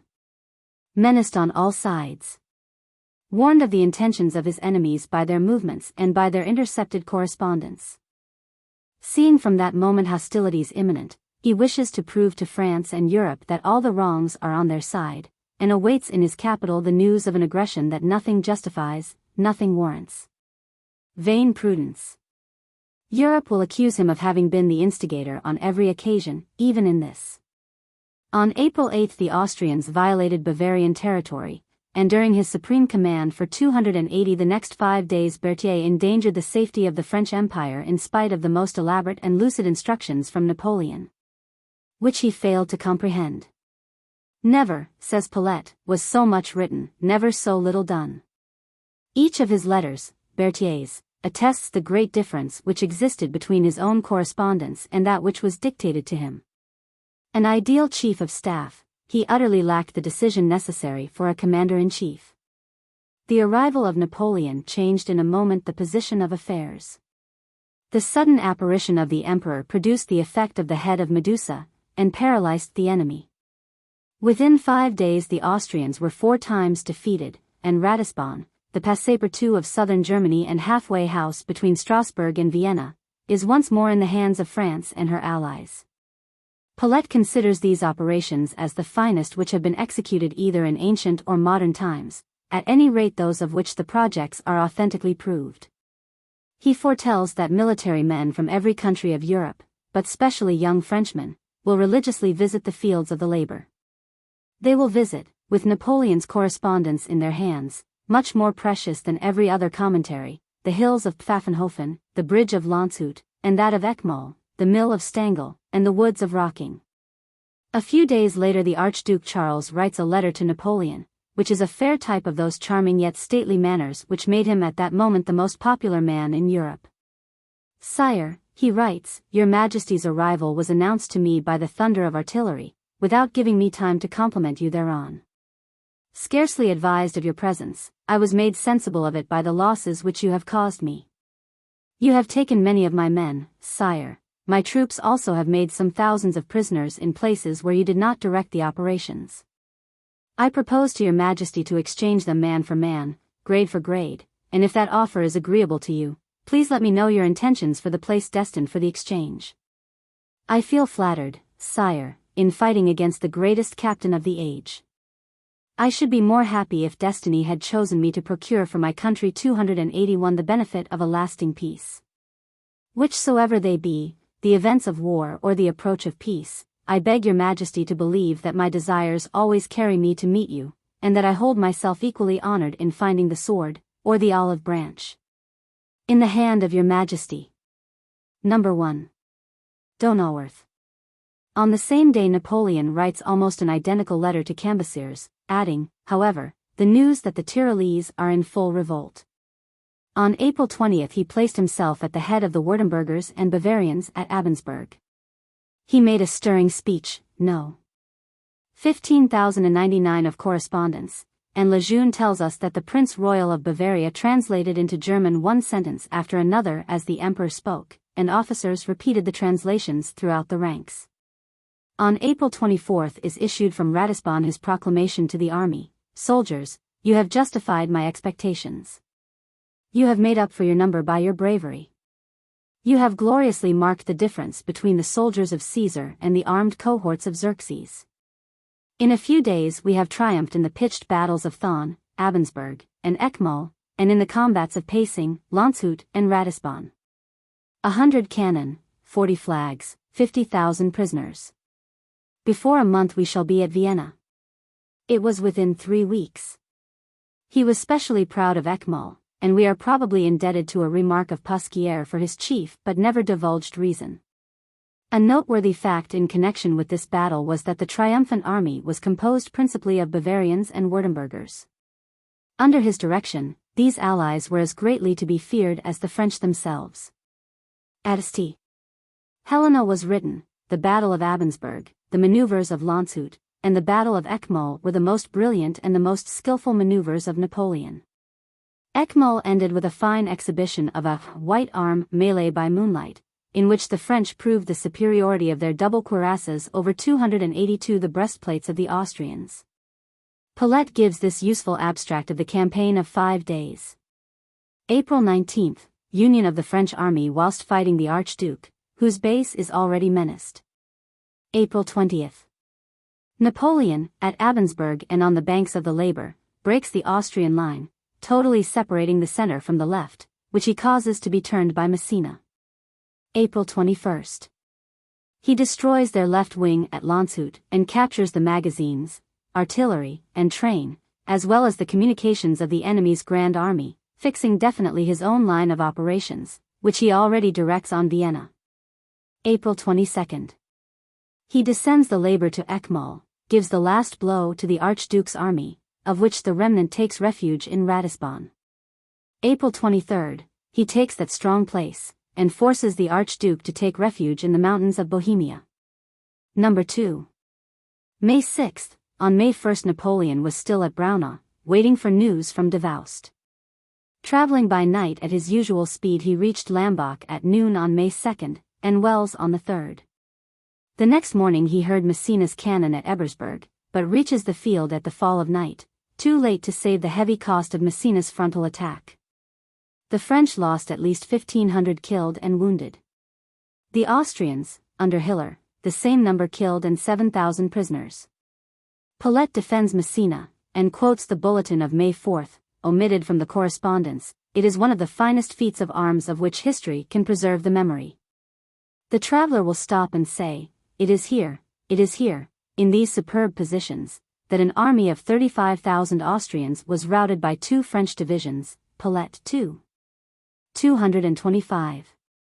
Lejeune, and most writers, blame Messina, referring to the Emperor's letter of May 1st in Paulet's Appendix, Volume 2, but not in the correspondence. Between April 17th and May 6th there is no letter to Josephine preserved, but plenty to Eugene, and all severe, not so much for incapacity as for not keeping the Emperor advised 283 of what was really happening. On May 6th he had received no news for over a week. The ball that touched me, i.e. at Ratisbon. This was the second time Napoleon had been wounded in battle, the first time by an English bayonet at Toulon. On the present occasion, April 23, Meneval seems to be the best authority. Napoleon was seated on a spot from which he could see the attack on the town of Ratisbon. He was beating the ground with his riding whip, when a bullet, supposed to have been fired from a Tyrolean carbine, struck him on the big toe. Marbot says, right ankle, which is correct. The news of his wound spread rapidly from file to file, and he was forced to mount on horseback to show himself to his troops. Although his boot had not been cut, the contusion was a very painful one, and in the first house he went to for a moment's rest, he fainted. The next day, however, he saw the wounded and reviewed his troops as usual, and Lejeune has preserved a highly characteristic story. Somewhat similar to an experience of the great Frederick's. When he had reached the 7th or 8th sergeant, the emperor noticed a handsome young fellow with fine but stern-looking eyes and of resolute and martial bearing, who made his musket ring again as he presented arms. "How many wounds?" inquired the emperor. 30, replied the sergeant. "I am not asking you your age," said the emperor graciously. "I am asking how many wounds you have received." Raising his voice, the sergeant again replied with the one word, 30. Annoyed at this reply, the emperor turned to the colonel and said, "The man does not understand. He thinks I am asking about his age." "He understands well enough, sire," was the reply. "He has been wounded 30 times. "What?" exclaimed the emperor, "you have been wounded so often and have not got the cross?" The sergeant looked down at his chest, and seeing that the strap of his cartridge pouch hid his decoration, he raised it so as to show the cross. He said to the emperor, with great earnestness, "Yes, I've got one, but I've merited a dozen." The emperor, who was always pleased to meet spirited fellows such as this, 284, pronounced the sacramental words, "I make you an officer." "That's right, emperor," said the new sub-lieutenant as he proudly drew himself up. "You couldn't have done better." Number 3. Almost an exact duplicate of this letter goes on to Paris to Cambaceres, as also of number 4. The moment the emperor had heard that the Archduke had left Budweis and was going by the circuitous route via Krems to Vienna, he left Enns, May 7th, and reached Molk the same evening. Seeing a camp of the enemy on the other side of the river, he sends Marbot with a sergeant and 6 picked men to kidnap a few Austrians during the night. The foray is successful, and 3 are brought before Napoleon, one weeping bitterly. The emperor asked the reason, and found it was because he had charge of his master's girdle, and would be thought to have robbed him. The emperor had him set free and ferried across the river, saying, "We must honor and aid virtue wherever it shows itself." The next day he started for St. Polten, already evacuated by Hiller. On his way he saw the ruins of Dürnstein Castle, where Richard Coeur de Lion had been imprisoned. The emperor's comments were interesting, but are now hackneyed, and are in most histories and memoirs, the parent source being Paulette, Volume 2. 246. No. 4.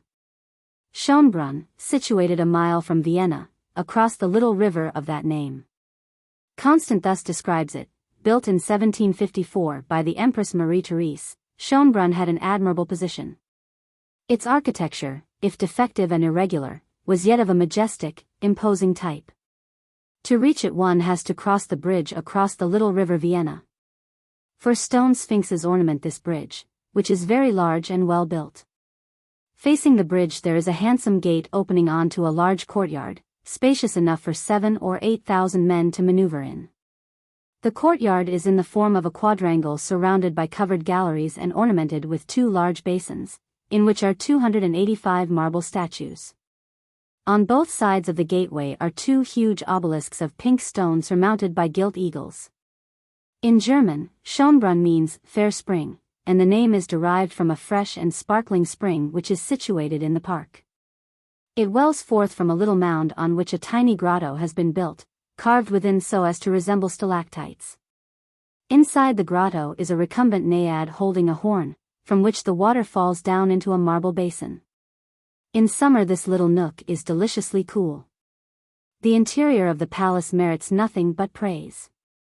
The furniture is sumptuous, and in taste both original and distinguished. The emperor's bedroom, the only place in the whole edifice where there was a chimney, was upholstered in Chinese lacquer wood of great antiquity, yet the painting and gilding were still quite fresh. The study adjoining was decorated in a like way. All these apartments, except the bedroom, were heated in winter by immense stoves, which sadly spoilt the effect of the other furniture. Between the study and the bedroom there was a strange apparatus called a flying chair, a sort of mechanical seat, which had been constructed for the Empress Marie-Therese, and which served to transport her from one floor to another, so that she was not obliged to go up and down the staircase like everyone else. The machine was worked in the same way as at theaters, by cords, pulleys, and a counterweight. The emperor drank a glassful from the beautiful spring, Schönbrunn, every morning. Napoleon found the people of Vienna less favorable to the French than in 1805, and Count Rapp told him, "The people were everywhere tired of us and of our victories." He did not like these sort of reflections. May 12. On May 13 is dated the 7th bulletin of the Army of Germany, but none of the bulletins 2 to 6 are in the correspondence. It states that on the 10th he is before Vienna, the Archduke Maximilian refuses to surrender, on the 11th, at 9 p.m. The bombardment commences, and by daybreak the city capitulated, and the Archduke fled. In his proclamation Napoleon blamed him and the House of Austria for the bombardment.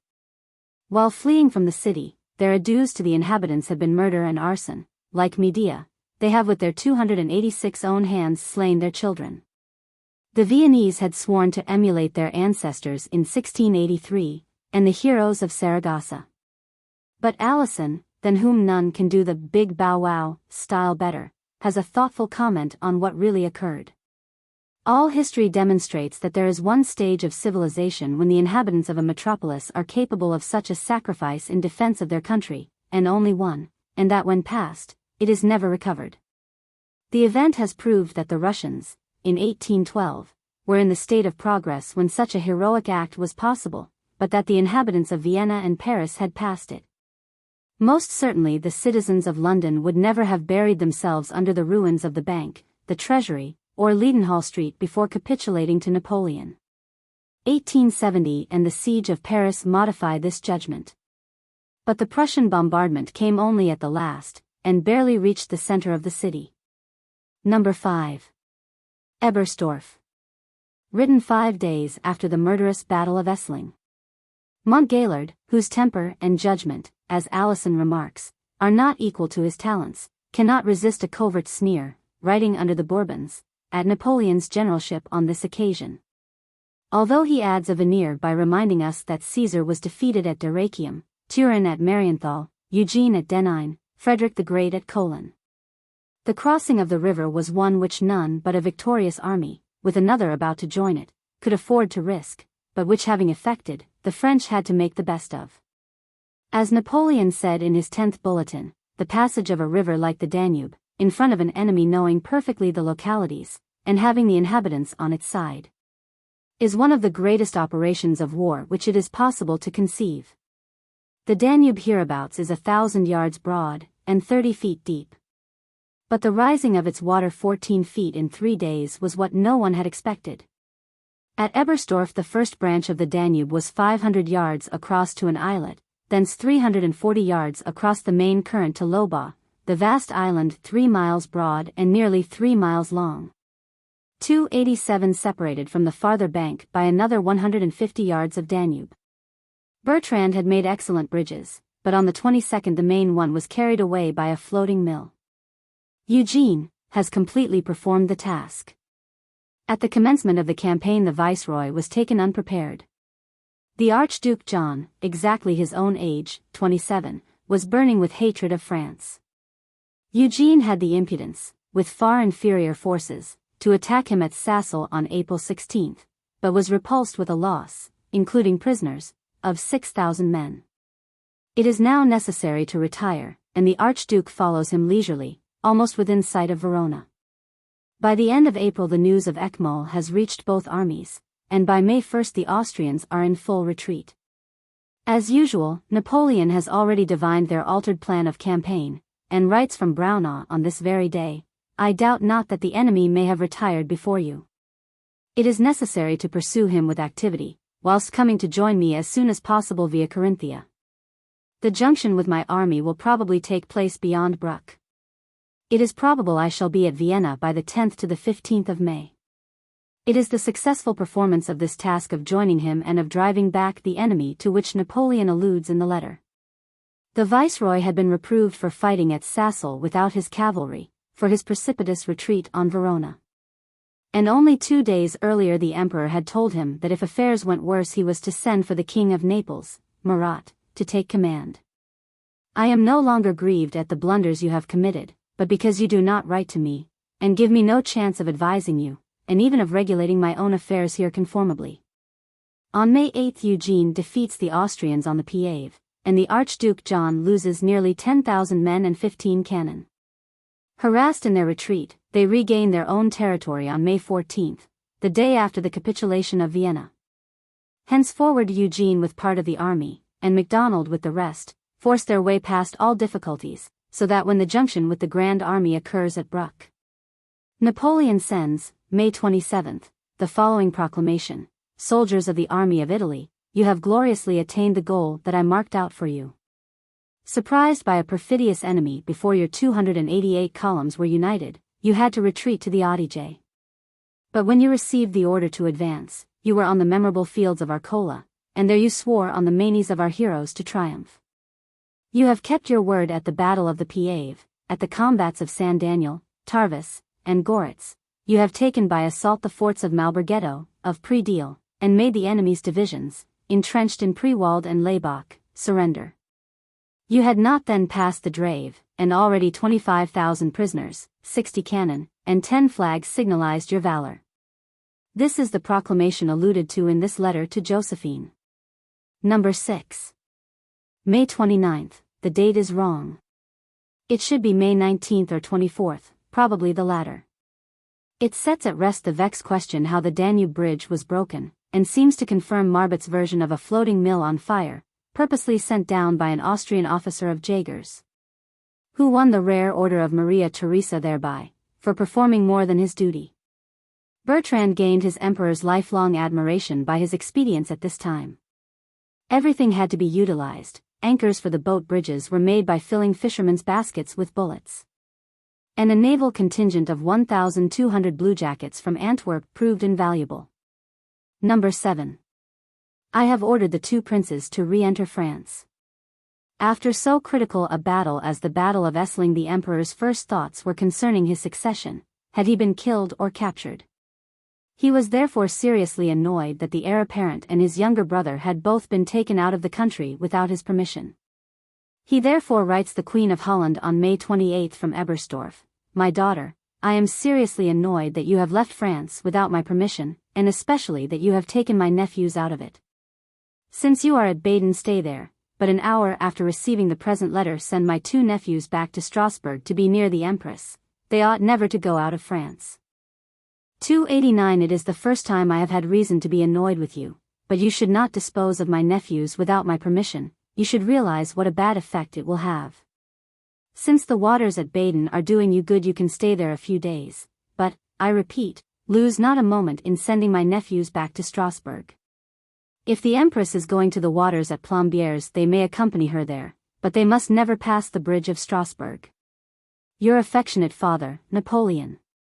This letter passed through the hands of Josephine at Strasbourg, who was so unhappy at not having heard from her husband that she opened it, and writes to Hortense on June 1 when forwarding the letter: I advise you to write to him immediately that you have anticipated his intentions, and that your children are with me, that you have only had them a few days in order to see them, and to give them a change of air. The page who is announced in Meneval's letter has not yet arrived. I hope he will bring me a letter from the Emperor, and that at least he will not be as vexed with me for your being at Baden. Your children have arrived in excellent health. The Duke of Montebello, who died this morning. The same day he writes to La Mercale as follows: Ma cousine, the Marshal died this morning of the wounds that he received on the field of honor. My sorrow equals yours. I lose the most distinguished general in my whole army, my comrade in arms for 16 years, he whom I looked upon as my best friend. His family and children will always have a special claim on my protection. It is to give you this assurance that I wish to write you this letter, for I feel that nothing can alleviate the righteous sorrow that you will experience. The following year he bestowed the highest honor on the Mercale that she could receive. Thus everything ends. The 14th bulletin says that the end was caused by a pernicious fever, and in spite of Dr. Frank, one of the best physicians in Europe. Thus ends one of the most distinguished soldiers France ever possessed. He had received 13 wounds. The death of Lens, and the whole 290 of the Essling period, is best told by Marbot. The loss of Lens was a more serious one to Napoleon than the whole 20,000 men lost in this battle. The master himself has told us that, in war men are nothing, a man is everything. They could be replaced, Lens never. Like Kleber and Desaix, he stood on a higher platform than the older marshals, except Massena, who had serious drawbacks, and who was the only one of Napoleon's best generals that Wellington met in the peninsula. Lens had always the ear of the emperor, and always told him facts, not flattery. His life had been specially crowded the last few weeks. Rebuked by Napoleon for tardiness in supporting Massena at Ebersberg, his life was saved by Napoleon himself when he was thrown from his horse into the flooded Danube. And finally, on the field of Essling, he had under his orders Bessières, the man who had a dozen years before prevented his engagement to Caroline Bonaparte by tittle-tattling to Napoleon. Number 9. Eugene won a battle. The remnant of the Archduke John's army, together with Hungarian levies, in all 31,000 men, hold the entrenched camp and banks of the Raab. Eugene defeats it, with a loss of 6,000 men, of whom 3,700 were prisoners. Napoleon, in commemoration of the anniversary of Marengo and Friedland, calls it the little granddaughter of Marengo. Number 11. The curtain of the war's final act was rung up in the 24th bulletin. At length there exists no longer the Danube for the French army. General Count Bertrand has completed works which excite astonishment and inspire admiration. For 800 yards over the most rapid river in the world he has, in a fortnight, constructed a bridge of 16 arches where 3 carriages can pass abreast. Wagram is, according to Paulet, the masterpiece of tactical battles, while the 5 days' campaign, Thon to Ratisbon, was one long strategic battle.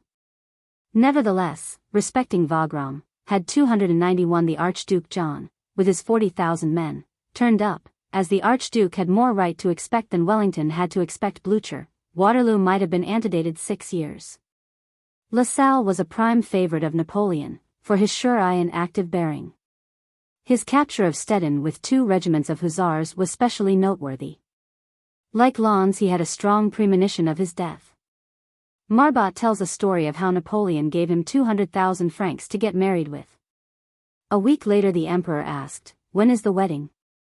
"As soon as I have got some money to furnish with, sire." "Why, I gave you 200,000 francs to furnish with last week." "What have you done with them?" "Paid my debts with half, and lost the other half at cards." Such an admission would have ruined any other general. The emperor laughed, and merely giving a sharp tug at La Salle's mustache, ordered Duroc to give him another 200,000. "I am sunburnt, and, as he writes Cambyses the same day, tired out, having been 60 out of the previous 72 hours in the saddle."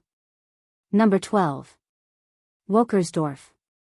On July 8 he writes General Clark, "I have the headquarters lately occupied by the craven Francis II, who contented himself with watching the whole affair from the top of a tower, 10 miles from the scene of battle." On this day also he dictated his 25th bulletin, of which the last portion is so skillfully utilized in the last scene of Act V in Laglan. One concluding sentence is all that can here be quoted, such as the recital of the Battle of Wagram, a decisive and ever illustrious battle, where 300,000 to 400,000 men, 12 to 1,500 guns, fought for great stakes on a field of battle, studied, meditated on, and fortified by the enemy for many months. A surfeit of bile. His usual source of relief after extra work or worry. In this case both. Bernadotte had behaved so badly at Wagram, that Napoleon sent him to Paris with the stern rebuke, "A bungler like you is no good to me." But as usual his anger against an old comrade is short-lived, and he gives General Clark 292 permission to send Bernadotte to command at Antwerp against the English. Number 16. My affairs follow my wishes. In Austria, possibly, but not elsewhere. Prussia was seething with conspiracy, Russia with ill-concealed hatred, the English had just landed in Belgium, and Wellesley had just won Talavera. Soult was apparently no longer trustworthy, Bernadotte a conceited boaster, who had to be publicly snubbed. See the order of the day, August 5th, number 15614. Clark and Cambyses are so slow that Napoleon writes them, August 10th, not to let the English come and take you in bed. Fouché shows more energy than everyone else put together, calls out National Guards, and sends them off to meet the northern invasion. The Minister of the Interior, M. Cretet, had just died, and the Emperor had wisely put Fouché, the most competent man available, into his place for the time being. Number 17. August 21st. The list of birthday honors, August 15th, had been a fairly long one, Berthier becoming Prince of Wagram, Messina of Essling, Davoust of Eckmühl. Marshals Oudinot and MacDonald, Generals Clark, Rainier, Gaudin and Champagny, as also M. Marat, became dukes. Marmont had already, says Savary, been made delirious with the joy of possessing a baton. Number 18. Comedians. Napoleon found relaxation more after his own heart in conversing with the savants of Germany, including the great mechanic Maelzel, with whose automaton chess player he played a game.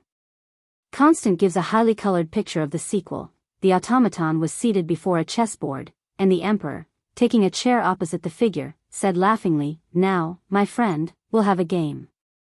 The automaton, bowing, made signs for the emperor to begin. After 2 or 3 moves the emperor made a wrong one on purpose. The automaton 293 bowed and replaced the piece on the board. His Majesty cheated again, when the automaton bowed again, but this time took the pawn. "Quite right," said His Majesty, as he promptly cheated for the 3rd time. The automaton then shook its head, and with one sweep of its hand knocked all the chessmen down. Women, not having been presented. One woman, however, the mistress of Lord Paget, was quite willing to be presented at a late hour and to murder him at the same time, at least so says Constant. Number 19. All this is very suspicious. For perfectly natural reasons Caesar's wife was now above suspicion, but Caesar himself was not so. Madame Walewski had been more than a month at Schönbrunn, and on May 4, 1810, Napoleon has a second son born, who 50 years later helped to edit his father's correspondence. Number 20. Krems. He left here to review Davoust's corps on the field of Austerlitz. Afterwards all the generals dined with him, and the emperor said, "This is the 2nd time I come upon the field of Austerlitz, shall I come to it a 3rd time?" "Sire," replied one, "from what we see every day none dare wager that you will not." It was this suppressed hatred that probably determined the emperor to dismantle the fortifications of Vienna. An act that intensified the hatred of the Viennese more than his allowing the poor people to help themselves to wood for the winter in the imperial forests had mollified them. "My health has never been better." His reason for this remark is found in his letter to Cambyses of the same date. "They have spread in Paris the rumor that I was ill, I know not why, I was never better." The reason of the rumor was that Corvisart had been sent for to Vienna, as there had been an outbreak of dysentery among the troops. This was kept a profound secret from France, and Napoleon even allowed Josephine to think that Corvisart had attended him. See letter 22. Number 23. October 14th. 2 days before, Stabs, the young Tugendbundist and an admirer of Joan of Arc, had attempted to assassinate Napoleon on parade with a carving knife. The Emperor's letter to Fouché of the October 12th gives the most succinct account. "A youth of 17, son of a Lutheran minister of Erfurt, sought to approach me on parade today. He was arrested by the officers, and as the little man's agitation had been noticed, suspicion was aroused. He was searched, and a dagger found upon him. I had him brought before me, and the little wretch, who seemed to me fairly well educated, told me that he wished to assassinate me to deliver Austria from the presence of the French. I could distinguish in him neither religious nor political fanaticism. He did not appear to know exactly who or what Brutus was. The fever of excitement he was in prevented our knowing more. He will be examined when he has cooled down and fasted. It is possible that it will come to nothing. He will be arraigned before a military commission. I wish to inform you of this circumstance in order that it may not be made out more important than it appears to be. I hope it will not leak out. If it does, we shall have to represent the fellow as a madman. If it is not spoken of at all, keep it to yourself. The whole affair made no disturbance at the parade. I myself saw nothing of it. P.S. I repeat once more, and you understand clearly, that there is to be no discussion of this occurrence. Count Rapp saved the Emperor's life on this occasion, and he, Savary, and Constant, all give detailed accounts. Their narratives are a remarkable object lesson of the carelessness of the average contemporary spectator in recording dates. Savary gives vaguely the end of September, Constant October 13th, and Count Rapp October 23rd. In the present case, the date of this otherwise trivial incident is important, for careless historians assert that it influenced Napoleon in concluding peace. In any case, it would have taken 20 such occurrences to affect Napoleon one hairbreadth, and in the present instance his letter of October 10th to the Russian Emperor proves that the peace was already settled, all but the signing. Number 24. Stuttgart. General Rapp describes this journey as follows: peace was ratified. We left Nymphenburg and arrived at Stuttgart. Napoleon was received in a style of magnificence, and was lodged in the palace together with his suite. The king was laying out a spacious garden, and men who had been condemned to the galleys were employed to labor in it. The emperor asked the king who the men were who worked in chains. He replied that they were for the most part rebels who had been taken in his new possessions. We set out on the following day. On the way, Napoleon alluded to the unfortunate wretches whom he had seen at Stuttgart. The King of Württemberg, said he, is a very harsh man, but he is very faithful. Of all the sovereigns in Europe he possesses the greatest share of understanding. We stopped for an hour at Rastatt, where the Princess of Baden and Princess Stephanie had arrived for the purpose of paying their respects to the Emperor. The Grand Duke and Duchess accompanied him as far as Strasbourg. On his arrival in that city he received dispatches which again excited his displeasure against the Faubourg Saint-Germain. We proceeded to Fontainebleau. No preparations had been made for the Emperor's reception. There was not even a guard on duty. This was on October 26. At 10 a.m. Meneval asserts that Napoleon's subsequent bad temper was feigned. In any case, the meeting, that moment so impatiently awaited, was a very bad court d'honneur for Josephine, accentuated doubtless by Fouché's report of bad conduct on the part of the ladies of Saint-Germain. Series M. Number 1. According to the correspondence of Napoleon I, number 16058, the date of this letter is December 17th. It seems, however, possible that it is the letter written immediately after his arrival 296 at Trianon, referred to by Meneval, who was, in fact, responsible for it. Thiers, working from unpublished memoirs of Hortense and Cambyses, gives a most interesting account of the family council, held at 9 p.m. on Friday, December 15th, at the Tuileries. Constant also describes the scene, but gives the Empress credit for showing the most self-command of those chiefly interested. The next day, 11 a.m., Count Lacépède introduced the resolutions of the family council to the Senatus Consultus. It is today that, more than ever before, the Emperor has proved that he wishes to reign only to serve his subjects, and that the Empress has merited that posterity should associate her name with that of Napoleon. He pointed out that 13 of Napoleon's predecessors had broken the bonds of matrimony in order to fulfill better those of sovereign, and that among these were the most admired and beloved of French monarchs, Charlemagne, Philip Augustus, Louis XII, and Henry IV. This speech and the decrees, carried by 76 votes to 7, are found in the Moniteur of December 17th, which Napoleon considers sufficiently authentic to send to his brother Joseph as a full account of what occurred. And with no further comment of his own but that it was the step which he thought it his duty to take. The decrees of the Committee of the Senate were, 1. The marriage contracted between the Emperor Napoleon and the Empress Josephine is dissolved. 2. The Empress Josephine will retain the titles and rank of a crowned Empress Queen.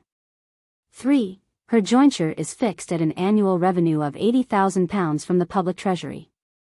4. Every provision which may be made by the Emperor in favor of the Empress Josephine, out of the funds of the civil list, shall be obligatory on his successors. They added separate addresses to the Emperor and Empress, and that to the latter seems worthy of quotation. Your Imperial and 297 Royal Majesty is about to make for France the greatest of sacrifices. History will preserve the memory of it forever.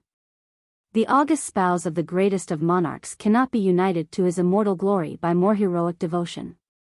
For long, madam, the French people has revered your virtues. It holds dear that loving kindness which inspires your every word, as it directs your every action. It will admire your sublime devotion. It will award forever to your Majesty, Empress and Queen, the homage of gratitude, respect, and love. From a letter of Eugene's to his wife, quoted by Aubenas, it appears that he, with his mother, arrived at Malmaison on Saturday evening, December 16th, and that it never ceased raining all the next day, which added to the general depression. In spite of, or because of, Eugene's bad puns. On the evening of the 16th Napoleon was at Trianon, writing letters, and we cannot think that if the Emperor had been to Malmaison on the Sunday, Eugene would have included this without comment in the some visits they had received. The Emperor, as we see from the next letter, paid Josephine a visit on the Monday. Number 2. The date of this is Tuesday, December 19th, while number 3 is Wednesday the 20th. Savary, always unpopular with the court ladies, has now nothing but kind words for Josephine. She quitted the court, but the court did not quit her. It had always loved her, for never had anyone been so kind. She never injured anyone in the time of her power. She protected even her enemies, such as Fouché at this juncture, and Lucien earlier. During her stay at Malmaison, the highroad from Paris to this chateau was only one long procession. In spite of the bad weather, everyone considered it a duty to present themselves at least once a week. 298 later, Marie-Louise became jealous of this, and poor Josephine had to go to the chateau of Navarre, and finally to leave France. Queen of Naples. For some reason Napoleon had not wanted this sister at Paris this winter, and had written her to this effect from Schönbrunn on October 15th. If you were not so far off, and the season so advanced, I would have asked Marat to spend 2 months in Paris. But you cannot be there before December, which is a horrible season, especially for a Neapolitan. But Sister Caroline, with the head of a Cromwell on the shoulders of a pretty woman, was not easy to lead, and her husband had in consequence to bear the full weight of the emperor's displeasure. Marat's finances were in disorder, and Napoleon wrote Champagne on December 30th to tell Marat plainly that if the borrowed money was not returned to France, it would be taken by main force. The hunt. In pouring rain, in the forest of Saint-Germain. Number 4. Thursday, December 21st, is the date. The weather is very damp, making Malmaison as unhealthy as its very name warranted, and rendering more difficult the task which Madame de Remusat had set herself of resting Josephine mentally by tiring her physically. This typical toady, Napoleon's eavesdropper extraordinary, had arrived at Malmaison on December 18th. She writes on the Friday, December 22nd, beseeching her husband to advise the emperor to moderate the tone of his letters, especially this one, Thursday, December 21st, which had upset Josephine frightfully. Surely a more harmless letter was never penned. But it is the Remusat all over. She lives in a chronic atmosphere of suspicion that all her letters are read by the emperor, and therefore, like Stevenson's nursery rhymes, they are always written with one eye on the grown-up person par excellence of France and the century. The opening of letters by the government was doubtless 299 a blemish, which, however, Napoleon tried to neutralize by entrusting the post office to his wife's relative, Lavalette. A man whose ever-kind heart prevented this necessary espionage degenerating into unnecessary interference with individual rights. Number 5. Date probably Sunday, December 24th. King of Bavaria. Eugene had gone to Meaux to meet his father-in-law, who had put off the dog's humor, which he had shown since the 16th. Number 6. Josephine had gone by special invitation to dine at the Little Trianon with Napoleon on Christmas Day, and Madame d'Avrillon says she had a very happy day there. On her return she told me how kind the emperor had been to her, that he had kept her all the evening, saying the kindest things to her. Aubenas says, the repast was eaten in silence and gloom, but does not give his authority. Eugene, moreover, confirms Madame d'Avrillon in his letter to his wife of December 26, "My dear Auguste, the Emperor came on Sunday to see the Empress. Yesterday she went to Trianon to see him, and stayed to dinner. The Emperor was very kind and amiable to her, and she seemed to be much better. Everything points to the Empress being more happy in her new position, and we also." On this Christmas Day Napoleon had his last meal with Josephine. Number 7. Tuileries. His return from Trianon to this, his official residence, made the divorce more apparent to everyone. Number 8. A house vacant in Paris. This seems a hint for Josephine. She wishes to come to Paris, to the Élysée, and to try a little diplomacy of her own in favor of the Austrian match, and she 300 sends secretly to Madame de Metternich, whose husband was absent. Eugene more officially is approaching Prince Schwarzenberg, the ambassador. Josephine, like Talleyrand, wished to heal the schism with Rome by an Austrian alliance. While Cambyses, foreseeing a war with the power not allied by marriage, would have preferred the Russian match. Number 9. Thursday, January 4th. Hortense. Louis had tried to obtain a divorce. Cambyses was ordered on December 22 to summon a family council, New Letters of Napoleon I, number 234.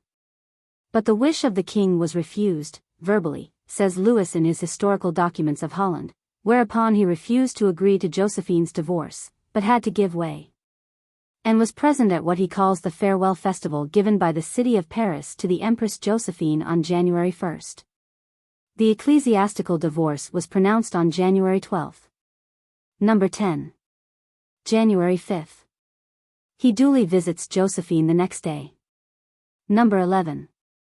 January 7 is the date. What charms your society has. Her repertoire of small talk and scandal.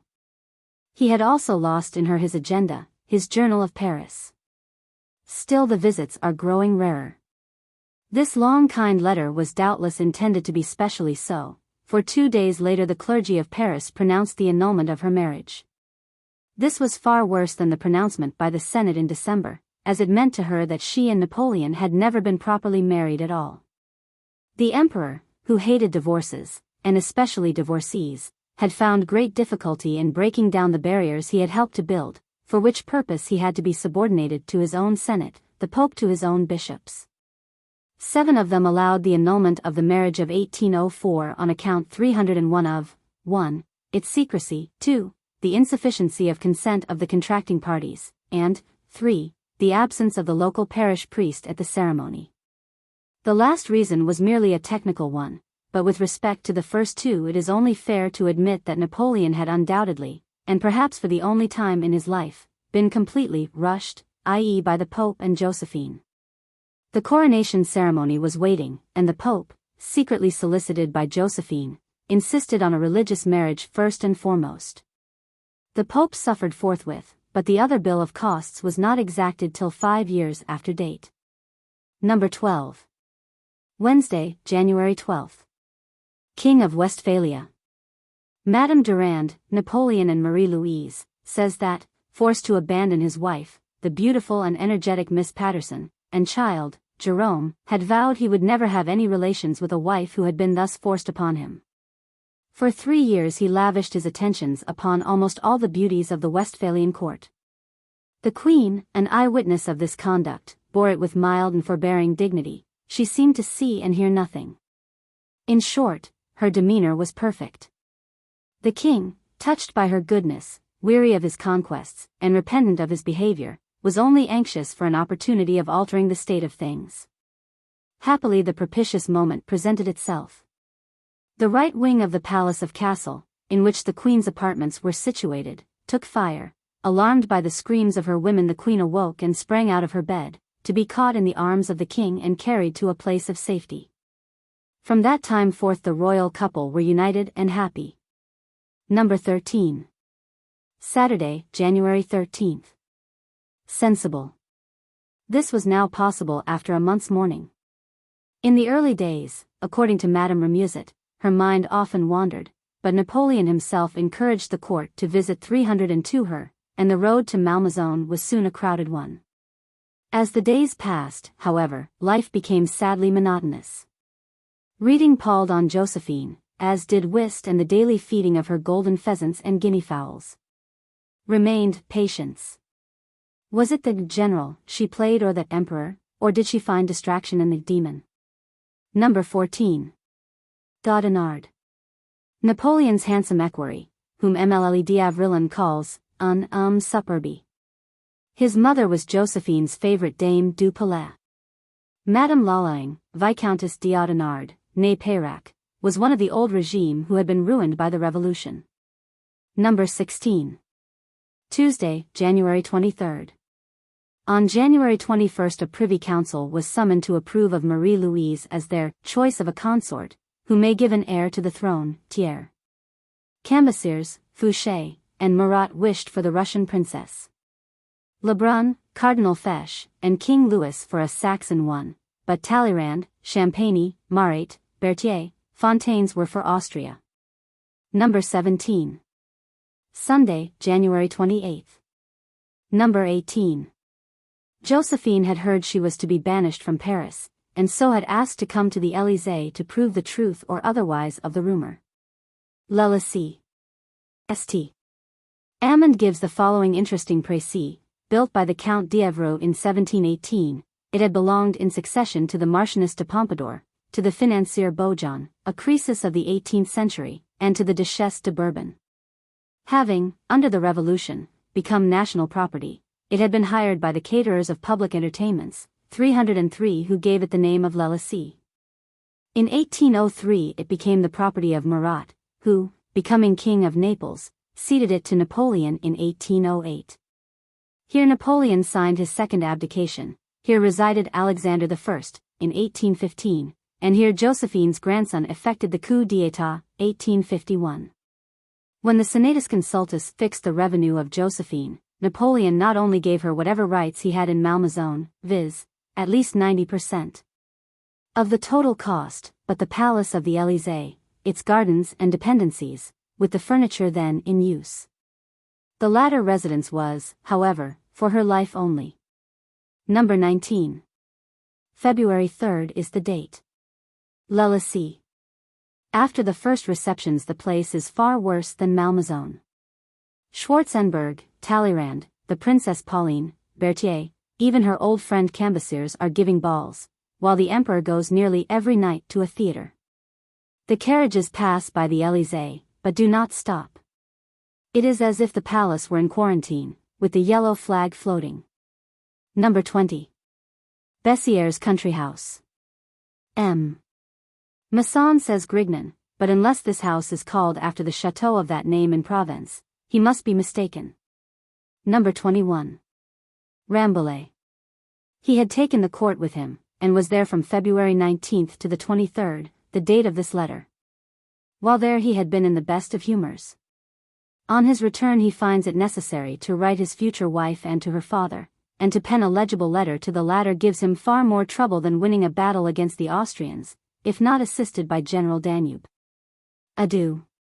Sick and weary, Josephine returns to Malmaison, 304 Friday, March 9, and even this is not long to be hers, for the new empress is almost already on her way.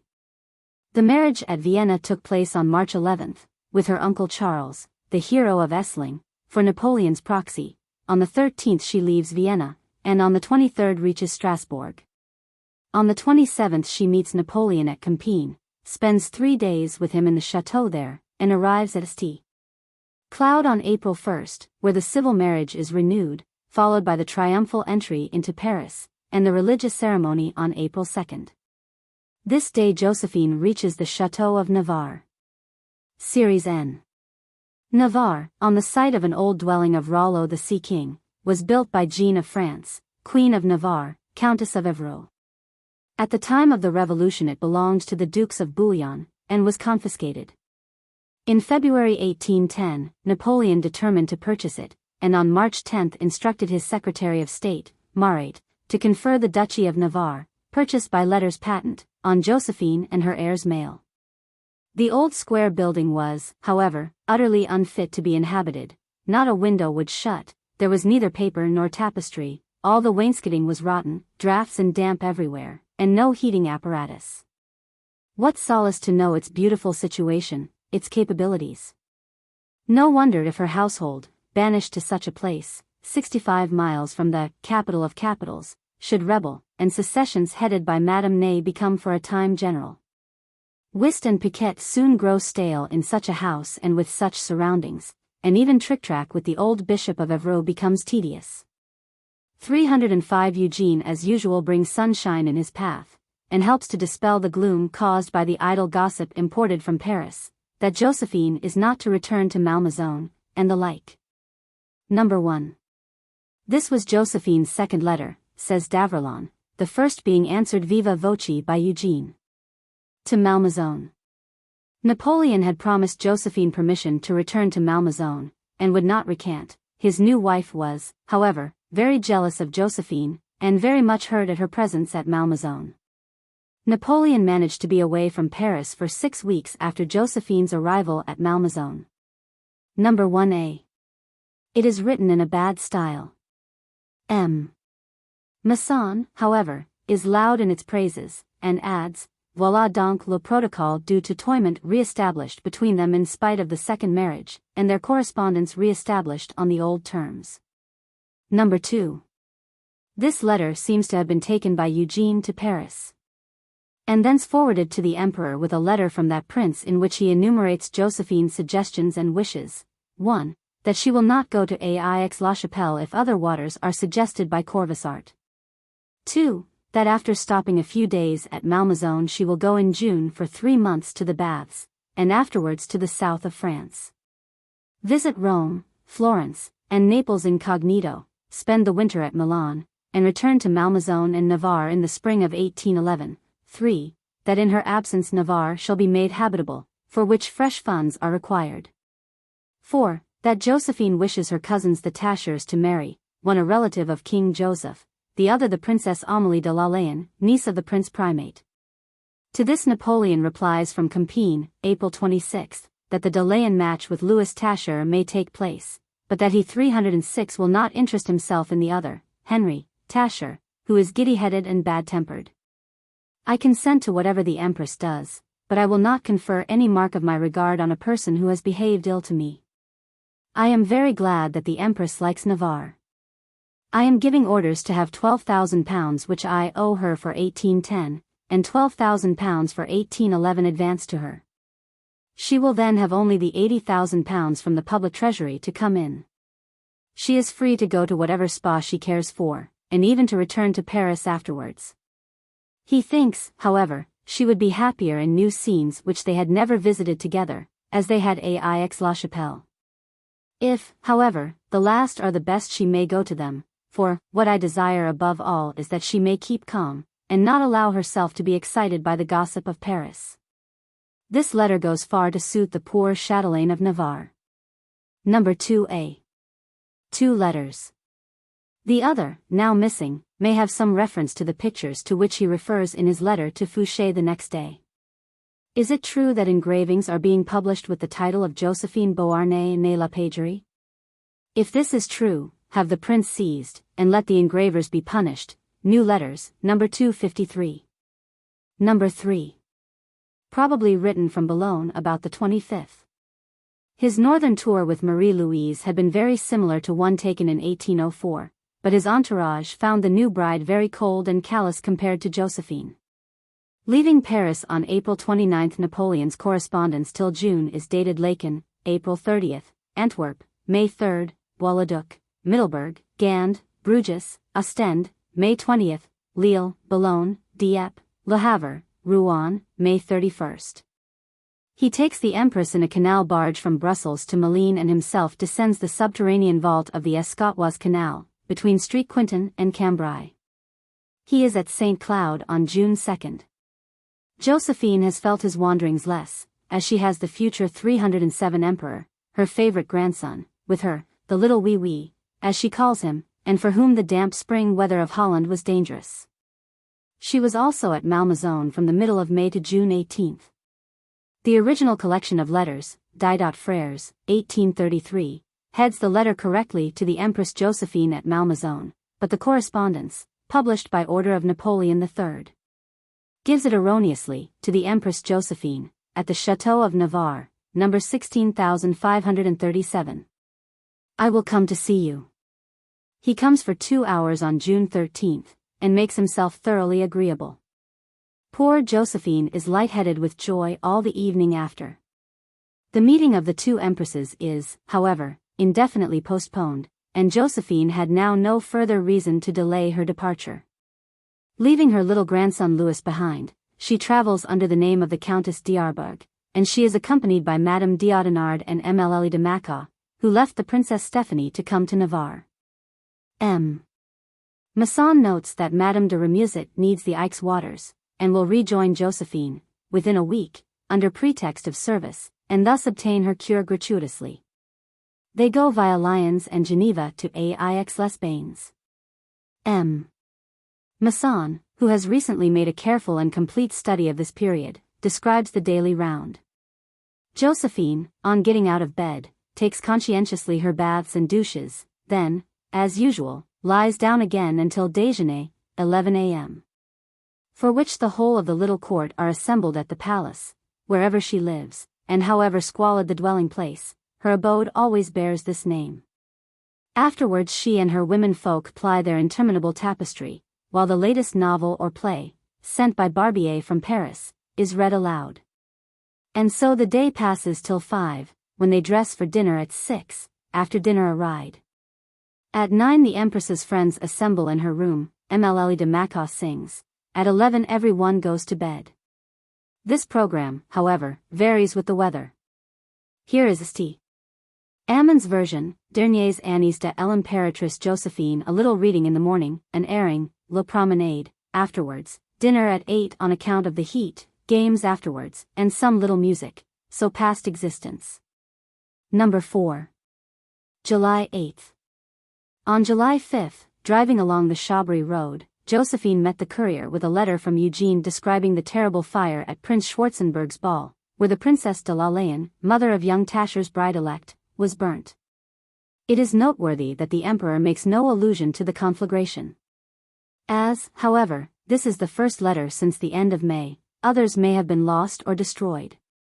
You will have seen Eugene, i.e. on his way to Milan, who arrived at Aix on July 10th. He had just been made heir to the Grand Duchy of Frankfurt, a broad hint to him and to Europe that Italy would be eventually united to France under Napoleon's dynasty. This was the nadir of the Beauharnais family, Josephine repudiée, Hortense unqueened and unwed, and Eugene's expectations dissipated, and all within a few short months. Eugene had left his wife ill at Geneva, whither Josephine goes to visit her the next day, duly reporting her visit to Napoleon in her letter of July 14th, see number 5. Geneva was always the home of the disaffected, and so the Empress had to be specially tactful, and the de Remusat reports, she speaks of the Emperor as of a brother, of the new Empress as the one who will give children to France. And if the rumors of the latter's condition be correct, I am certain she will be delighted about it. That unfortunate daughter is coming to France, i.e. to reside when she is not at St. Lou, given to her by Napoleon, or at the waters. On the present occasion she has been at Plombières a month or more. On July 10th Napoleon instructs the Countess de Beaubourg to bring the Grand Duke of Berg to Paris, whom he awaits with impatience, Breton, 625. Number 5. The conduct of the King of Holland has worried me. This was in March, and by May the crisis was still more acute and 309 Napoleon's patience exhausted. On May 20th he writes, "Before all things be a Frenchman and the Emperor's brother, and then you may be sure you are in the path of the true interests of Holland. Good sense and policy are necessary to the government of states, not sour unhealthy bile." And 3 days later, "Write me no more of your customary twaddle. 3 years now it has been going on, and every instant proves its falsehood. This is the last letter I shall ever write you in my life." Louis at one time determined on war, and rather than surrender Amsterdam, to cut the dikes. The Emperor hears of this, summons his brother, and practically imprisons him until he countermands the defense of Amsterdam. On July 1st Louis abdicated and fled to Toplitz in Bohemia. Napoleon is terribly grieved at the conduct of his brother, who would never realize that the effective continental blockade was Napoleon's last sheet anchor to force peace upon England. Number 6. To die in a lake, i.e. the Lake of Bourget, shut in by the Dent du Chat, where a white squall had nearly capsized the sailing boat. Josephine had been on July 26 to visit the Abbey Haute-Combe, place of sepulture of the princes of Savoy, and the storm had overtaken her on the return voyage. Number 8. Paris, this Friday. A very valuable note of M. Masson, Josephine Repudie, 198, enables us to fix this letter at its correct date. He says, it has to do with the exile of Madame de la T, viz. the Princess Louise de la Tremoille, which takes place on September 28, 1810, and this September 28 is also a Friday. There is also the question of Mlle de Macaw being made a baroness, and this lady had not joined the court of Josephine till May 1810. Lastly, the B, mentioned therein can only be Baranti, the prefect, whose dismissal, from Geneva, 310 almost coincides with this letter. It may be added that the La Tremoille family was one of the oldest in France, allied with the Condés, and consequently with the Bourbons. Baranti's fault had been connivance at the letters and conduct of Madame de Staël. Number 9. The only suitable places are either Milan or Navarre. Milan had been her own suggestion conveyed by Eugene, but Napoleon, 2 months later, had told her she could spend the winter in France. And in spite of danger signals, inspired by diplomacy rather than devotion, from Madame de Remusat, in her fulsome and tedious dispatch sent from Paris in September, and probably inspired by the Emperor himself, she manages to get to Navarre. And even to spend the first fortnight of November at Malmaison. Before leaving Switzerland, Josephine refuses to risk an interview with Madame de Staël. In the first book she publishes she will not fail to report our conversation, and heaven knows how many things she will make me say that I have never even thought of. Number 10. In spite of the heading, Josephine was at Malmaison on this day, and Napoleon writes Cambaceres, my cousin, the Empress Josephine not leaving for Navarre till Monday or Tuesday. I wish you to pay her a visit. You will let me know on your return how you find her. Breton, 721. The real reason is to hasten her departure, and she gets to Navarre November 22, Thursday. The Empress progresses satisfactorily. Napoleon writes to this effect to her father, the Emperor of Austria, on the same day. The Empress is very well. It is impossible that the wife for whom I am indebted to you should be more perfect. Moreover, I beg your Majesty to rest assured that she and I are equally attached to you. Series O. Number 1. The New Year. On this occasion, instead of her usual gifts, étrennes, she organized a lottery of jewels, of which Madame du Crest gives a full account. Needless to say, Josephine worked the oracle so that every one got a suitable gift, including the old bishop, see next note. More women than men. The Bishop of Evreux, Manager Bourlier, was the most welcome guest. He amused Josephine, and although 80 years of age, could play trick-track and talk well on any subject. Madame de Remusat wrote her husband concerning him, we understand each other very well, he and I. Keep well. At Navarre, Josephine lost her headaches, and put on flesh. Number 2. There is a full account of the birth of the King of Rome in Napoleon's letter to the Emperor of Austria on March 20, number 17496. The letter of this date to Josephine is missing, but is referred to by Davrilon. It began, my dear Josephine, I have a son. I am au comble de bonheur. Eugene. Josephine much appreciated this allusion. Is it possible, she said, for anyone to be kinder than the Emperor, and more anxious to mitigate whatever might be painful for me at the present moment, if I loved him less sincerely?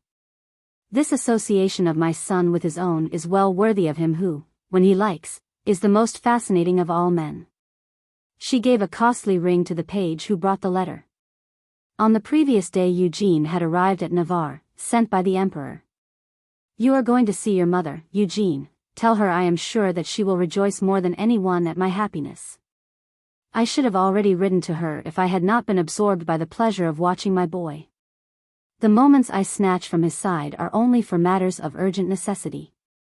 3:12 This event, I shall acquit myself of the most pleasant of them all by writing to Josephine. Number 4.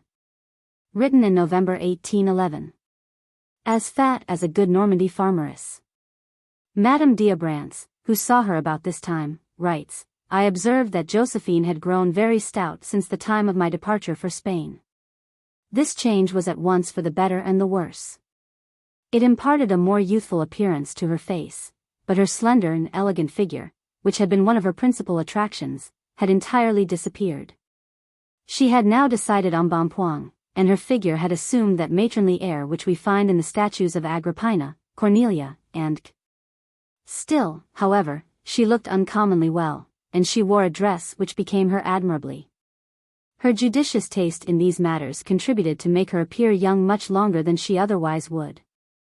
The best proof of the admirable taste of Josephine is the marked absence of elegance shown by Marie-Louise, though both empresses employed the same milliners and dressmakers, and Marie-Louise had a large sum allotted for the expenses of her toilet. Saint Amand says that 1811 was for Josephine a happy year, compared to those which followed. Series P. Number 1. Written from Königsberg, Malmaison, in Josephine Repudie, says Dantzig. But on June 11 Napoleon writes to Eugene, I shall be at Königsberg tomorrow, where his correspondence is dated from henceforward. A day or two later he writes the 313 King of Rome's governess that he trusts to hear soon that the 15-months-old child has cut his first 4 teeth. Number 2. Gumbinnen, June 20th. From this place and on this date goes forth the first bulletin of the Grande Armée. It gives a resume of the causes of the war, dating from the end of 1810, when English influence again gained ascendancy. On July 29 he writes Hortense from Vitebsk to congratulate her on her eldest son's recovery from an illness. A week later he writes his librarian for some amusing novels, new ones for choice, or old ones that he has not read, or good memoirs. Josephine meanwhile has permission to go to Italy. Owing to her grandson's illness she defers starting till July 16. Through frightful weather she reaches Milan via Geneva on July 28, and has a splendid reception.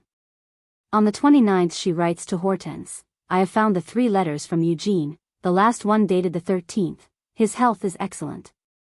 He still pursues the Russians, without being able to overtake them. It is generally hoped the campaign may be a short one. May that hope be realized. 2 days later she announces the birth of Eugene's daughter Amelia, afterwards Empress of Brazil. Towards the end of August Josephine goes to Aix and meets the Queen of Spain with her sister Désirée Bernadotte, the former, kind and amiable as usual, the latter, very gracious to me, rather a new experience. From Aix she goes to Pregny-la-Tour, on the Lake of Geneva, and shocks the good people in various ways, says Malmaison, especially by innuendos against Napoleon. And he adds, if one traces back to their source the worst calumnies against the morals of the emperor, it is Josephine that one encounters there. She gets to Malmaison October 24. Soon after his return from Moscow Napoleon pays her a visit, and about this time she begins to see the King of Rome, whose mother has always thought more of her daily music and drawing lessons than of whether she was making her son happy or not. 314. 1812 closed in gloom, but 1813 was in itself terribly ominous to so superstitious a woman as Josephine. 13 is always unlucky, and moreover the numbers of 1813 add up to 13, also the doom-dealing year began on a Friday. Everyone felt the hour approaching. As Napoleon said at St. Helena, the star grew pale, I felt the reins slipping from my hand, and I could do no more. A thunderbolt could alone have saved us, and every day, by some new fatality or other, our chances diminished. Sinister designs began to creep in among us, fatigue and discouragement had won over the majority. My lieutenants became lax, clumsy, careless, and consequently unfortunate. They were no longer the men of the commencement of the revolution, nor even of the time of my good fortune. The chief generals were sick of the war. I had gorged them too much with my high esteem, with too many honors and too much wealth. They had drunk from the cup of pleasure, and wished to enjoy peace at any price. The sacred fire was quenched. Up to August fortune had smiled again upon her favorite. With conscripts for infantry and without cavalry he had won Lutzen, Bautzen, and Dresden. And even so late as September Byron was writing that, bar epilepsy and the elements, he would back Napoleon against the field. But treachery and incompetence had undermined the empire, and Leipzig, that battle of giants, where 110,000 soldiers were killed and wounded, made final success hopeless. In 1814 his brothers Lucien and Louis rallied to him, and Hortense was for the only time proud of her husband. She thinks if he had shown less suspicion and she less pride they might have been happy after all. My husband is a good Frenchman. He is an honest man. Meanwhile, Talleyrand is watching to guide the coup de grace. Napoleon makes a dash for Lorraine to gather his garrisons and cut off the enemy's supplies. The Allies hesitate and are about to follow him, as per the rules of war. Talleyrand, the only man who could ever divine Napoleon, sends them the message, "You can do everything, and you dare nothing, dare therefore once." Hortense is the only man left in Paris, and in vain she tries to keep Marie-Louise, whose presence would have stimulated the Parisians to hold the Allies at bay. It is in vain. Unlike Prussia 315 or Austria who fought for months, or Spain who fought for years, after their capitals were taken. Like Nineveh, Carthage, Babylon and Rome, France yields to the conqueror, vanquished at home. After Marmont's betrayal Napoleon attempts suicide, and when he believes death imminent sends a last message to Josephine by Caulaincourt, "You will tell Josephine that my thoughts were of her before life departed." It was on Monday, May 23, that Josephine's illness commenced, after receiving at dinner the King of Prussia and his sons, one afterwards Wilhelm der Gries, first Emperor of Germany. Whether the sore throat which killed her was a quinsy or diphtheria is difficult to prove, but the latter seems the more probable. Corvisart, who was himself ill and unable to attend, told Napoleon that she died of grief and worry. Before leaving for the Waterloo campaign Napoleon visited Malmaison, and there, as Lord Rosebery reminds us, allowed his only oblique reproach to Marie-Louise to escape him, poor Josephine. Her death, of which the news took me by surprise at Elba, was one of the most acute griefs of that fatal year, 1814. She had her failings, of course, but she, at any rate, would never have abandoned me. Appendix 1. A reputed poem by Napoleon I. Le chien, le lapin, et le chasseur. Fable. Composé à l'âge de 13 ans, par Napoleon I. César, chien d'art renom. Mais trop enfant de son mérite. Tenait rit dans son gîte. Un malheureux lapin de père anonyme. Rennes toy. Louis cria-t-il, d'une voix de tonnerre. Que fit au loin trembler les peuplades de bois. Je suis César, connu par ses exploits. Et dont le nom remplit toute la terre. A ce grand nom, Genet Lapin. Recommandant adieu son âme pénitent. Demand d'une voix tremblante. Très serenissime matin. CJE mi rends quel sera mon destin? Tu mourras. Je mourai, dit la bête innocent. Je fuis? Ton trépas est certain. Quoi, repris l'animal que se nourrit de thym? Des du côtés je dois perdre la vie. Que votre auguste signori. Vos me pardonner, puisque il me faut mourir.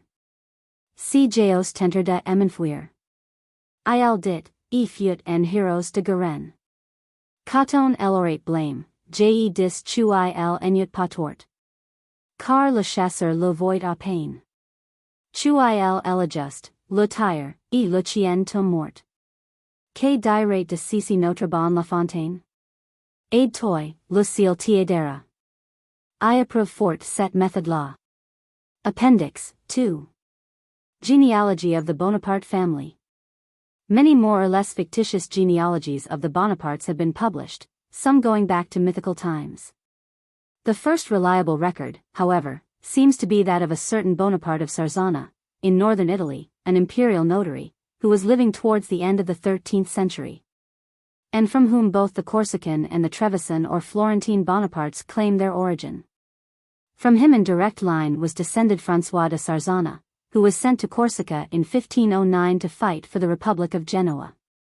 His son Gabriel, having sold his patrimony in Italy, settled in Ajaccio, where he bore the honorable title of Messire, and where, being left a widower, he assumed the tonsure and died canon of the cathedral. From him an unbroken line of Bonapartes, all of whom in turn were elected to the dignity of Elder of Ajaccio, brings us to Charles Bonaparte Napoleon, father of the Emperor. Appendix 3. Reputed letters of Napoleon to Josephine. Taken from the memoirs of Madame du Crest. The author asked the advice of Monsieur Frédéric Masson about these letters, to which he at once received the courteous reply, Il faut absolument rejeter les lettres publiées par Reginald Varon et reproduites par Georgette du Crest. Pas un né authentique. No one who has read much of Napoleon's correspondence can in fact believe for a moment in their authenticity. They are interesting, however, as showing the sort of stuff which went to form our grandfather's fallacies about the relations of Napoleon and Josephine. Madame du Crest occasionally played and 318 sang for Josephine after the divorce. Her father was a nephew of Madame de Genlis. Madame du Crest married a musical composer, M. Boxa, the then celebrated author of Dansemanie and Noces de Gamache.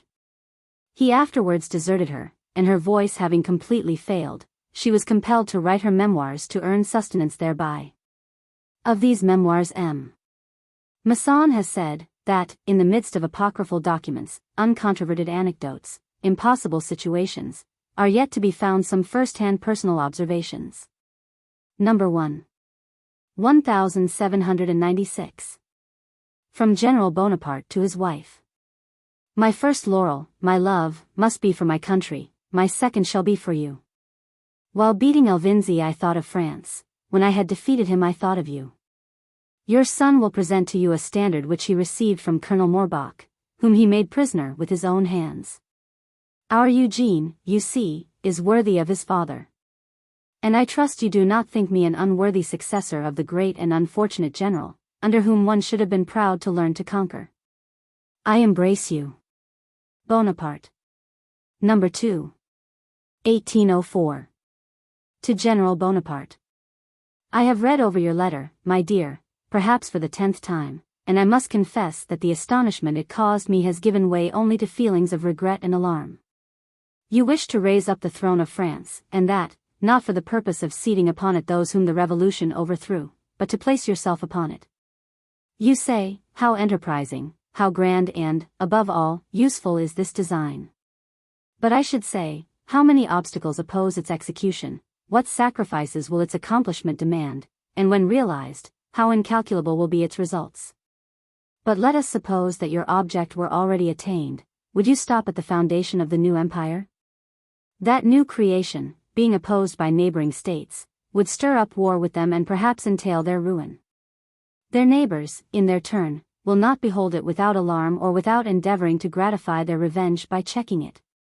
And at home, how much envy and dissatisfaction will arise. How 319 many plots must be put down, how many conspiracies punished. Kings will despise you as an upstart, subjects will hate you as an usurper, and your equals will denounce you as a tyrant. None will understand the necessity of your elevation. All will attribute it to ambition or pride.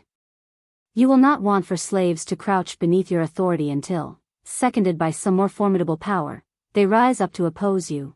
Happy will it be if poison or the poignard. But how can a wife, a friend dwell on these dreadful anticipations? This brings my thoughts back to myself, about whom I should care but little were my personal interests alone concerned. But will not the throne inspire you with the wish to contract new alliances? Will you not seek to support your power by new family connections? Alas! Whatever those connections may be, will they compensate for those which were first knit by corresponding fitness, and which affection promised to perpetuate? My thoughts linger on the picture which fear, may I say love, traces in the future. Your ambitious project has excited my alarm, console me by the assurance of your moderation. Number 3. December 1809. To the Emperor. My forebodings are realized. You have just pronounced the word which separates us forever. The rest is nothing more than mere formality. Such, then, is the result, I shall not say of so many sacrifices, they were light to me, since they had you for their object, but of an unbounded friendship on my part and of the most solemn oaths on yours. It would be a consolation for me if the state which you allege as your motive were to repay my sacrifice by justifying your conduct. But that public consideration which you urge as the ground for deserting me is a mere pretense on your part. Your mistaken ambition has ever been, and will continue to be, the guide of all your actions, a guide which has led you to conquests and to the assumption of a crown, and is now driving you on to disasters and to the brink of a precipice. You speak of the necessity of contracting an alliance, of giving an heir to your empire, of founding a dynasty. But with whom are you about to form an alliance? With the natural enemy of France, that artful house of Austria, whose detestation of our country has its rise in its innate feelings, in its system, in the laws of necessity. Do you believe that this hatred, of which she has given us such abundant proof, more 320 particularly for the last 50 years, has not been transferred by her from the Kingdom of France to the French Empire? That the children of Maria Theresa, that skillful sovereign, who purchased from Madame de Pompadour the fatal treaty of 1756, which you never mention without shuddering. Do you imagine, I repeat, that her posterity, when inheriting her power, has not also inherited her spirit? I am merely repeating what you have so often said to me. But at that time your ambition was satisfied with humbling a power which you now find it convenient to restore to its former rank. Believe me, as long as you shall exercise a sway over Europe, that power will be submissive to you. But beware of reverses of fortune. As to the necessity of an heir, I must speak out, at the risk of appearing in the character of a mother prejudiced in favor of her son. Ought I, in fact, to be silent when I consider the interests of one who is my only delight, and upon whom alone you had built all your hopes? That adoption of the 12th of January 1806 was then another political falsehood. Nevertheless the talents, the virtues of my Eugene are no illusion. How often have you not spoken in his praise? I may say more. You thought it right to reward him by the gift of a throne, and have repeatedly said that he was deserving of greater favors. Well, then. France has frequently re-echoed these praises, but you are now indifferent to the wishes of France. I say nothing to you at present of the person who is destined to succeed me, and you do not expect that I should make any allusion to this subject. You might suspect the feelings which dictated my language. Nevertheless, you can never doubt of the sincerity of my wishes for your happiness. May it at least afford me some consolation for my sufferings. Great indeed will be that happiness if it should ever bear any proportion to them. Number 4. Part of a letter said to be dated Brienne, 1814. On revisiting this spot, where I passed my youthful days, and contrasting the peaceful condition I then enjoyed with the state of terror and agitation to which my mind is now a prey. Often have I addressed myself in these words, I have sought death in numberless engagements. I can no longer dread its approach, I should now hail it as a boon, nevertheless, I could still wish to see Josephine once more. 321.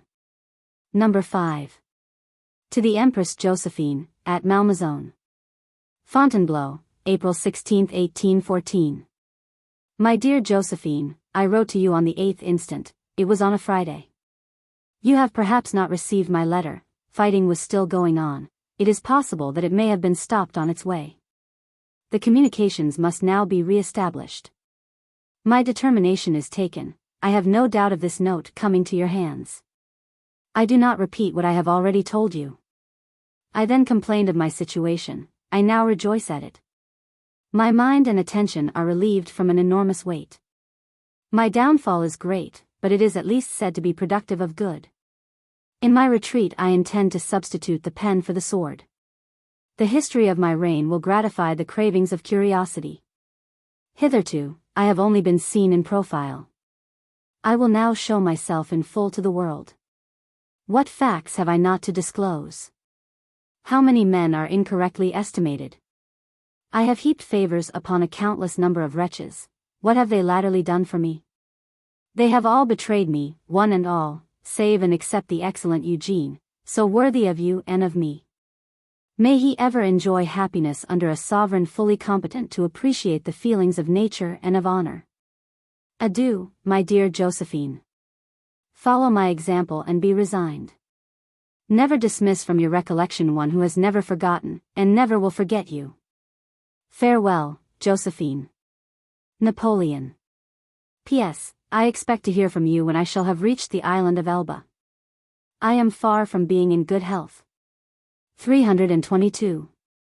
Notes. See Infra, Napoleon's Heritage, page 24, Introduction. Dr. Johnson, Gentleman's Magazine, 1760, in defense of Mary Stuart. Lhome, so spoken of during the Empire, outside military circles. Carlyle. Napier. Sometimes he is perhaps more to be trusted than the leading lexicographer, as for example when, the day after Wagram, he writes his Minister of War that the coup de Jarnac will come from the English in Spain. Now, when the Jarnac in question was slain in fair fight by La Châtaigneraie by a blow au Jarret, it was an unexpected blow, but not surely, as Littre tells us, manœuvre perfide, déloyal. Nothing was too disloyal for perfidious Albion, but for 30,000 English to outmaneuver 3 marshals and 100,000 French veterans would be, and was, the unexpected which happened at Talavera 3 weeks later. Findle's History of Freemasonry. Lord Rosebery. This versatile writer, the author of Oberon, the translator of Lucian and Shakespeare, and the founder of psychological romance in Germany, was then in his 75th year. The historian, 1755 to 1809, The Thucydides of Switzerland. Horn's History of Napoleon, 1841. Ibid. Exclusive of 2 from Josephine to Napoleon. Un Millier de Bays, sic. So tenant, T.N. offer un but Baron Fuelet de Conches, an expert in Napoleonic graphology, renders the expression T.N. souffre un. Bonaparte's Courier. The date of this letter is May 29, 1800. See notes. J. couche aujourd'hui, i.e. a few hours morning sleep. The month Brumaire, i.e. before November 21st. Countess de Sarent, the Empress's lady-in-waiting. 6. Nivos, which for the year 1805 was December 27th, see Harris Nicholas, Chronology of History. Haydn, Woodward, Bullitt, all have December 26th, Allison and Biographie Universelle have December 27th, but, as usual, the correspondence of Napoleon I is taken here as the final court of appeal. Marat and Borghese.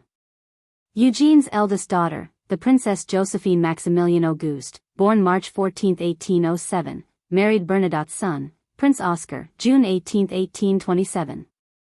Tout Diablesse.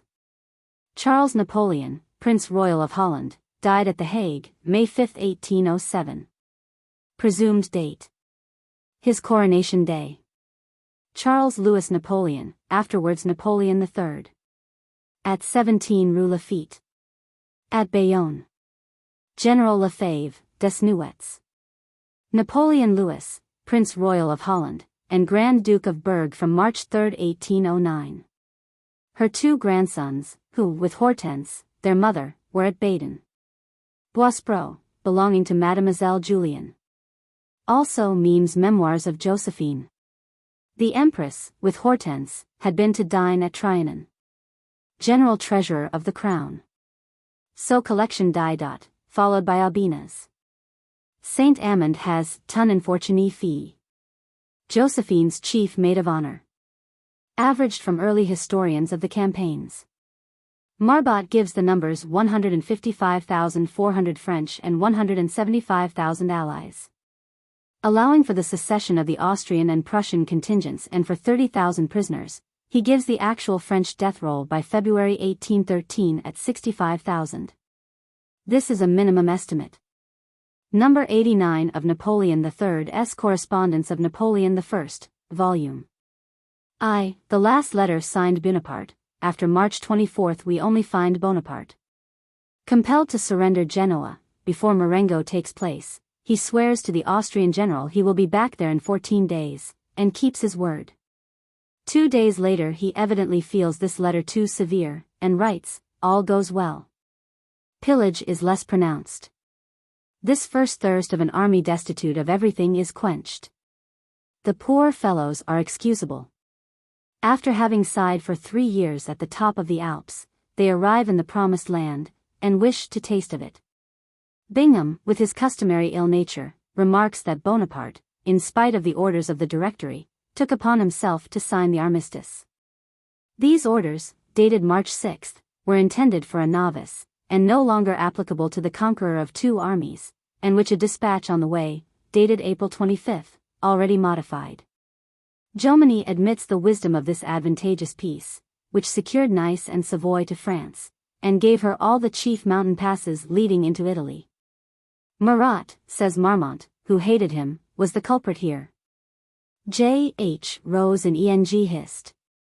Review, January 1899. See essay by J. H. Rose in Eng History Review, January 1899. With fevers caught in the rice swamps of Lombardy. With aqua tofana, says Marmont. On reaching London a few months later, Mistress Billington was engaged simultaneously by Drury Lane and Covent Garden, and during the following year harvested £10,000 from these two engagements. She was, however, no mere amateur, and knew, says Mlee d'Avrillon, the names of all her plants, the family to which they belonged, their native soil, and special properties.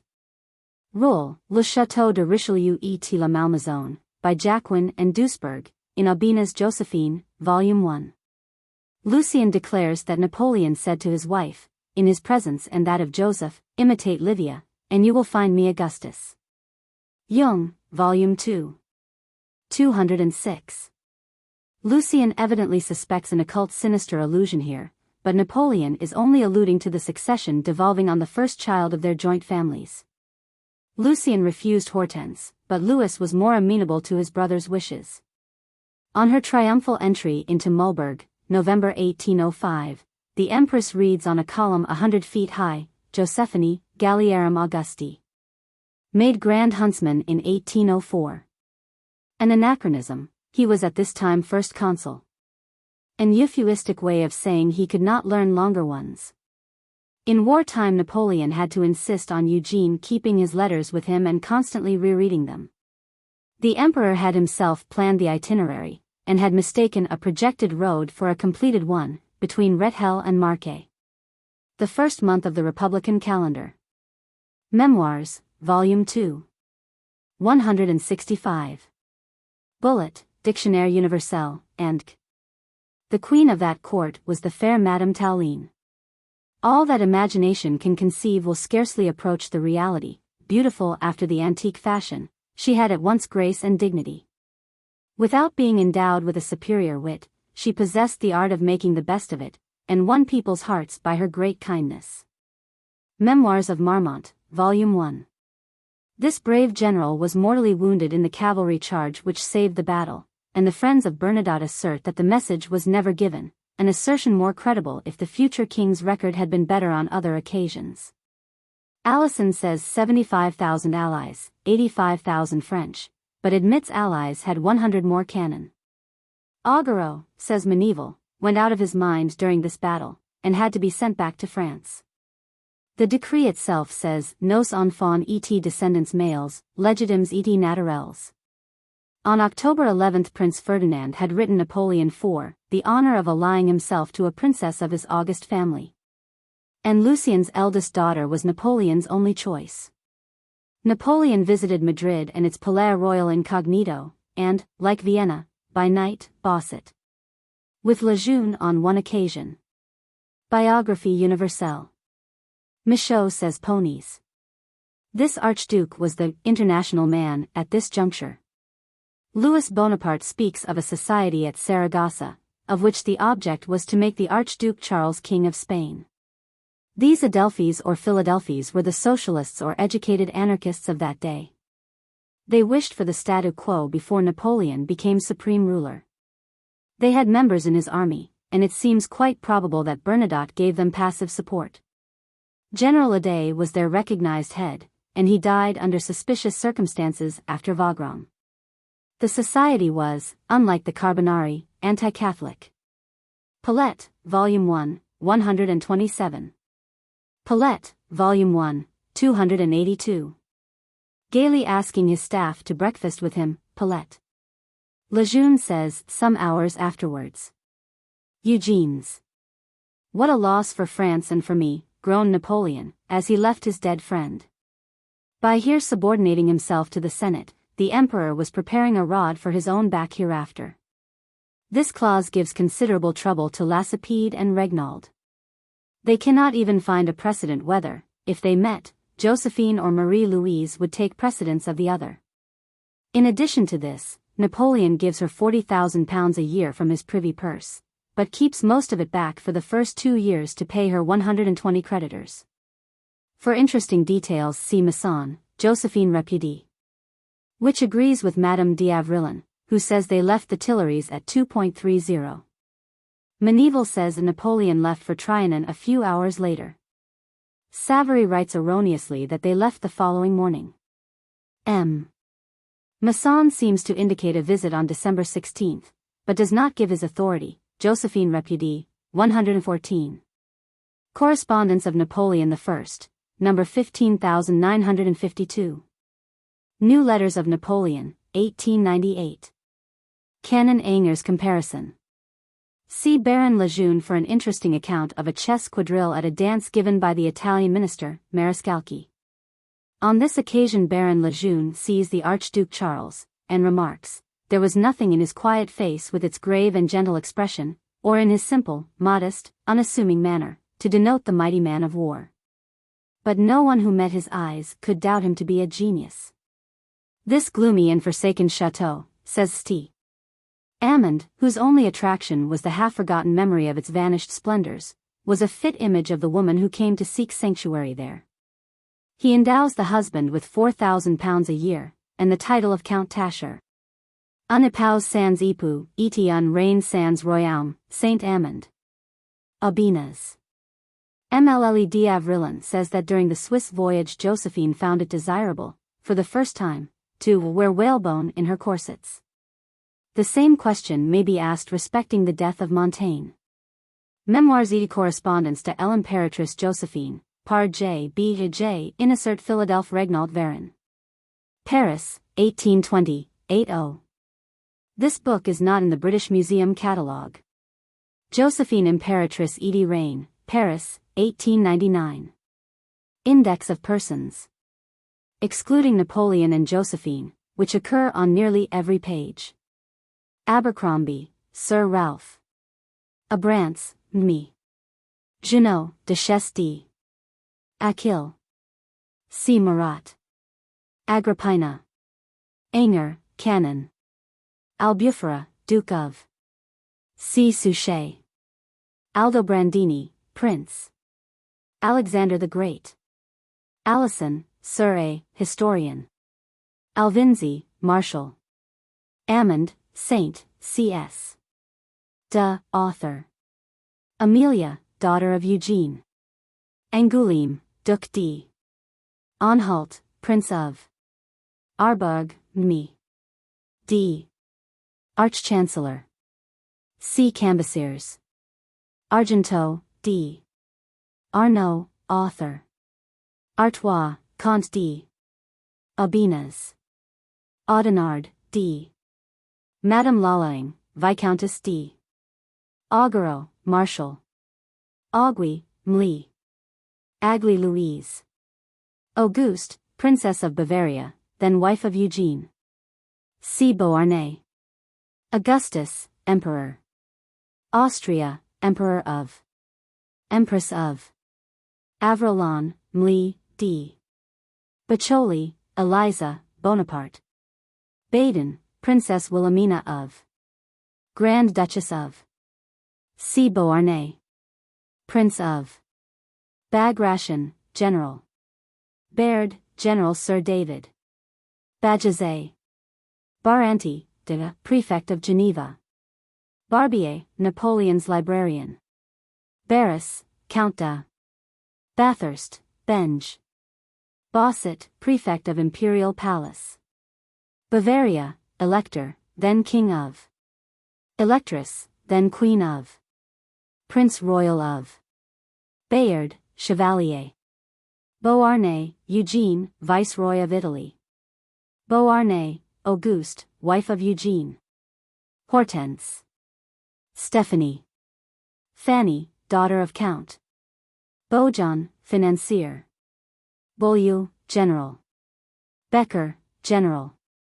Bellegarde, general. Bennigsen or Benningsen, general. Bentinck, general. Bentley.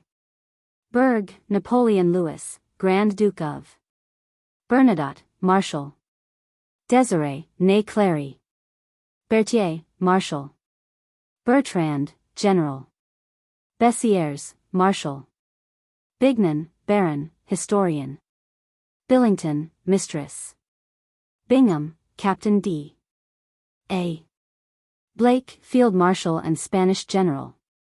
Blucher, field marshal. Bonaparte, Joseph, king of Spain. Louis. Jerome, king of Westphalia. Lucien.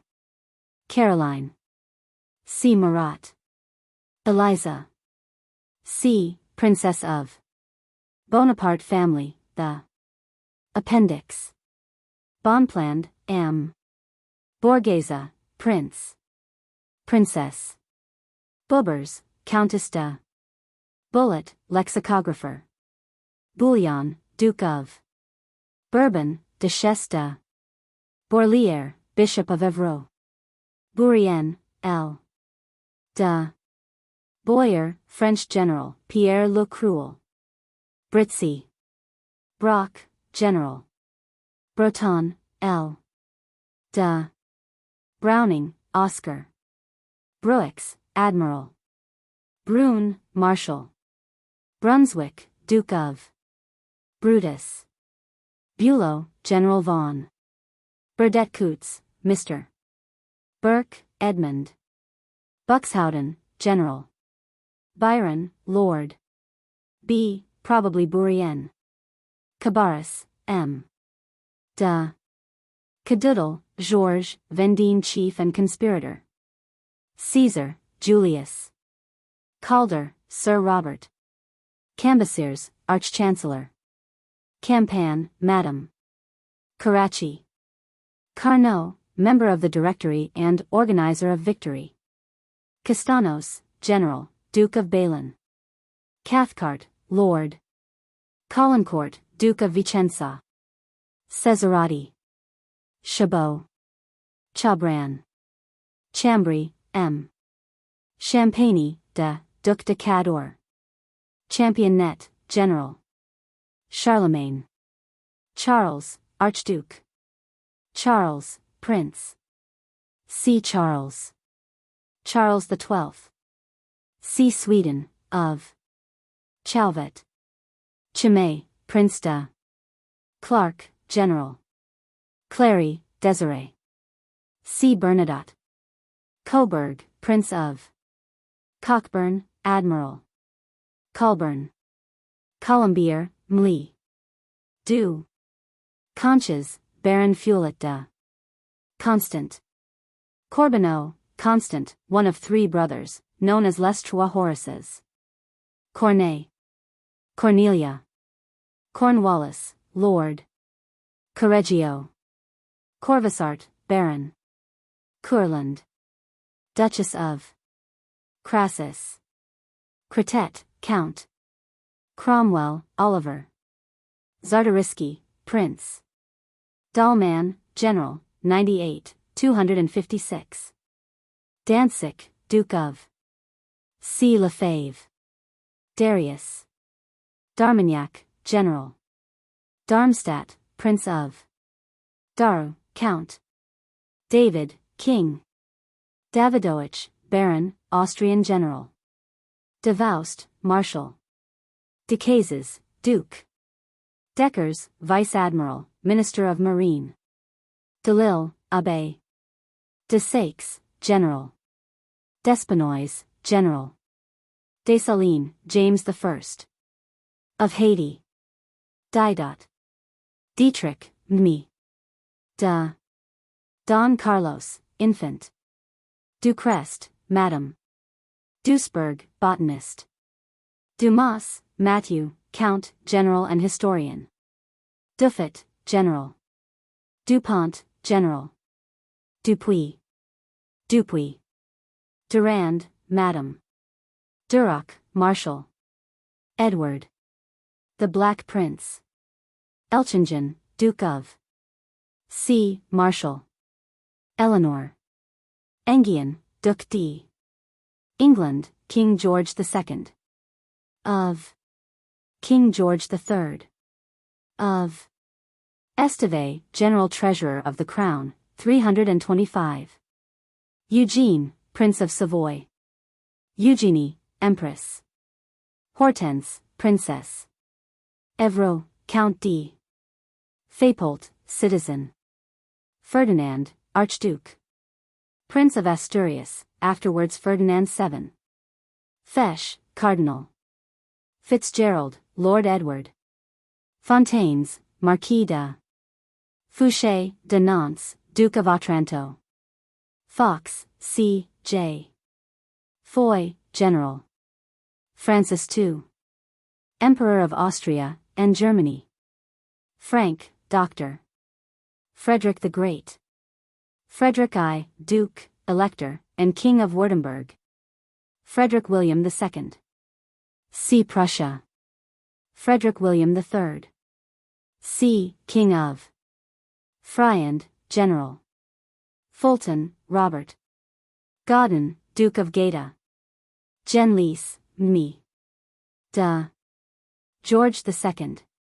C. King of. George III. C. England, King of. George. C. Germany, Emperor of. C. Emperor of. Gilray, James. Girardin, Stanislaus. Godoy, Don Manuel, Prince of the Peace. Goethe, J. W. Vaughan. Gohier, Louis, Member of the Directory. Graham, Colonel. Gros, Baron, Artist. Guesclin, Bertrand du. Hamilton, Lady. Harp, General Law, C. General. Harville, M. D. Hatzfeld, Princess D. Haugwitz, Count von. Hautpolt, General. Haydn, Joseph. Heath, Baron. Hedeville, General. Henri IV. Hiller, General. Hoche, General Lazare. Hofer, Andreas. Hohenlohe, Prince. Hohenzollern-Hechingen, Prince of. Holland, King of. C. Bonaparte. Queen of. C. Beauharnais. Homer. Hood, Robin. Humbert, General. Humboldt, Baron von. Hume, Martin. Hutchinson, General. Jacquin, von, Austrian botanist. John, F. L. German patriot. Jean of France, Queen of Navarre. Jelichik, General. Joan of Arc. John, Archduke. King of France. Johnson, Doctor, 6. Jomini, Baron, Swiss strategist. Joseph. C. Bonaparte. Josephine Maximilian Auguste. Joubert, General. Giberthon, Madam, wife of Lucian. Jordan, Marshal. Julian, Emperor. Julian, Mli. Jung, Thomas, or Young. Junot, Duc d'Abrance. Cockruth, Count, Russian Field Marshal. Kaunitz, Prince. Keith, Lord. Kellerman, Marshal, Duke of Valmy. Kellerman, General. Kilmaine, General. King. C. Bonaparte. Kipling, R. Kleber, General. Klein, General. Kleist. Kurakin, Alexander. Kray, Baron von, Austrian General. Kutuzov, General, Prince of Smolensk. Labadoyer, Madam. La Bruyere. Lacépède, Count de. La Fontaine. Lagrange, mathematician. La Grassini. La Harpe, General. Lons, Marshal, Duke of Montebello.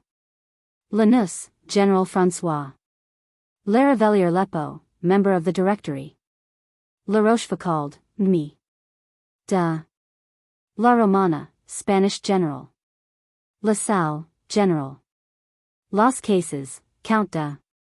La Touche-Treville, admiral. La Tour, Vaughan, count, Austrian general. Laudon, Austrian general. Lauriston, general. Lavalette, Count de.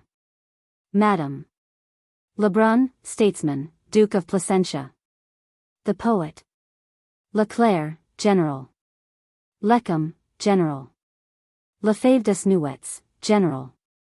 Lefebvre, marshal. Lejeune, baron. Lemeroys, general. Leon. Lestock, general. Letourneur, member of the Directory. Leon, Amélie de la. Princess de la. Liverpool, lord. Livia, wife of Augustus. Louis, Archduke. Louis XI. Louis XII. Louis XV. Louis XVI. Louis XVIII. C. Duc d. Lucca, Eliza Bonaparte, Princess of Languedoc, Lord. C. Colonel. L. M'Dmy. C. M'Dmy. De. MacDonald, Marshal. Mac, General. McPherson, James. Madison, President. Maelzel, Leonard, German mechanic. Mahmoud IV. Mahomet. Macau, Madame de. Mallet, General. Maman, Madame Mère, mother of Napoleon. Marbot, Baron. Marquesi, Artiste. Mariscalchi. Marist, M. de. Marat, Duc de Bassano. Marie Antoinette. Marie Louise. Marie Therese. Marie Victoire, Infanta. Marmont, Marshal. Masaniello. Messina. Marshal, Duke of Rivoli. Masson, M. Frederick. Maximilian, Archduke. Meerfelt or Meervelt, Count von. Melas, General. Melito, Count Mayet de. Melville, Lord. Menage, Gillis, Scholar. Menard. Meneval, Baron de. Menu, General Baron de. Merlin, member of the Directory. Metternich, Prince. Madame de. Michelangelo. Michaud, L. G. Michelet, Jules, historian. Mitchett, actor. Mialis, adjutant general. Medina, Duke of. Malka, Vaughan. Moncy, Marshal. Monclaz. Monnier, General J. C. Montaigne, Michel de. Montebello, Duke of. C. Marshal. Montebello, Duchess of La Marche-Lens. Montesquieu, Madame de. Montgaillard, l'Abbé de, historian. Montholon, Count de. Moore, Sir John. Morbach, Colonel. Moreau, General. Mortier, Marshal. Muscati. Moulin, General, member of the Directory. Murad Bey. Mustache. Muller, Swiss historian. Murat, King of Naples. Madame Caroline, Queen of Naples. Mustafa IV. M. C. Napier, Sir William. Naples, King of. C. Bonaparte. Napoleon Charles Bonaparte, eldest son of Hortense. Napoleon Louis, second son of Hortense. C. Grand Duke of. Napoleons, the two, sons of Hortense and Louis. Napoleon III. Charles Louis Napoleon, third son of Hortense. Nassau, Prince of. Necker, M. Nelson, Lord. Nero, Emperor. Ney, Marshal, Prince of the Moskowa. Madam. Nicholas, Sir Harris, historian. O'Donnell, Spanish general. O'Mara, Dr. Oscar, Prince, son of Bernadotte. Auchan. Ude, General. Oudinot, Marshal, Duke of Reggio. Ouvrard, Financier. Payer, Ferdinando, musical composer. Paget, Lord. Palafox y Melzi, Duke of Saragossa. Palatine. The Archduke, Joseph Antoine of Hungary. Palmerston, Lord. Pauli, General de Parma, Grand Duke of Pusquier, E. D. Duke. Patterson, Miss, repudiated wife of Jerome Bonaparte. Paul, Princess. Paul I, see Russia, of Pauline. See Borghese. Pavon. Paulette, General and Baron. Perceval, Spencer, British Premier. Perignon, Marshal. Perigord, Edmond de Perman, Madame, mother of Madame de Brantes. Philip Augustus, King of France. Philippon, General. Pichegru, General. Pignatelli, Prince of Strongyli, and Minister of Ferdinand, King of Naples. Pigeon, General. Pitt, William. Pius VI. Pope. Pius VII, Pope.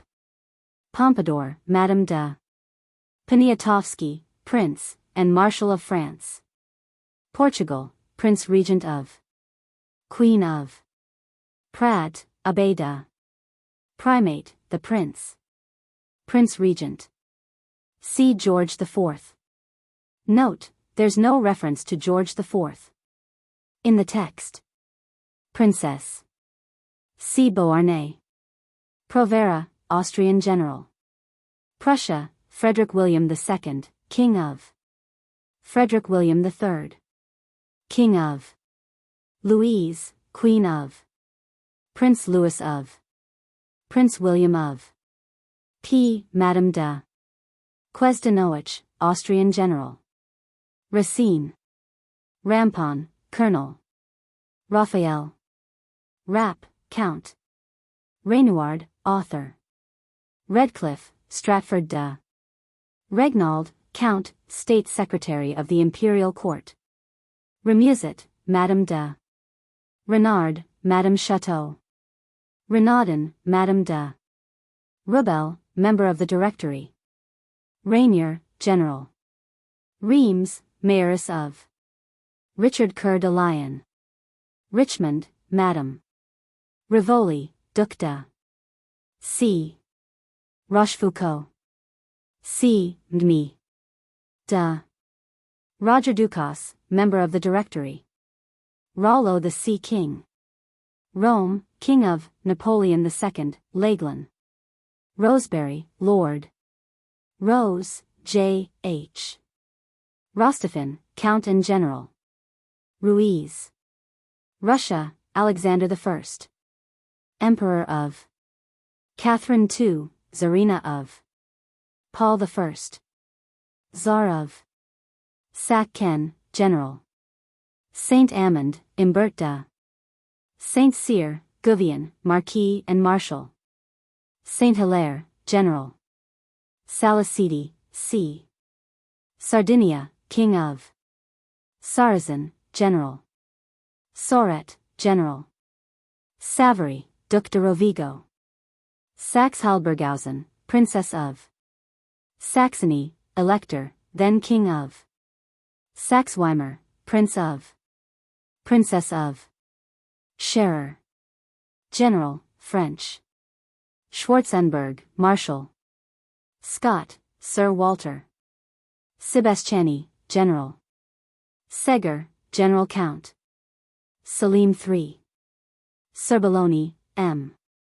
Sarent, Madame de Serrurier, Marshal. Savine, Madame de Shakespeare. Size, Abbé and Count, Member of the Directory. Smith, Sir Sidney. Soult, Marshal, Duke of Dalmatia. Spain. Charles II. Of, and his Queen. Charles IV, King of Queen of, Mother of Ferdinand VII. Queen of, wife of Joseph. Stabs. Stadion, Count von, Austrian diplomatist. Stahl, Madame de Holstein. Stein, Baron von. Stephanie. C. Beauharnais.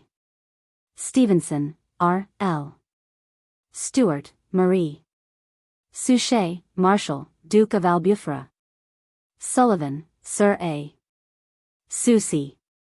Suwarrow, Marshal. Sweden, Charles XII, King of. Charles XIII, King of. Gustavus Adolphus IV. King of. Talleyrand Perigord, Prince.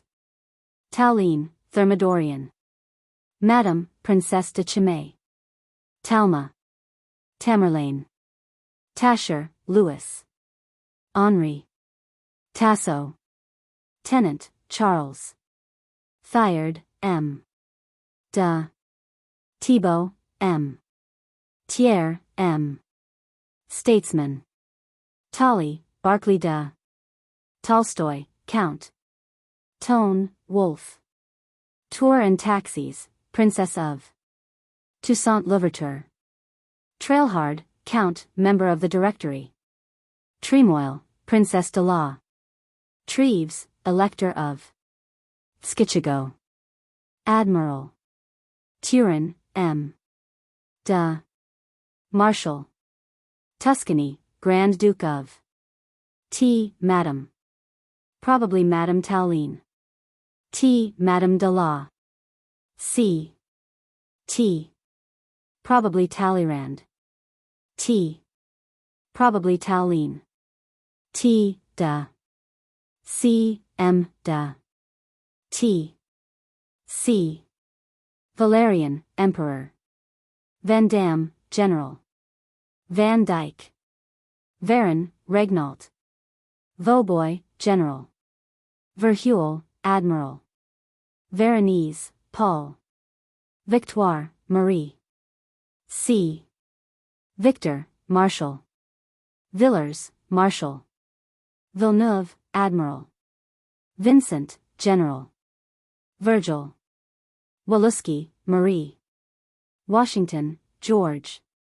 Wadier, General. Wellington, Arthur Wellesley, Duke of. Westphalia, King of. C. Bonaparte. Wieland, C. M. Wilhelmina, Princess. C. Princess of. William I. Emperor of Germany. Wyndham, William, British Secretary at War. Wittgenstein, General and Count. Woodward, and Cates. Reed, Marshal, Bavarian Marshal. Wurmser, Marshal. Württemberg, Duke of. Electress of. King of. Prince Royal of. Würzburg, Grand Duke of. Xenophon. Xerxes. York, Duke of. General von. Zingarelli, N. Musician. The End. Printed by Ballantine, Hanson and Company.